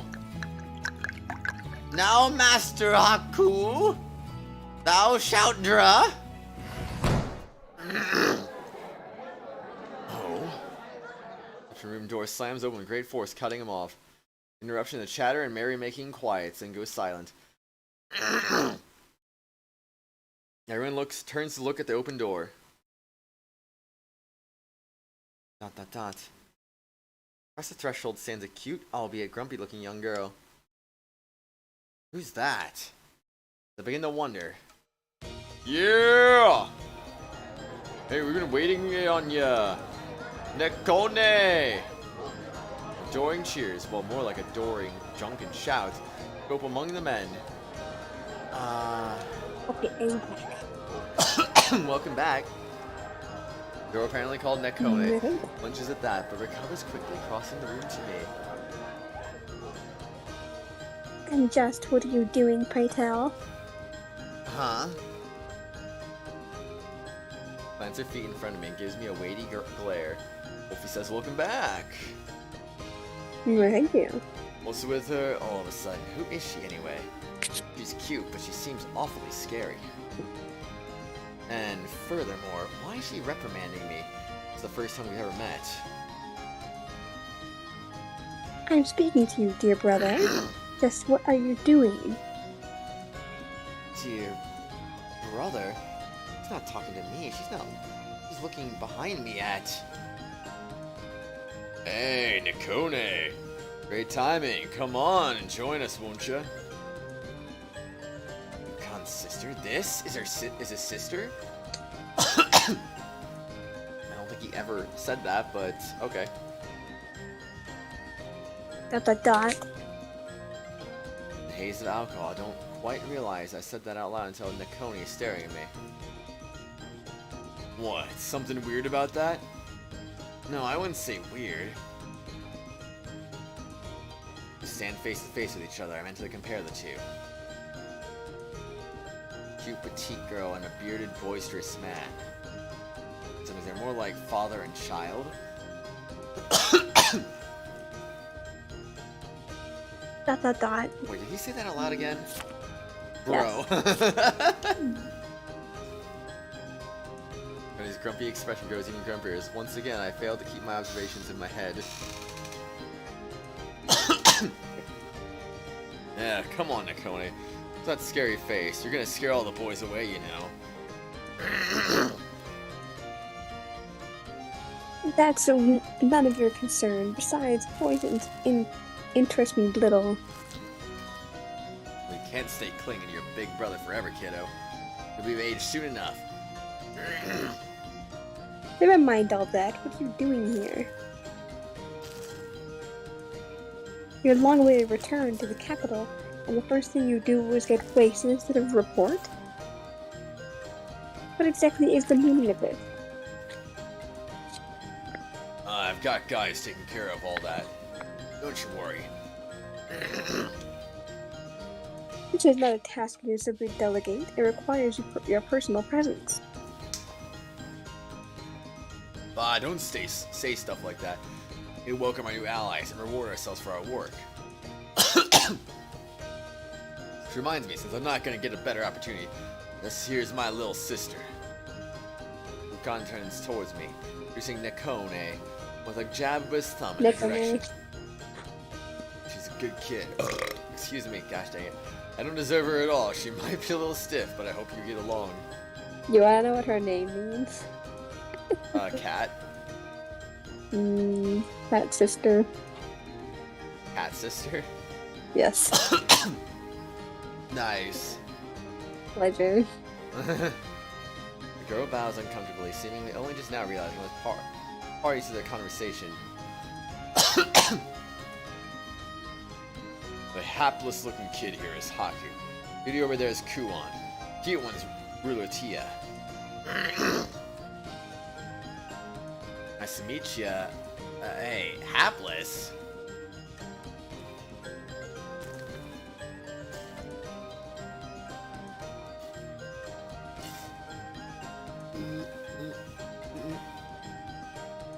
Hello?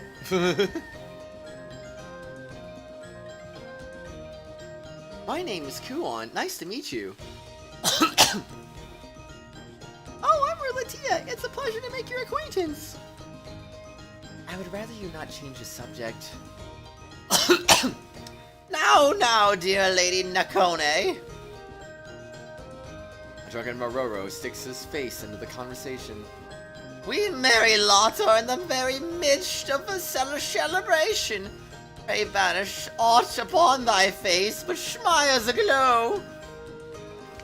I thank you for your opinion on the matter, O great and masterful scholar, who art full of himself.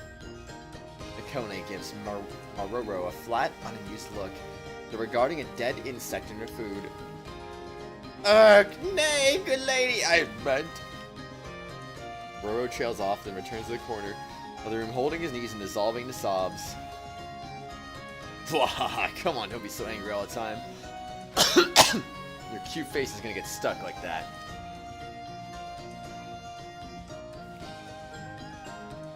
How is he Sean Connery? What? I voice him more similar to Kefka than I do Sean Connery. Confused. I'm not angry. You look angry. It is anger you've given me cause for, dear brother. Nakone glares at Ukon. The note of sadness in there too. Ukon, this simply won't do. Oh? Oh? I appreciate the hospitality you've shown us, but really you should have gone to see your sister first. Ah. She's sulking because her older brother isn't giving her any attention. He was lonely.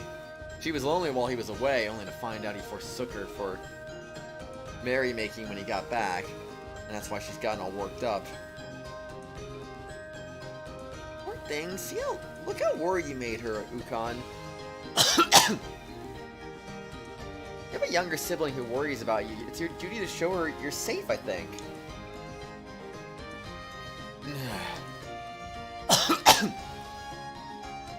Not like this is anything worth worrying over. No more than usual, anyway.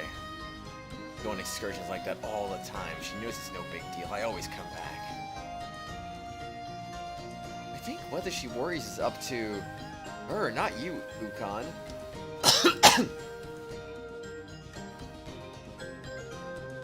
Yeah, that's more like a drunken lisp than a Sean Connery. Unless you're gonna start saying that Sean Connery's got a lisp. No matter how you rationalize it, anxiety is rarely subject to logic. She'll worry regardless. Gosh, that's how it is, huh? That's how it is. As her older brother, you should understand that.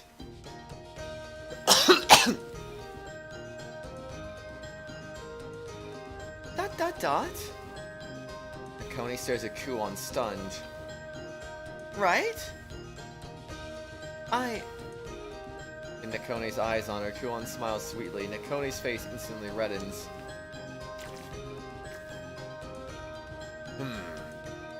Ukon tilts his head, puzzled. Seems like he honestly thought there was no cause for worry. I have a few near-death experiences myself recently. I have to wonder at that. Does he even realize the underlying reason for his sister's anger, let alone her worrying?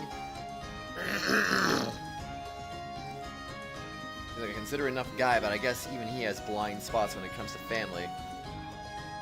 If that's the case, I have to feel a little sorry for the girl. Alright, I'll help out a little bit. Doesn't hurt anyone to be nice to children. Ukon. Yes? Basically, she's sad because you haven't been around to pay attention to her. She's lonely and wants you to see that, so she's sulky and making a scene. Won't you notice her? What? Dot? What? That's what it's all about, huh? What are you talking about, that? Sorry for not noticing how lonely you were, Nakone.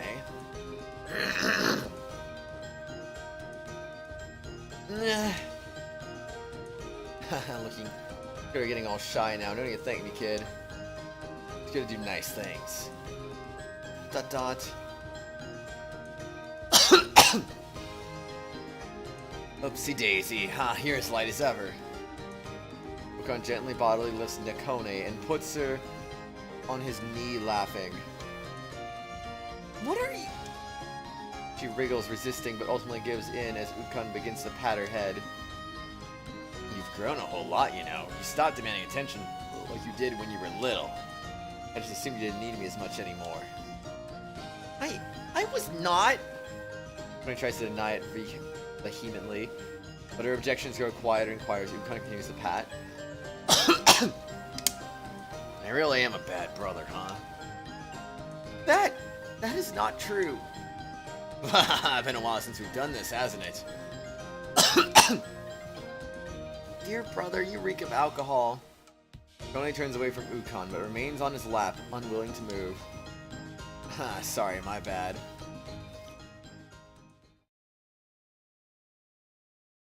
Dear brother? Yeah? Welcome home.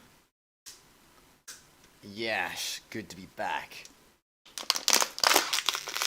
Everyone around the two siblings shares a smile, seeing how close they are. I gotta say, I'm relieved you're growing up. Used to throw these tantrums when you were little, demanding we take baths together.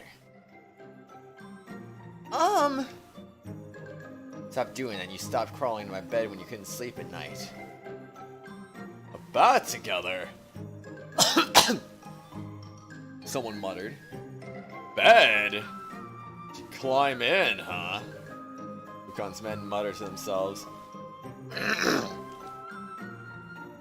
Dear brother?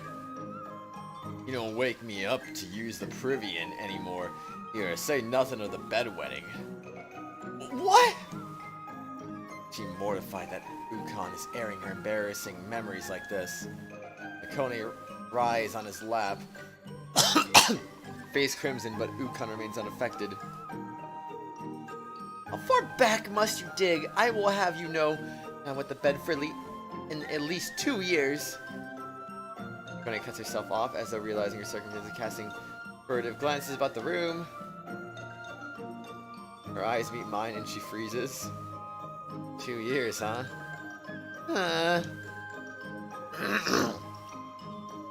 2 years of back. 2 years? 2 years. 2 years. Whispering spreads like wildfire through the party. ...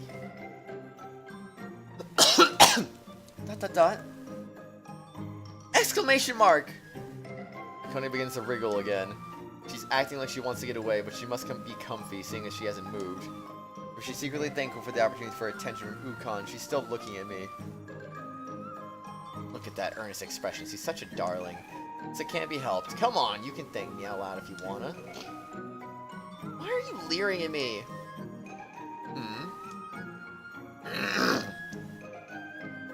Oh, now she's playing it shy. Does she not know how to express her gratitude? Hey now, don't talk like that to your brother's comrades. Hi. Her pat on the head from Ukon, Nakone settles down.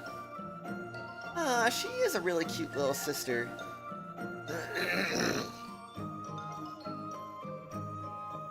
That's understandable, Light Mind. Yeah, that's definitely understandable. Yeah, I'm proud of her. I see. ... Once again, it's a pleasure to meet you, Miss Nakone. Can I just call you Nakone? Yes, that is fine. I'm Kuon. I got to know your big brother while I was traveling abroad on my horizons. My favorite foods are sweet things, especially honey. I like to travel the world and see different places, I think. ... And this is my friend, Rulatia. Eep! Kuon pulls Rulatia, who'd been hovering silently by her side, into the conversation. Come on, Rulatia, you too. Oh, okay. I'm Rulatia. I'm the youngest daughter of the Aulo of Kujiri, so... Slice of pizza? How long have you had that pizza in the oven for? What the heck?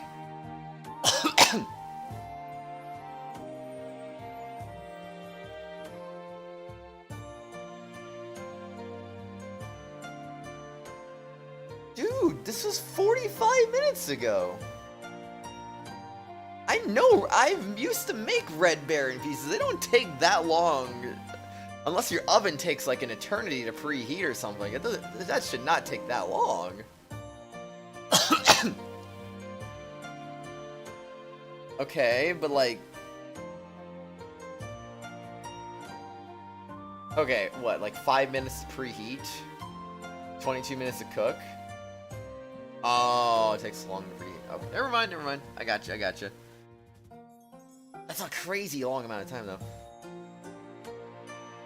My favorite food is meshi, and I like cooking the needlepoint.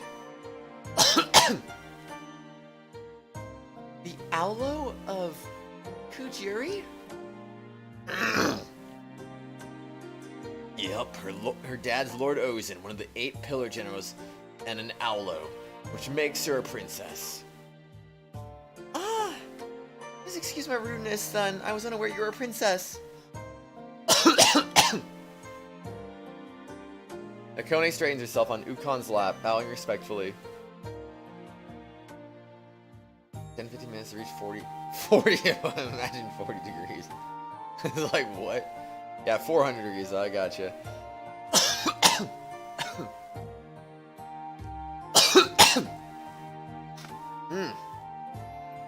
Yes, well...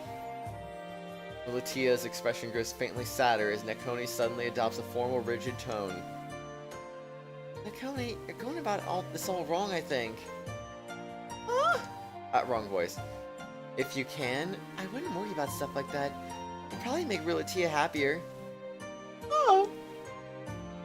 Are you from Overseas' family as well, Miss Kuon? Me? Do I look like it? You said honey was your favorite food. Delicacy, expensive and difficult to come by.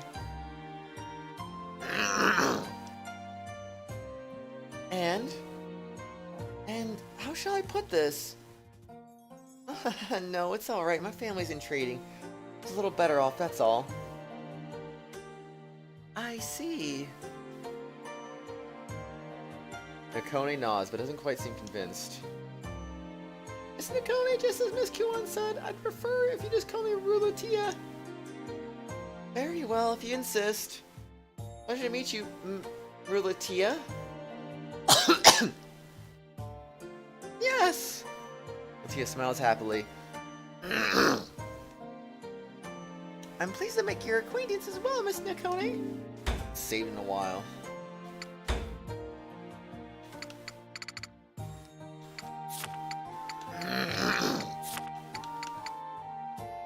Actually, not that long. I guess like a little less than an hour, like 50 minutes almost. 48 minutes. Still though. Dot dot dot. Dot dot dot. Dot dot dot. Oh, I am Nakone, and I enjoy sweet foods over most others. My hobby is researching the lives of the ancients. The ancients? Ah! Kuon's reaction, Nakone shrinks, as if she said something inappropriate. No, never mind. You too, Nakone? Huh? I'm fascinated by the ancients too. Especially the Onvitalikayan. The Great Father is also exciting, isn't it? I'm traveling all over the world so I can see the historical ruins. Nakone's ears twitch. Is that true? Oh, welcome back. Hello. I know I heard you laugh in the background, so I don't know if you can hear me or not. Of course I delved... Oh. Yes, welcome back. Huh? Yes. Of course, I've delved into more than a few now. Nakone looks up to Kuon with sparkling eyes. Do stories like these bore you? No, not at all. I can tell you all about it more in detail than if you'd like. Yes, please. Kuon, Nakone, and Rilatia quickly huddle together, diving into an academic conversation about ruins. Every other word is unrecognizable jargon. I'm at a loss. Not exactly usual girl talk fare, but as long as they're enjoying themselves. Looks like she's completely forgotten about thanking me, though. Ah, so rare a sight 'tis to see Mistress Nakone delighted in conversation thus. Ororo mutters next to me in fond wonderment. Hers is a vast intellect bestowed with love by the great fathers as befits one titled Kuni Tai. The vaunted imperial examination was nothing before her gifts. Scholar philosophy so young. Imperial examination? You mean the test Kuon was talking about? Excuse me, is it that difficult, the exam, I mean? Beyond compare, but one or two applicants in a decade who seek to challenge Concord's travails. Mistress Nakone doth hold the honor of besting the beast at more tender in age than any before her. Huh, impressive. I don't think about it, you took the same test, didn't you? But of course, arduous was my journey, I faith, but fate conspired to see me a scholar true. Ororo proudly sticks out his chest. Is it really that big of a deal that if he passed it? Alas, Mororo is an underscholar, only meek and withered are my laurels before Mistress Nakone. So there are different kinds of scholars then. Forsooth, would such things transpire neath ordinary circumstance? Ordinary circumstance? Pay no mind, prithee, but be not mistaken. Mistress Nakone is a mind bestowed, a spark of genius. But, alas, 'tis both gift and curse. Her peers shun her, aberrant as they perceive her mind to be. Yeah, I've heard of that. The whole geniuses are lonely thing. None were able to comprehend the lofty matters of which she spoke, so beyond their level was she. Forsooth, it feels an age and longer since I have seen so childlike a smile upon her visage. Hearing that, it strikes me that Nakone's expression is one of girlish innocence, more befitting a child playing with dolls and picking flowers than an erudite scholar. It's really incredible being an Imperial student your age. Oh, wait, that was you. It's okay. I'm still drawing some in and out of the boost kit. Okie dokie. There's a little point. I cannot have the proper title scholar. I matter nothing without it. Actually, amazing. She's being way too self-deprecating here. She was too young, alas. Neath ordinary circumstance, hers would have been the proper mantle. She was deemed too young to receive it. I see. It's clear she's an extraordinary kid based on everyone's reactions to her. I don't think you're giving yourself enough credit. When I was your age, all I did was run around and play in the hills all day. You're an Imperial scholar. You should take pride in that. Yes, I think so too. We're a very hard worker, Miss Nakone. Dot dot dot. Being so openly praised seems to make Nakone shy. She falls silent at Kuon and Rulutia's words. And you're cute to boot. I wish I had a little sister as cute as you. Irk. Nakone. Ukon gently strokes Nakone's head, sitting in silence with her. Sense the strength of their bond.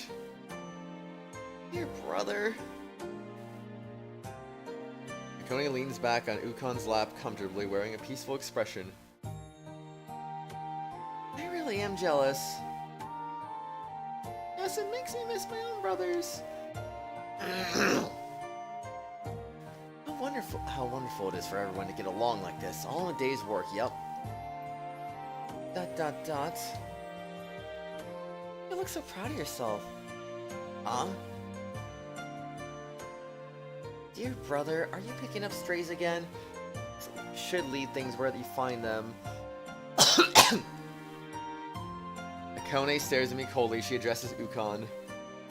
Your gaze passed through me, talking about me like I barely exist.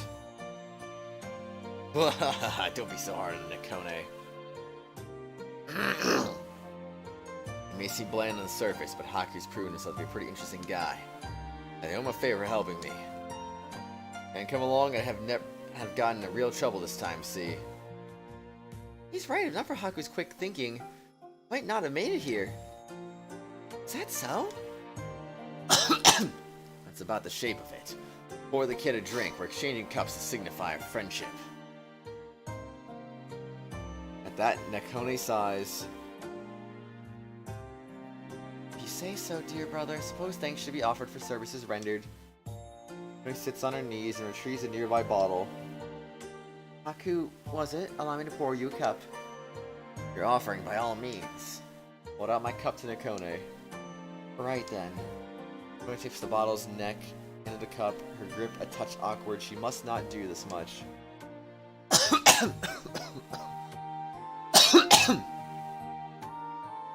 Here you are. Whoa, easy, easy. Bring the cup back to my lap. It sloshes over full. Quick drink to contain the spill.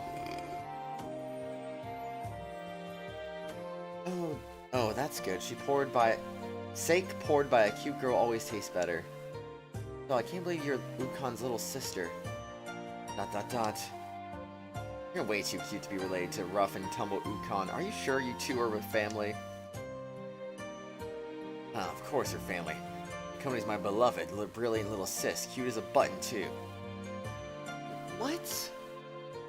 Well, the only flaw is that she can be a bit cold sometimes. Come on, that's what they call charmers. And a perfect person is boring. Flaws make you likable. Nakone's face heats up from red to crimson in a split instant. What are you saying? Besides, you're still little. You shouldn't stress over not outgrowing your bedwetting habit. Better be a genius who wets the bed than a smart, prim, perfect girl makes you endearing. I mean, in 2 years, I think she's past that at this point. ... He's got a point here. You're cute as you are, but it'd be... it'd be alright if you became even cuter, you know? ...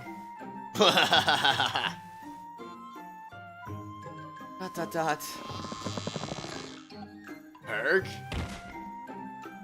I react, Nakone's hands wrap around my throat. Darkness envelops me almost immediately. Well, rip. Kid, you okay? Here's brother, I believe your friend Haku is passed out from partaking too much alcohol. Shame, he might catch a cold if he sleeps here. Ah, well, throw a blanket over him or something, will you? As you wish. Truly, I never thought that technique would work so well. How weak must he be for so simple a maneuver to be so effective? A little too weak, I'm afraid. A little bit too weak.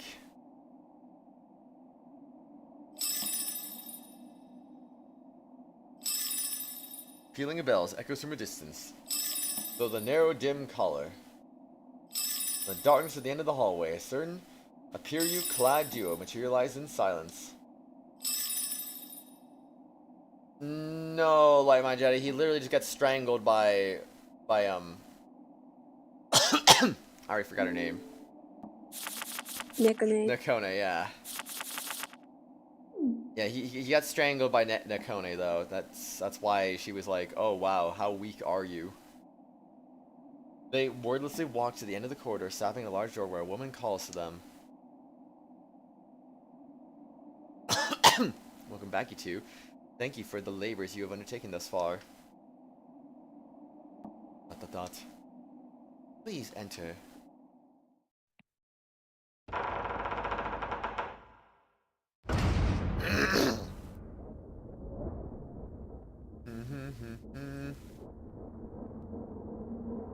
This way. Robe duo stride forward and kneel before a solemn Asture throne, bowing their heads.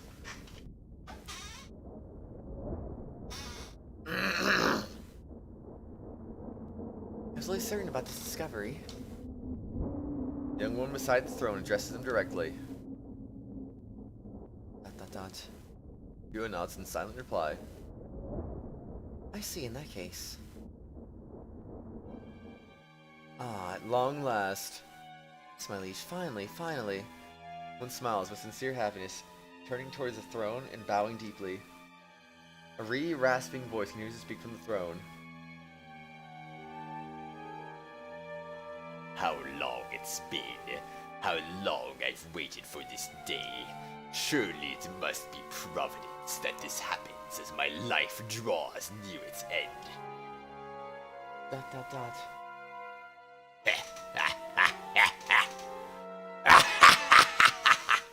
I've been waiting for this moment. At long last it begins. A new dawn, a new era. He he. Wait, it was hilarious.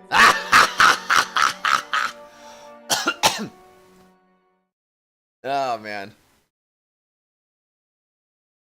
That could be like the most unfitting Palpatine ever, but I don't care. Until I see what this person looks like, they're Palpatine, dang it. I easily picture Palpatine saying all that. Right? ... Ooh, who is... Someone's calling me. ...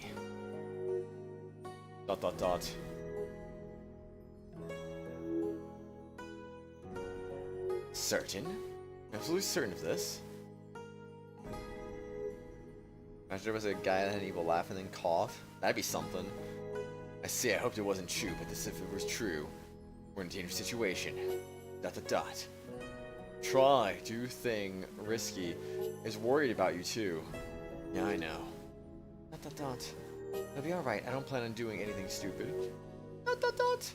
That's none of your business, who...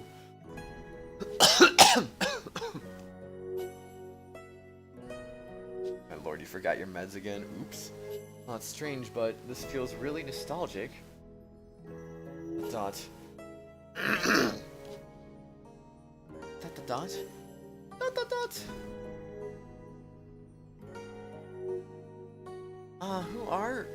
Who are you? Who are these people? They are people that have come to do people things. Excuse me.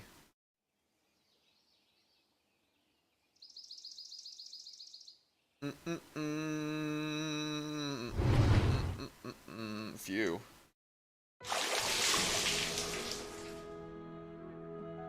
Bath first thing in the morning is the best. Well, then Maroro and the others still out cold in the banquet hall and came to the bathhouse. He was like, whatever alcohol is left in my body is just washing away. I can feel myself warming up. So I said, now why Kuon is so particular about her bath. But think of it, didn't she pick this in because she was wanted the bath here? Her obsession with bathing is bordering on fixation, I swear.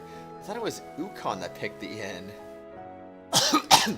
And that Kuon was having a second thoughts because of the price. Yeah, but then after she chose it because of the bag. Oh, huh. You might get some Carolina Reaper almonds from Right Aid just because you really want to try them. Oh gosh. I'll pass on that one. Good luck with that, Light Magi. I hope they're good for you, man. I hope they don't destroy you.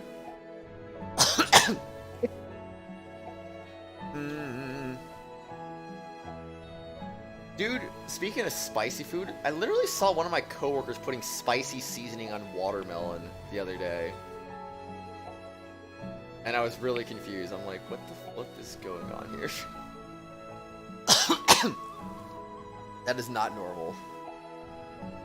But, I mean, hey, I don't know. You mean the flakes? Carolina Reaper flakes? Or you mean like flakes in the watermelon? I don't know if it was really flakes. It was some kind of powdery stuff, though. My girl's obsession with bathing is bordering on fixation, I swear. She was troubled when she first heard about the price of lodging here, but the moment she saw these bags, she jumped right in without even pausing for thought. Recall Kuon becoming completely ecstatic and rollicking around in the buff.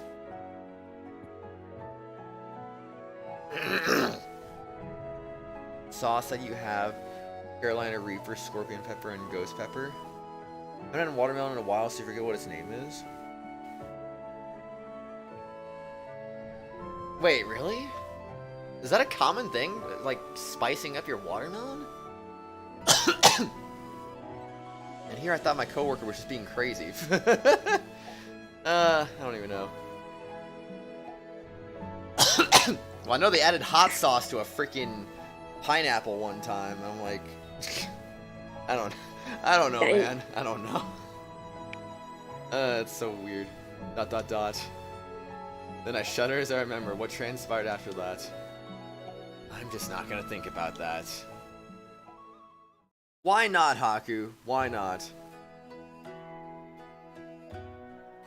All you have is Carolina Reaper, Scorpion Pepper, and Ghost Pepper. Jeez Louise. Too much.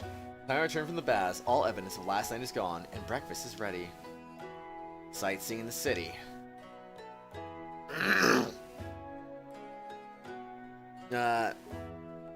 I reply to Kuon as I eat, my mouth half full of hot food. Nakone offered to show us around the capital. Famous sights of the Imperial capital is street food. Oh, and I should visit the clothiers. We like to put spices up on them. Check YouTube videos of fruits with spices. Just found that they might have been using Tajin seasoning on the watermelon. I don't remember what it was, honestly. It was like a couple weeks ago, I think I saw this, but I don't remember what it was. Chamoy, maybe? Huh? Chamoy? Moin? Chamoy. Chamoin? Yeah. I don't know what that is. Rilatia's coming along too, of course. This is my first time touring the Imperial capital. I'm excited. They both seem to be really worked up over the idea. I don't mind indulging in a little tourism, but didn't you say you were here looking for work? That Kuon pauses. But of course you came all this way, though. I think a little R&R is called for, don't you? Don't you, Haku? I'm not exactly gonna object. I bet you do, Wolfie. I bet you do. A little pause just now is concerning me, but I guess if it's important, it'll come up again. Besides, time spent sightseeing is time spent not working. That's just fine in my book, you know. Just fine.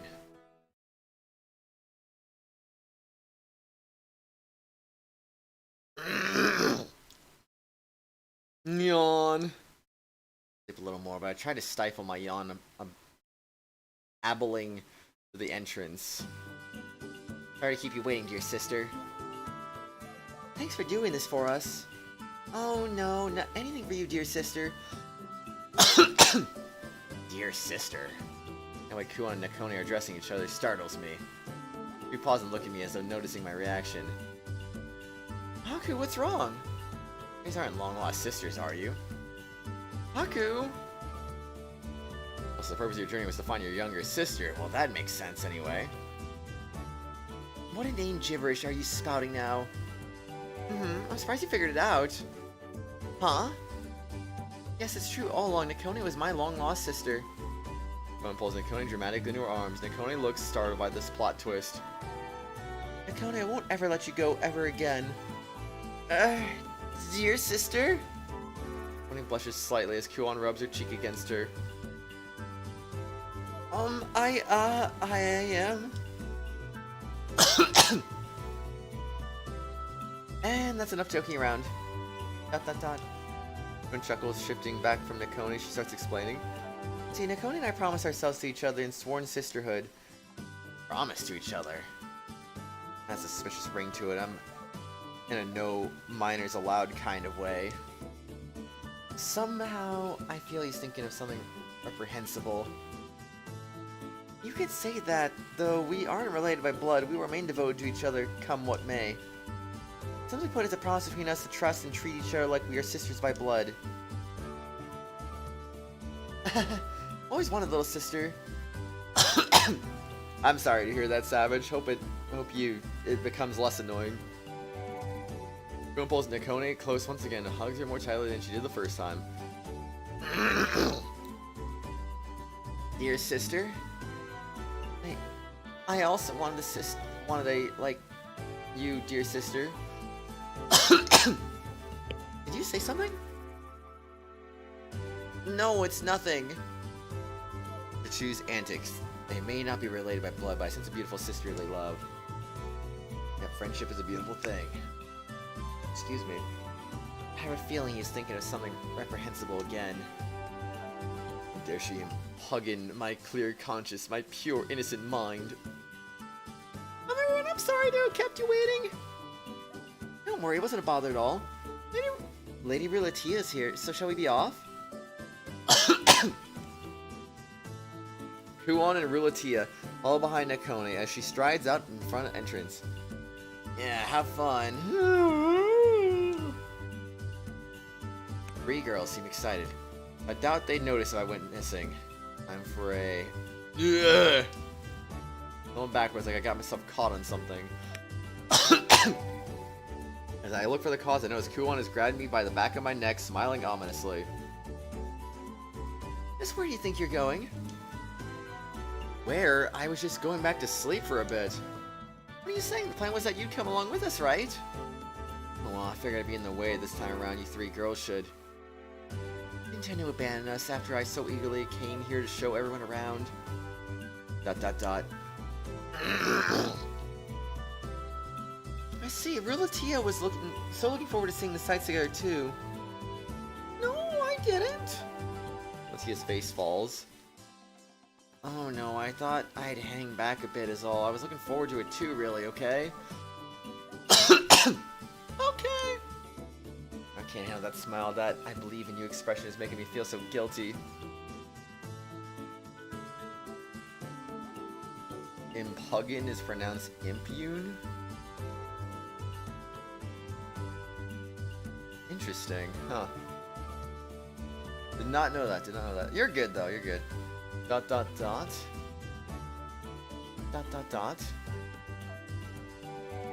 Like my Jedi, I mispronounce things on, like, this was not an on purpose one, but I mispronounce things on purpose so often. Does that not drive you crazy?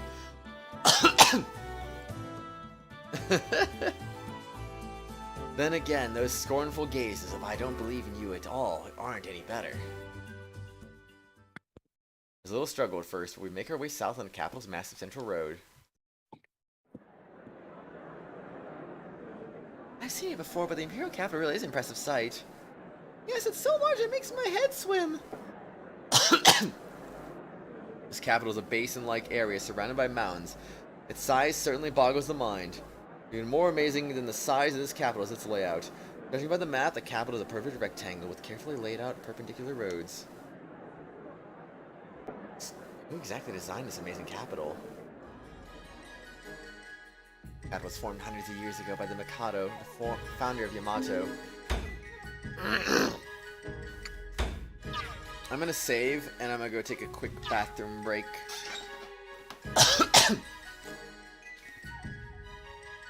Final one of the stream. I think I only got like 40 minutes left. Alright, I'll be right back. Boop, bop, beep. And a blip.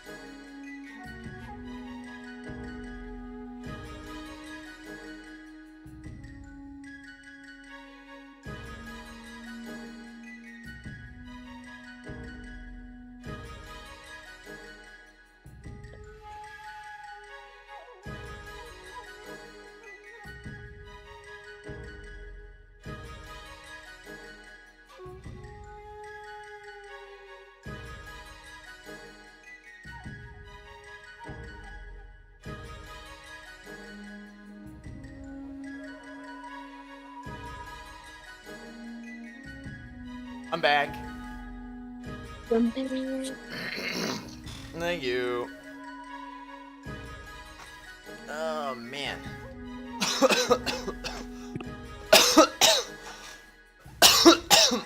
Excuse me.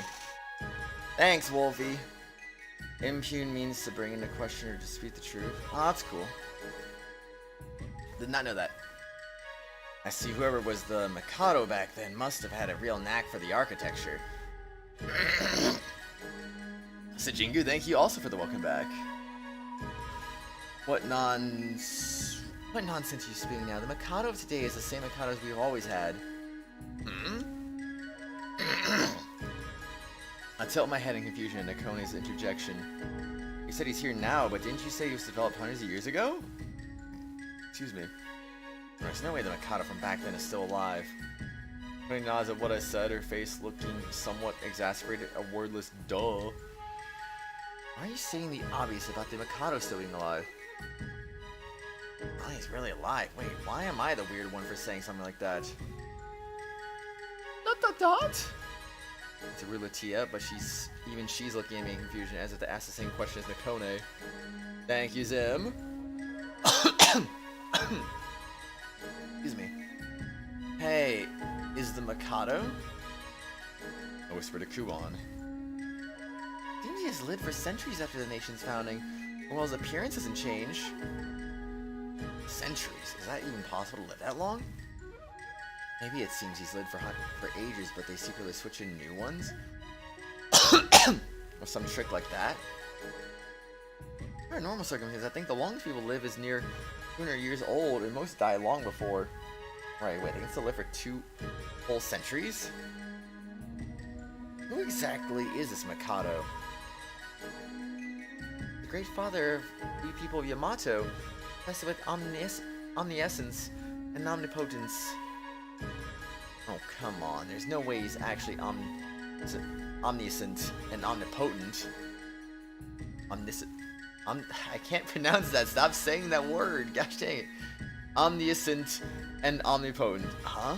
Well, that's pretty impressive. No wonder he can do everything.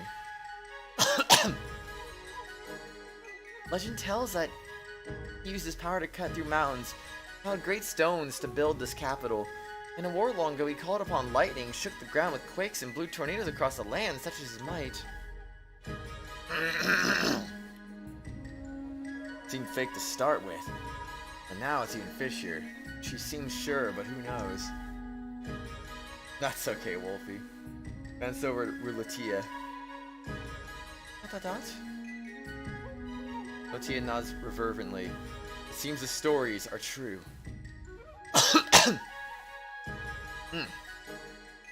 Well, stuff like this tends to get exaggerated over time. I should take it with a grain of salt. It's impossible for one such as us to truly comprehend Mikado. Unless we remain mindful of our place. Otherwise it will lead to your ruin, you see? But I shouldn't take this so lightly, eh? Shame, I was hoping you can grant me a wish if you can do anything. Such impudence to get an audience with the Mikado, you must perform great meritorious deeds. And to a wish granted, you must perform an even more extraordinary meritorious deed. That's good, Light Mind Jedi. That's good, honestly. I could learn from that, but yet I choose not to. I was just joking, but he actually grants wishes, huh? Oh, what sort of rewards has he given people? Why, there was... Cue flashback. As I tune out the legends of the capital and the Mikado, the river that spans across the city. What? I want to know. Okay, fine. They just cut out somewhere else then. This is the Omachakao River. Boats of all sizes load and unload cargo across it, and the chatter of sailors and laborers fills the air. This river is central to the city's logistics. It supports the lives of all within the capital. The capital's got wide roads, but a cart supply line still couldn't keep up the city's needs. It is a mountain behind it, hills around it, and a river through it, like the 4 symbols in Eastern mythology. Nah, I doubt it's for any feng shui stuff. Where are you going to take us next? We are going to go further south to the gate. Do it! Gate, let's go! Wow! No matter how many times I see it, I suppose it always stays just as marvelous. I nod silently at Kuwan's awestruck comment. We also saw this first time we came here, but it really is huge, unnecessarily huge. A gate of this size, they say the Mikado built this one in one night too. It was just really ripped. I know what you're thinking, but I advise you sit and stay quiet. It's so big, it makes me wonder why it was made so. Aside from the Mikado wanting to represent Yamato's commanding presence, there's some ceremonial purpose as well. I see, so it brings huge and impressive is just... It being so huge and impressive is just meant to intimidate people. Probably a psychological thing, giving the impression it'll never be climbed or torn down. Double exclamation mark! Rulatia freezes suddenly. Rulatia? Is that? I see shaking hand points to the inner part of the gate. What is that? Both sides of the gate are giant monstrous statues standing there. I don't see a statue anywhere, actually. Standing there as though guarding the gate. Are those the guardians of Is it guardians of Yamato? Guardian spirits of the Mikado and Yamato defenders of the people in the city are Akurutaruka. Akurutaruka? I've heard of them several times in fairy tales and such, but I've never seen them so big. I'm sorry for being frightened. Latia then bows her head meekly towards the statues. Cannot be helped, their fearsome appearance wards off evil, shows their desire to protect our people. Part of why the main gate is so large is so they can pass through it for their triumphant return. Does that mean these guys can move? Take off from there and strike down any approaching enemies? Ah! This is dribble now. Statues cannot move, they are hollow inside. My dear brother has shown me as such. Really? I also imagine they concealed some grand secret, so it was a touch disappointing. So, so we were all basically thinking the same thing after all. I'm blind though, I don't see these statues they're talking about.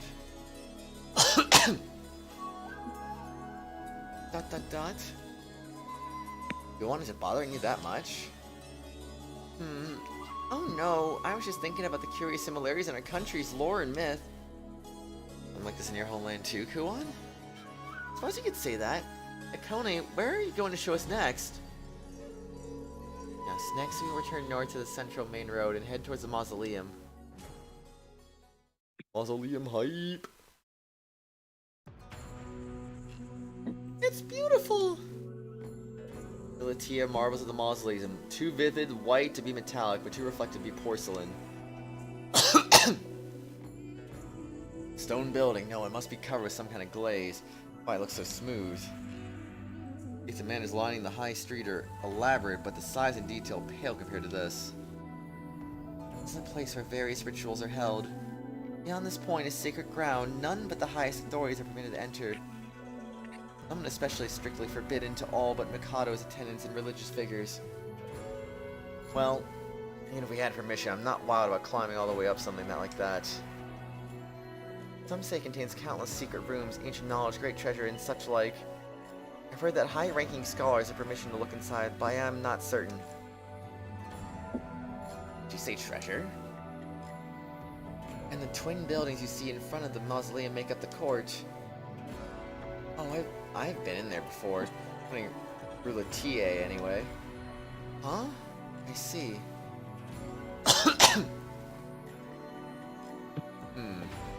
Didn't react much to that. Maybe that one's not off limits. Very polished, I suppose. This must be what they meant by elegant, Yes, it's quite beautiful. I can agree with that. The intricate and elegant decorations are a majestic structure. Polished to a gleam and has a high atmosphere like a building you'd find in heaven. Well, it does feel like a residence fit for some holy ruler like the Mikado. And everything's way too big in the capital. The city, the streets, the gate, port, all huge. Walking all this way on foot is a real pain. But of course we would walk. Do you propose we would ride a steed the entire time? No, not steeds, but... Not that, then what? I can't put my finger on what I thought we'd be doing. ... And he looks at me questioningly as I open and close my mouth. Ah, whatever, not like I can really explain myself. Well, it's already past noon, so let's go eat somewhere. Yes, we have been walking all this time, so... Seconded. This capital's way too big. I'm hungry and my feet hurt. Alright, if that's the case, then... Whoa. Wow! Into a side street and come out on another road far from the main thoroughfare. Relatively narrow street has vast lines of stalls, splitting from the main street. It smells good. Oh, nice. I could use this kind of variety. Shops on Main Street as well, but they were more formal compared to the folksy stuff here. Well, first, are you thirsty? There's Nakone passing drinks to Kuon and Rouletier. Must have got them while I was looking around. Oh, it's delicious. Yes, it has a unique flavor indeed. I see, so it's delicious, huh? Yep, sounds great. Oh, if you like, please have this. Where's the Rouletier? Timidly offering me her container. With about half of the drink left. You sure? It looks like there's still quite a bit left. It's fine, I can't drink that much at once, so... If that's the case, I'm sure I'd be glad to. I take the drink from her and lift it to my mouth. Oh! As I do, Rouletier realizes something and covers her lips while blushing ferociously. Oh, that's a unique flavor. It's sour and it's got a nice scent to it, a bit bubbly too.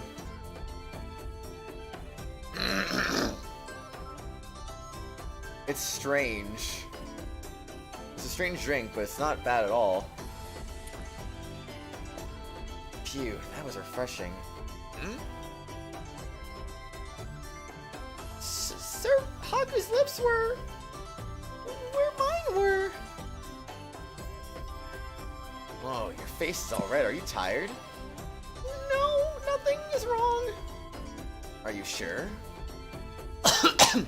Now, what should we eat? I'm distracted from Rulu TA's just I can't talk anymore.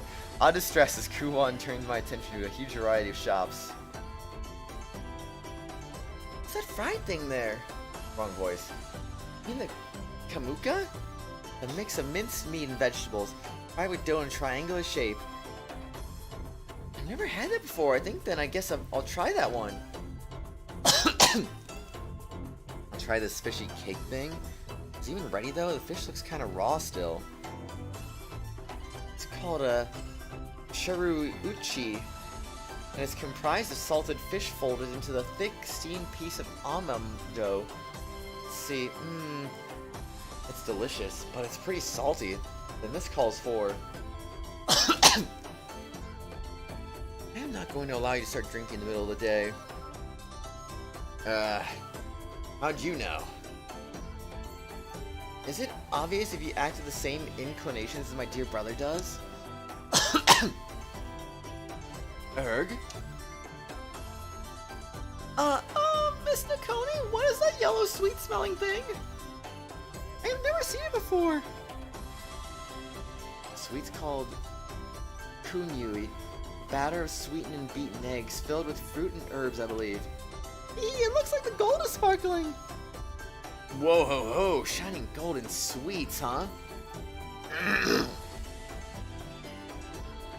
Maybe, Wolfie, maybe. I'm not sure why, but it seems charming when Rulotie says it, but I suspect when Haku says it, suspect it is because his entire existence is morally suspect. Hey now! They're a rude bunch. What about it's so dubious? Oh, I don't know. I got no idea, Haku. What could possibly be dubious? Sir Haku is a kind person, though he likes to peek way too much. Rulotie is so kind, but then again, she's not denying what they're saying. Indeed, Lewis, indeed. Are those round ones your sweets too? That is a furyan. It is so well loved by the locals that some call it a staple dessert. Oh, Yorker! Hey, I'm walking here. I'm a New Yorker. It's fermented and solidified lanya, animal milk. I'm walking here. So you have that here too? It's a different kind of milk, but we have something similar, I think. It's based on appearance, it looks sweet and sour. It looks sweet and sour, probably delicious. I think it's very nice. Yes, it is delicious. Guess I'll try some then. Get a piece, I toss it in my mouth. Huh? Oh! It's sour. That is usually used for cooking or drinking after it's been dissolved and sweetened. Dot.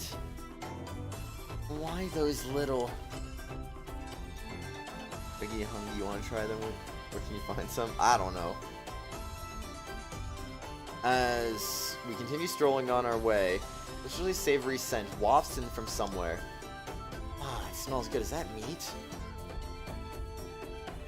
That is shish ukepu, a dish from the nomads of Uzurusha, marinated and cooked meat on skewers.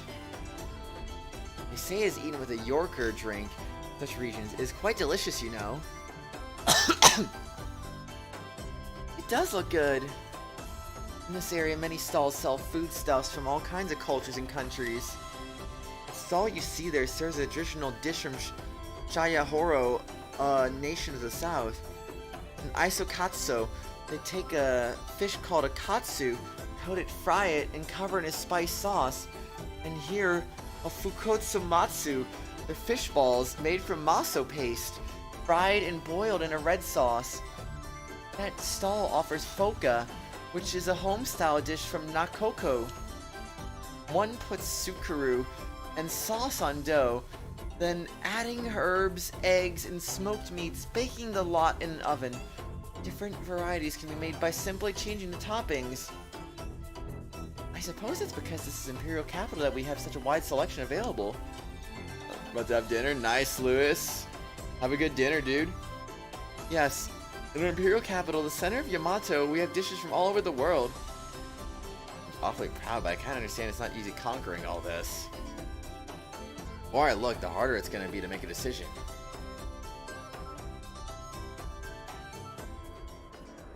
You ended up eating a ton.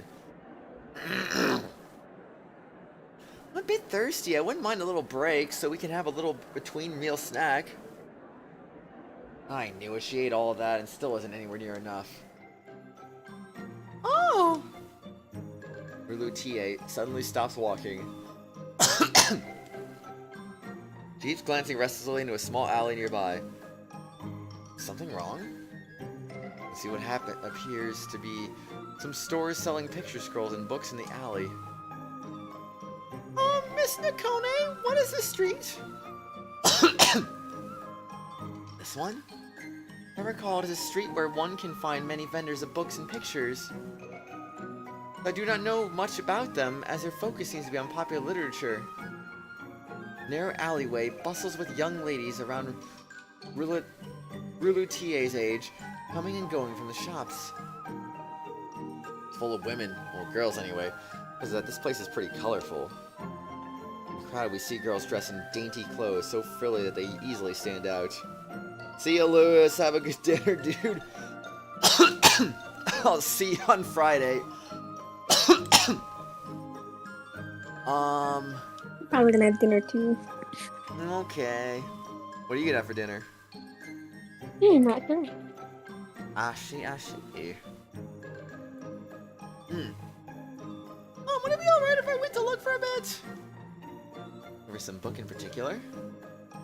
Huh? Oh, something like that. I think it's fine if you like. I can accompany you. No, I'll go by myself. Relutie? Oh no, it's fine. I've done my research. I mean, I know about this area. No, never mind. Relutie seems fidgety and restless for some reason. And we'll be waiting at the tea house over there, I think. I'll give you the map just in case. Thank you, I'll be off then! Letier bows several times upon receiving the map, promptly hurries into the alleyway. Seemed awfully antsy. I guess she has moments like that as well. Let's wait for Ruletier to return. You wanna know Know what? what she's doing? What is she doing? She's reading Yaoi. What? Yep. Anime exclusive content or something? What? No. Well then how do you know? Later on. No, this is spoiler the. I asked you if you wanted to know. Well, I thought maybe You it was said- you were like I thought maybe it was like an anime exclusive content or something. Like, I don't know. No, it's well. Kuon seems to understand somehow. Whoa. Oh man, as he makes his way out of the alleyway, trying to pass us by. Oh. Oh no, it's him. Okay.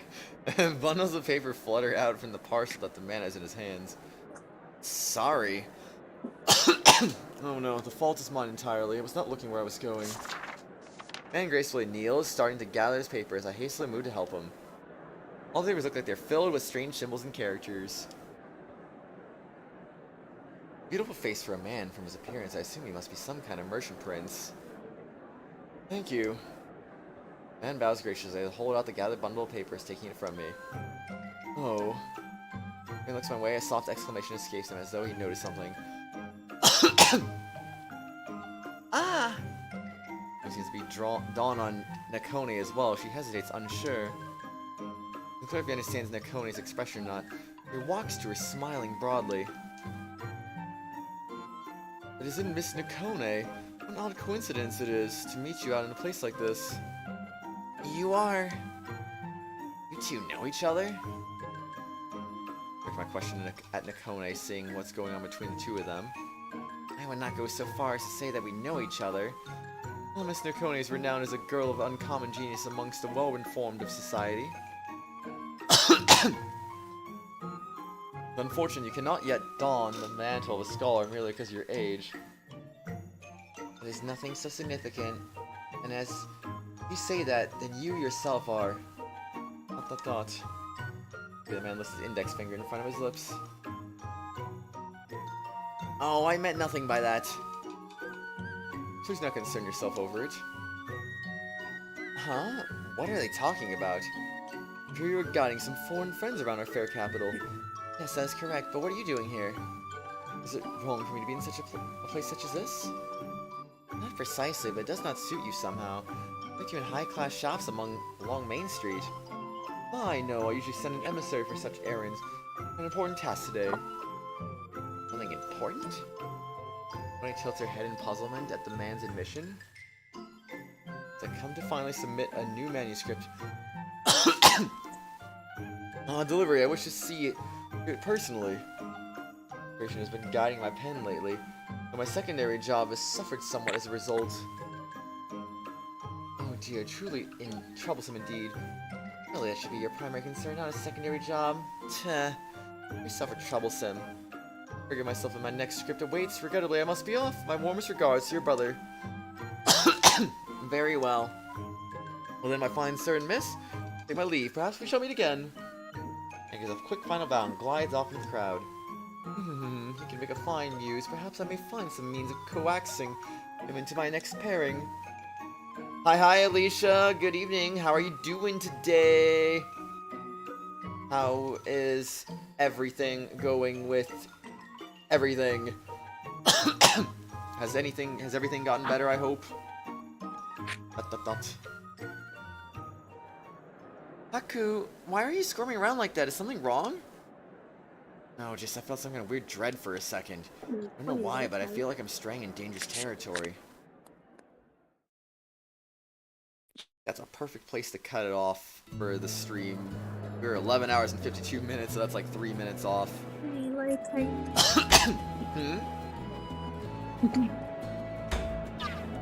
What do you say, Lauren? I didn't hear you. Oh, 20 like hype.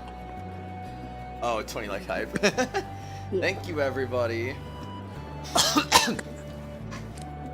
Oh, man. I'm gonna look for someone to raid real quick since we haven't done a raid in a little bit. And we're ending early enough to do it, too.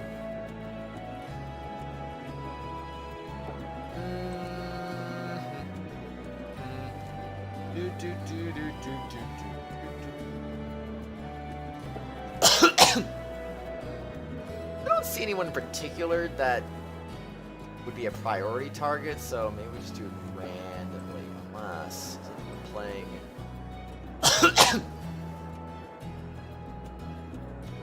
Anybody doing a thingy?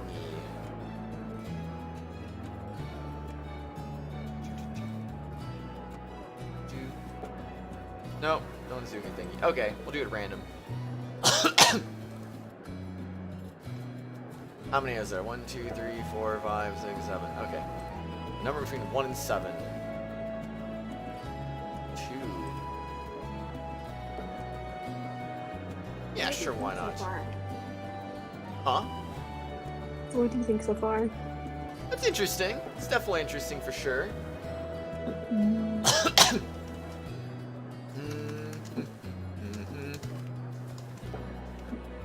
Did not raid this guy in a while, so I think, yeah, I'm glad the random generator picked him, so we'll raid him today. But anyway, everyone, thanks for joining today. Sajingu, Wolfie, Alicia, Lewis, Light My Jedi, and Zim.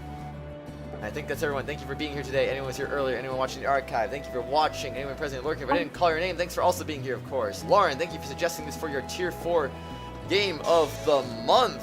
That's an interesting visual novel. I was actually expecting a little bit more Fire Emblem turn-based gameplay, but kind of surprised that it's a lot more visual novel. But it's still good, though. It's still good. Congrats to Danny for getting the gifted membership of the stream today. Shout out to all of our Tier 4 members, Phoenix, Edgeworth, Acronex2, Lauren herself, and Savage. And we are going to go on a raid. We're going to go raid Kever M with hashtag Kratos raid. We have not raided him in a while, so go show him some love. He's playing some Pokemon Unite today. So,